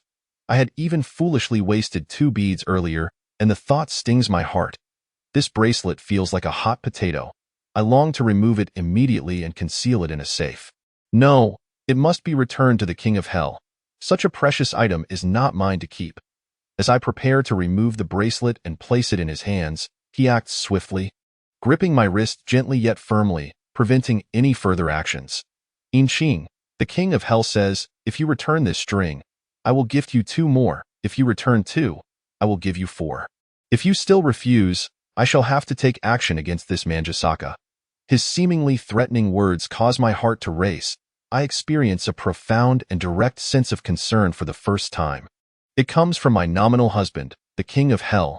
Many years ago, I had the love of my parents, a bond of kinship, and together in a space of less than 70 square meters. We forged a home that I once believed that this world should consist of a tall father, a gentle mother, and myself. A noisy, yet blissful trio. Little did I anticipate that this family would one day be torn apart. The opposite of joy is loss, and an overwhelming sense of unreality washes over me. I feel as though the king of hell's care for me is like a fleeting breeze, something I cannot grasp, ephemeral and elusive. What merit do I possess that allows me to accept his unconditional kindness? If I accept it, can I endure the agony of losing it again? I cannot arrive at an answer.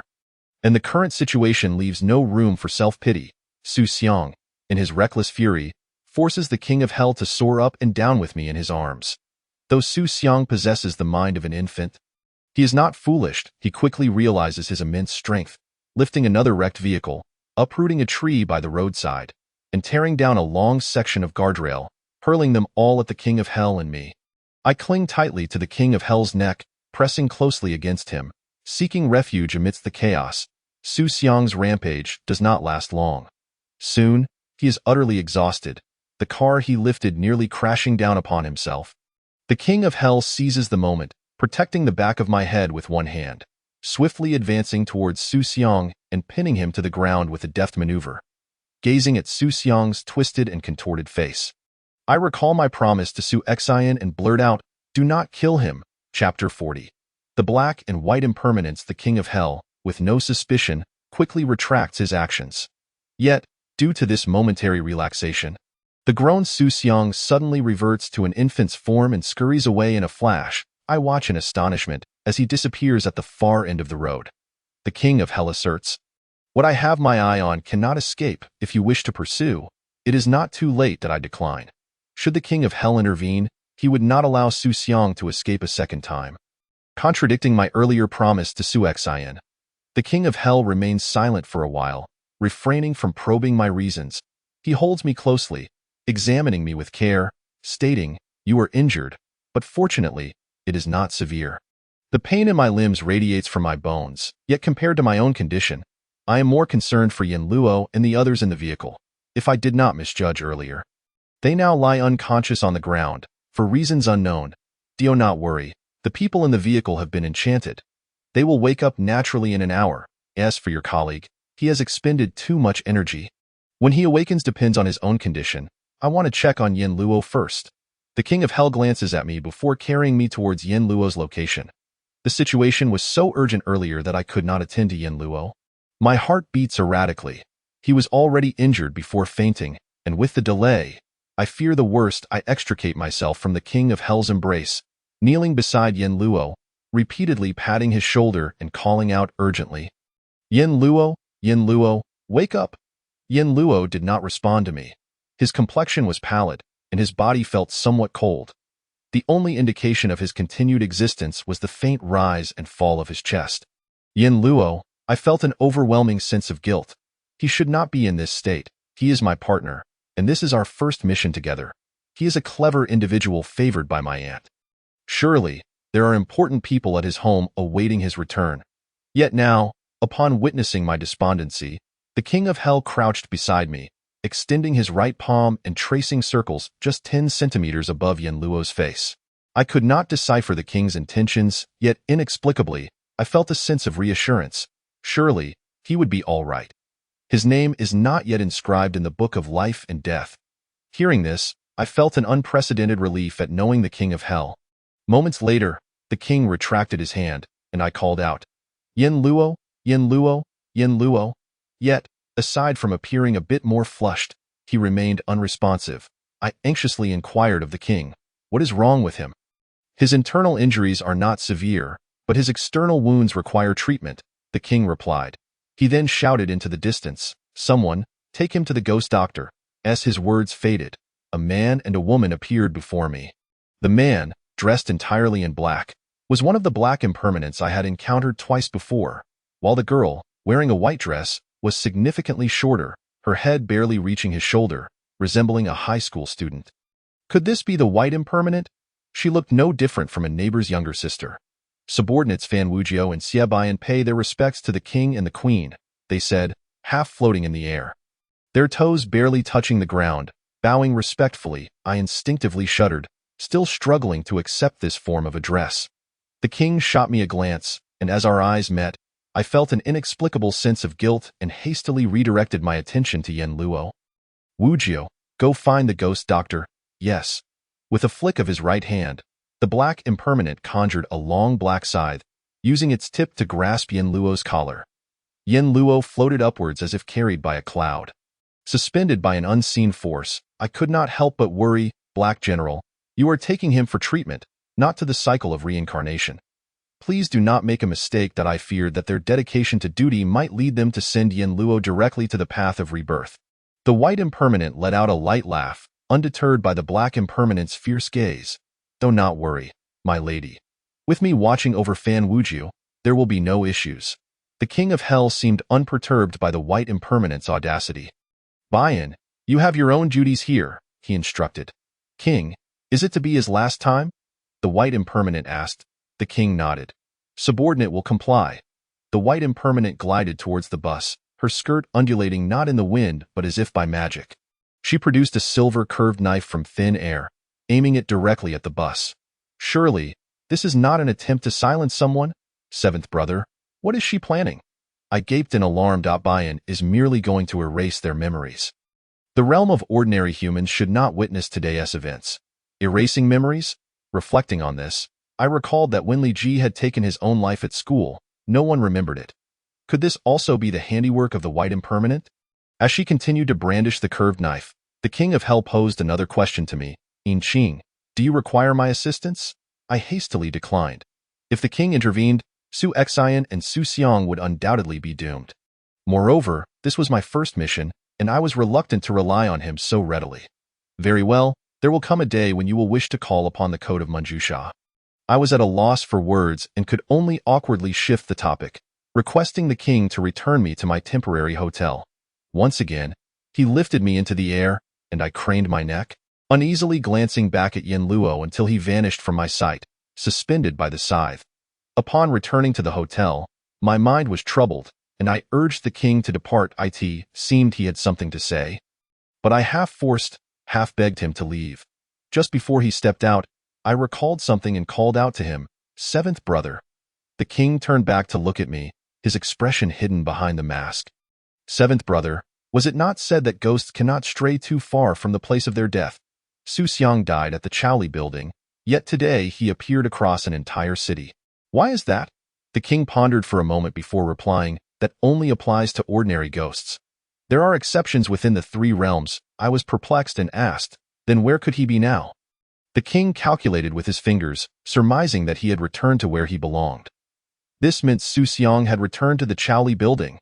This was precisely what I hoped for, and I smiled broadly, thanking the king before decisively closing the door. After waiting a while and hearing no sound from outside, I finally dared to call Li Cheng. The moment the call connected, we both spoke simultaneously. "Li Cheng, help me. In Qing, the boss has issued a death order." "What?" I pressed him. "What do you mean? What happened to my aunt?" "The boss is already aware of the commotion you caused earlier. It's been nearly 2 months without resolving a single minor ghost issue, and he is quite dissatisfied. This matter must be concluded within 2 days." Upon hearing this, I was filled with rage. My aunt had carelessly sent Yin Luo and me out to work, showing no concern. And now she was blaming us? I had narrowly escaped death without shedding a tear, yet now, upon hearing this, I felt profoundly aggrieved. Yin Luo had scarcely any power, and I had only mastered the first level of the Yin clan's ghost suppression technique. Over these 2 months, we had exhausted every means to investigate the case, and today, an accident had left Yin Luo gravely injured in the hospital while I had nearly died as well. Did my aunt truly not know any of this? Li Cheng seemed taken aback by my outburst, his tone turning serious. "In Qing, if I were you, I wouldn't say such things. The special department operates on a knife's edge. Do you think your aunt lost her leg by mere chance? You should have thought this through before entering." "Do you think I had a choice?" I retorted coldly. "Are you suggesting that if given the chance to choose again, you would take a different path?" "Yes," I declared emphatically. Li Cheng's voice came through the phone. "No, you wouldn't. Forget it. Arguing about this is pointless. You mentioned you needed help. What do you need assistance with? It wouldn't be for makeup again, would it?" Li Cheng reminded me, "There's no point in arguing over trivialities. Since your aunt is dissatisfied, I must resolve the matters concerning Su Xian and Su Xiang beautifully to prove myself to her." "You'll find out soon enough." Li Cheng arrived quickly at the entrance of the Chaoli building. Tio saved time. He had adhered 2 wind-warding talismans to his chest and managed to arrive before 8 o'clock. He had traveled from the northwestern desert to the southern central city, racing under the moonlight, covering over half of the Huaxia continent. Even with his sturdy physique, he was panting heavily. Before his arrival, I hastily explained what had transpired today, wishing to avoid unnecessary details, so I merely stated that a powerful individual had rescued me, not wanting to reveal that it was the King of Hell. However, after a moment of contemplation, he seemed to have guessed who it was. I stared at the entrance of the Chaoli building. It was after work hours, yet nearly half of the floors in the 40-plus story building still had their lights on, presumably occupied by diligent workers staying late. Li Cheng stood beside me, catching his breath, and once he composed himself, he said, "In Qing, you had better provide me with a reason. Otherwise, I shall affix 4 wind-warding talismans to you and let you experience the consequences. This performance cannot do without you. Do you see that floor?" I pointed to the fire safety floor of the Chaoli building. "Su Xian is there. I need to talk to her and draw Su Xiang out." "Negotiating with a ghost?" Li Cheng asked, his tone stern. "What have you promised her? She has not committed any heinous acts. Why can't we negotiate? She merely wishes to save her child." "In Qing, do you understand that ghosts lack humanity?" "Of course I do. She has already become a ghost. What humanity could she possibly possess? They excel at deceit and manipulation. and I saw Li Cheng about to launch into another lecture, so I rudely interrupted him. Li Cheng, since I have asked you to help, will you assist me or not? If you don't wish to, you can leave now. I can manage on my own. Li Cheng gritted his teeth in frustration. I flew over 2,000 kilometers just to arrive, and you want me to leave now? Then you shall do as I say. I was resolute, especially since it was you who called me today. My aunt must have instructed you to come assist me. Li Cheng fell silent for 3 seconds, his furrowed brow relaxing as he readily agreed to my request. All right, helping you out is no trouble. I secretly sighed with relief. My provocation had worked. Together, Li Cheng and I entered the underground garage, planning to take the elevator up from there. I resolved not to inform Su Xian of what had occurred earlier that afternoon. I would only ask her to cooperate in luring Su Xiang out, after which I would have my own methods to resolve the entanglement between her and Su Xiang, ensuring that Kai Ji Wang would pay the price he deserved. Watching the elevator screen as the numbers climbed higher, I tightened my grip on the voice recorder in my pocket. It was time to bring this to a conclusion.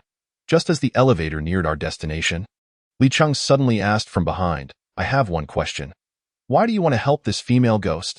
Just as I was about to respond, the elevator doors swung open, and a powerful gust of sinister wind rushed toward my face. I turned in terror to see Su Xian, her eyes blood red. Chapter 41. The secret recording. Li Cheng stood in my stead, while I lingered outside the door, observing the fierce struggle between a man and a ghost within the confines of the elevator. The space was constricted, and Su Xian's strikes were executed with a precision and ferocity that far surpassed what I had witnessed in our previous encounters. The intensity of their movements caused the elevator to sway perilously, threatening to plummet at any moment. Stop fighting. The elevator is going to fall. Yet, Su Xian paid no heed to my warning. Having already succumbed to death, she harbored no fear of the elevator's potential demise. Her limbs were relentless, and she even bared her fangs, attempting to sink them into Li Cheng's throat. Su Xian, will you not save your son? In Qing, you deceived me. Has something happened to my son? You promised to help me rescue him. You lied to me. I was taken aback. How could Su Xian be aware of this? The bond between mother and child was undeniable. Something must have transpired. Su Xian, in a frenzy, unleashed her full strength upon Li Cheng.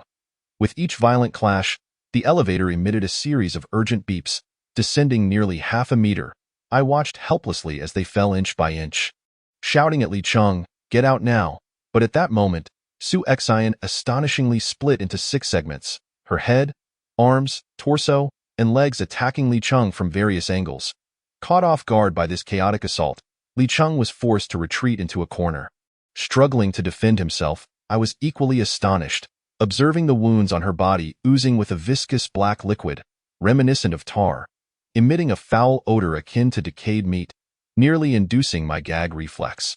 As their battle intensified, I had no choice but to produce the string of beads given to me by the King of Hell, reciting the incantation he had taught me.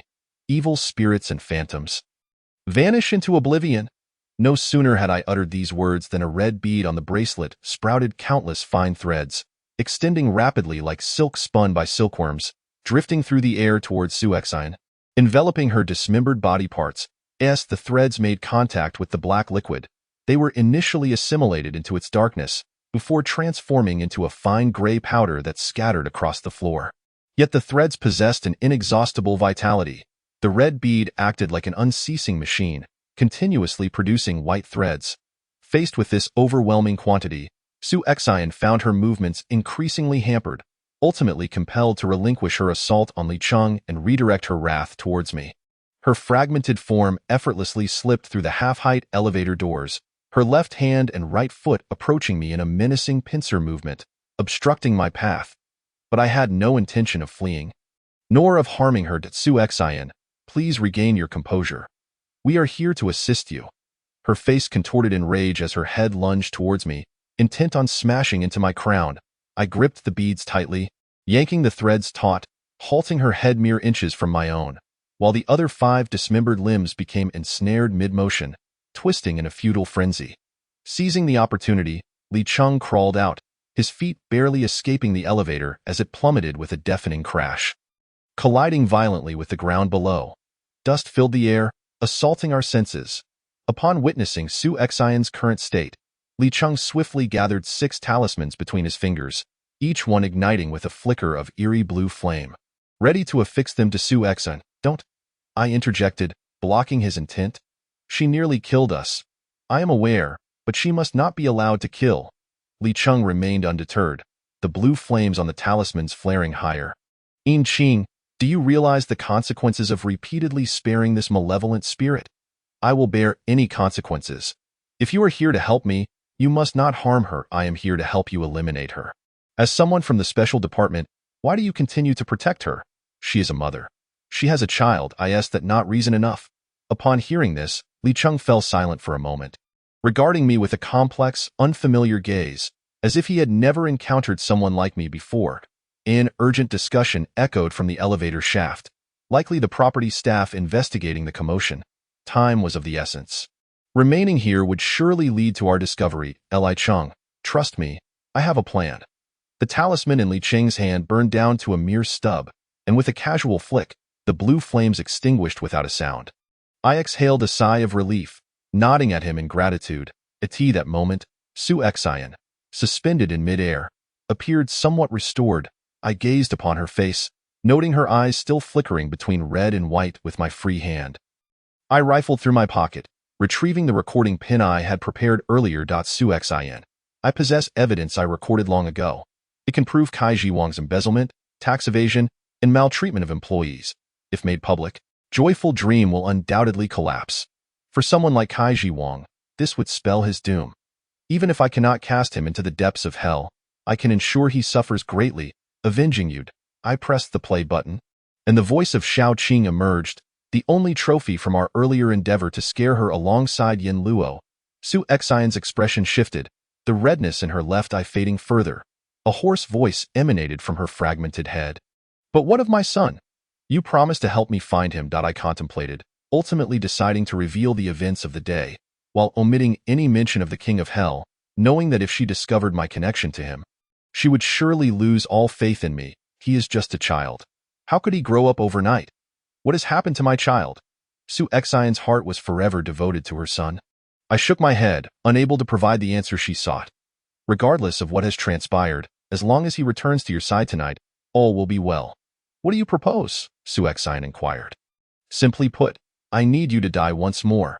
At this declaration, Su Exan's head nearly fell off again. I swiftly intervened, supporting the left side of her head to stabilize her form. Su Xiang has been persistently trailing Kai Ji Wang to exact revenge. The bond between mother and son is profound. If you can sense his changes, he must also be aware of what Kai Ji Wang did to you. If we reenact that fateful night, Su Xiang will surely emerge to save you. But will my son be here? He will, I declared with conviction. The information imparted to me by the King of Hell could not be erroneous. What is your plan? I impersonated Kai Ji Wang, while you remained yourself. Just as I was about to let go, if Su Xiang emerged, Li Cheng would immediately act to seize him. Su Exan scrutinized me, shaking her head, stating that I bore no resemblance to Kai Ji Wang and that I could not deceive her son. This necessitated the assistance of this accomplished individual. I tilted my chin toward Li Cheng, incessantly signaling that if he remained silent at this juncture, my performance would falter, and my motive for summoning him was twofold. Firstly, for the purpose of disguise. Secondly, due to his extensive experience, as I alone could not contend with Su Xiang. With him present, it would be considerably easier. Li Cheng regarded me, and then Su Exan, his expression softening slightly, and at last he spoke, uttering 2 words. Not possible. Not possible? Li Cheng's response took me by surprise. I furrowed my brow, questioning whether all I had said was in vain. What exactly was not possible? Upon entering, I had noticed numerous photographs adorning the wall, with one individual appearing repeatedly, presumably the Kai Ji Wang you mentioned. That person weighed at least 150 pounds and stood no taller than 168 centimeters. Equivalent to 2 of you. My disguise technique could only alter my face, not my physique. Why didn't you mention this earlier? You nearly frightened me to death. I have a solution. I dismissed the 2 of them and dashed toward Kai Ji Wang's private office. When I had previously accompanied Yin Luo to gather evidence, I had seen an entire set of Kai Ji Wang's clothing hanging there, presumably for emergencies. Grasping the oversized black suit coat, the stale smell of smoke assaulted my senses, causing my stomach to churn as though I might retch at any moment. Kai Jiwang spent his days engulfed in smoke. Even if Su Xiang couldn't kill him, he would inevitably succumb to lung cancer. I intended to change into a shirt as well, but the stench was unbearable, so I pinched my nose and donned the coat and trousers, stuffing a few items inside, tightening the belt to the maximum, and holding up the baggy pant legs as I returned to Li Cheng's side. His expression was inscrutable as he regarded me, while Su Xian, unabashed, burst into laughter. Realizing she had embarrassed me, she coughed lightly in an attempt to cover it up. Is it really that amusing? I glanced at the mirror on the wall, and indeed, I appeared quite peculiar. The upper part of my left thigh and the lower part of my right calf were surprisingly identical in size. Is that a roll of toilet paper that fell out? I adjusted the toilet paper stuffed inside to create a more uniform appearance for my legs. Li Cheng inquired. Are you also concealing toilet paper in your abdomen? Toilet paper could not possibly create such a realistic belly, I replied, patting my stomach. This is merely a cushion. Even Li Cheng, typically so reserved and humorless, could not suppress a smile at my remark. However, upon noticing his empty hands, I suddenly realized, oh no, you didn't bring any cosmetics. Despite my meticulous planning, I had overlooked this crucial detail. I was in a flurry, contemplating rifling through my female colleagues' drawers for any spare supplies. Li Cheng called out to me, stating, I merely prefer to use cosmetics for disguise. It doesn't mean I am limited to them. As he spoke, he produced a long strip of yellow talisman from his pocket and retrieved scissors from a nearby pin holder. With deft movements, he swiftly transformed the blank talisman into a miniature mask, with cutouts for the eyes, nose, and mouth. The initial form was complete. Li Cheng then began to chant softly, and in an instant, a flicker of flame erupted from the tip of his right index finger. The fire initially appeared gray-black, gradually shifting to red, then brown. With astonishing speed, Li Cheng brought the rough mask to life. And soon it morphed into a human face, expanding as it did so. When the moment was right, Li Cheng pressed the flaming visage against my face. The fire was absorbed into my being, and I felt a sharp pain. Instinctively, I touched my face, only to find a patch of coarse hair beneath my nose. Upon glancing in the mirror, the reflection revealed no trace of ambiguity. Only the visage of Kai Jiwang remained. This is truly remarkable, Li Cheng. You have outdone yourself. I could not help but praise him. I had indeed chosen the right ally. Li Cheng withdrew the flames, but he did not seem as pleased as I had anticipated. Su Xian, upon seeing my new face, gasped in shock, a flicker of hatred igniting in her eyes. Su Xian. It's me, Yin Qing. Fearing she might lose control, I quickly called out to her. Su Xian blinked. Regaining her composure, she inquired, what do you intend to do next? Su Xian, do you trust me? I asked her. Su Xian did not nod. Her eyes were filled with doubt and wariness. A pang of discomfort struck me. Su Xian, it is essential that you trust me. I will recreate the scene as it was, and for the sake of realism, your body must dangle outside the window while I hold your hand.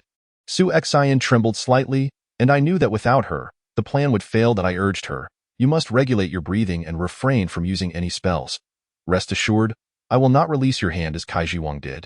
Trust me, this is the only way to draw out your son. I then turned to Li Cheng, conveying another thought. Li Cheng, I entrust my back to you. When I grasped Su Xian's hand, I will conceal all my powers. The moment Su Xiang appears, seize the opportunity to act. Just to clarify, I do not wish for you to kill him. I need you to capture him. Can you assist me? Li Cheng crossed his arms and replied with a simple hum, which took me by surprise. I was unaccustomed to his straightforwardness. Then I shall begin. I glanced at the manjasaka flower around my neck. Completely covered with ointment, I carefully stored away the coral bracelet on my wrist and the hairpin on my head, tucking them into the discarded clothing. Finally, I retrieved a pack of cigarettes I had found in Kai Jiwang's office, containing 20 sticks, and arranged them neatly on the table, lighting them one by one. The overwhelming scent made me dizzy, yet it was a necessary step, as it served as my bait to lure Su Xiang. While I prepared, Li Cheng ignited a talisman, and as it burned away, he suddenly vanished from sight. Li Cheng, I called out, fearing he might have fled at the last moment. Though not worry, I have not run away. He reassured me. I felt relieved and took a few deep inhales of secondhand smoke, allowing its scent to envelop me further, thus enhancing my resemblance to Kai Jiwang. Ghosts are highly sensitive to odors.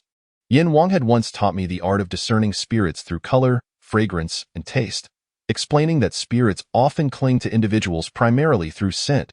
Su Jiwang was situated over 10 meters away, and even then, Su Xiang could detect the stench of smoke emanating from him. With my 20 cigarettes as a diversion, I hoped to ensnare Su Xiang. Seeing that preparations were nearly complete, it was finally time to confront Su Xian.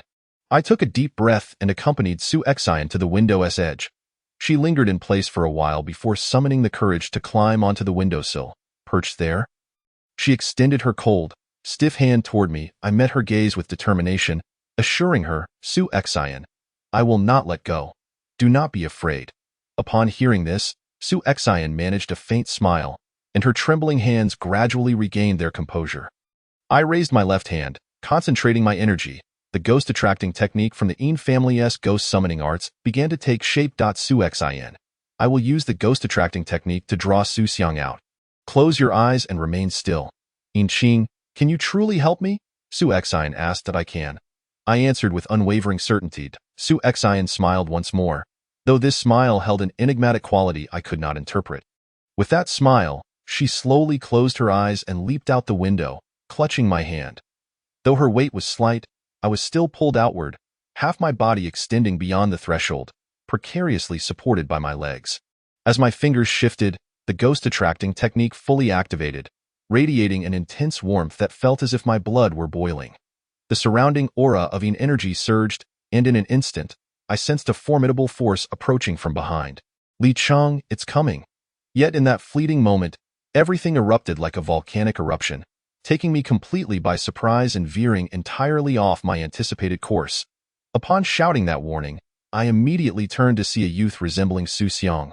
His features contorted in rage, hurtling toward me with alarming speed. His fingers curled menacingly, seemingly intent on wrenching my head from my shoulders.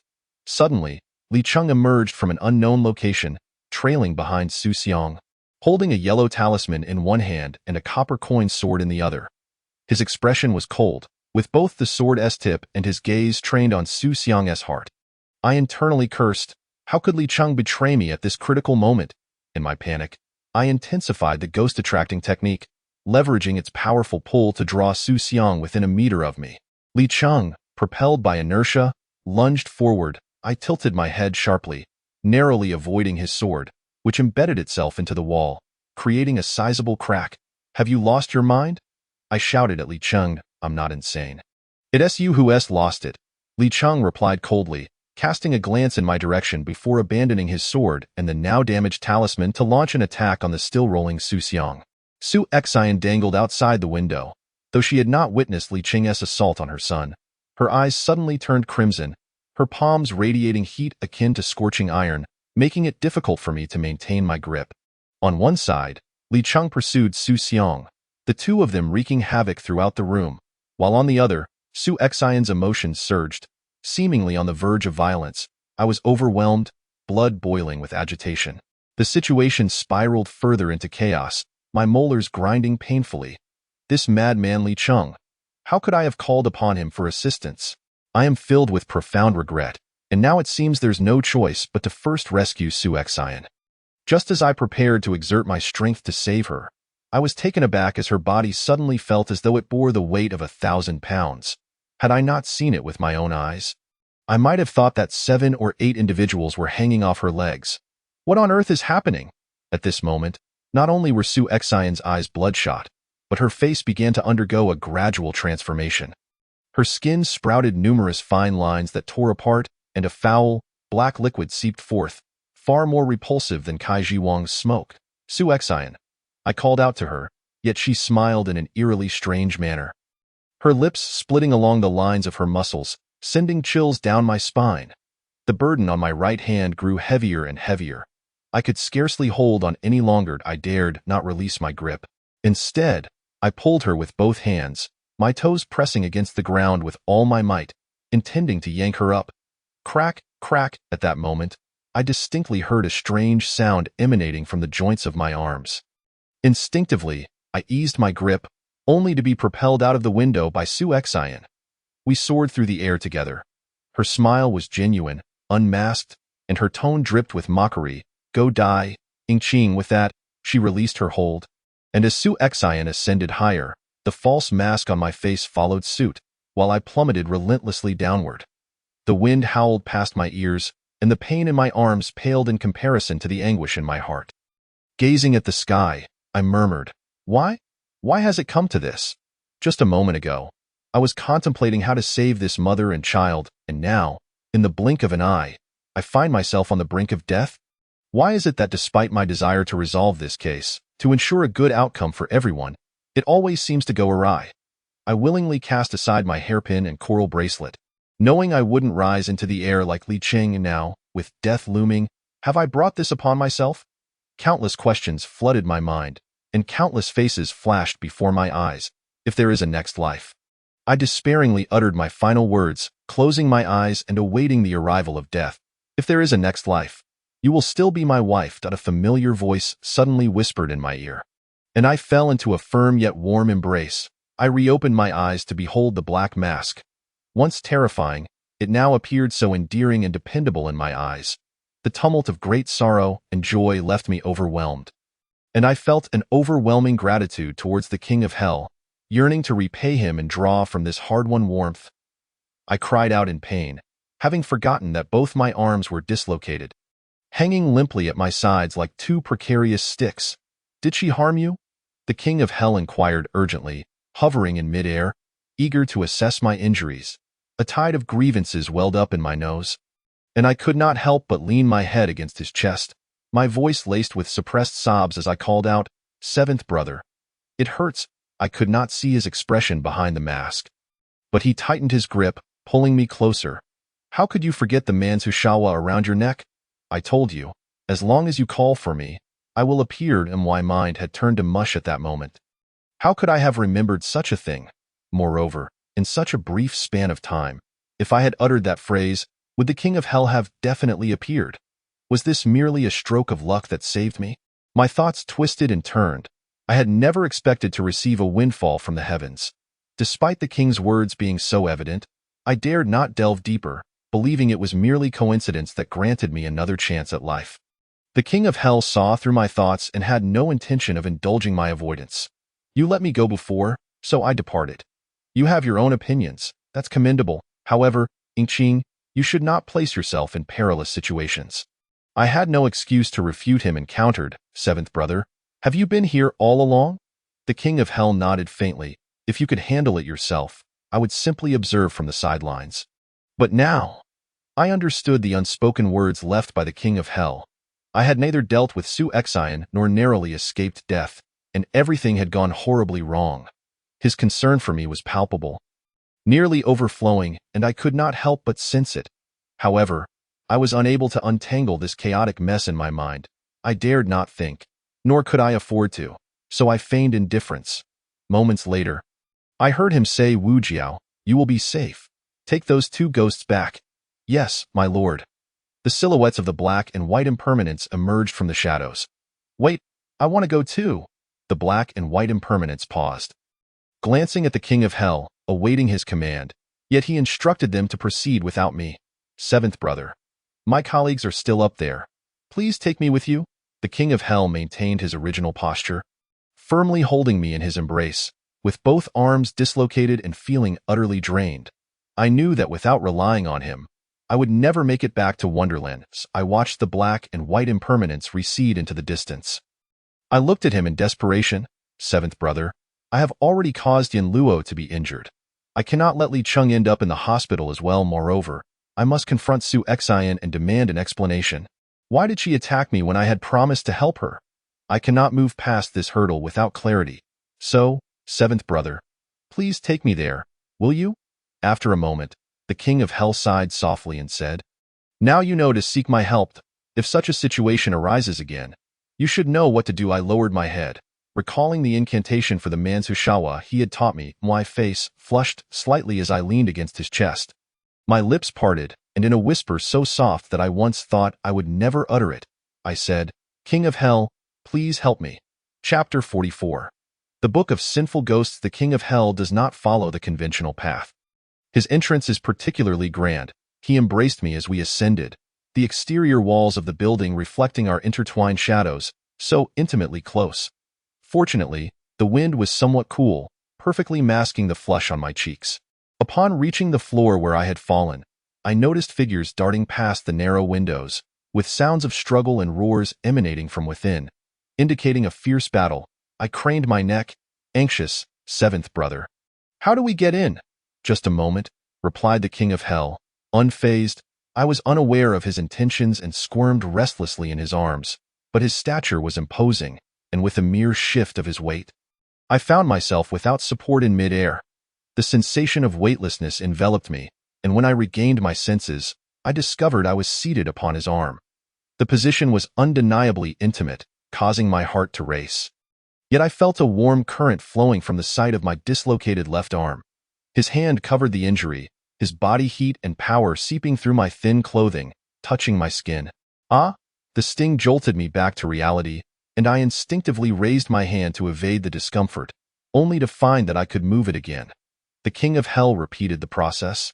Healing my other dislocated arm, I rejoiced like a child, waving my arms in delight, but he suddenly loosened his grip. My instincts took over, and I clung to his neck, pressing myself tightly against him. My face burned crimson, mortified, for the King of Hell must have done this on purpose. At that moment, a crackling sound came from behind me. I turned to see that the window to Wonderland had vanished, leaving only a passage wide enough for two. The King of Hell held me as he stepped onto the air, effortlessly traversing the opening. I glanced around, quickly spotting Li Cheng, who bore a long cut near his left eyelid. Had his gaze not been clear, I would have assumed he had lost his sight. I hurriedly leaped down from the King of Hell's arms and rushed to Li Cheng's side. Li Cheng, are you all right? Li Cheng's gaze drifted past me to the King of Hell before returning to me. It's just a minor injury. You look far better than I do. I didn't expect you to have summoned such a prominent figure. His words struck me as odd, leaving me unsure of his meaning. The King of Hell, displeased with Li Cheng's rudeness toward me, stepped forward, wrapping his arm around my waist and guiding me away. Su Xian and her son Su Xiang had been restrained by the black and white impermanents, lying motionless on the ground. Su Xian was covered in wounds, cradling her bleeding infant son, who lay quietly in her arms. This scene was far from what I wished to witness. After all, Su Xian had nearly killed me. Had it not been for the King of Hell, I would have become yet another wandering soul in this building. From the moment she pulled me down, a vague answer brewed in my heart, yet my mind was a turbulent mess. What was the truth? He Wu Jiao, the black impermanence, presented a black tome to the King of Hell, who did not take it, but instead instructed me to look first. The Book of Sinful Ghosts, I whispered the title, flipping open the cover to reveal neatly pinned characters within it. As I turned the pages, my heart sank deeper with each entry. April 5th, the vengeful ghost Su Xian extinguished one ghost, absorbing its essence to enhance her powers. This ghost was meant to reincarnate the following day. But due to the dispersal of its soul, it will forever vanish from the cycle of reincarnation. May 8th, the vengeful ghost Su Xian extinguished one wandering soul, severing its limbs and using its blood to forge a new evil spirit, subsequently draining its essence, preventing reincarnation. September 10th, the vengeful ghost Su Xian attempted to kill a wandering soul to increase her power, but the soul narrowly escaped, leaving behind half of its body in the chaos.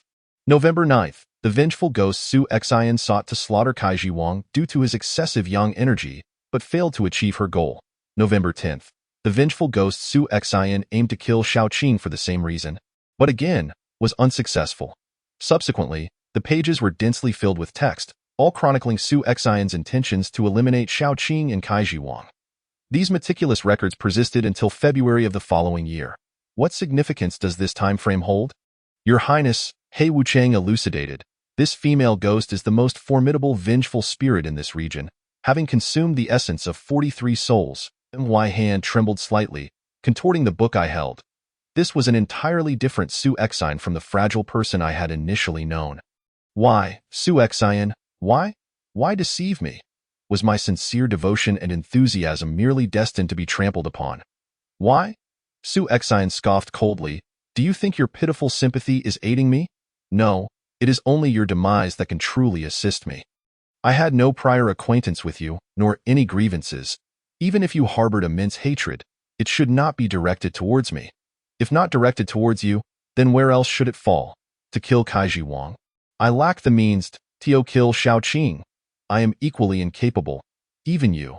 I cannot bring myself to harm, Su Exine sneered icily, her face contorted with rage, unable to survive, unable to escape, yet unable to perish. I can only lament my unfortunate fate. A mere vengeful spirit, seeking the life of the Queen of Hell, is indeed overestimating oneself. Bai Wuchang, Xiebian, spoke in a calm tone, yet his words sent a tremor through Su Exine. You are the Queen of Hell? Su Exine's voice sharpened suddenly, momentarily astonished as she gazed at me, before quickly descending into a frenzied state, struggling on the ground in an attempt to free herself from the ghost-binding ropes coiling around her. So it is, so it is. I was merely a pawn.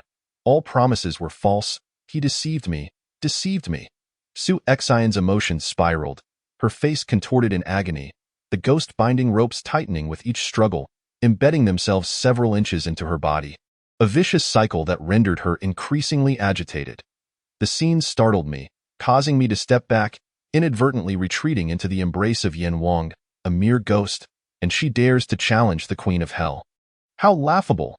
Li Cheng suddenly emerged from behind, swiftly producing a yellow talisman imbued with purple flames, applying it neatly to Su Exine's forehead. Su Exine froze as though ensnared by a spell, her form contorted grotesquely, resembling a chaotic bundle of vines intertwined. Li Cheng, what have you done to her? The unfolding events left me in utter disbelief. How could Li Cheng possess such abilities? Had he been waiting for me to act all along? Li Cheng did not respond, instead fixating on the talisman nearing its end, bellowing, break. Su Exine's gaze became vacant, her mouth opening and closing as she spoke in a stiff voice, unveiling the truths I yearned to uncover. Ghosts lack humanity, devoid of moral compass, acting purely on instinct. At the time of my death, I was both a wronged and starving ghost. Even in death, my hunger persisted. Those souls, with their limited powers, would either be devoured by me or by others. Thus, I thought, why not allow them to fill my belly? A satiated human reflects. Ghosts are no different. I soon recognized the identity of my murderer. I am merely seeking retribution, yet to my dismay, I find myself powerless to exact vengeance upon them. My ghostly form is too young, unable to withstand the vitality of the living. Such an explanation was unfathomable. I recalled how, during my time at school, Teacher Li's ghost was capable of slaying numerous foremen. A result of years of dormancy, I despise each and every one of them. Loathe those who forced me to my demise. I linger in every conceivable corner, awaiting the opportune moment, yet no matter how hard I strive, I cannot approach them. Each failure only deepens my hatred, a torment that threatens to consume me, to explode. At this point, Su Exine abruptly shifted her tone, reverting to the persona I had first encountered, a nurturing mother. However, I recalled that day in the restroom stall, where I witnessed a newborn infant, still smeared with amniotic fluid and blood, lying naked on the floor, its body turning purple as if it were on the brink of death. I glanced down at the small being cradled in Su Exine's arms. That child was Su Xiang. Chapter 45. The mysterious man. That day, Su Exine wandered through Chaoli Building, her attempts to murder Kaiji Wang and Xiaoqing repeatedly thwarted, leaving her in a state of fury and anxiety, compelled to roam the building to dissipate her inner turmoil. A girl clad in a school uniform caught her at it was 11 o'clock at night. What business could a student have in a commercial office building? Su Exine observed her, noting her slightly plump figure and furtive movements as she ascended the stairs, breathless with a backpack slung over her shoulder. Suspicion stirred within Su Exine, prompting her to follow the student until she entered the ladies' restroom, a suppressed cry of agony, a contorted face, tightly clenched fists, and a body drenched in sweat and blood. If giving birth were an innate talent, this student was undeniably gifted. Within half an hour, the infant's cries echoed through the restroom. What was the first task following childbirth? To cut the umbilical cord. Yet this mother neglected even that, stuffing a towel from her backpack into the child's mouth to muffle the newborn's cries. Witnessing this scene, Su Exine, whose memories had yet to fully resurface, felt an unexpected pain in her abdomen. Instinctively placing her hand on her hollow belly, recalling that once, there had also been a child there. She remembered the moment she fell, her body shattering upon impact, a large hole torn in her abdomen. amniotic fluid and blood mingling on the ground, the child, whose features had yet to form, slipping from her body. Her beloved child, the one she had nurtured with her own flesh and blood, the child she had never laid eyes on, had thus perished. The loss of her child left no trace, not even a lingering spirit. Could this new child be heaven's compensation for her plight? No, regardless of whose child it was, having discovered it. It now belonged to her. As the student lay on the ground, recovering for quite some time, she mustered the strength to gather the scattered remnants, stuffing the bloodied towel and clothes into her backpack. But she left behind her own flesh and blood. As the student prepared to exit, Su Exine leapt from the windowsill, suspended in midair, gazing down with a smile at the barely breathing infant. The worse the child's complexion grew, the more delighted Su Exine became. Oh, my dear little one, are you cold? Are you uncomfortable? Fear not, in a little while, you shall be with your mother forever. Mother will always love you. Su Exine's smile was chilling, her gaze sincere, yet her words were laced with malice. She resembled a vulture, patiently awaiting her chosen prey to take its last breath. The child quickly succumbed to hypothermia. And with no one passing through the building, Su Exine remained steadfastly by the child's side, humming a lullaby. Sleep now, sleep, my beloved. The melody was sweet and lyrical, yet it brought not the child's slumber but rather eternal rest. A tiny spirit emerged, bare and bewildered, from the lifeless body, its wide eyes surveying the unfamiliar surroundings. Su Exine, fearing it might flee, swiftly scooped it up, holding it tightly, murmuring the name she had chosen. Xiangxiang. Xiangxiang, mother can finally be with you forever. Su Exine could not resist showering Su Xiang with kisses, unwilling to let go, as if a piece of her flesh had been severed and she was now striving to reattach it. Su Exine and Su Xiang survived in the air ducts of Chaoli Building, ever vigilant, her heart unsettled, fearing that a moment of carelessness could lead to the child being snatched away. However, for the newly minted mother Su Exine, a ghostly infant was no easier to nurture than a human child. Su Xiang would often wail inexplicably, and no matter what Su Exine did, she could not soothe him. It was only when Su Xiang bit down on a piece of flesh from Su Exine's palm that she realized he was hungry. Su Exine had previously absorbed enough essence from wandering souls to compensate for the drain Su Xiang placed upon her. Yet the ghost infant's appetite was insatiable, gnawing at her flesh and siphoning her power. Until eventually, Su Exine could no longer endure. Should I go kill another ghost? Su Exine pondered, gazing at Su Xiang's tender yet rigid face, resolutely dismissing the thought. In the past, she had been indifferent, but now that she had a child, engaging in further acts of slaughter would inevitably attract the attention of the underworld. At that point, she would be unable to remain with Su Xiang. How could she forsake the precious treasure she had regained? Drawing upon her resolve, Su Exine single-handedly nurtured Su Xiang to a stable condition. When Su Xiang ceased gnawing at the remnants of her flesh and instead crawled beside her, poking her face with his chubby hands, Su Exine's features twitched in a long-forgotten manner. At that moment, had she still been a living being, her throat would have been parched, her eyes would have ached, and tears would have streamed down her face. Everything will be all right, Su Exine reassured herself. Yet, whether as a human or a ghost, life always seemed to plummet into despair just as it appeared to be improving, delivering a heavy blow to her. That night, two strangers unexpectedly appeared in Chaoli Building. One was the student who had abandoned Su Xiang, still clad in her school uniform, bearing an uncanny resemblance to Su Xiang, and the other he appeared to be in his 30s, with blonde hair and clad in a black robe, emanating an aura of danger. Su Exine swiftly snatched Su Xiang, cradling him in her arms and covering his eyes, as the two hid above the restroom's ventilation fan, peering through a tiny gap to observe the unfolding events. The student's fingers trembled involuntarily as she pointed to the stall where Su Xiang had been discarded, saying, "Master, it is right here." In the cramped confines. There was scarcely enough room for two. Precisely at that moment, the student hesitated to approach the partition, while the man with yellow hair entered unceremoniously, displaying no signs of the awkwardness that accompanies a mistaken restroom visit. He extended his right thumb, interlacing it repeatedly between his index and middle fingers, pausing occasionally as if engaged in some intricate calculation. Moments later, Su Exine heard him utter, "So, it is true. Master, have you discerned the cause of my nightly terrors?" Is it truly that child's mischief? The student inquired anxiously. Upon hearing this, Su Xian felt a wave of displeasure. Su Xiong was perfectly fine beside her, having never left this building. How could he be the source of such mischief? Yes, and yet, no. The statement was perplexing, prompting the student to ask, Master, could you elaborate further? I do not comprehend. The man with yellow hair lifted his gaze slightly, casting a glance at the ventilation shaft above, causing Su Xian to stiffen momentarily. Fortunately, he soon exited the cubicle, declaring, You are merely grappling with your guilty conscience. Your inner demons torment you. That child has long since been reincarnated, yet you remain ensnared by the shadow of your initial abandonment, which is why you are plagued by nightmares each night. Upon hearing this, the student exhaled deeply, feeling the weight on her heart finally lift. After all this time, it turned out she had been frightening herself.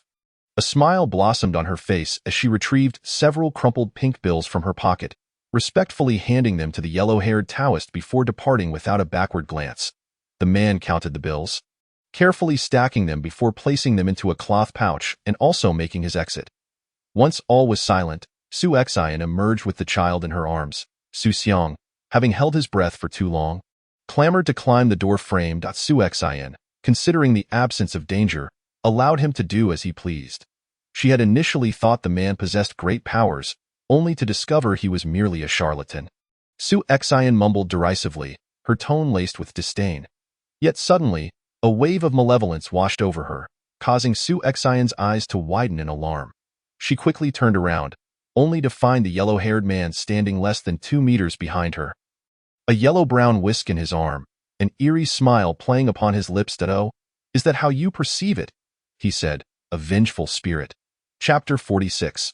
A clash of interests. Su Xian had never experienced such overwhelming pressure. She felt as if she had been rendered immobile by a spell. Unaware of the impending danger, Su Xiong crawled past her feet, heading towards the man with yellow hair. Come back, Xiong, Su Xian cried out, attempting to reach for her son, but her limbs refused to obey, leaving her helpless as she watched Su Xiong approach the man. The man smirked slightly, lifting his foot without exerting much force, and placed it upon Su Xiong. Release him. Do not harm my son. If you have grievances, direct them at me. Su Xian's heart raced with urgency, yet the yellow-haired man spoke leisurely, with an unsettling grace. Since this ghostly child is not yours, there is no need for you to expend so much effort on him. Who says he isn't my child? I found him, and he is mine.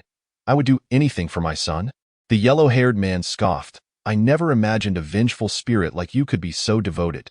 You have truly broadened my horizons. Su Xiong, trapped, flailed his arms and legs in the air, and upon realizing his mother was not coming to embrace him, he began to wail loudly. This display of emotion irked the yellow-haired man, who disdainfully shifted his foot, sweeping the whisk to immobilize Su Xiong and silence his cries. Release him. I, Su Xian, alone bear my burdens. Do not make things difficult for my child.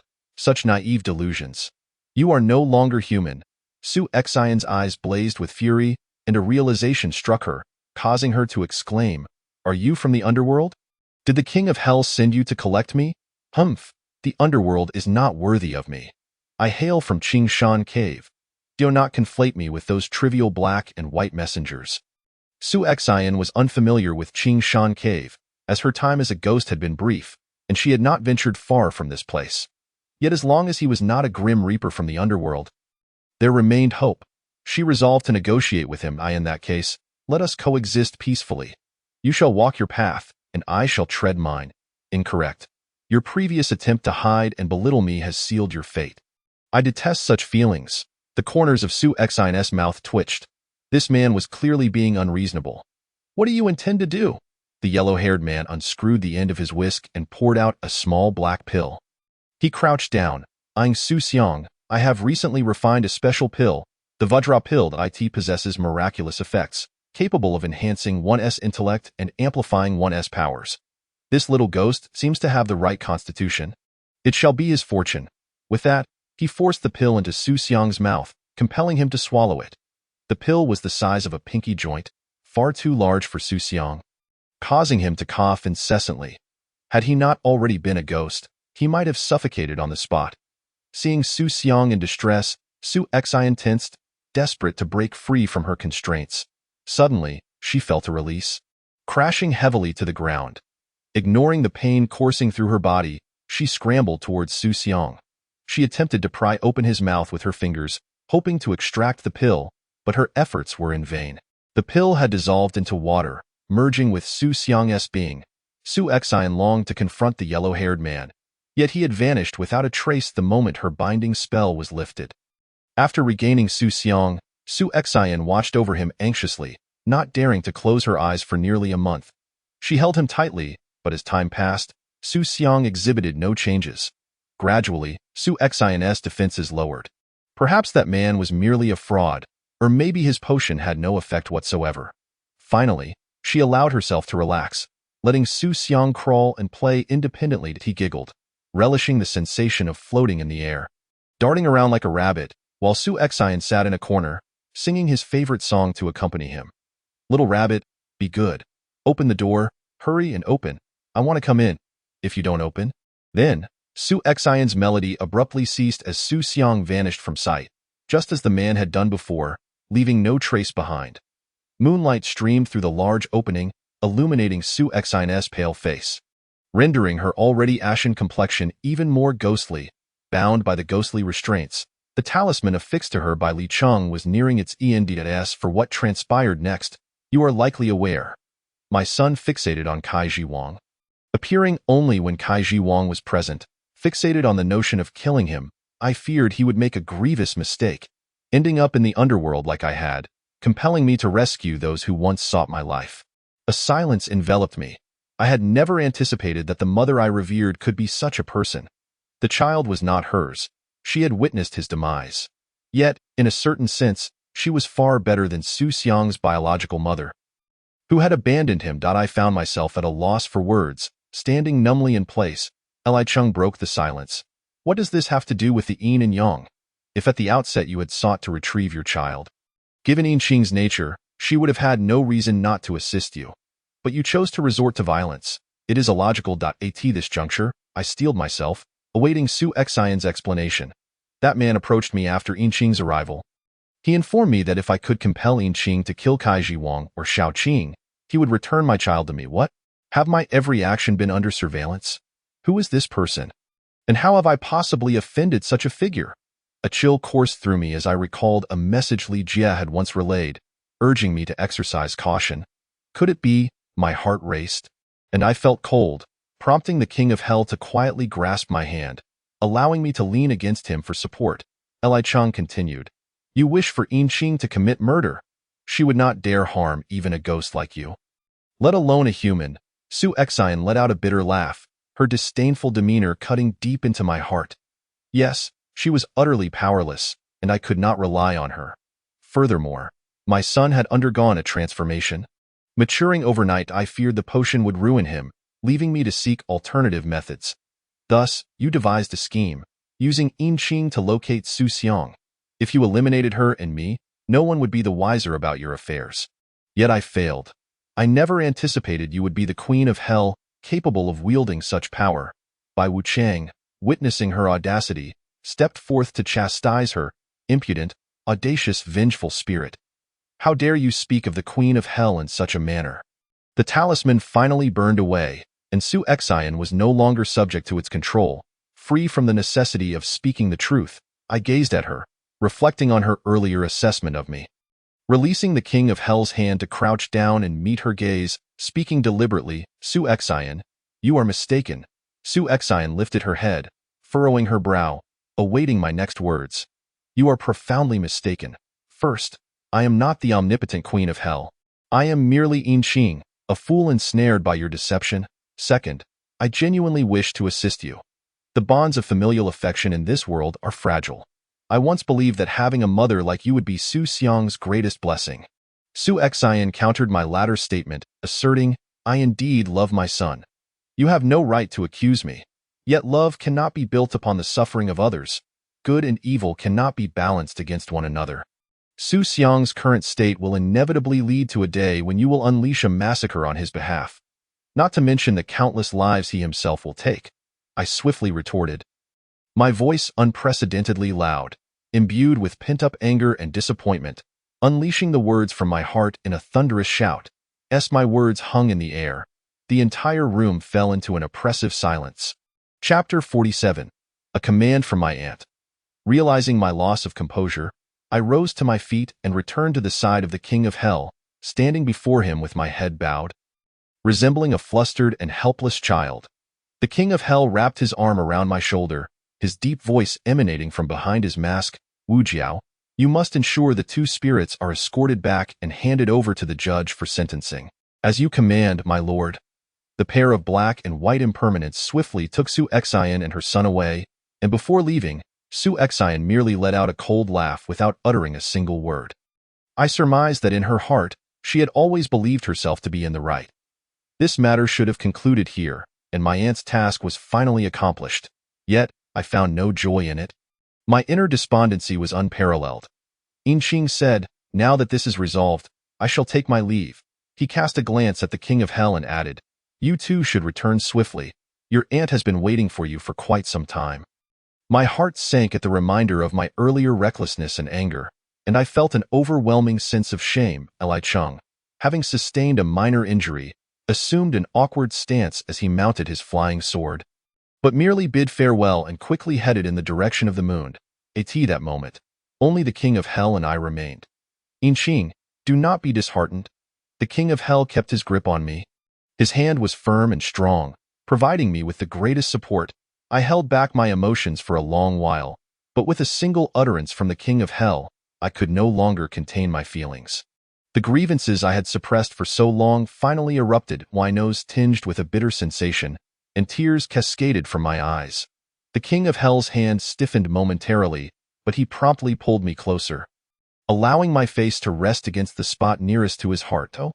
I sobbed uncontrollably, my body going limp, overwhelmed by the terror of having narrowly escaped death, compounded by the chill of betrayal and exploitation.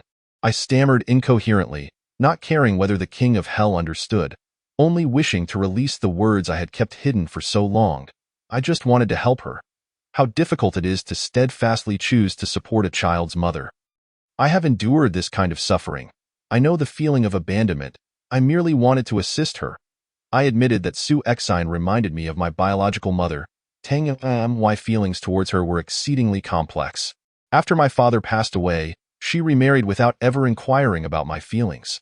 She simply wed without hesitation.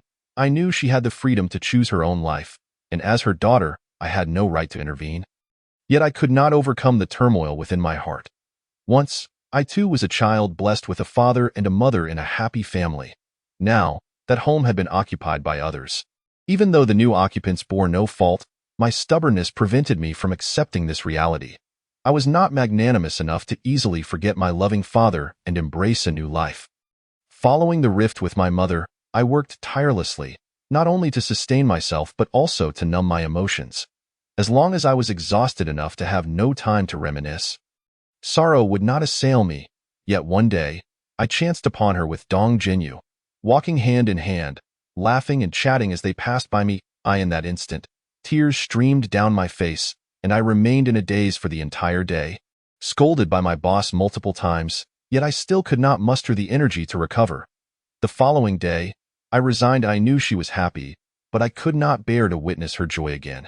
It was precisely because of this past that when I discovered Su Xian's profound love for her child, I was fully aware that my actions would violate the regulations of the Special Abilities Department.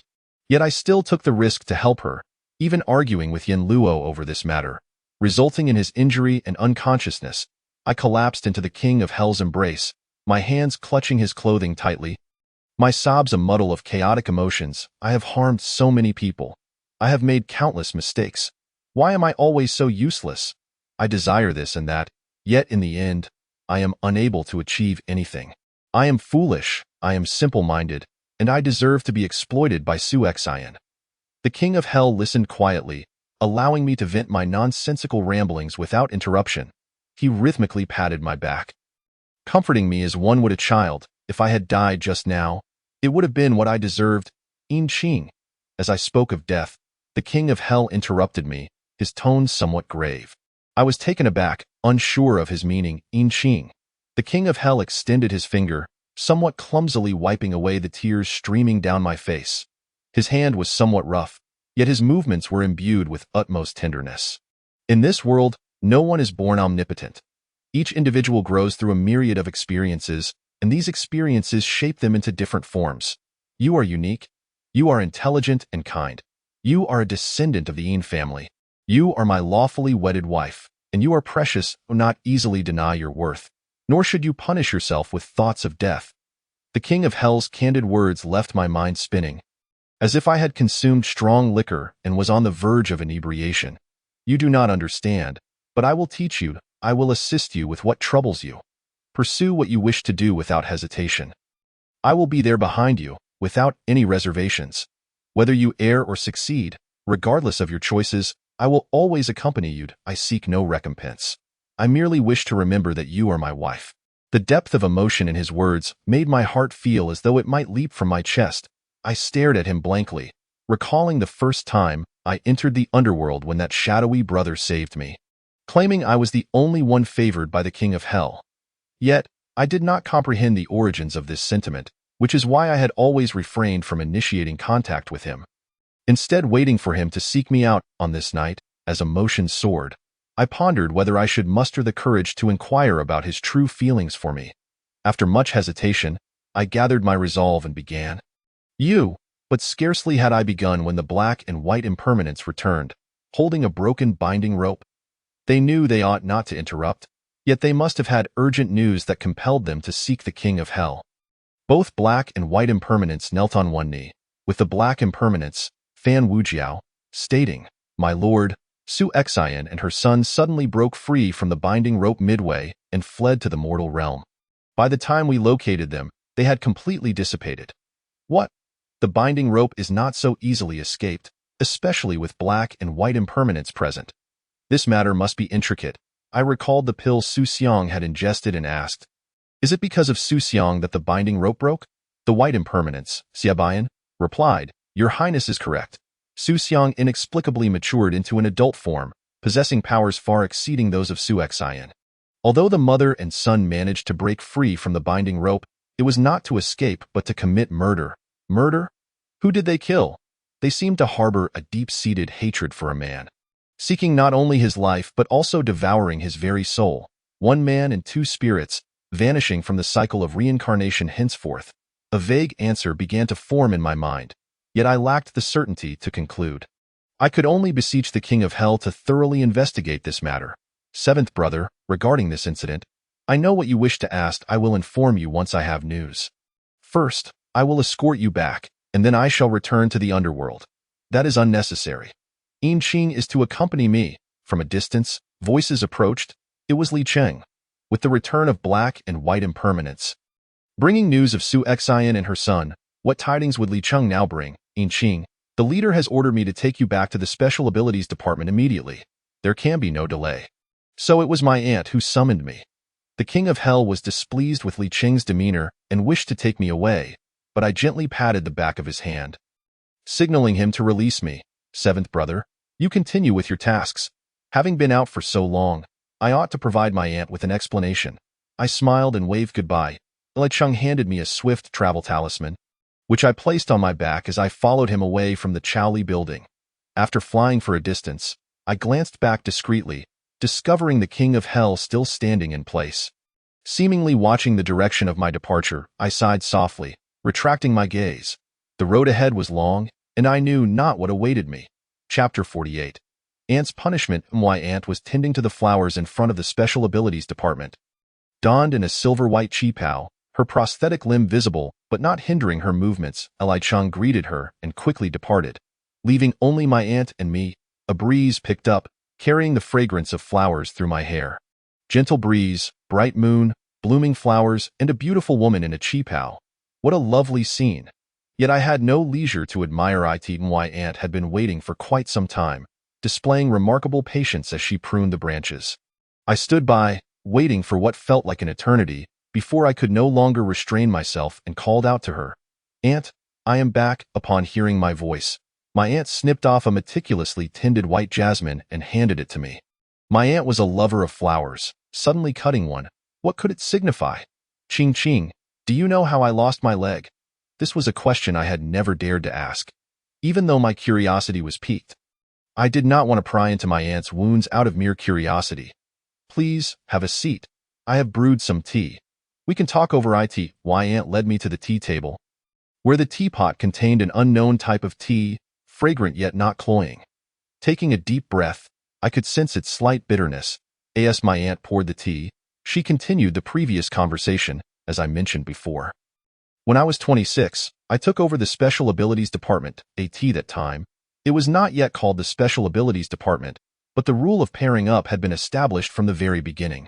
My first partner was a university student named Zhang Zheng, who was not yet 20. Although he was not much older than I, he possessed a maturity beyond his years. During our missions, I took on the role of the offensive force. While he provided strategic counsel, a mere glance was sufficient for us to understand each other's thoughts. This dynamic mirrored my previous collaboration with Yin Luo perfectly. We could have been the most harmonious duo. But at that time, the higher-ups intended to establish a new division for him to manage. I mistakenly believed my efforts had gone unrecognized and thought he was seeking credit for himself. In a fit of anger, I had a fierce argument with him, refusing to listen to his explanations, and undertook a mission alone. As my aunt recounted her memories, her tone remained calm and detached, revealing no hint of the intense emotions that must have simmered beneath the surface, consistent with her usual demeanor. The mission required us to venture into the sea, and having grown up in Duhai village, where I spent my days immersed in water, I felt no trepidation about the task ahead. Moreover, I was determined to prove to the higher-ups that I could accomplish the mission single-handedly. That very night, I borrowed a fishing boat and set out into the depths of the ocean alone. The sea spirit, lacking any formidable powers and not employing the Yin clan's ghostly techniques, was easily captured. According to protocol, these malevolent spirits were to be dealt with immediately. However, my singular focus on demonstrating my capabilities led me to decide to bring the spirit back as evidence. What I did not anticipate was that while the sea spirit was not skilled in combat, it excelled in creating tumultuous waves.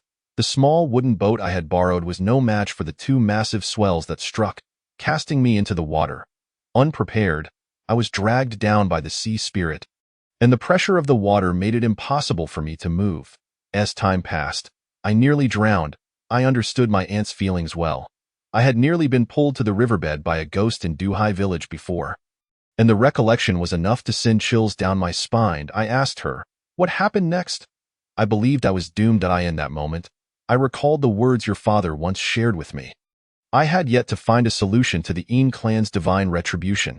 If I died, who would resolve this matter? I fought desperately to swim upward, but the sea spirit would not easily relent, clinging to my leg with increasing ferocity. Just then, I felt someone grasping my hand, pulling me swiftly through the water. Kill my astonishment. It was my partner Zhang Zheng. I had never known he was such a proficient swimmer. He dragged me along for what felt like an eternity until we finally reached the shore. I had never felt such exhaustion, coughing incessantly and utterly drained, my leg injured to the point of immobility. Zhang Zheng had to remain in the water, pushing me onto the shore first. He looked at me as if he had something to say, but my mind was solely focused on retreating. So I reached out to pull him along. However, the moment I grasped his hand, a wave swept him away. I witnessed the sea spirit latch onto him, blood spreading through the water, turning the sea a deep crimson. My breath caught, and it was not difficult to surmise Zhang Zheng's ultimate fate. Did he die?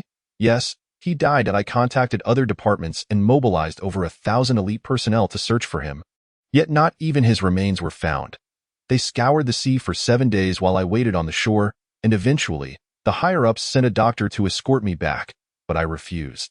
In the end, neither Zhang Zheng was found, nor was I able to receive treatment in time, resulting in the loss of ALEG. As I gazed at my aunt's prosthetic limb, I felt a profound sadness emanating from her. A form of self-inflicted punishment that served as a complete retribution against herself. I fell into despair, contemplating my withdrawal from the special department. During this period, the higher-ups sent someone to inform me that Zhang Zheng had declined the offer to manage the new division before I went in search of the sea spirit, stating that he could only realize his full potential when partnered with me. Upon learning this, I wallowed in negativity for quite some time, until one day, a person who bore an uncanny resemblance to Zhang Jing appeared before me.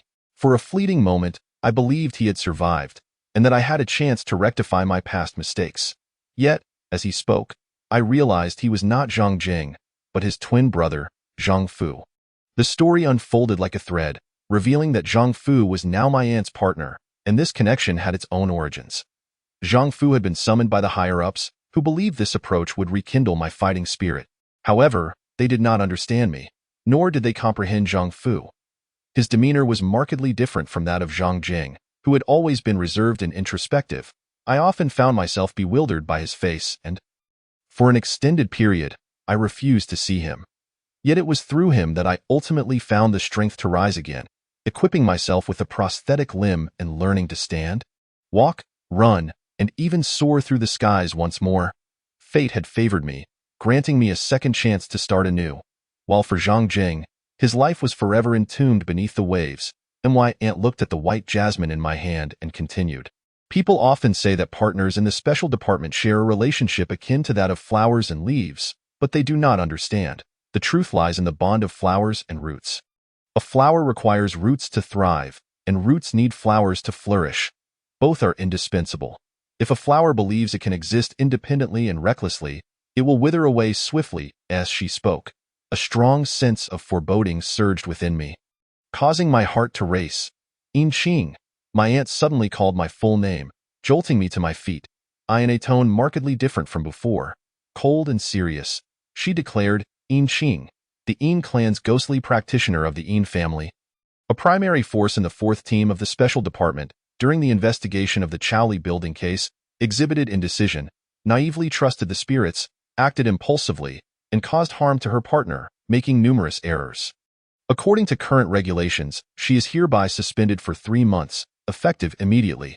You must vacate the headquarters of the Special Department and await further notice." A chill swept through the air, and the white jasmine fell abruptly to the ground, leaving my hand empty, clutching nothing but a lingering coldness. Chapter 49. Departing in despondence. Fate is always a tumultuous journey, with countless twists and turns. I still remember the day of my graduation, dragging a suitcase and carrying a bag as I arrived at the Special Department. Yin Luo helped me with my luggage, and my aunt showed me around the dormitory, where I first encountered the book on the Yin clan's ghostly techniques, which had only a cover. Now, once again, I stood before the Special Department, this time preparing to leave. After my aunt announced my punishment last night, she departed swiftly, reminding me that even though I could not engage with any affairs of the Special Department at present, I must not violate the rules and should return to see my grandmother. When I inquired why, she explained that if I went, not only would I never return to the Special Department, but I could also endanger my grandmother's life. Upon hearing this, I chose silence, leading to my current predicament of having nowhere to go. What should I do now? The sound of my suitcase's wheels rolling against the ground drowned out my quiet murmurs. "Dear little niece, wait for me," a voice suddenly called out from a distance. The only person who could address me in such a manner was Chu Yong. Turning around, I saw her driving a car that Tang Shan had previously discarded. Speeding toward me, just as she approached, she slammed on the brakes, kicking up a cloud of dust. "Oops, sorry, dear little niece. This old car from Tang Shan is just so hard to drive." I silently wiped the dust from my mouth. I had learned my lesson with Chu Yong and dared not engage in a battle of wits. "Mia, what brings you here? You silly niece, that's where you're wrong. If I hadn't come, where would you be sleeping tonight?" she said, shaking the keys in her hand and handing them to me. "What is this?"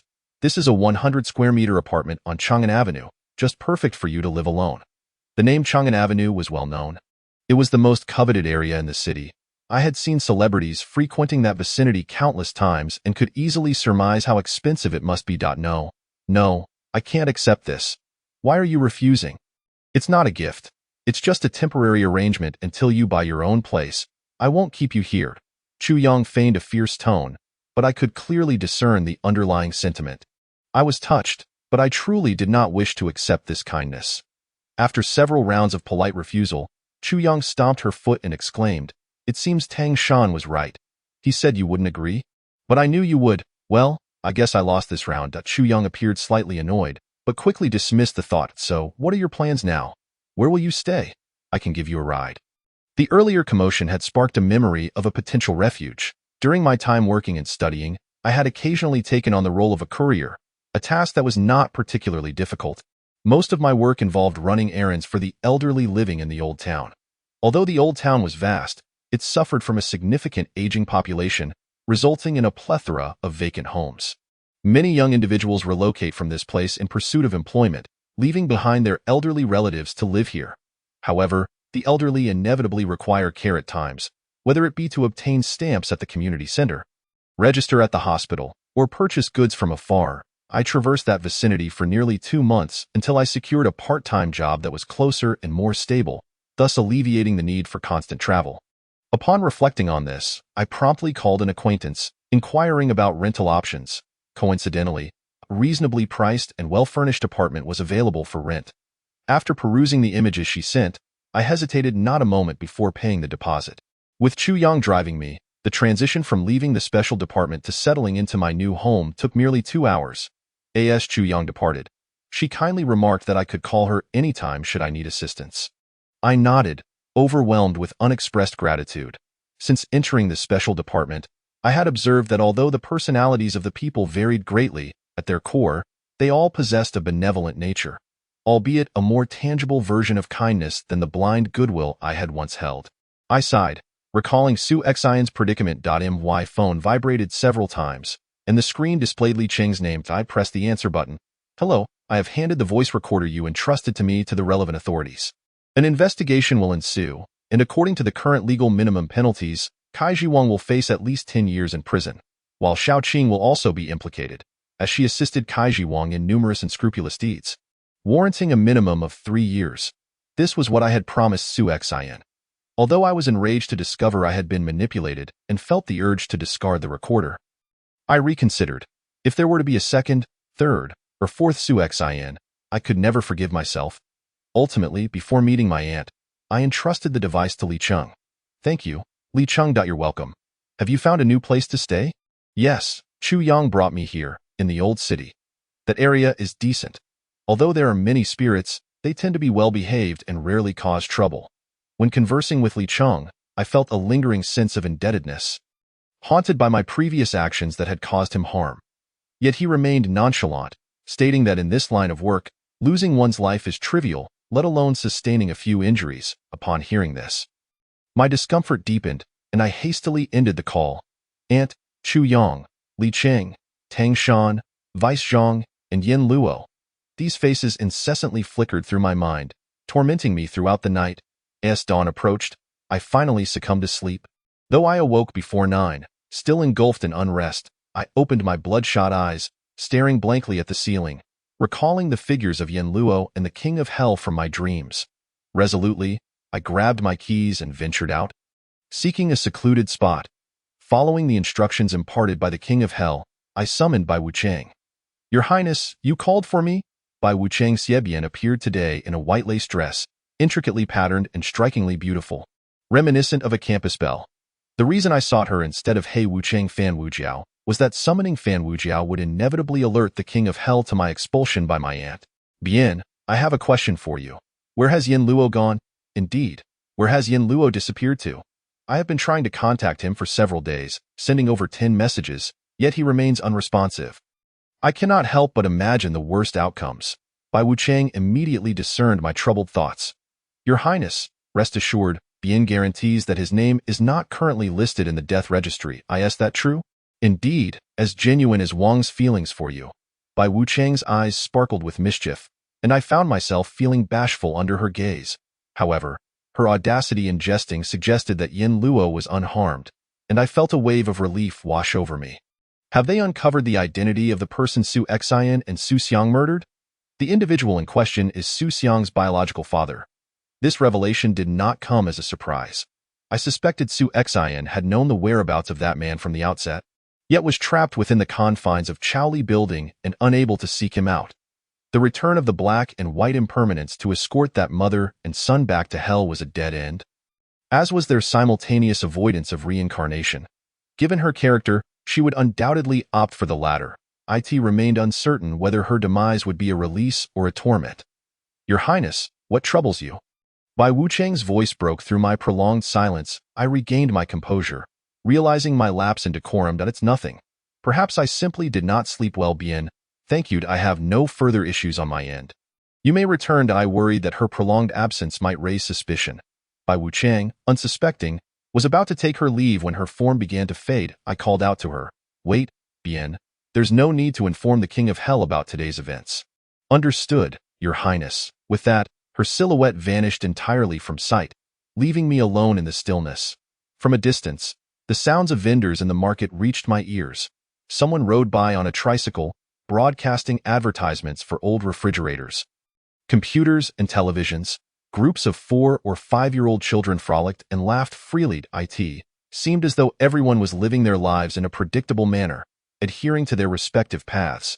Yet, what about me? Within the span of 6 months, my life transitioned from being unnoticed to teeming with people, only to return to tranquility once more. Amidst the ebbs and flows, I struggled to discern what lay ahead. I extended my right hand, and a beam of light passed through my fingers. I couldn't help but ponder, what will my future hold? The light offers no guidance, the wind remains silent, and no one around me answers my inquiries. Chapter 50. Journey to Xiqing. Life in the old city was rather mundane. I occasionally encountered a few spirits on the streets, feigning ignorance as I passed by them casually. After leaving the special department, I endeavored to live like an ordinary person, grocery shopping, cooking, exercising, and laughing or crying over the intricacies of life as I once did. However, when one finds themselves idle for too long, boredom inevitably sets in. Once boredom takes hold, the mind begins to wander, and one feels compelled to engage in some activity to avoid wasting time and squandering life.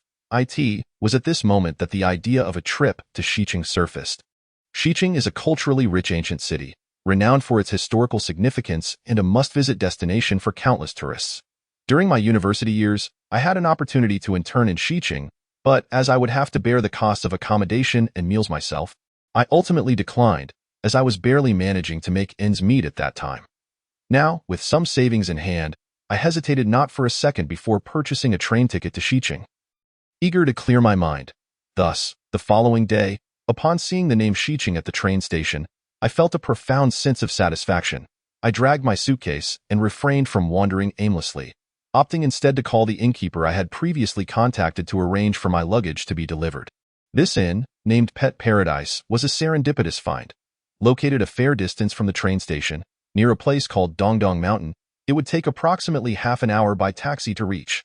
However, as it was peak tourist season, compared to other hotels charging exorbitant rates of 500 to 600 per night, this inn's price was astonishingly low at just 50 yuan per day. I initially suspected it to be a scam, but upon reviewing the comments, I found the inn's design quite charming. There were only 3 rooms available for guests. The rest were accommodations for pets. One image showcased 7 or 8 adorable cats, and any one of their cute poses could easily capture my heart. Who could resist such charm? I was incredibly fortunate. When I called to inquire about availability, the owner, who introduced herself as Sister Chiu, informed me that 1 room was indeed still available. Elated, I promptly decided to stay for a week. Sister Chiu was also quite accommodating. Seeing my excitement, she waived the deposit, stating I could simply pay upon arrival. It is said that after experiencing a significant misfortune, great fortune follows. Having been deceived at Huanla Dream and nearly losing my life, I wondered if this trip to Xiqing would bring me good luck. As the phone rang twice, a clear and efficient female voice answered. Sister Chiu. Hello, this is Pet Paradise. Sister Chiu, it's me, Yin Qing, the one who contacted you about accommodation. Oh, it's you? Miss Yin. I've already prepared the room. Just waiting for you to arrive. Thank you, Sister Chiu. I've just arrived in Xiqing and am on my way to you. Would you like me to come pick you up? My husband is there as well. No, I can manage on my own. All right, but you must come. Sister Chiu's amiable nature put me at ease. After hanging up, I immediately began searching for a taxi to head straight to Pet Paradise. However, I found it peculiar that despite asking over 10 taxi drivers, none were willing to take me. Even ride-hailing apps yielded no responses. Were they really disinclined to earn a small fare? At that moment, a red tricycle slowly approached from a distance, its front displaying an empty car sign. The driver, donning sunglasses and a straw hat while humming a tune, had an empty back seat. I hurriedly called out to him. Hey, wait! The driver promptly pressed the brakes, skidding to a halt before me. Without waiting for my inquiry, he stated, to the museum, 40 yuan, to the commercial street, 50, to the Grand Theater, 60. Anywhere else within 10 kilometers, a flat rate of 80. No haggling. Is it also 80 to Dongdong Mountain? I inquired. Upon hearing the name, the driver turned to me, his straight brows knitting together in curiosity. Where are you headed and for what purpose? I patted my suitcase and replied. I am here for tourism. I booked a room at a guest house over there. He looked at me with interest. I've never seen anyone stay in that direction before. You're quite brave for a young lady. What did he mean by that? It costs 150 to get there, and I can only take you to the entrance. You will have to walk a few hundred meters inside by yourself. If you wish to go, just get in the car. The tone of his voice left me feeling quite uneasy. Noticing my hesitation, the driver assumed I was reluctant to board and added, if you don't get in, I want to take you. You might not even find another ride today. With that, he pressed the accelerator, and in a moment of panic, I tossed my suitcase onto the car and jumped in with a swift motion. Once seated, we were off. The thought of spending 150 made my heart ache. Had I known this would be the case, I would have asked Li Cheng for a handful of flight talismans. However, as that thought crossed my mind, I quickly dismissed it. No. I had resolved to be an ordinary person, so I must steer clear of any spells, talismans, or supernatural creatures. The driver and I exchanged no words during the journey. It wasn't until we reached our destination and he collected the fare that he finally said, Young lady, I wish you good luck. With that cryptic farewell, he sped away, leaving me with a mouthful of dust and a tinge of disappointment. What a peculiar fellow he was. Dragging my suitcase, I followed the navigation, and along the way, I encountered a few individuals who appeared to be in their 40s. As they noticed me alone with my large suitcase, they kindly approached to offer assistance. I waved them off repeatedly, assuring them I could manage this much weight. Yet, my fondness for Shi City and the pet paradise increased with each encounter. This journey to unwind was indeed a fortuitous decision. Aside from the earlier driver, everyone I met was remarkably friendly, leading me to believe that Shi City would be my lucky place, and why spirits soared until I reached the end of the road, where a 2-story self-built villa stood before me, prominently displaying the words Pet Paradise. I practically jogged towards it from a distance. I spotted a woman at the entrance. She had large, wavy black hair and appeared to be under 40. Dressed in a blue dress, she sported a golden whistle dangling from her neck, with a chameleon of the same color resting on her right shoulder. Upon seeing me approach, she immediately came forward to greet me.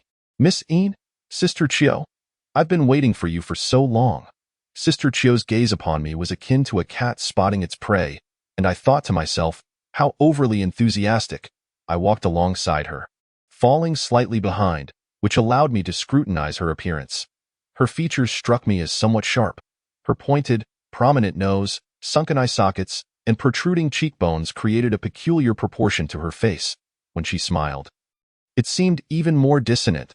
The blue chameleon appeared lethargic, lazily coiling around her, occasionally flicking its tail.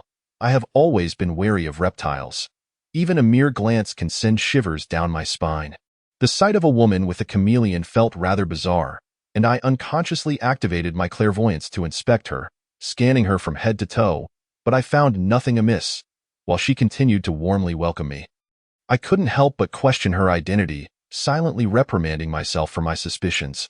What a fickle mind I have. Wasn't it decided that I would be an ordinary person? What am I doing?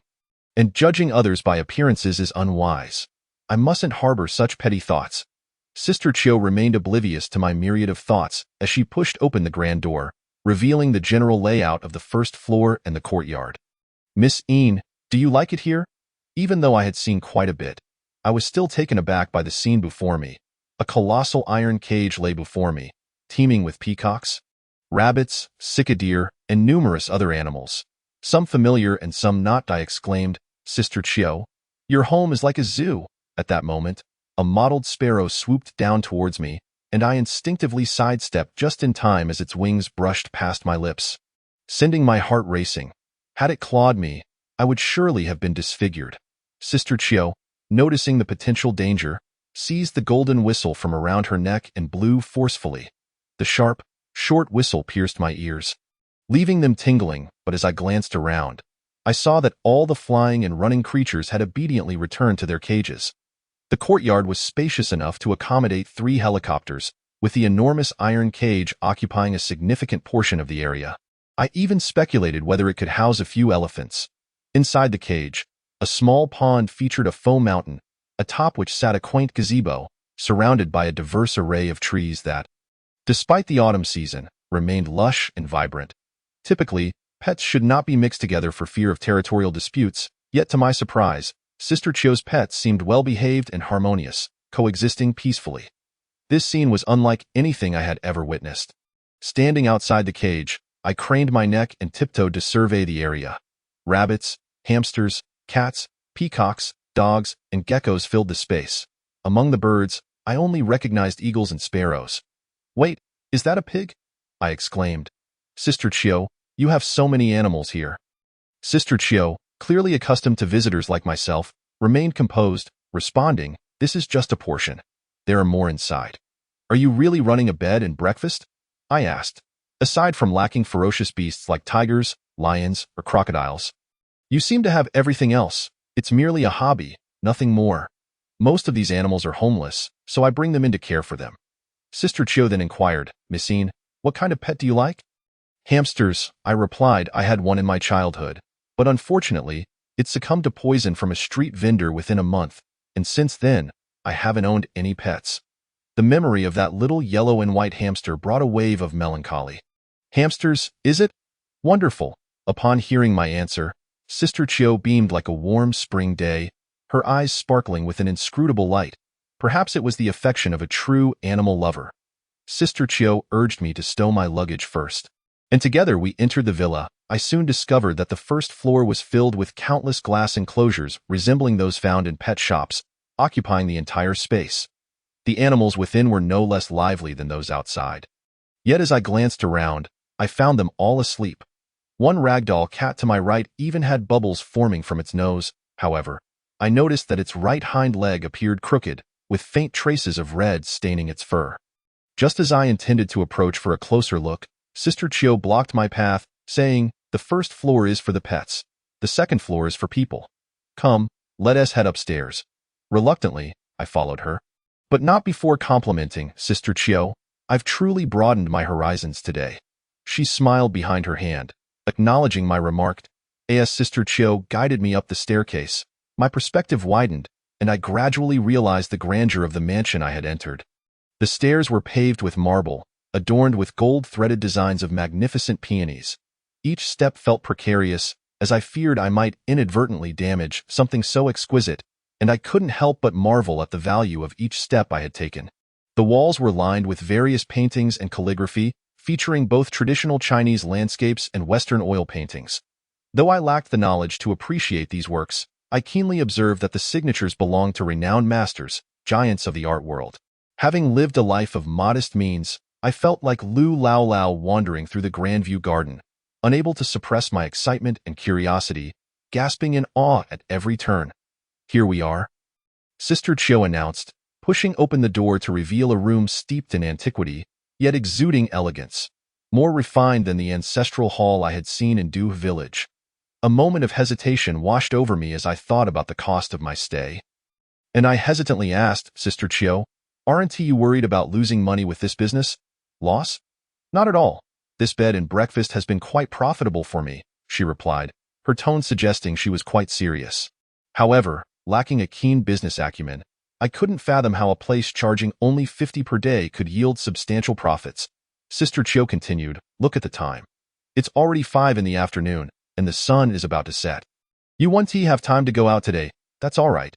Sister Chio, I read in the guide that there's a light and costume show in the city tonight that I'm quite interested in attending." "That show?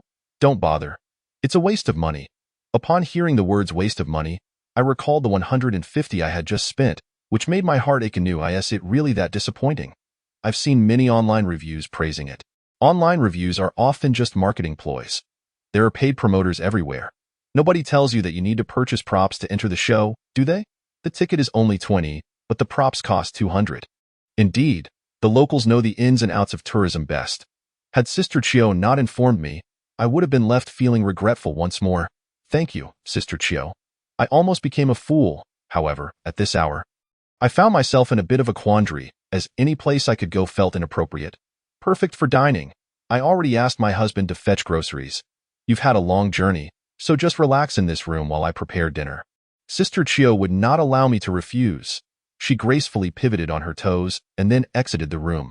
Just before she closed the door, the previously motionless chameleon, which had been lying there, suddenly turned its head to glance at me. I froze, and with a hint of stiffness, managed to utter a farewell.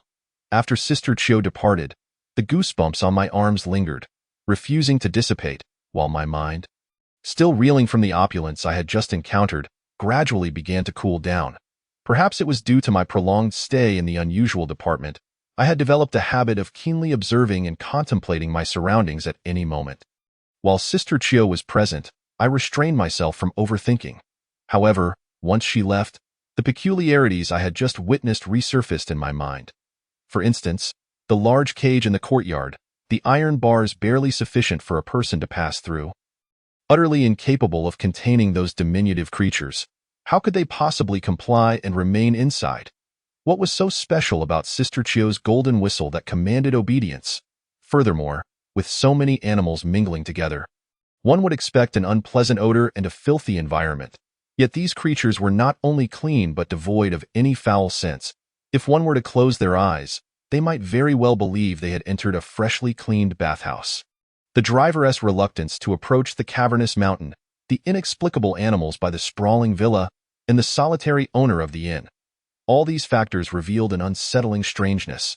Seated on the sofa, I gazed out the window. The more I resisted the urge to ponder, the more my heart raced. Suddenly, I recalled the platform mentioning that there were 3 rooms available for guests. Yet, when I ascended to the second floor earlier, I had only seen my own room. Where were the other 2? My limbs moved faster than my mind, and in a swift stride, I reached the door, grasped the doorknob, and twisted it downwards. The handle remained utterly still. A chill crept over me. I was locked in. Chapter 52. A home-cooked meal at that moment. The door swung open from the outside, revealing a man with a hawkish nose, a gray-black buzz cut, clad in a common white t-shirt and appearing significantly older than Sister Chio. He met my gaze and flashed a grin, revealing 2 blackened teeth, darker than ink. My nerves tightened as I questioned him. "Who are you, Miss Een?" he inquired. I remained silent, my expression serious, yet he laughed heartily, unabashedly displaying his 2 dark teeth. "Miss Een, I am Sister Chio's husband, Lao Diao. She has prepared dinner and sent me to fetch you." Suddenly, I felt a wave of embarrassment wash over me. "And why apologies, Diao Gu?" "Not at all. It was my oversight for not knocking to alert you." Recalling my earlier confusion, I seized the opportunity to inquire. "Hey, Diao Gu, I saw online that there were 3 rooms for rent. Why is there only 1 here? The other 2 are not here. This villa primarily serves as a sanctuary for animals. You are fortunate to stay here. Others must travel a distance to a different location. Will the other guests be joining us for dinner? They? No, they are all asleep." Asleep. Perhaps they were simply resting after a long day of play. This explanation made sense. I had just thought I had stumbled into a shady establishment, selling myself for a mere $50 a night. How overly cautious I had been. As we traversed past the glass enclosures for pets, I paused to glance at the injured ragdoll cat, only to discover it was not in its cage, and the bottom of the enclosure bore dark traces. "Dinner's ready," Sister Chio called, and with no time to search further, I had no choice but to follow Lao Diao out. Upon reaching the dining area, I found Sister Chio had already set the table with remarkable efficiency, having prepared the dishes in what seemed like no more than an hour, a pace that felt rather extraordinary. "Sister Chio, you are too kind.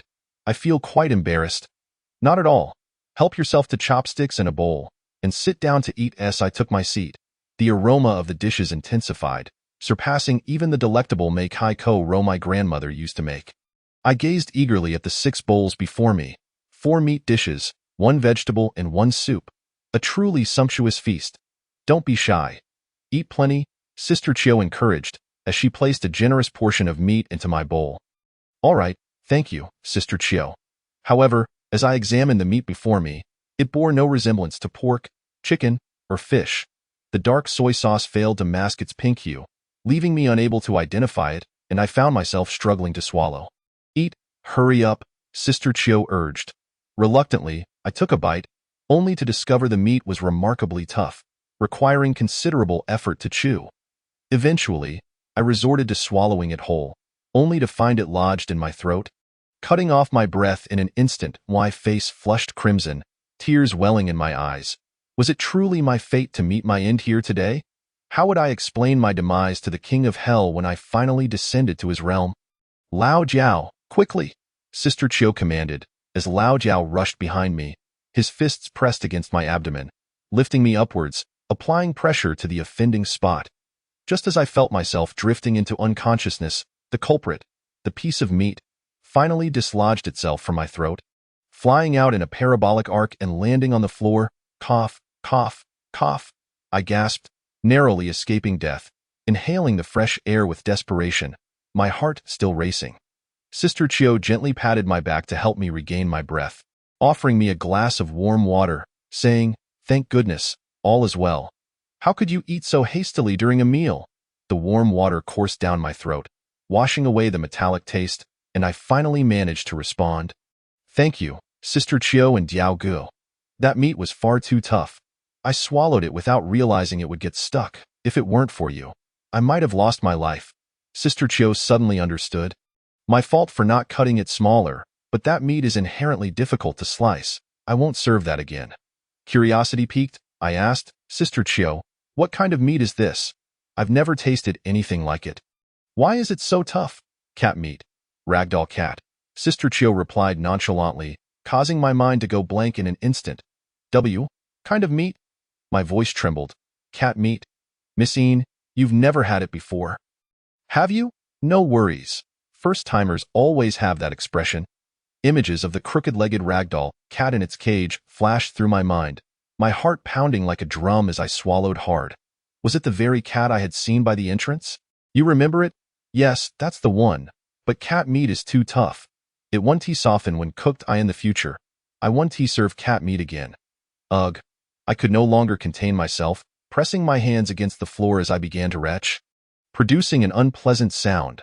Since leaving home that morning, I had only consumed a few crackers to stave off hunger, and now my stomach was empty, expelling nothing but bile. As I lifted my gaze slightly, I caught sight of the cat meat not far from me.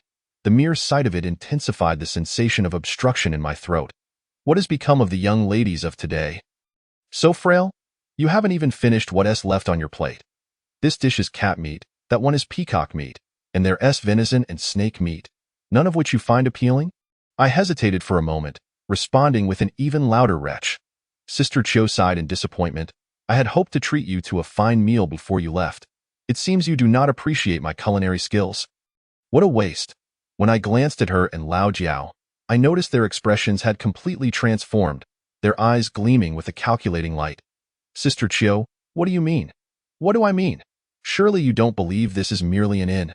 A 50 yuan a night venture would leave me bankrupt." That moment, I was certain I had unwittingly entered a den of thieves, delivering myself into their hands. As I sprang to my feet, intending to flee, Lao Jiao trailed behind me at a leisurely pace, showing no urgency whatsoever.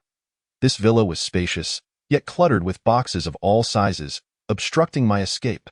I stumbled and dodged, but for some reason, my limbs felt heavy, and I collided with a row of boxes. One containing a Shiba Inu struck my right hind leg, causing me to collapse to the ground. Sister Chiu and Lao Jiao stood by, laughing heartily at my misfortune. Embarrassment was minor. Escaping was paramount as I pushed the boxes aside. I muttered, "Little dog, please forgive me. I must flee. I'll come back to rescue you later." But to my astonishment, the previously slumbering animals began to awaken, and I found myself locking eyes with the Shiba Inu before me. Its gaze was unlike any I had seen before. Within its eyes, I detected a human-like panic and despair. It opened its mouth, articulating in clear Mandarin, "Save me, please save me." What? The dog speaks human language. I stood frozen in shock, but soon, cries for help echoed around me, the animals throughout the floor screaming in various human voices. "Save me, save us, please, help us." What was happening? I was at a loss, my limbs growing heavier, my entire body weakening. I attempted to move several times, but even the hairpin atop my head felt immovable. At that moment, Sister Chiu approached. Don't waste your energy. Having taken my medicine, no one can escape. When did she administer any medication? My mind felt clouded and hazy, and it finally dawned on me that the glass of water I had consumed earlier must have been tainted with something. Under the influence of the drug, I found myself utterly drained of the strength to speak, reduced to a state of helplessness, slumped against the ground, succumbing to the pull of gravity. As I closed my eyes, I beheld Xiao Jie and Lao Jiao approaching, their lips curling into sinister smiles. After that, I was enveloped in oblivion. Chapter 53. Squirrel Qin Ji. I was tormented by a nightmarish vision in my dream. I was sprinting across the vast savanna of Africa, pursued by a throng of animals, some of which I could name, while others were beyond my recollection. They roared in unison, proclaiming, "You cannot escape! You cannot escape!" The creatures surged forth like an army, shaking the very ground beneath me, raising clouds of dust and debris. I glanced back periodically, hoping to shake off this dreadful chase, but the reality was grim. The distance between us only shrank, drawing closer and closer. The antelope with a broken horn was mere moments away from leaping onto me, its hooves threatening to trample me underfoot. What to do? What to do? This nightmare drenched me in cold sweat, yet I remained trapped within the clutches of slumber, my brow furrowed in anxiety, unable to break free. Suddenly, a tingling sensation spread across my face, gradually intensifying as if someone were rubbing my skin with a slightly coarse fur. Achoo! Achoo! The fur provoked a series of uncontrollable sneezes, jolting my mind awake from its stupor. Instinctively, I rubbed my nose. Inadvertently swiping away a small creature from my face, it emitted a distressed squeak, as if it had suffered a harsh fall, startling me into opening my eyes. To my astonishment, there stood a squirrel, its bushy yellow-brown tail trailing behind it. Ouch, that hurt, the squirrel complained, then turned to me and asked, "Hey, why are you just standing there?" I stood frozen, my mind still grappling with the absurdity of a talking animal. As the realization hit me that this creature was capable of human speech, my worldview teetered on the brink of collapse, and I instinctively opened my mouth to scream. But before I could utter a sound, the squirrel leaped forward, landing squarely in my mouth. Stifling my cry, I spat the squirrel out, stumbling back several paces. The creature rubbed its large tail, which bore the imprint of my teeth. "Shoo, don't make a sound, or you'll wake them up, and you won't be able to escape." Recalling the earlier events, I quickly covered my mouth and whispered, "What is the matter with the animals here? How can you all speak like humans?" "We were not always animals," the squirrel replied cryptically, refusing to elaborate further. I began to survey my surroundings. The room was not the one I had inhabited before. It was barren, with only a few straw mats scattered about. Above, a flickering yellow fluorescent light cast my shadow in a swaying dance.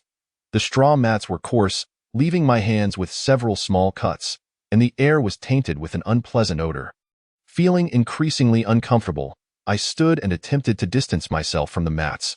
The squirrel, noticing my movement, directed me toward a nearby rickety wooden table.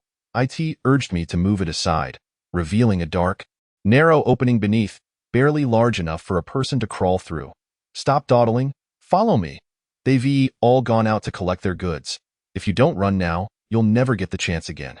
With that, the little squirrel hopped directly into the hole. I hesitated, standing still in this unfamiliar place, having just been victimized by a nefarious establishment, only to be approached by a squirrel claiming to rescue me. Naturally, I harbored doubts. Seeing my reluctance, the squirrel resurfaced from the hole and implored, "Hurry! If you crawl through here, you'll reach the cave on the back mountain. That cave is located on the cliff by the river. Just climb down the vines and you'll escape." "Why should I trust you? I came to save you," the squirrel insisted. "You don't believe me? Can you escape on your own?" Such a line underestimated my capabilities. I was a descendant of the Yin clan. Though I had been suspended from duty by a special department, my skills remained intact. But as I thought this, I reached for my head, only to find a solitary hair tie. I then checked my left wrist, discovering it equally bare. My sword pin and coral bracelet, gifts from Yin Wang, had vanished. My phone, wallet, and keys had all disappeared as well. I was left with nothing but my own self. Unaware of my search, the squirrel observed my frantic movements and commented, "Stop searching. These people are despicably greedy and take everything." Damn it! I cursed inwardly. Seeing my hesitation, the squirrel snapped, "Are you going to leave or not?" "If not, I'll be going." With that, the squirrel darted into the darkness, leaving me no choice but to follow. I had no prior experience with crawling through tunnels. My limbs often scraped against the rough walls, and my hair would get snagged on unseen obstacles, causing me to wince in pain. It was indeed a foul stench. The further I progressed, the more overwhelming it became, forcing me to pinch my nose and breathe through my mouth in small gulps. What on earth was this tunnel meant for? Unable to contain my curiosity, I queried the leading squirrel, hoping to distract myself. It used to be a sewer, but after this villa was built, it was abandoned. I closed my mouth. Perhaps it was better not to ask. Yet the squirrel continued, "The room you were just in is one of 2 underground chambers. Their business has been slow lately, and you're the only one who's come in the past half-month." I cursed myself for being so naive, for my greed had led me into such dire straits. "2 rooms?" I pondered, recalling what I had inquired of Lao Jiao earlier, when I questioned the black shop owner. Didn't he say there were 3 rooms? Why did I only see 2 on the 2nd floor? So the remaining 2 are in the basement? Exactly. They use the rooms upstairs as bait? Posting advertisements online. When people arrive, they're taken to the 2nd floor, then drugged and locked in the basement. The squirrel appeared quite knowledgeable about this process, almost as if it had experienced it firsthand. It was inconceivable for an ordinary animal to possess such human-like intelligence. A thought flitted through my mind. Could this squirrel be a transformed human? After that, the squirrel fell silent, leaving only the sound of my breathing and the rustling of my clothes against the tunnel walls. I lost track of time, but eventually, my arms grew numb, the stench became unnoticeable, and my eyes adjusted to the darkness. Before long, a faint light appeared in the distance, gradually expanding into the shape of an irregular opening. A breeze wafted through from the direction of the opening, clearing the fog from my dazed mind. "Hurry, it's right here." The squirrel leaped ahead, emerging from the tunnel several paces before I could even open my eyes to the light. What lay before me was beyond description. The squirrel assumed I was inquiring about the location, so it reiterated its earlier instructions, gesturing towards a vine as thick as my wrist hanging at the entrance. "Just follow this down. If all goes well, you'll reach the river valley in a little over an hour. Follow the river downstream until you reach the road, and whatever you do, don't go back to the inn." But I scarcely absorbed the squirrel's warnings. My attention was utterly captivated by the scene before me. In this cave, scarcely 20 square meters in size, there were hundreds of female spirits crammed together. Chapter 54. Qin Memory. Shakespeare once said, "To be or not to be, that is the question." Now, for me, the issue is whether to feign ignorance or acknowledge what I see. The psychological shadow cast by Su Xian still loomed over me. Having lost my sword pin and coral bracelet, the only safeguard for my life was the Manjusaka flower adorning my neck. Yet that flower had been concealed with the potion gifted to me by Chu Yang before I left. Before these spirits, I was merely an unremarkable ordinary person. However, as I cast my gaze around, I discerned that among these youthful spirits, half wore expressions of cold indifference, while the other half appeared cautiously delighted. Yet regardless of their demeanor, there was no hint of malice in their gazes, a stark contrast to the malevolent entities I had encountered previously. What on earth could have brought them here? My insatiable curiosity resurfaced. The squirrel, perceiving my stillness, assumed I was exhausted and urged, "Hey, don't just stand there. Once you crawl down, you'll need to walk for at least another hour. If they realize you're missing, they'll soon block the way to search for you. You must leave." The squirrel extended its tiny paw, grasping my pant leg, but its effort felt like an ant trying to shake a tree. I lifted it by the scruff of its neck, bringing it to eye level with me, and asked, "Though I don't understand why you can speak, you've gone to great lengths to rescue me. Surely you want me to do something in return?" The squirrel blinked its wide eyes, mirroring human shock.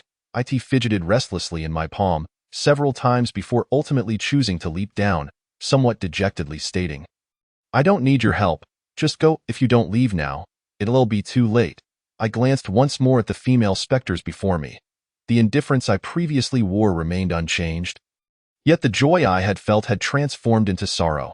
Although I, Yin Qing, am not a savior endowed with the power to alleviate suffering, I am well aware of the principle that one should repay even the smallest act of kindness with immense gratitude.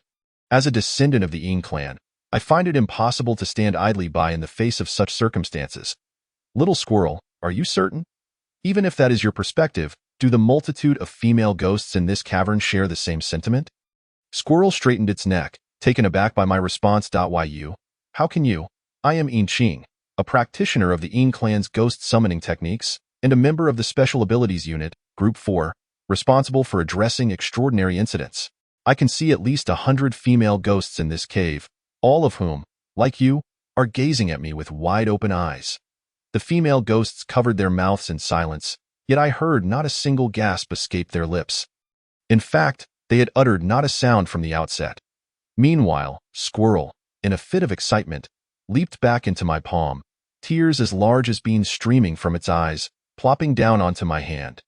At long last, we've waited for you, sisters. We've finally awaited your arrival. Its overwhelming emotion made me fear for its well-being, so I gently stroked its bushy tail in an attempt to soothe it. After a considerable interval, when I noticed it had calmed down and ceased its gasping, I ventured to ask, "Now, are you willing to share with me what transpired, little squirrel?" Squirrel seemed displeased by the moniker, declaring, "I am not called Little Squirrel. I have a name. I am Qingji, and my parents call me Jiji. I hail from Fuzhou. You were once human? Indeed, I was human, but now I have become a monster." A homeless creature, as Qingji spoke. Fresh tears threatened to spill, prompting me to interject, "Hold on, don't rush. Please, recount the events leading to this predicament, and I shall devise a solution for you." "Really? You genuinely wish to assist us?" What I, Yin Qing, uttered has always held true. Upon hearing my promise, Qingji finally felt at ease and began to narrate the absurd tale of her transformation from human to creature. As Qingji approached her 20th birthday, she planned an impromptu journey with her best friend, Lulu, as a rite of passage into adulthood. However, as college students with limited financial means, they opted for a budget-friendly adventure. During the long summer break, they devised a 30-day travel itinerary, departing from their hometown of Fuzhou, traveling by bus, staying in hostels, and resolutely heading west until they reached the pristine land closest to the sky. Yet, this plan met with vehement opposition from both families. Qingji's father insisted that once he was less busy, he would take Qingji and her friend on a road trip. He deemed it unsafe for the two young women to embark on such a journey alone. Qingji, however, was determined. This was her journey into adulthood, and bringing her parents along would render it meaningless. Thus, she and Lulu conspired secretly, deciding to leave home without prior notice. Their plan to run away was remarkably successful. And to avoid family disturbances, they even blocked their parents' contact information. The two girls had never experienced such freedom and thrill, and even on the crowded, sweat-scented bus, they found the air exhilarating. However, as soon as they arrived at their first destination, Shicheng, misfortune struck. First, Qingji's wallet, hidden in the crevice of her backpack, was stolen, containing 1,000 yuan mint for emergencies. Shortly thereafter, Luli's phone vanished without a trace, lost in the instant they boarded their next bus. Faced with this unexpected turn of events, the two friends panicked, unsure of how to proceed. "Should we call my dad?" Qingji suggested. "In a way, if we call now, we'll be in for a scolding. And who knows how long we'll be reminded of this later," Lulu countered. "What do we do then?" Qingji pouted. "Don't worry, Jiji, I have a plan. It's a spontaneous trip after all. Encountering some mishaps is entirely normal. Perhaps this is our opportunity. I've seen that some people travel on a budget while working along the way. Work while traveling. How does that work? For instance, by helping at a guest house in exchange for accommodation, or by assisting restaurants with promotions for a free meal." Qingji's eyes lit up with realization. It sounded promising and challenging, and who knows, we might meet some interesting people. Exactly, that's precisely what I was thinking. We truly are best friends. With that, they began perusing travel booking apps, taking turns calling various establishments to inquire if they could work for their stay. However, reality proved to be far less accommodating than their dreams. After facing repeated rejections, Qingji's phone battery dwindled to a mere 10. She glanced at the last listing for a guest house named Pet Paradise, stating, "This is the last option. If this doesn't work out, I'll have to call my dad and return home." After several rings, the call was answered by a cheerful female voice. "Hello. Hello. I'd like to ask if you accept workers in exchange for accommodation? There are two of us, and we are quite capable. We can help with promotions and housekeeping, and we don't need meals." Just a place to sleep for the night, if that is possible? Qin felt a twinge of anxiety, fearing she would be hung up on again, but to her surprise, the voice replied, "Are both of you girls?" "Yes, yes, 2 girls. We won't be any trouble," Qin pleaded cautiously. "Trouble? Not at all. That is perfectly fine. Just come on over." "Great, thank you. May I ask your name?" "Just call me Sister Chiao." "Thank you, Sister Chiao. Thank you." Qin hung up the call, beaming as she and Lulu clasped hands, seeking the way to pet paradise. Little did they know that what awaited them was not a whimsical adventure, but a nightmare of unimaginable proportions. Chapter 55. The bond of friendship. Qin and Lulu were treated exceptionally well. Sister Chiao's culinary skills, Lao Jiao's attentiveness, and the plethora of adorable pets all hinted to Qin that she had struck gold. However, fortune is fleeting. After a mere sip of water, Qin collapsed, awakening to find herself alone in a dimly lit basement. As she struggled to rise, her body felt utterly drained, and she realized she was confined within a dark space, staring at a heavy iron door. With all her strength, she pounded on the door, calling out, "Is anyone there? Help!" Yet, no one responded. From the adjacent room, strange noises echoed, suggesting someone was enduring some form of torture, emitting tormented cries. "Stop! No! Get away!" Upon hearing the familiar voice, Qin instantly recognized it belonged to her dear friend, Lulu. Lulu. What's wrong? Lulu. Desperation consumed Qin. She searched for something to break open the iron door, but found no suitable tools in the room. Instead, she stepped back and hurled her weight against the thick door, only to be met with a painful recoil that sent her sprawling backward. "Still so spirited, are we?"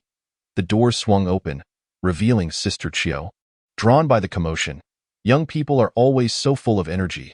"What have you done to Lulu, your friend?" "Oh, she is fine in due time. It will be your turn." And no sooner had Sister Chiao spoken than Lao Jiao entered, carrying a goose that flapped its wings frantically. Qin heard the goose cry, "Ji, save me." The sight startled Qin, causing her to fall back in shock. Such a profound sisterly bond. Lao Jiao remarked mockingly, tossing the goose in her direction. The creature landed atop her, its blood and tears staining her. It nestled into her embrace, wailing, "Ji, I am Lulu. Save me." Witnessing the goose speak with her friend's voice shattered Qin's composure. Her mental defenses crumbled under the weight of terror. In a panic, she hurled the goose away, clasped her hands over her head, and curled up into a ball, wishing to become an impenetrable stone. She had thought her friendship was something special, but it seemed to be nothing more than a fade. Sister Chiao snickered at her distress, and when she realized the entertainment was over, she directed Lao Jiao to continue his work. "Lao Jiao, make it swift. These 2 girls have been sold. The buyer will come for them tomorrow. We cannot afford to delay. I think she resembles a squirrel quite a bit. Let us swap her soul with a squirrel." As Lao Jiao approached, he pulled from his pocket a squirrel with a bushy, tawny tail, inching closer to Qin with a swift bite to her earlobe. Qin felt an overwhelming force tugging at her, threatening to shatter her very essence. The agony was unbearable. She instinctively rolled to alleviate the pain, only to realize her hands were no longer her own. Looking down, she discovered tiny, furry paws in their place. As she continued to grapple with her transformation, she was hoisted from the ground by someone gripping her back. She caught sight of another Qin, or rather, her own lifeless body lying on the floor like a mere shell. Panic surged through her as the truth dawned upon her.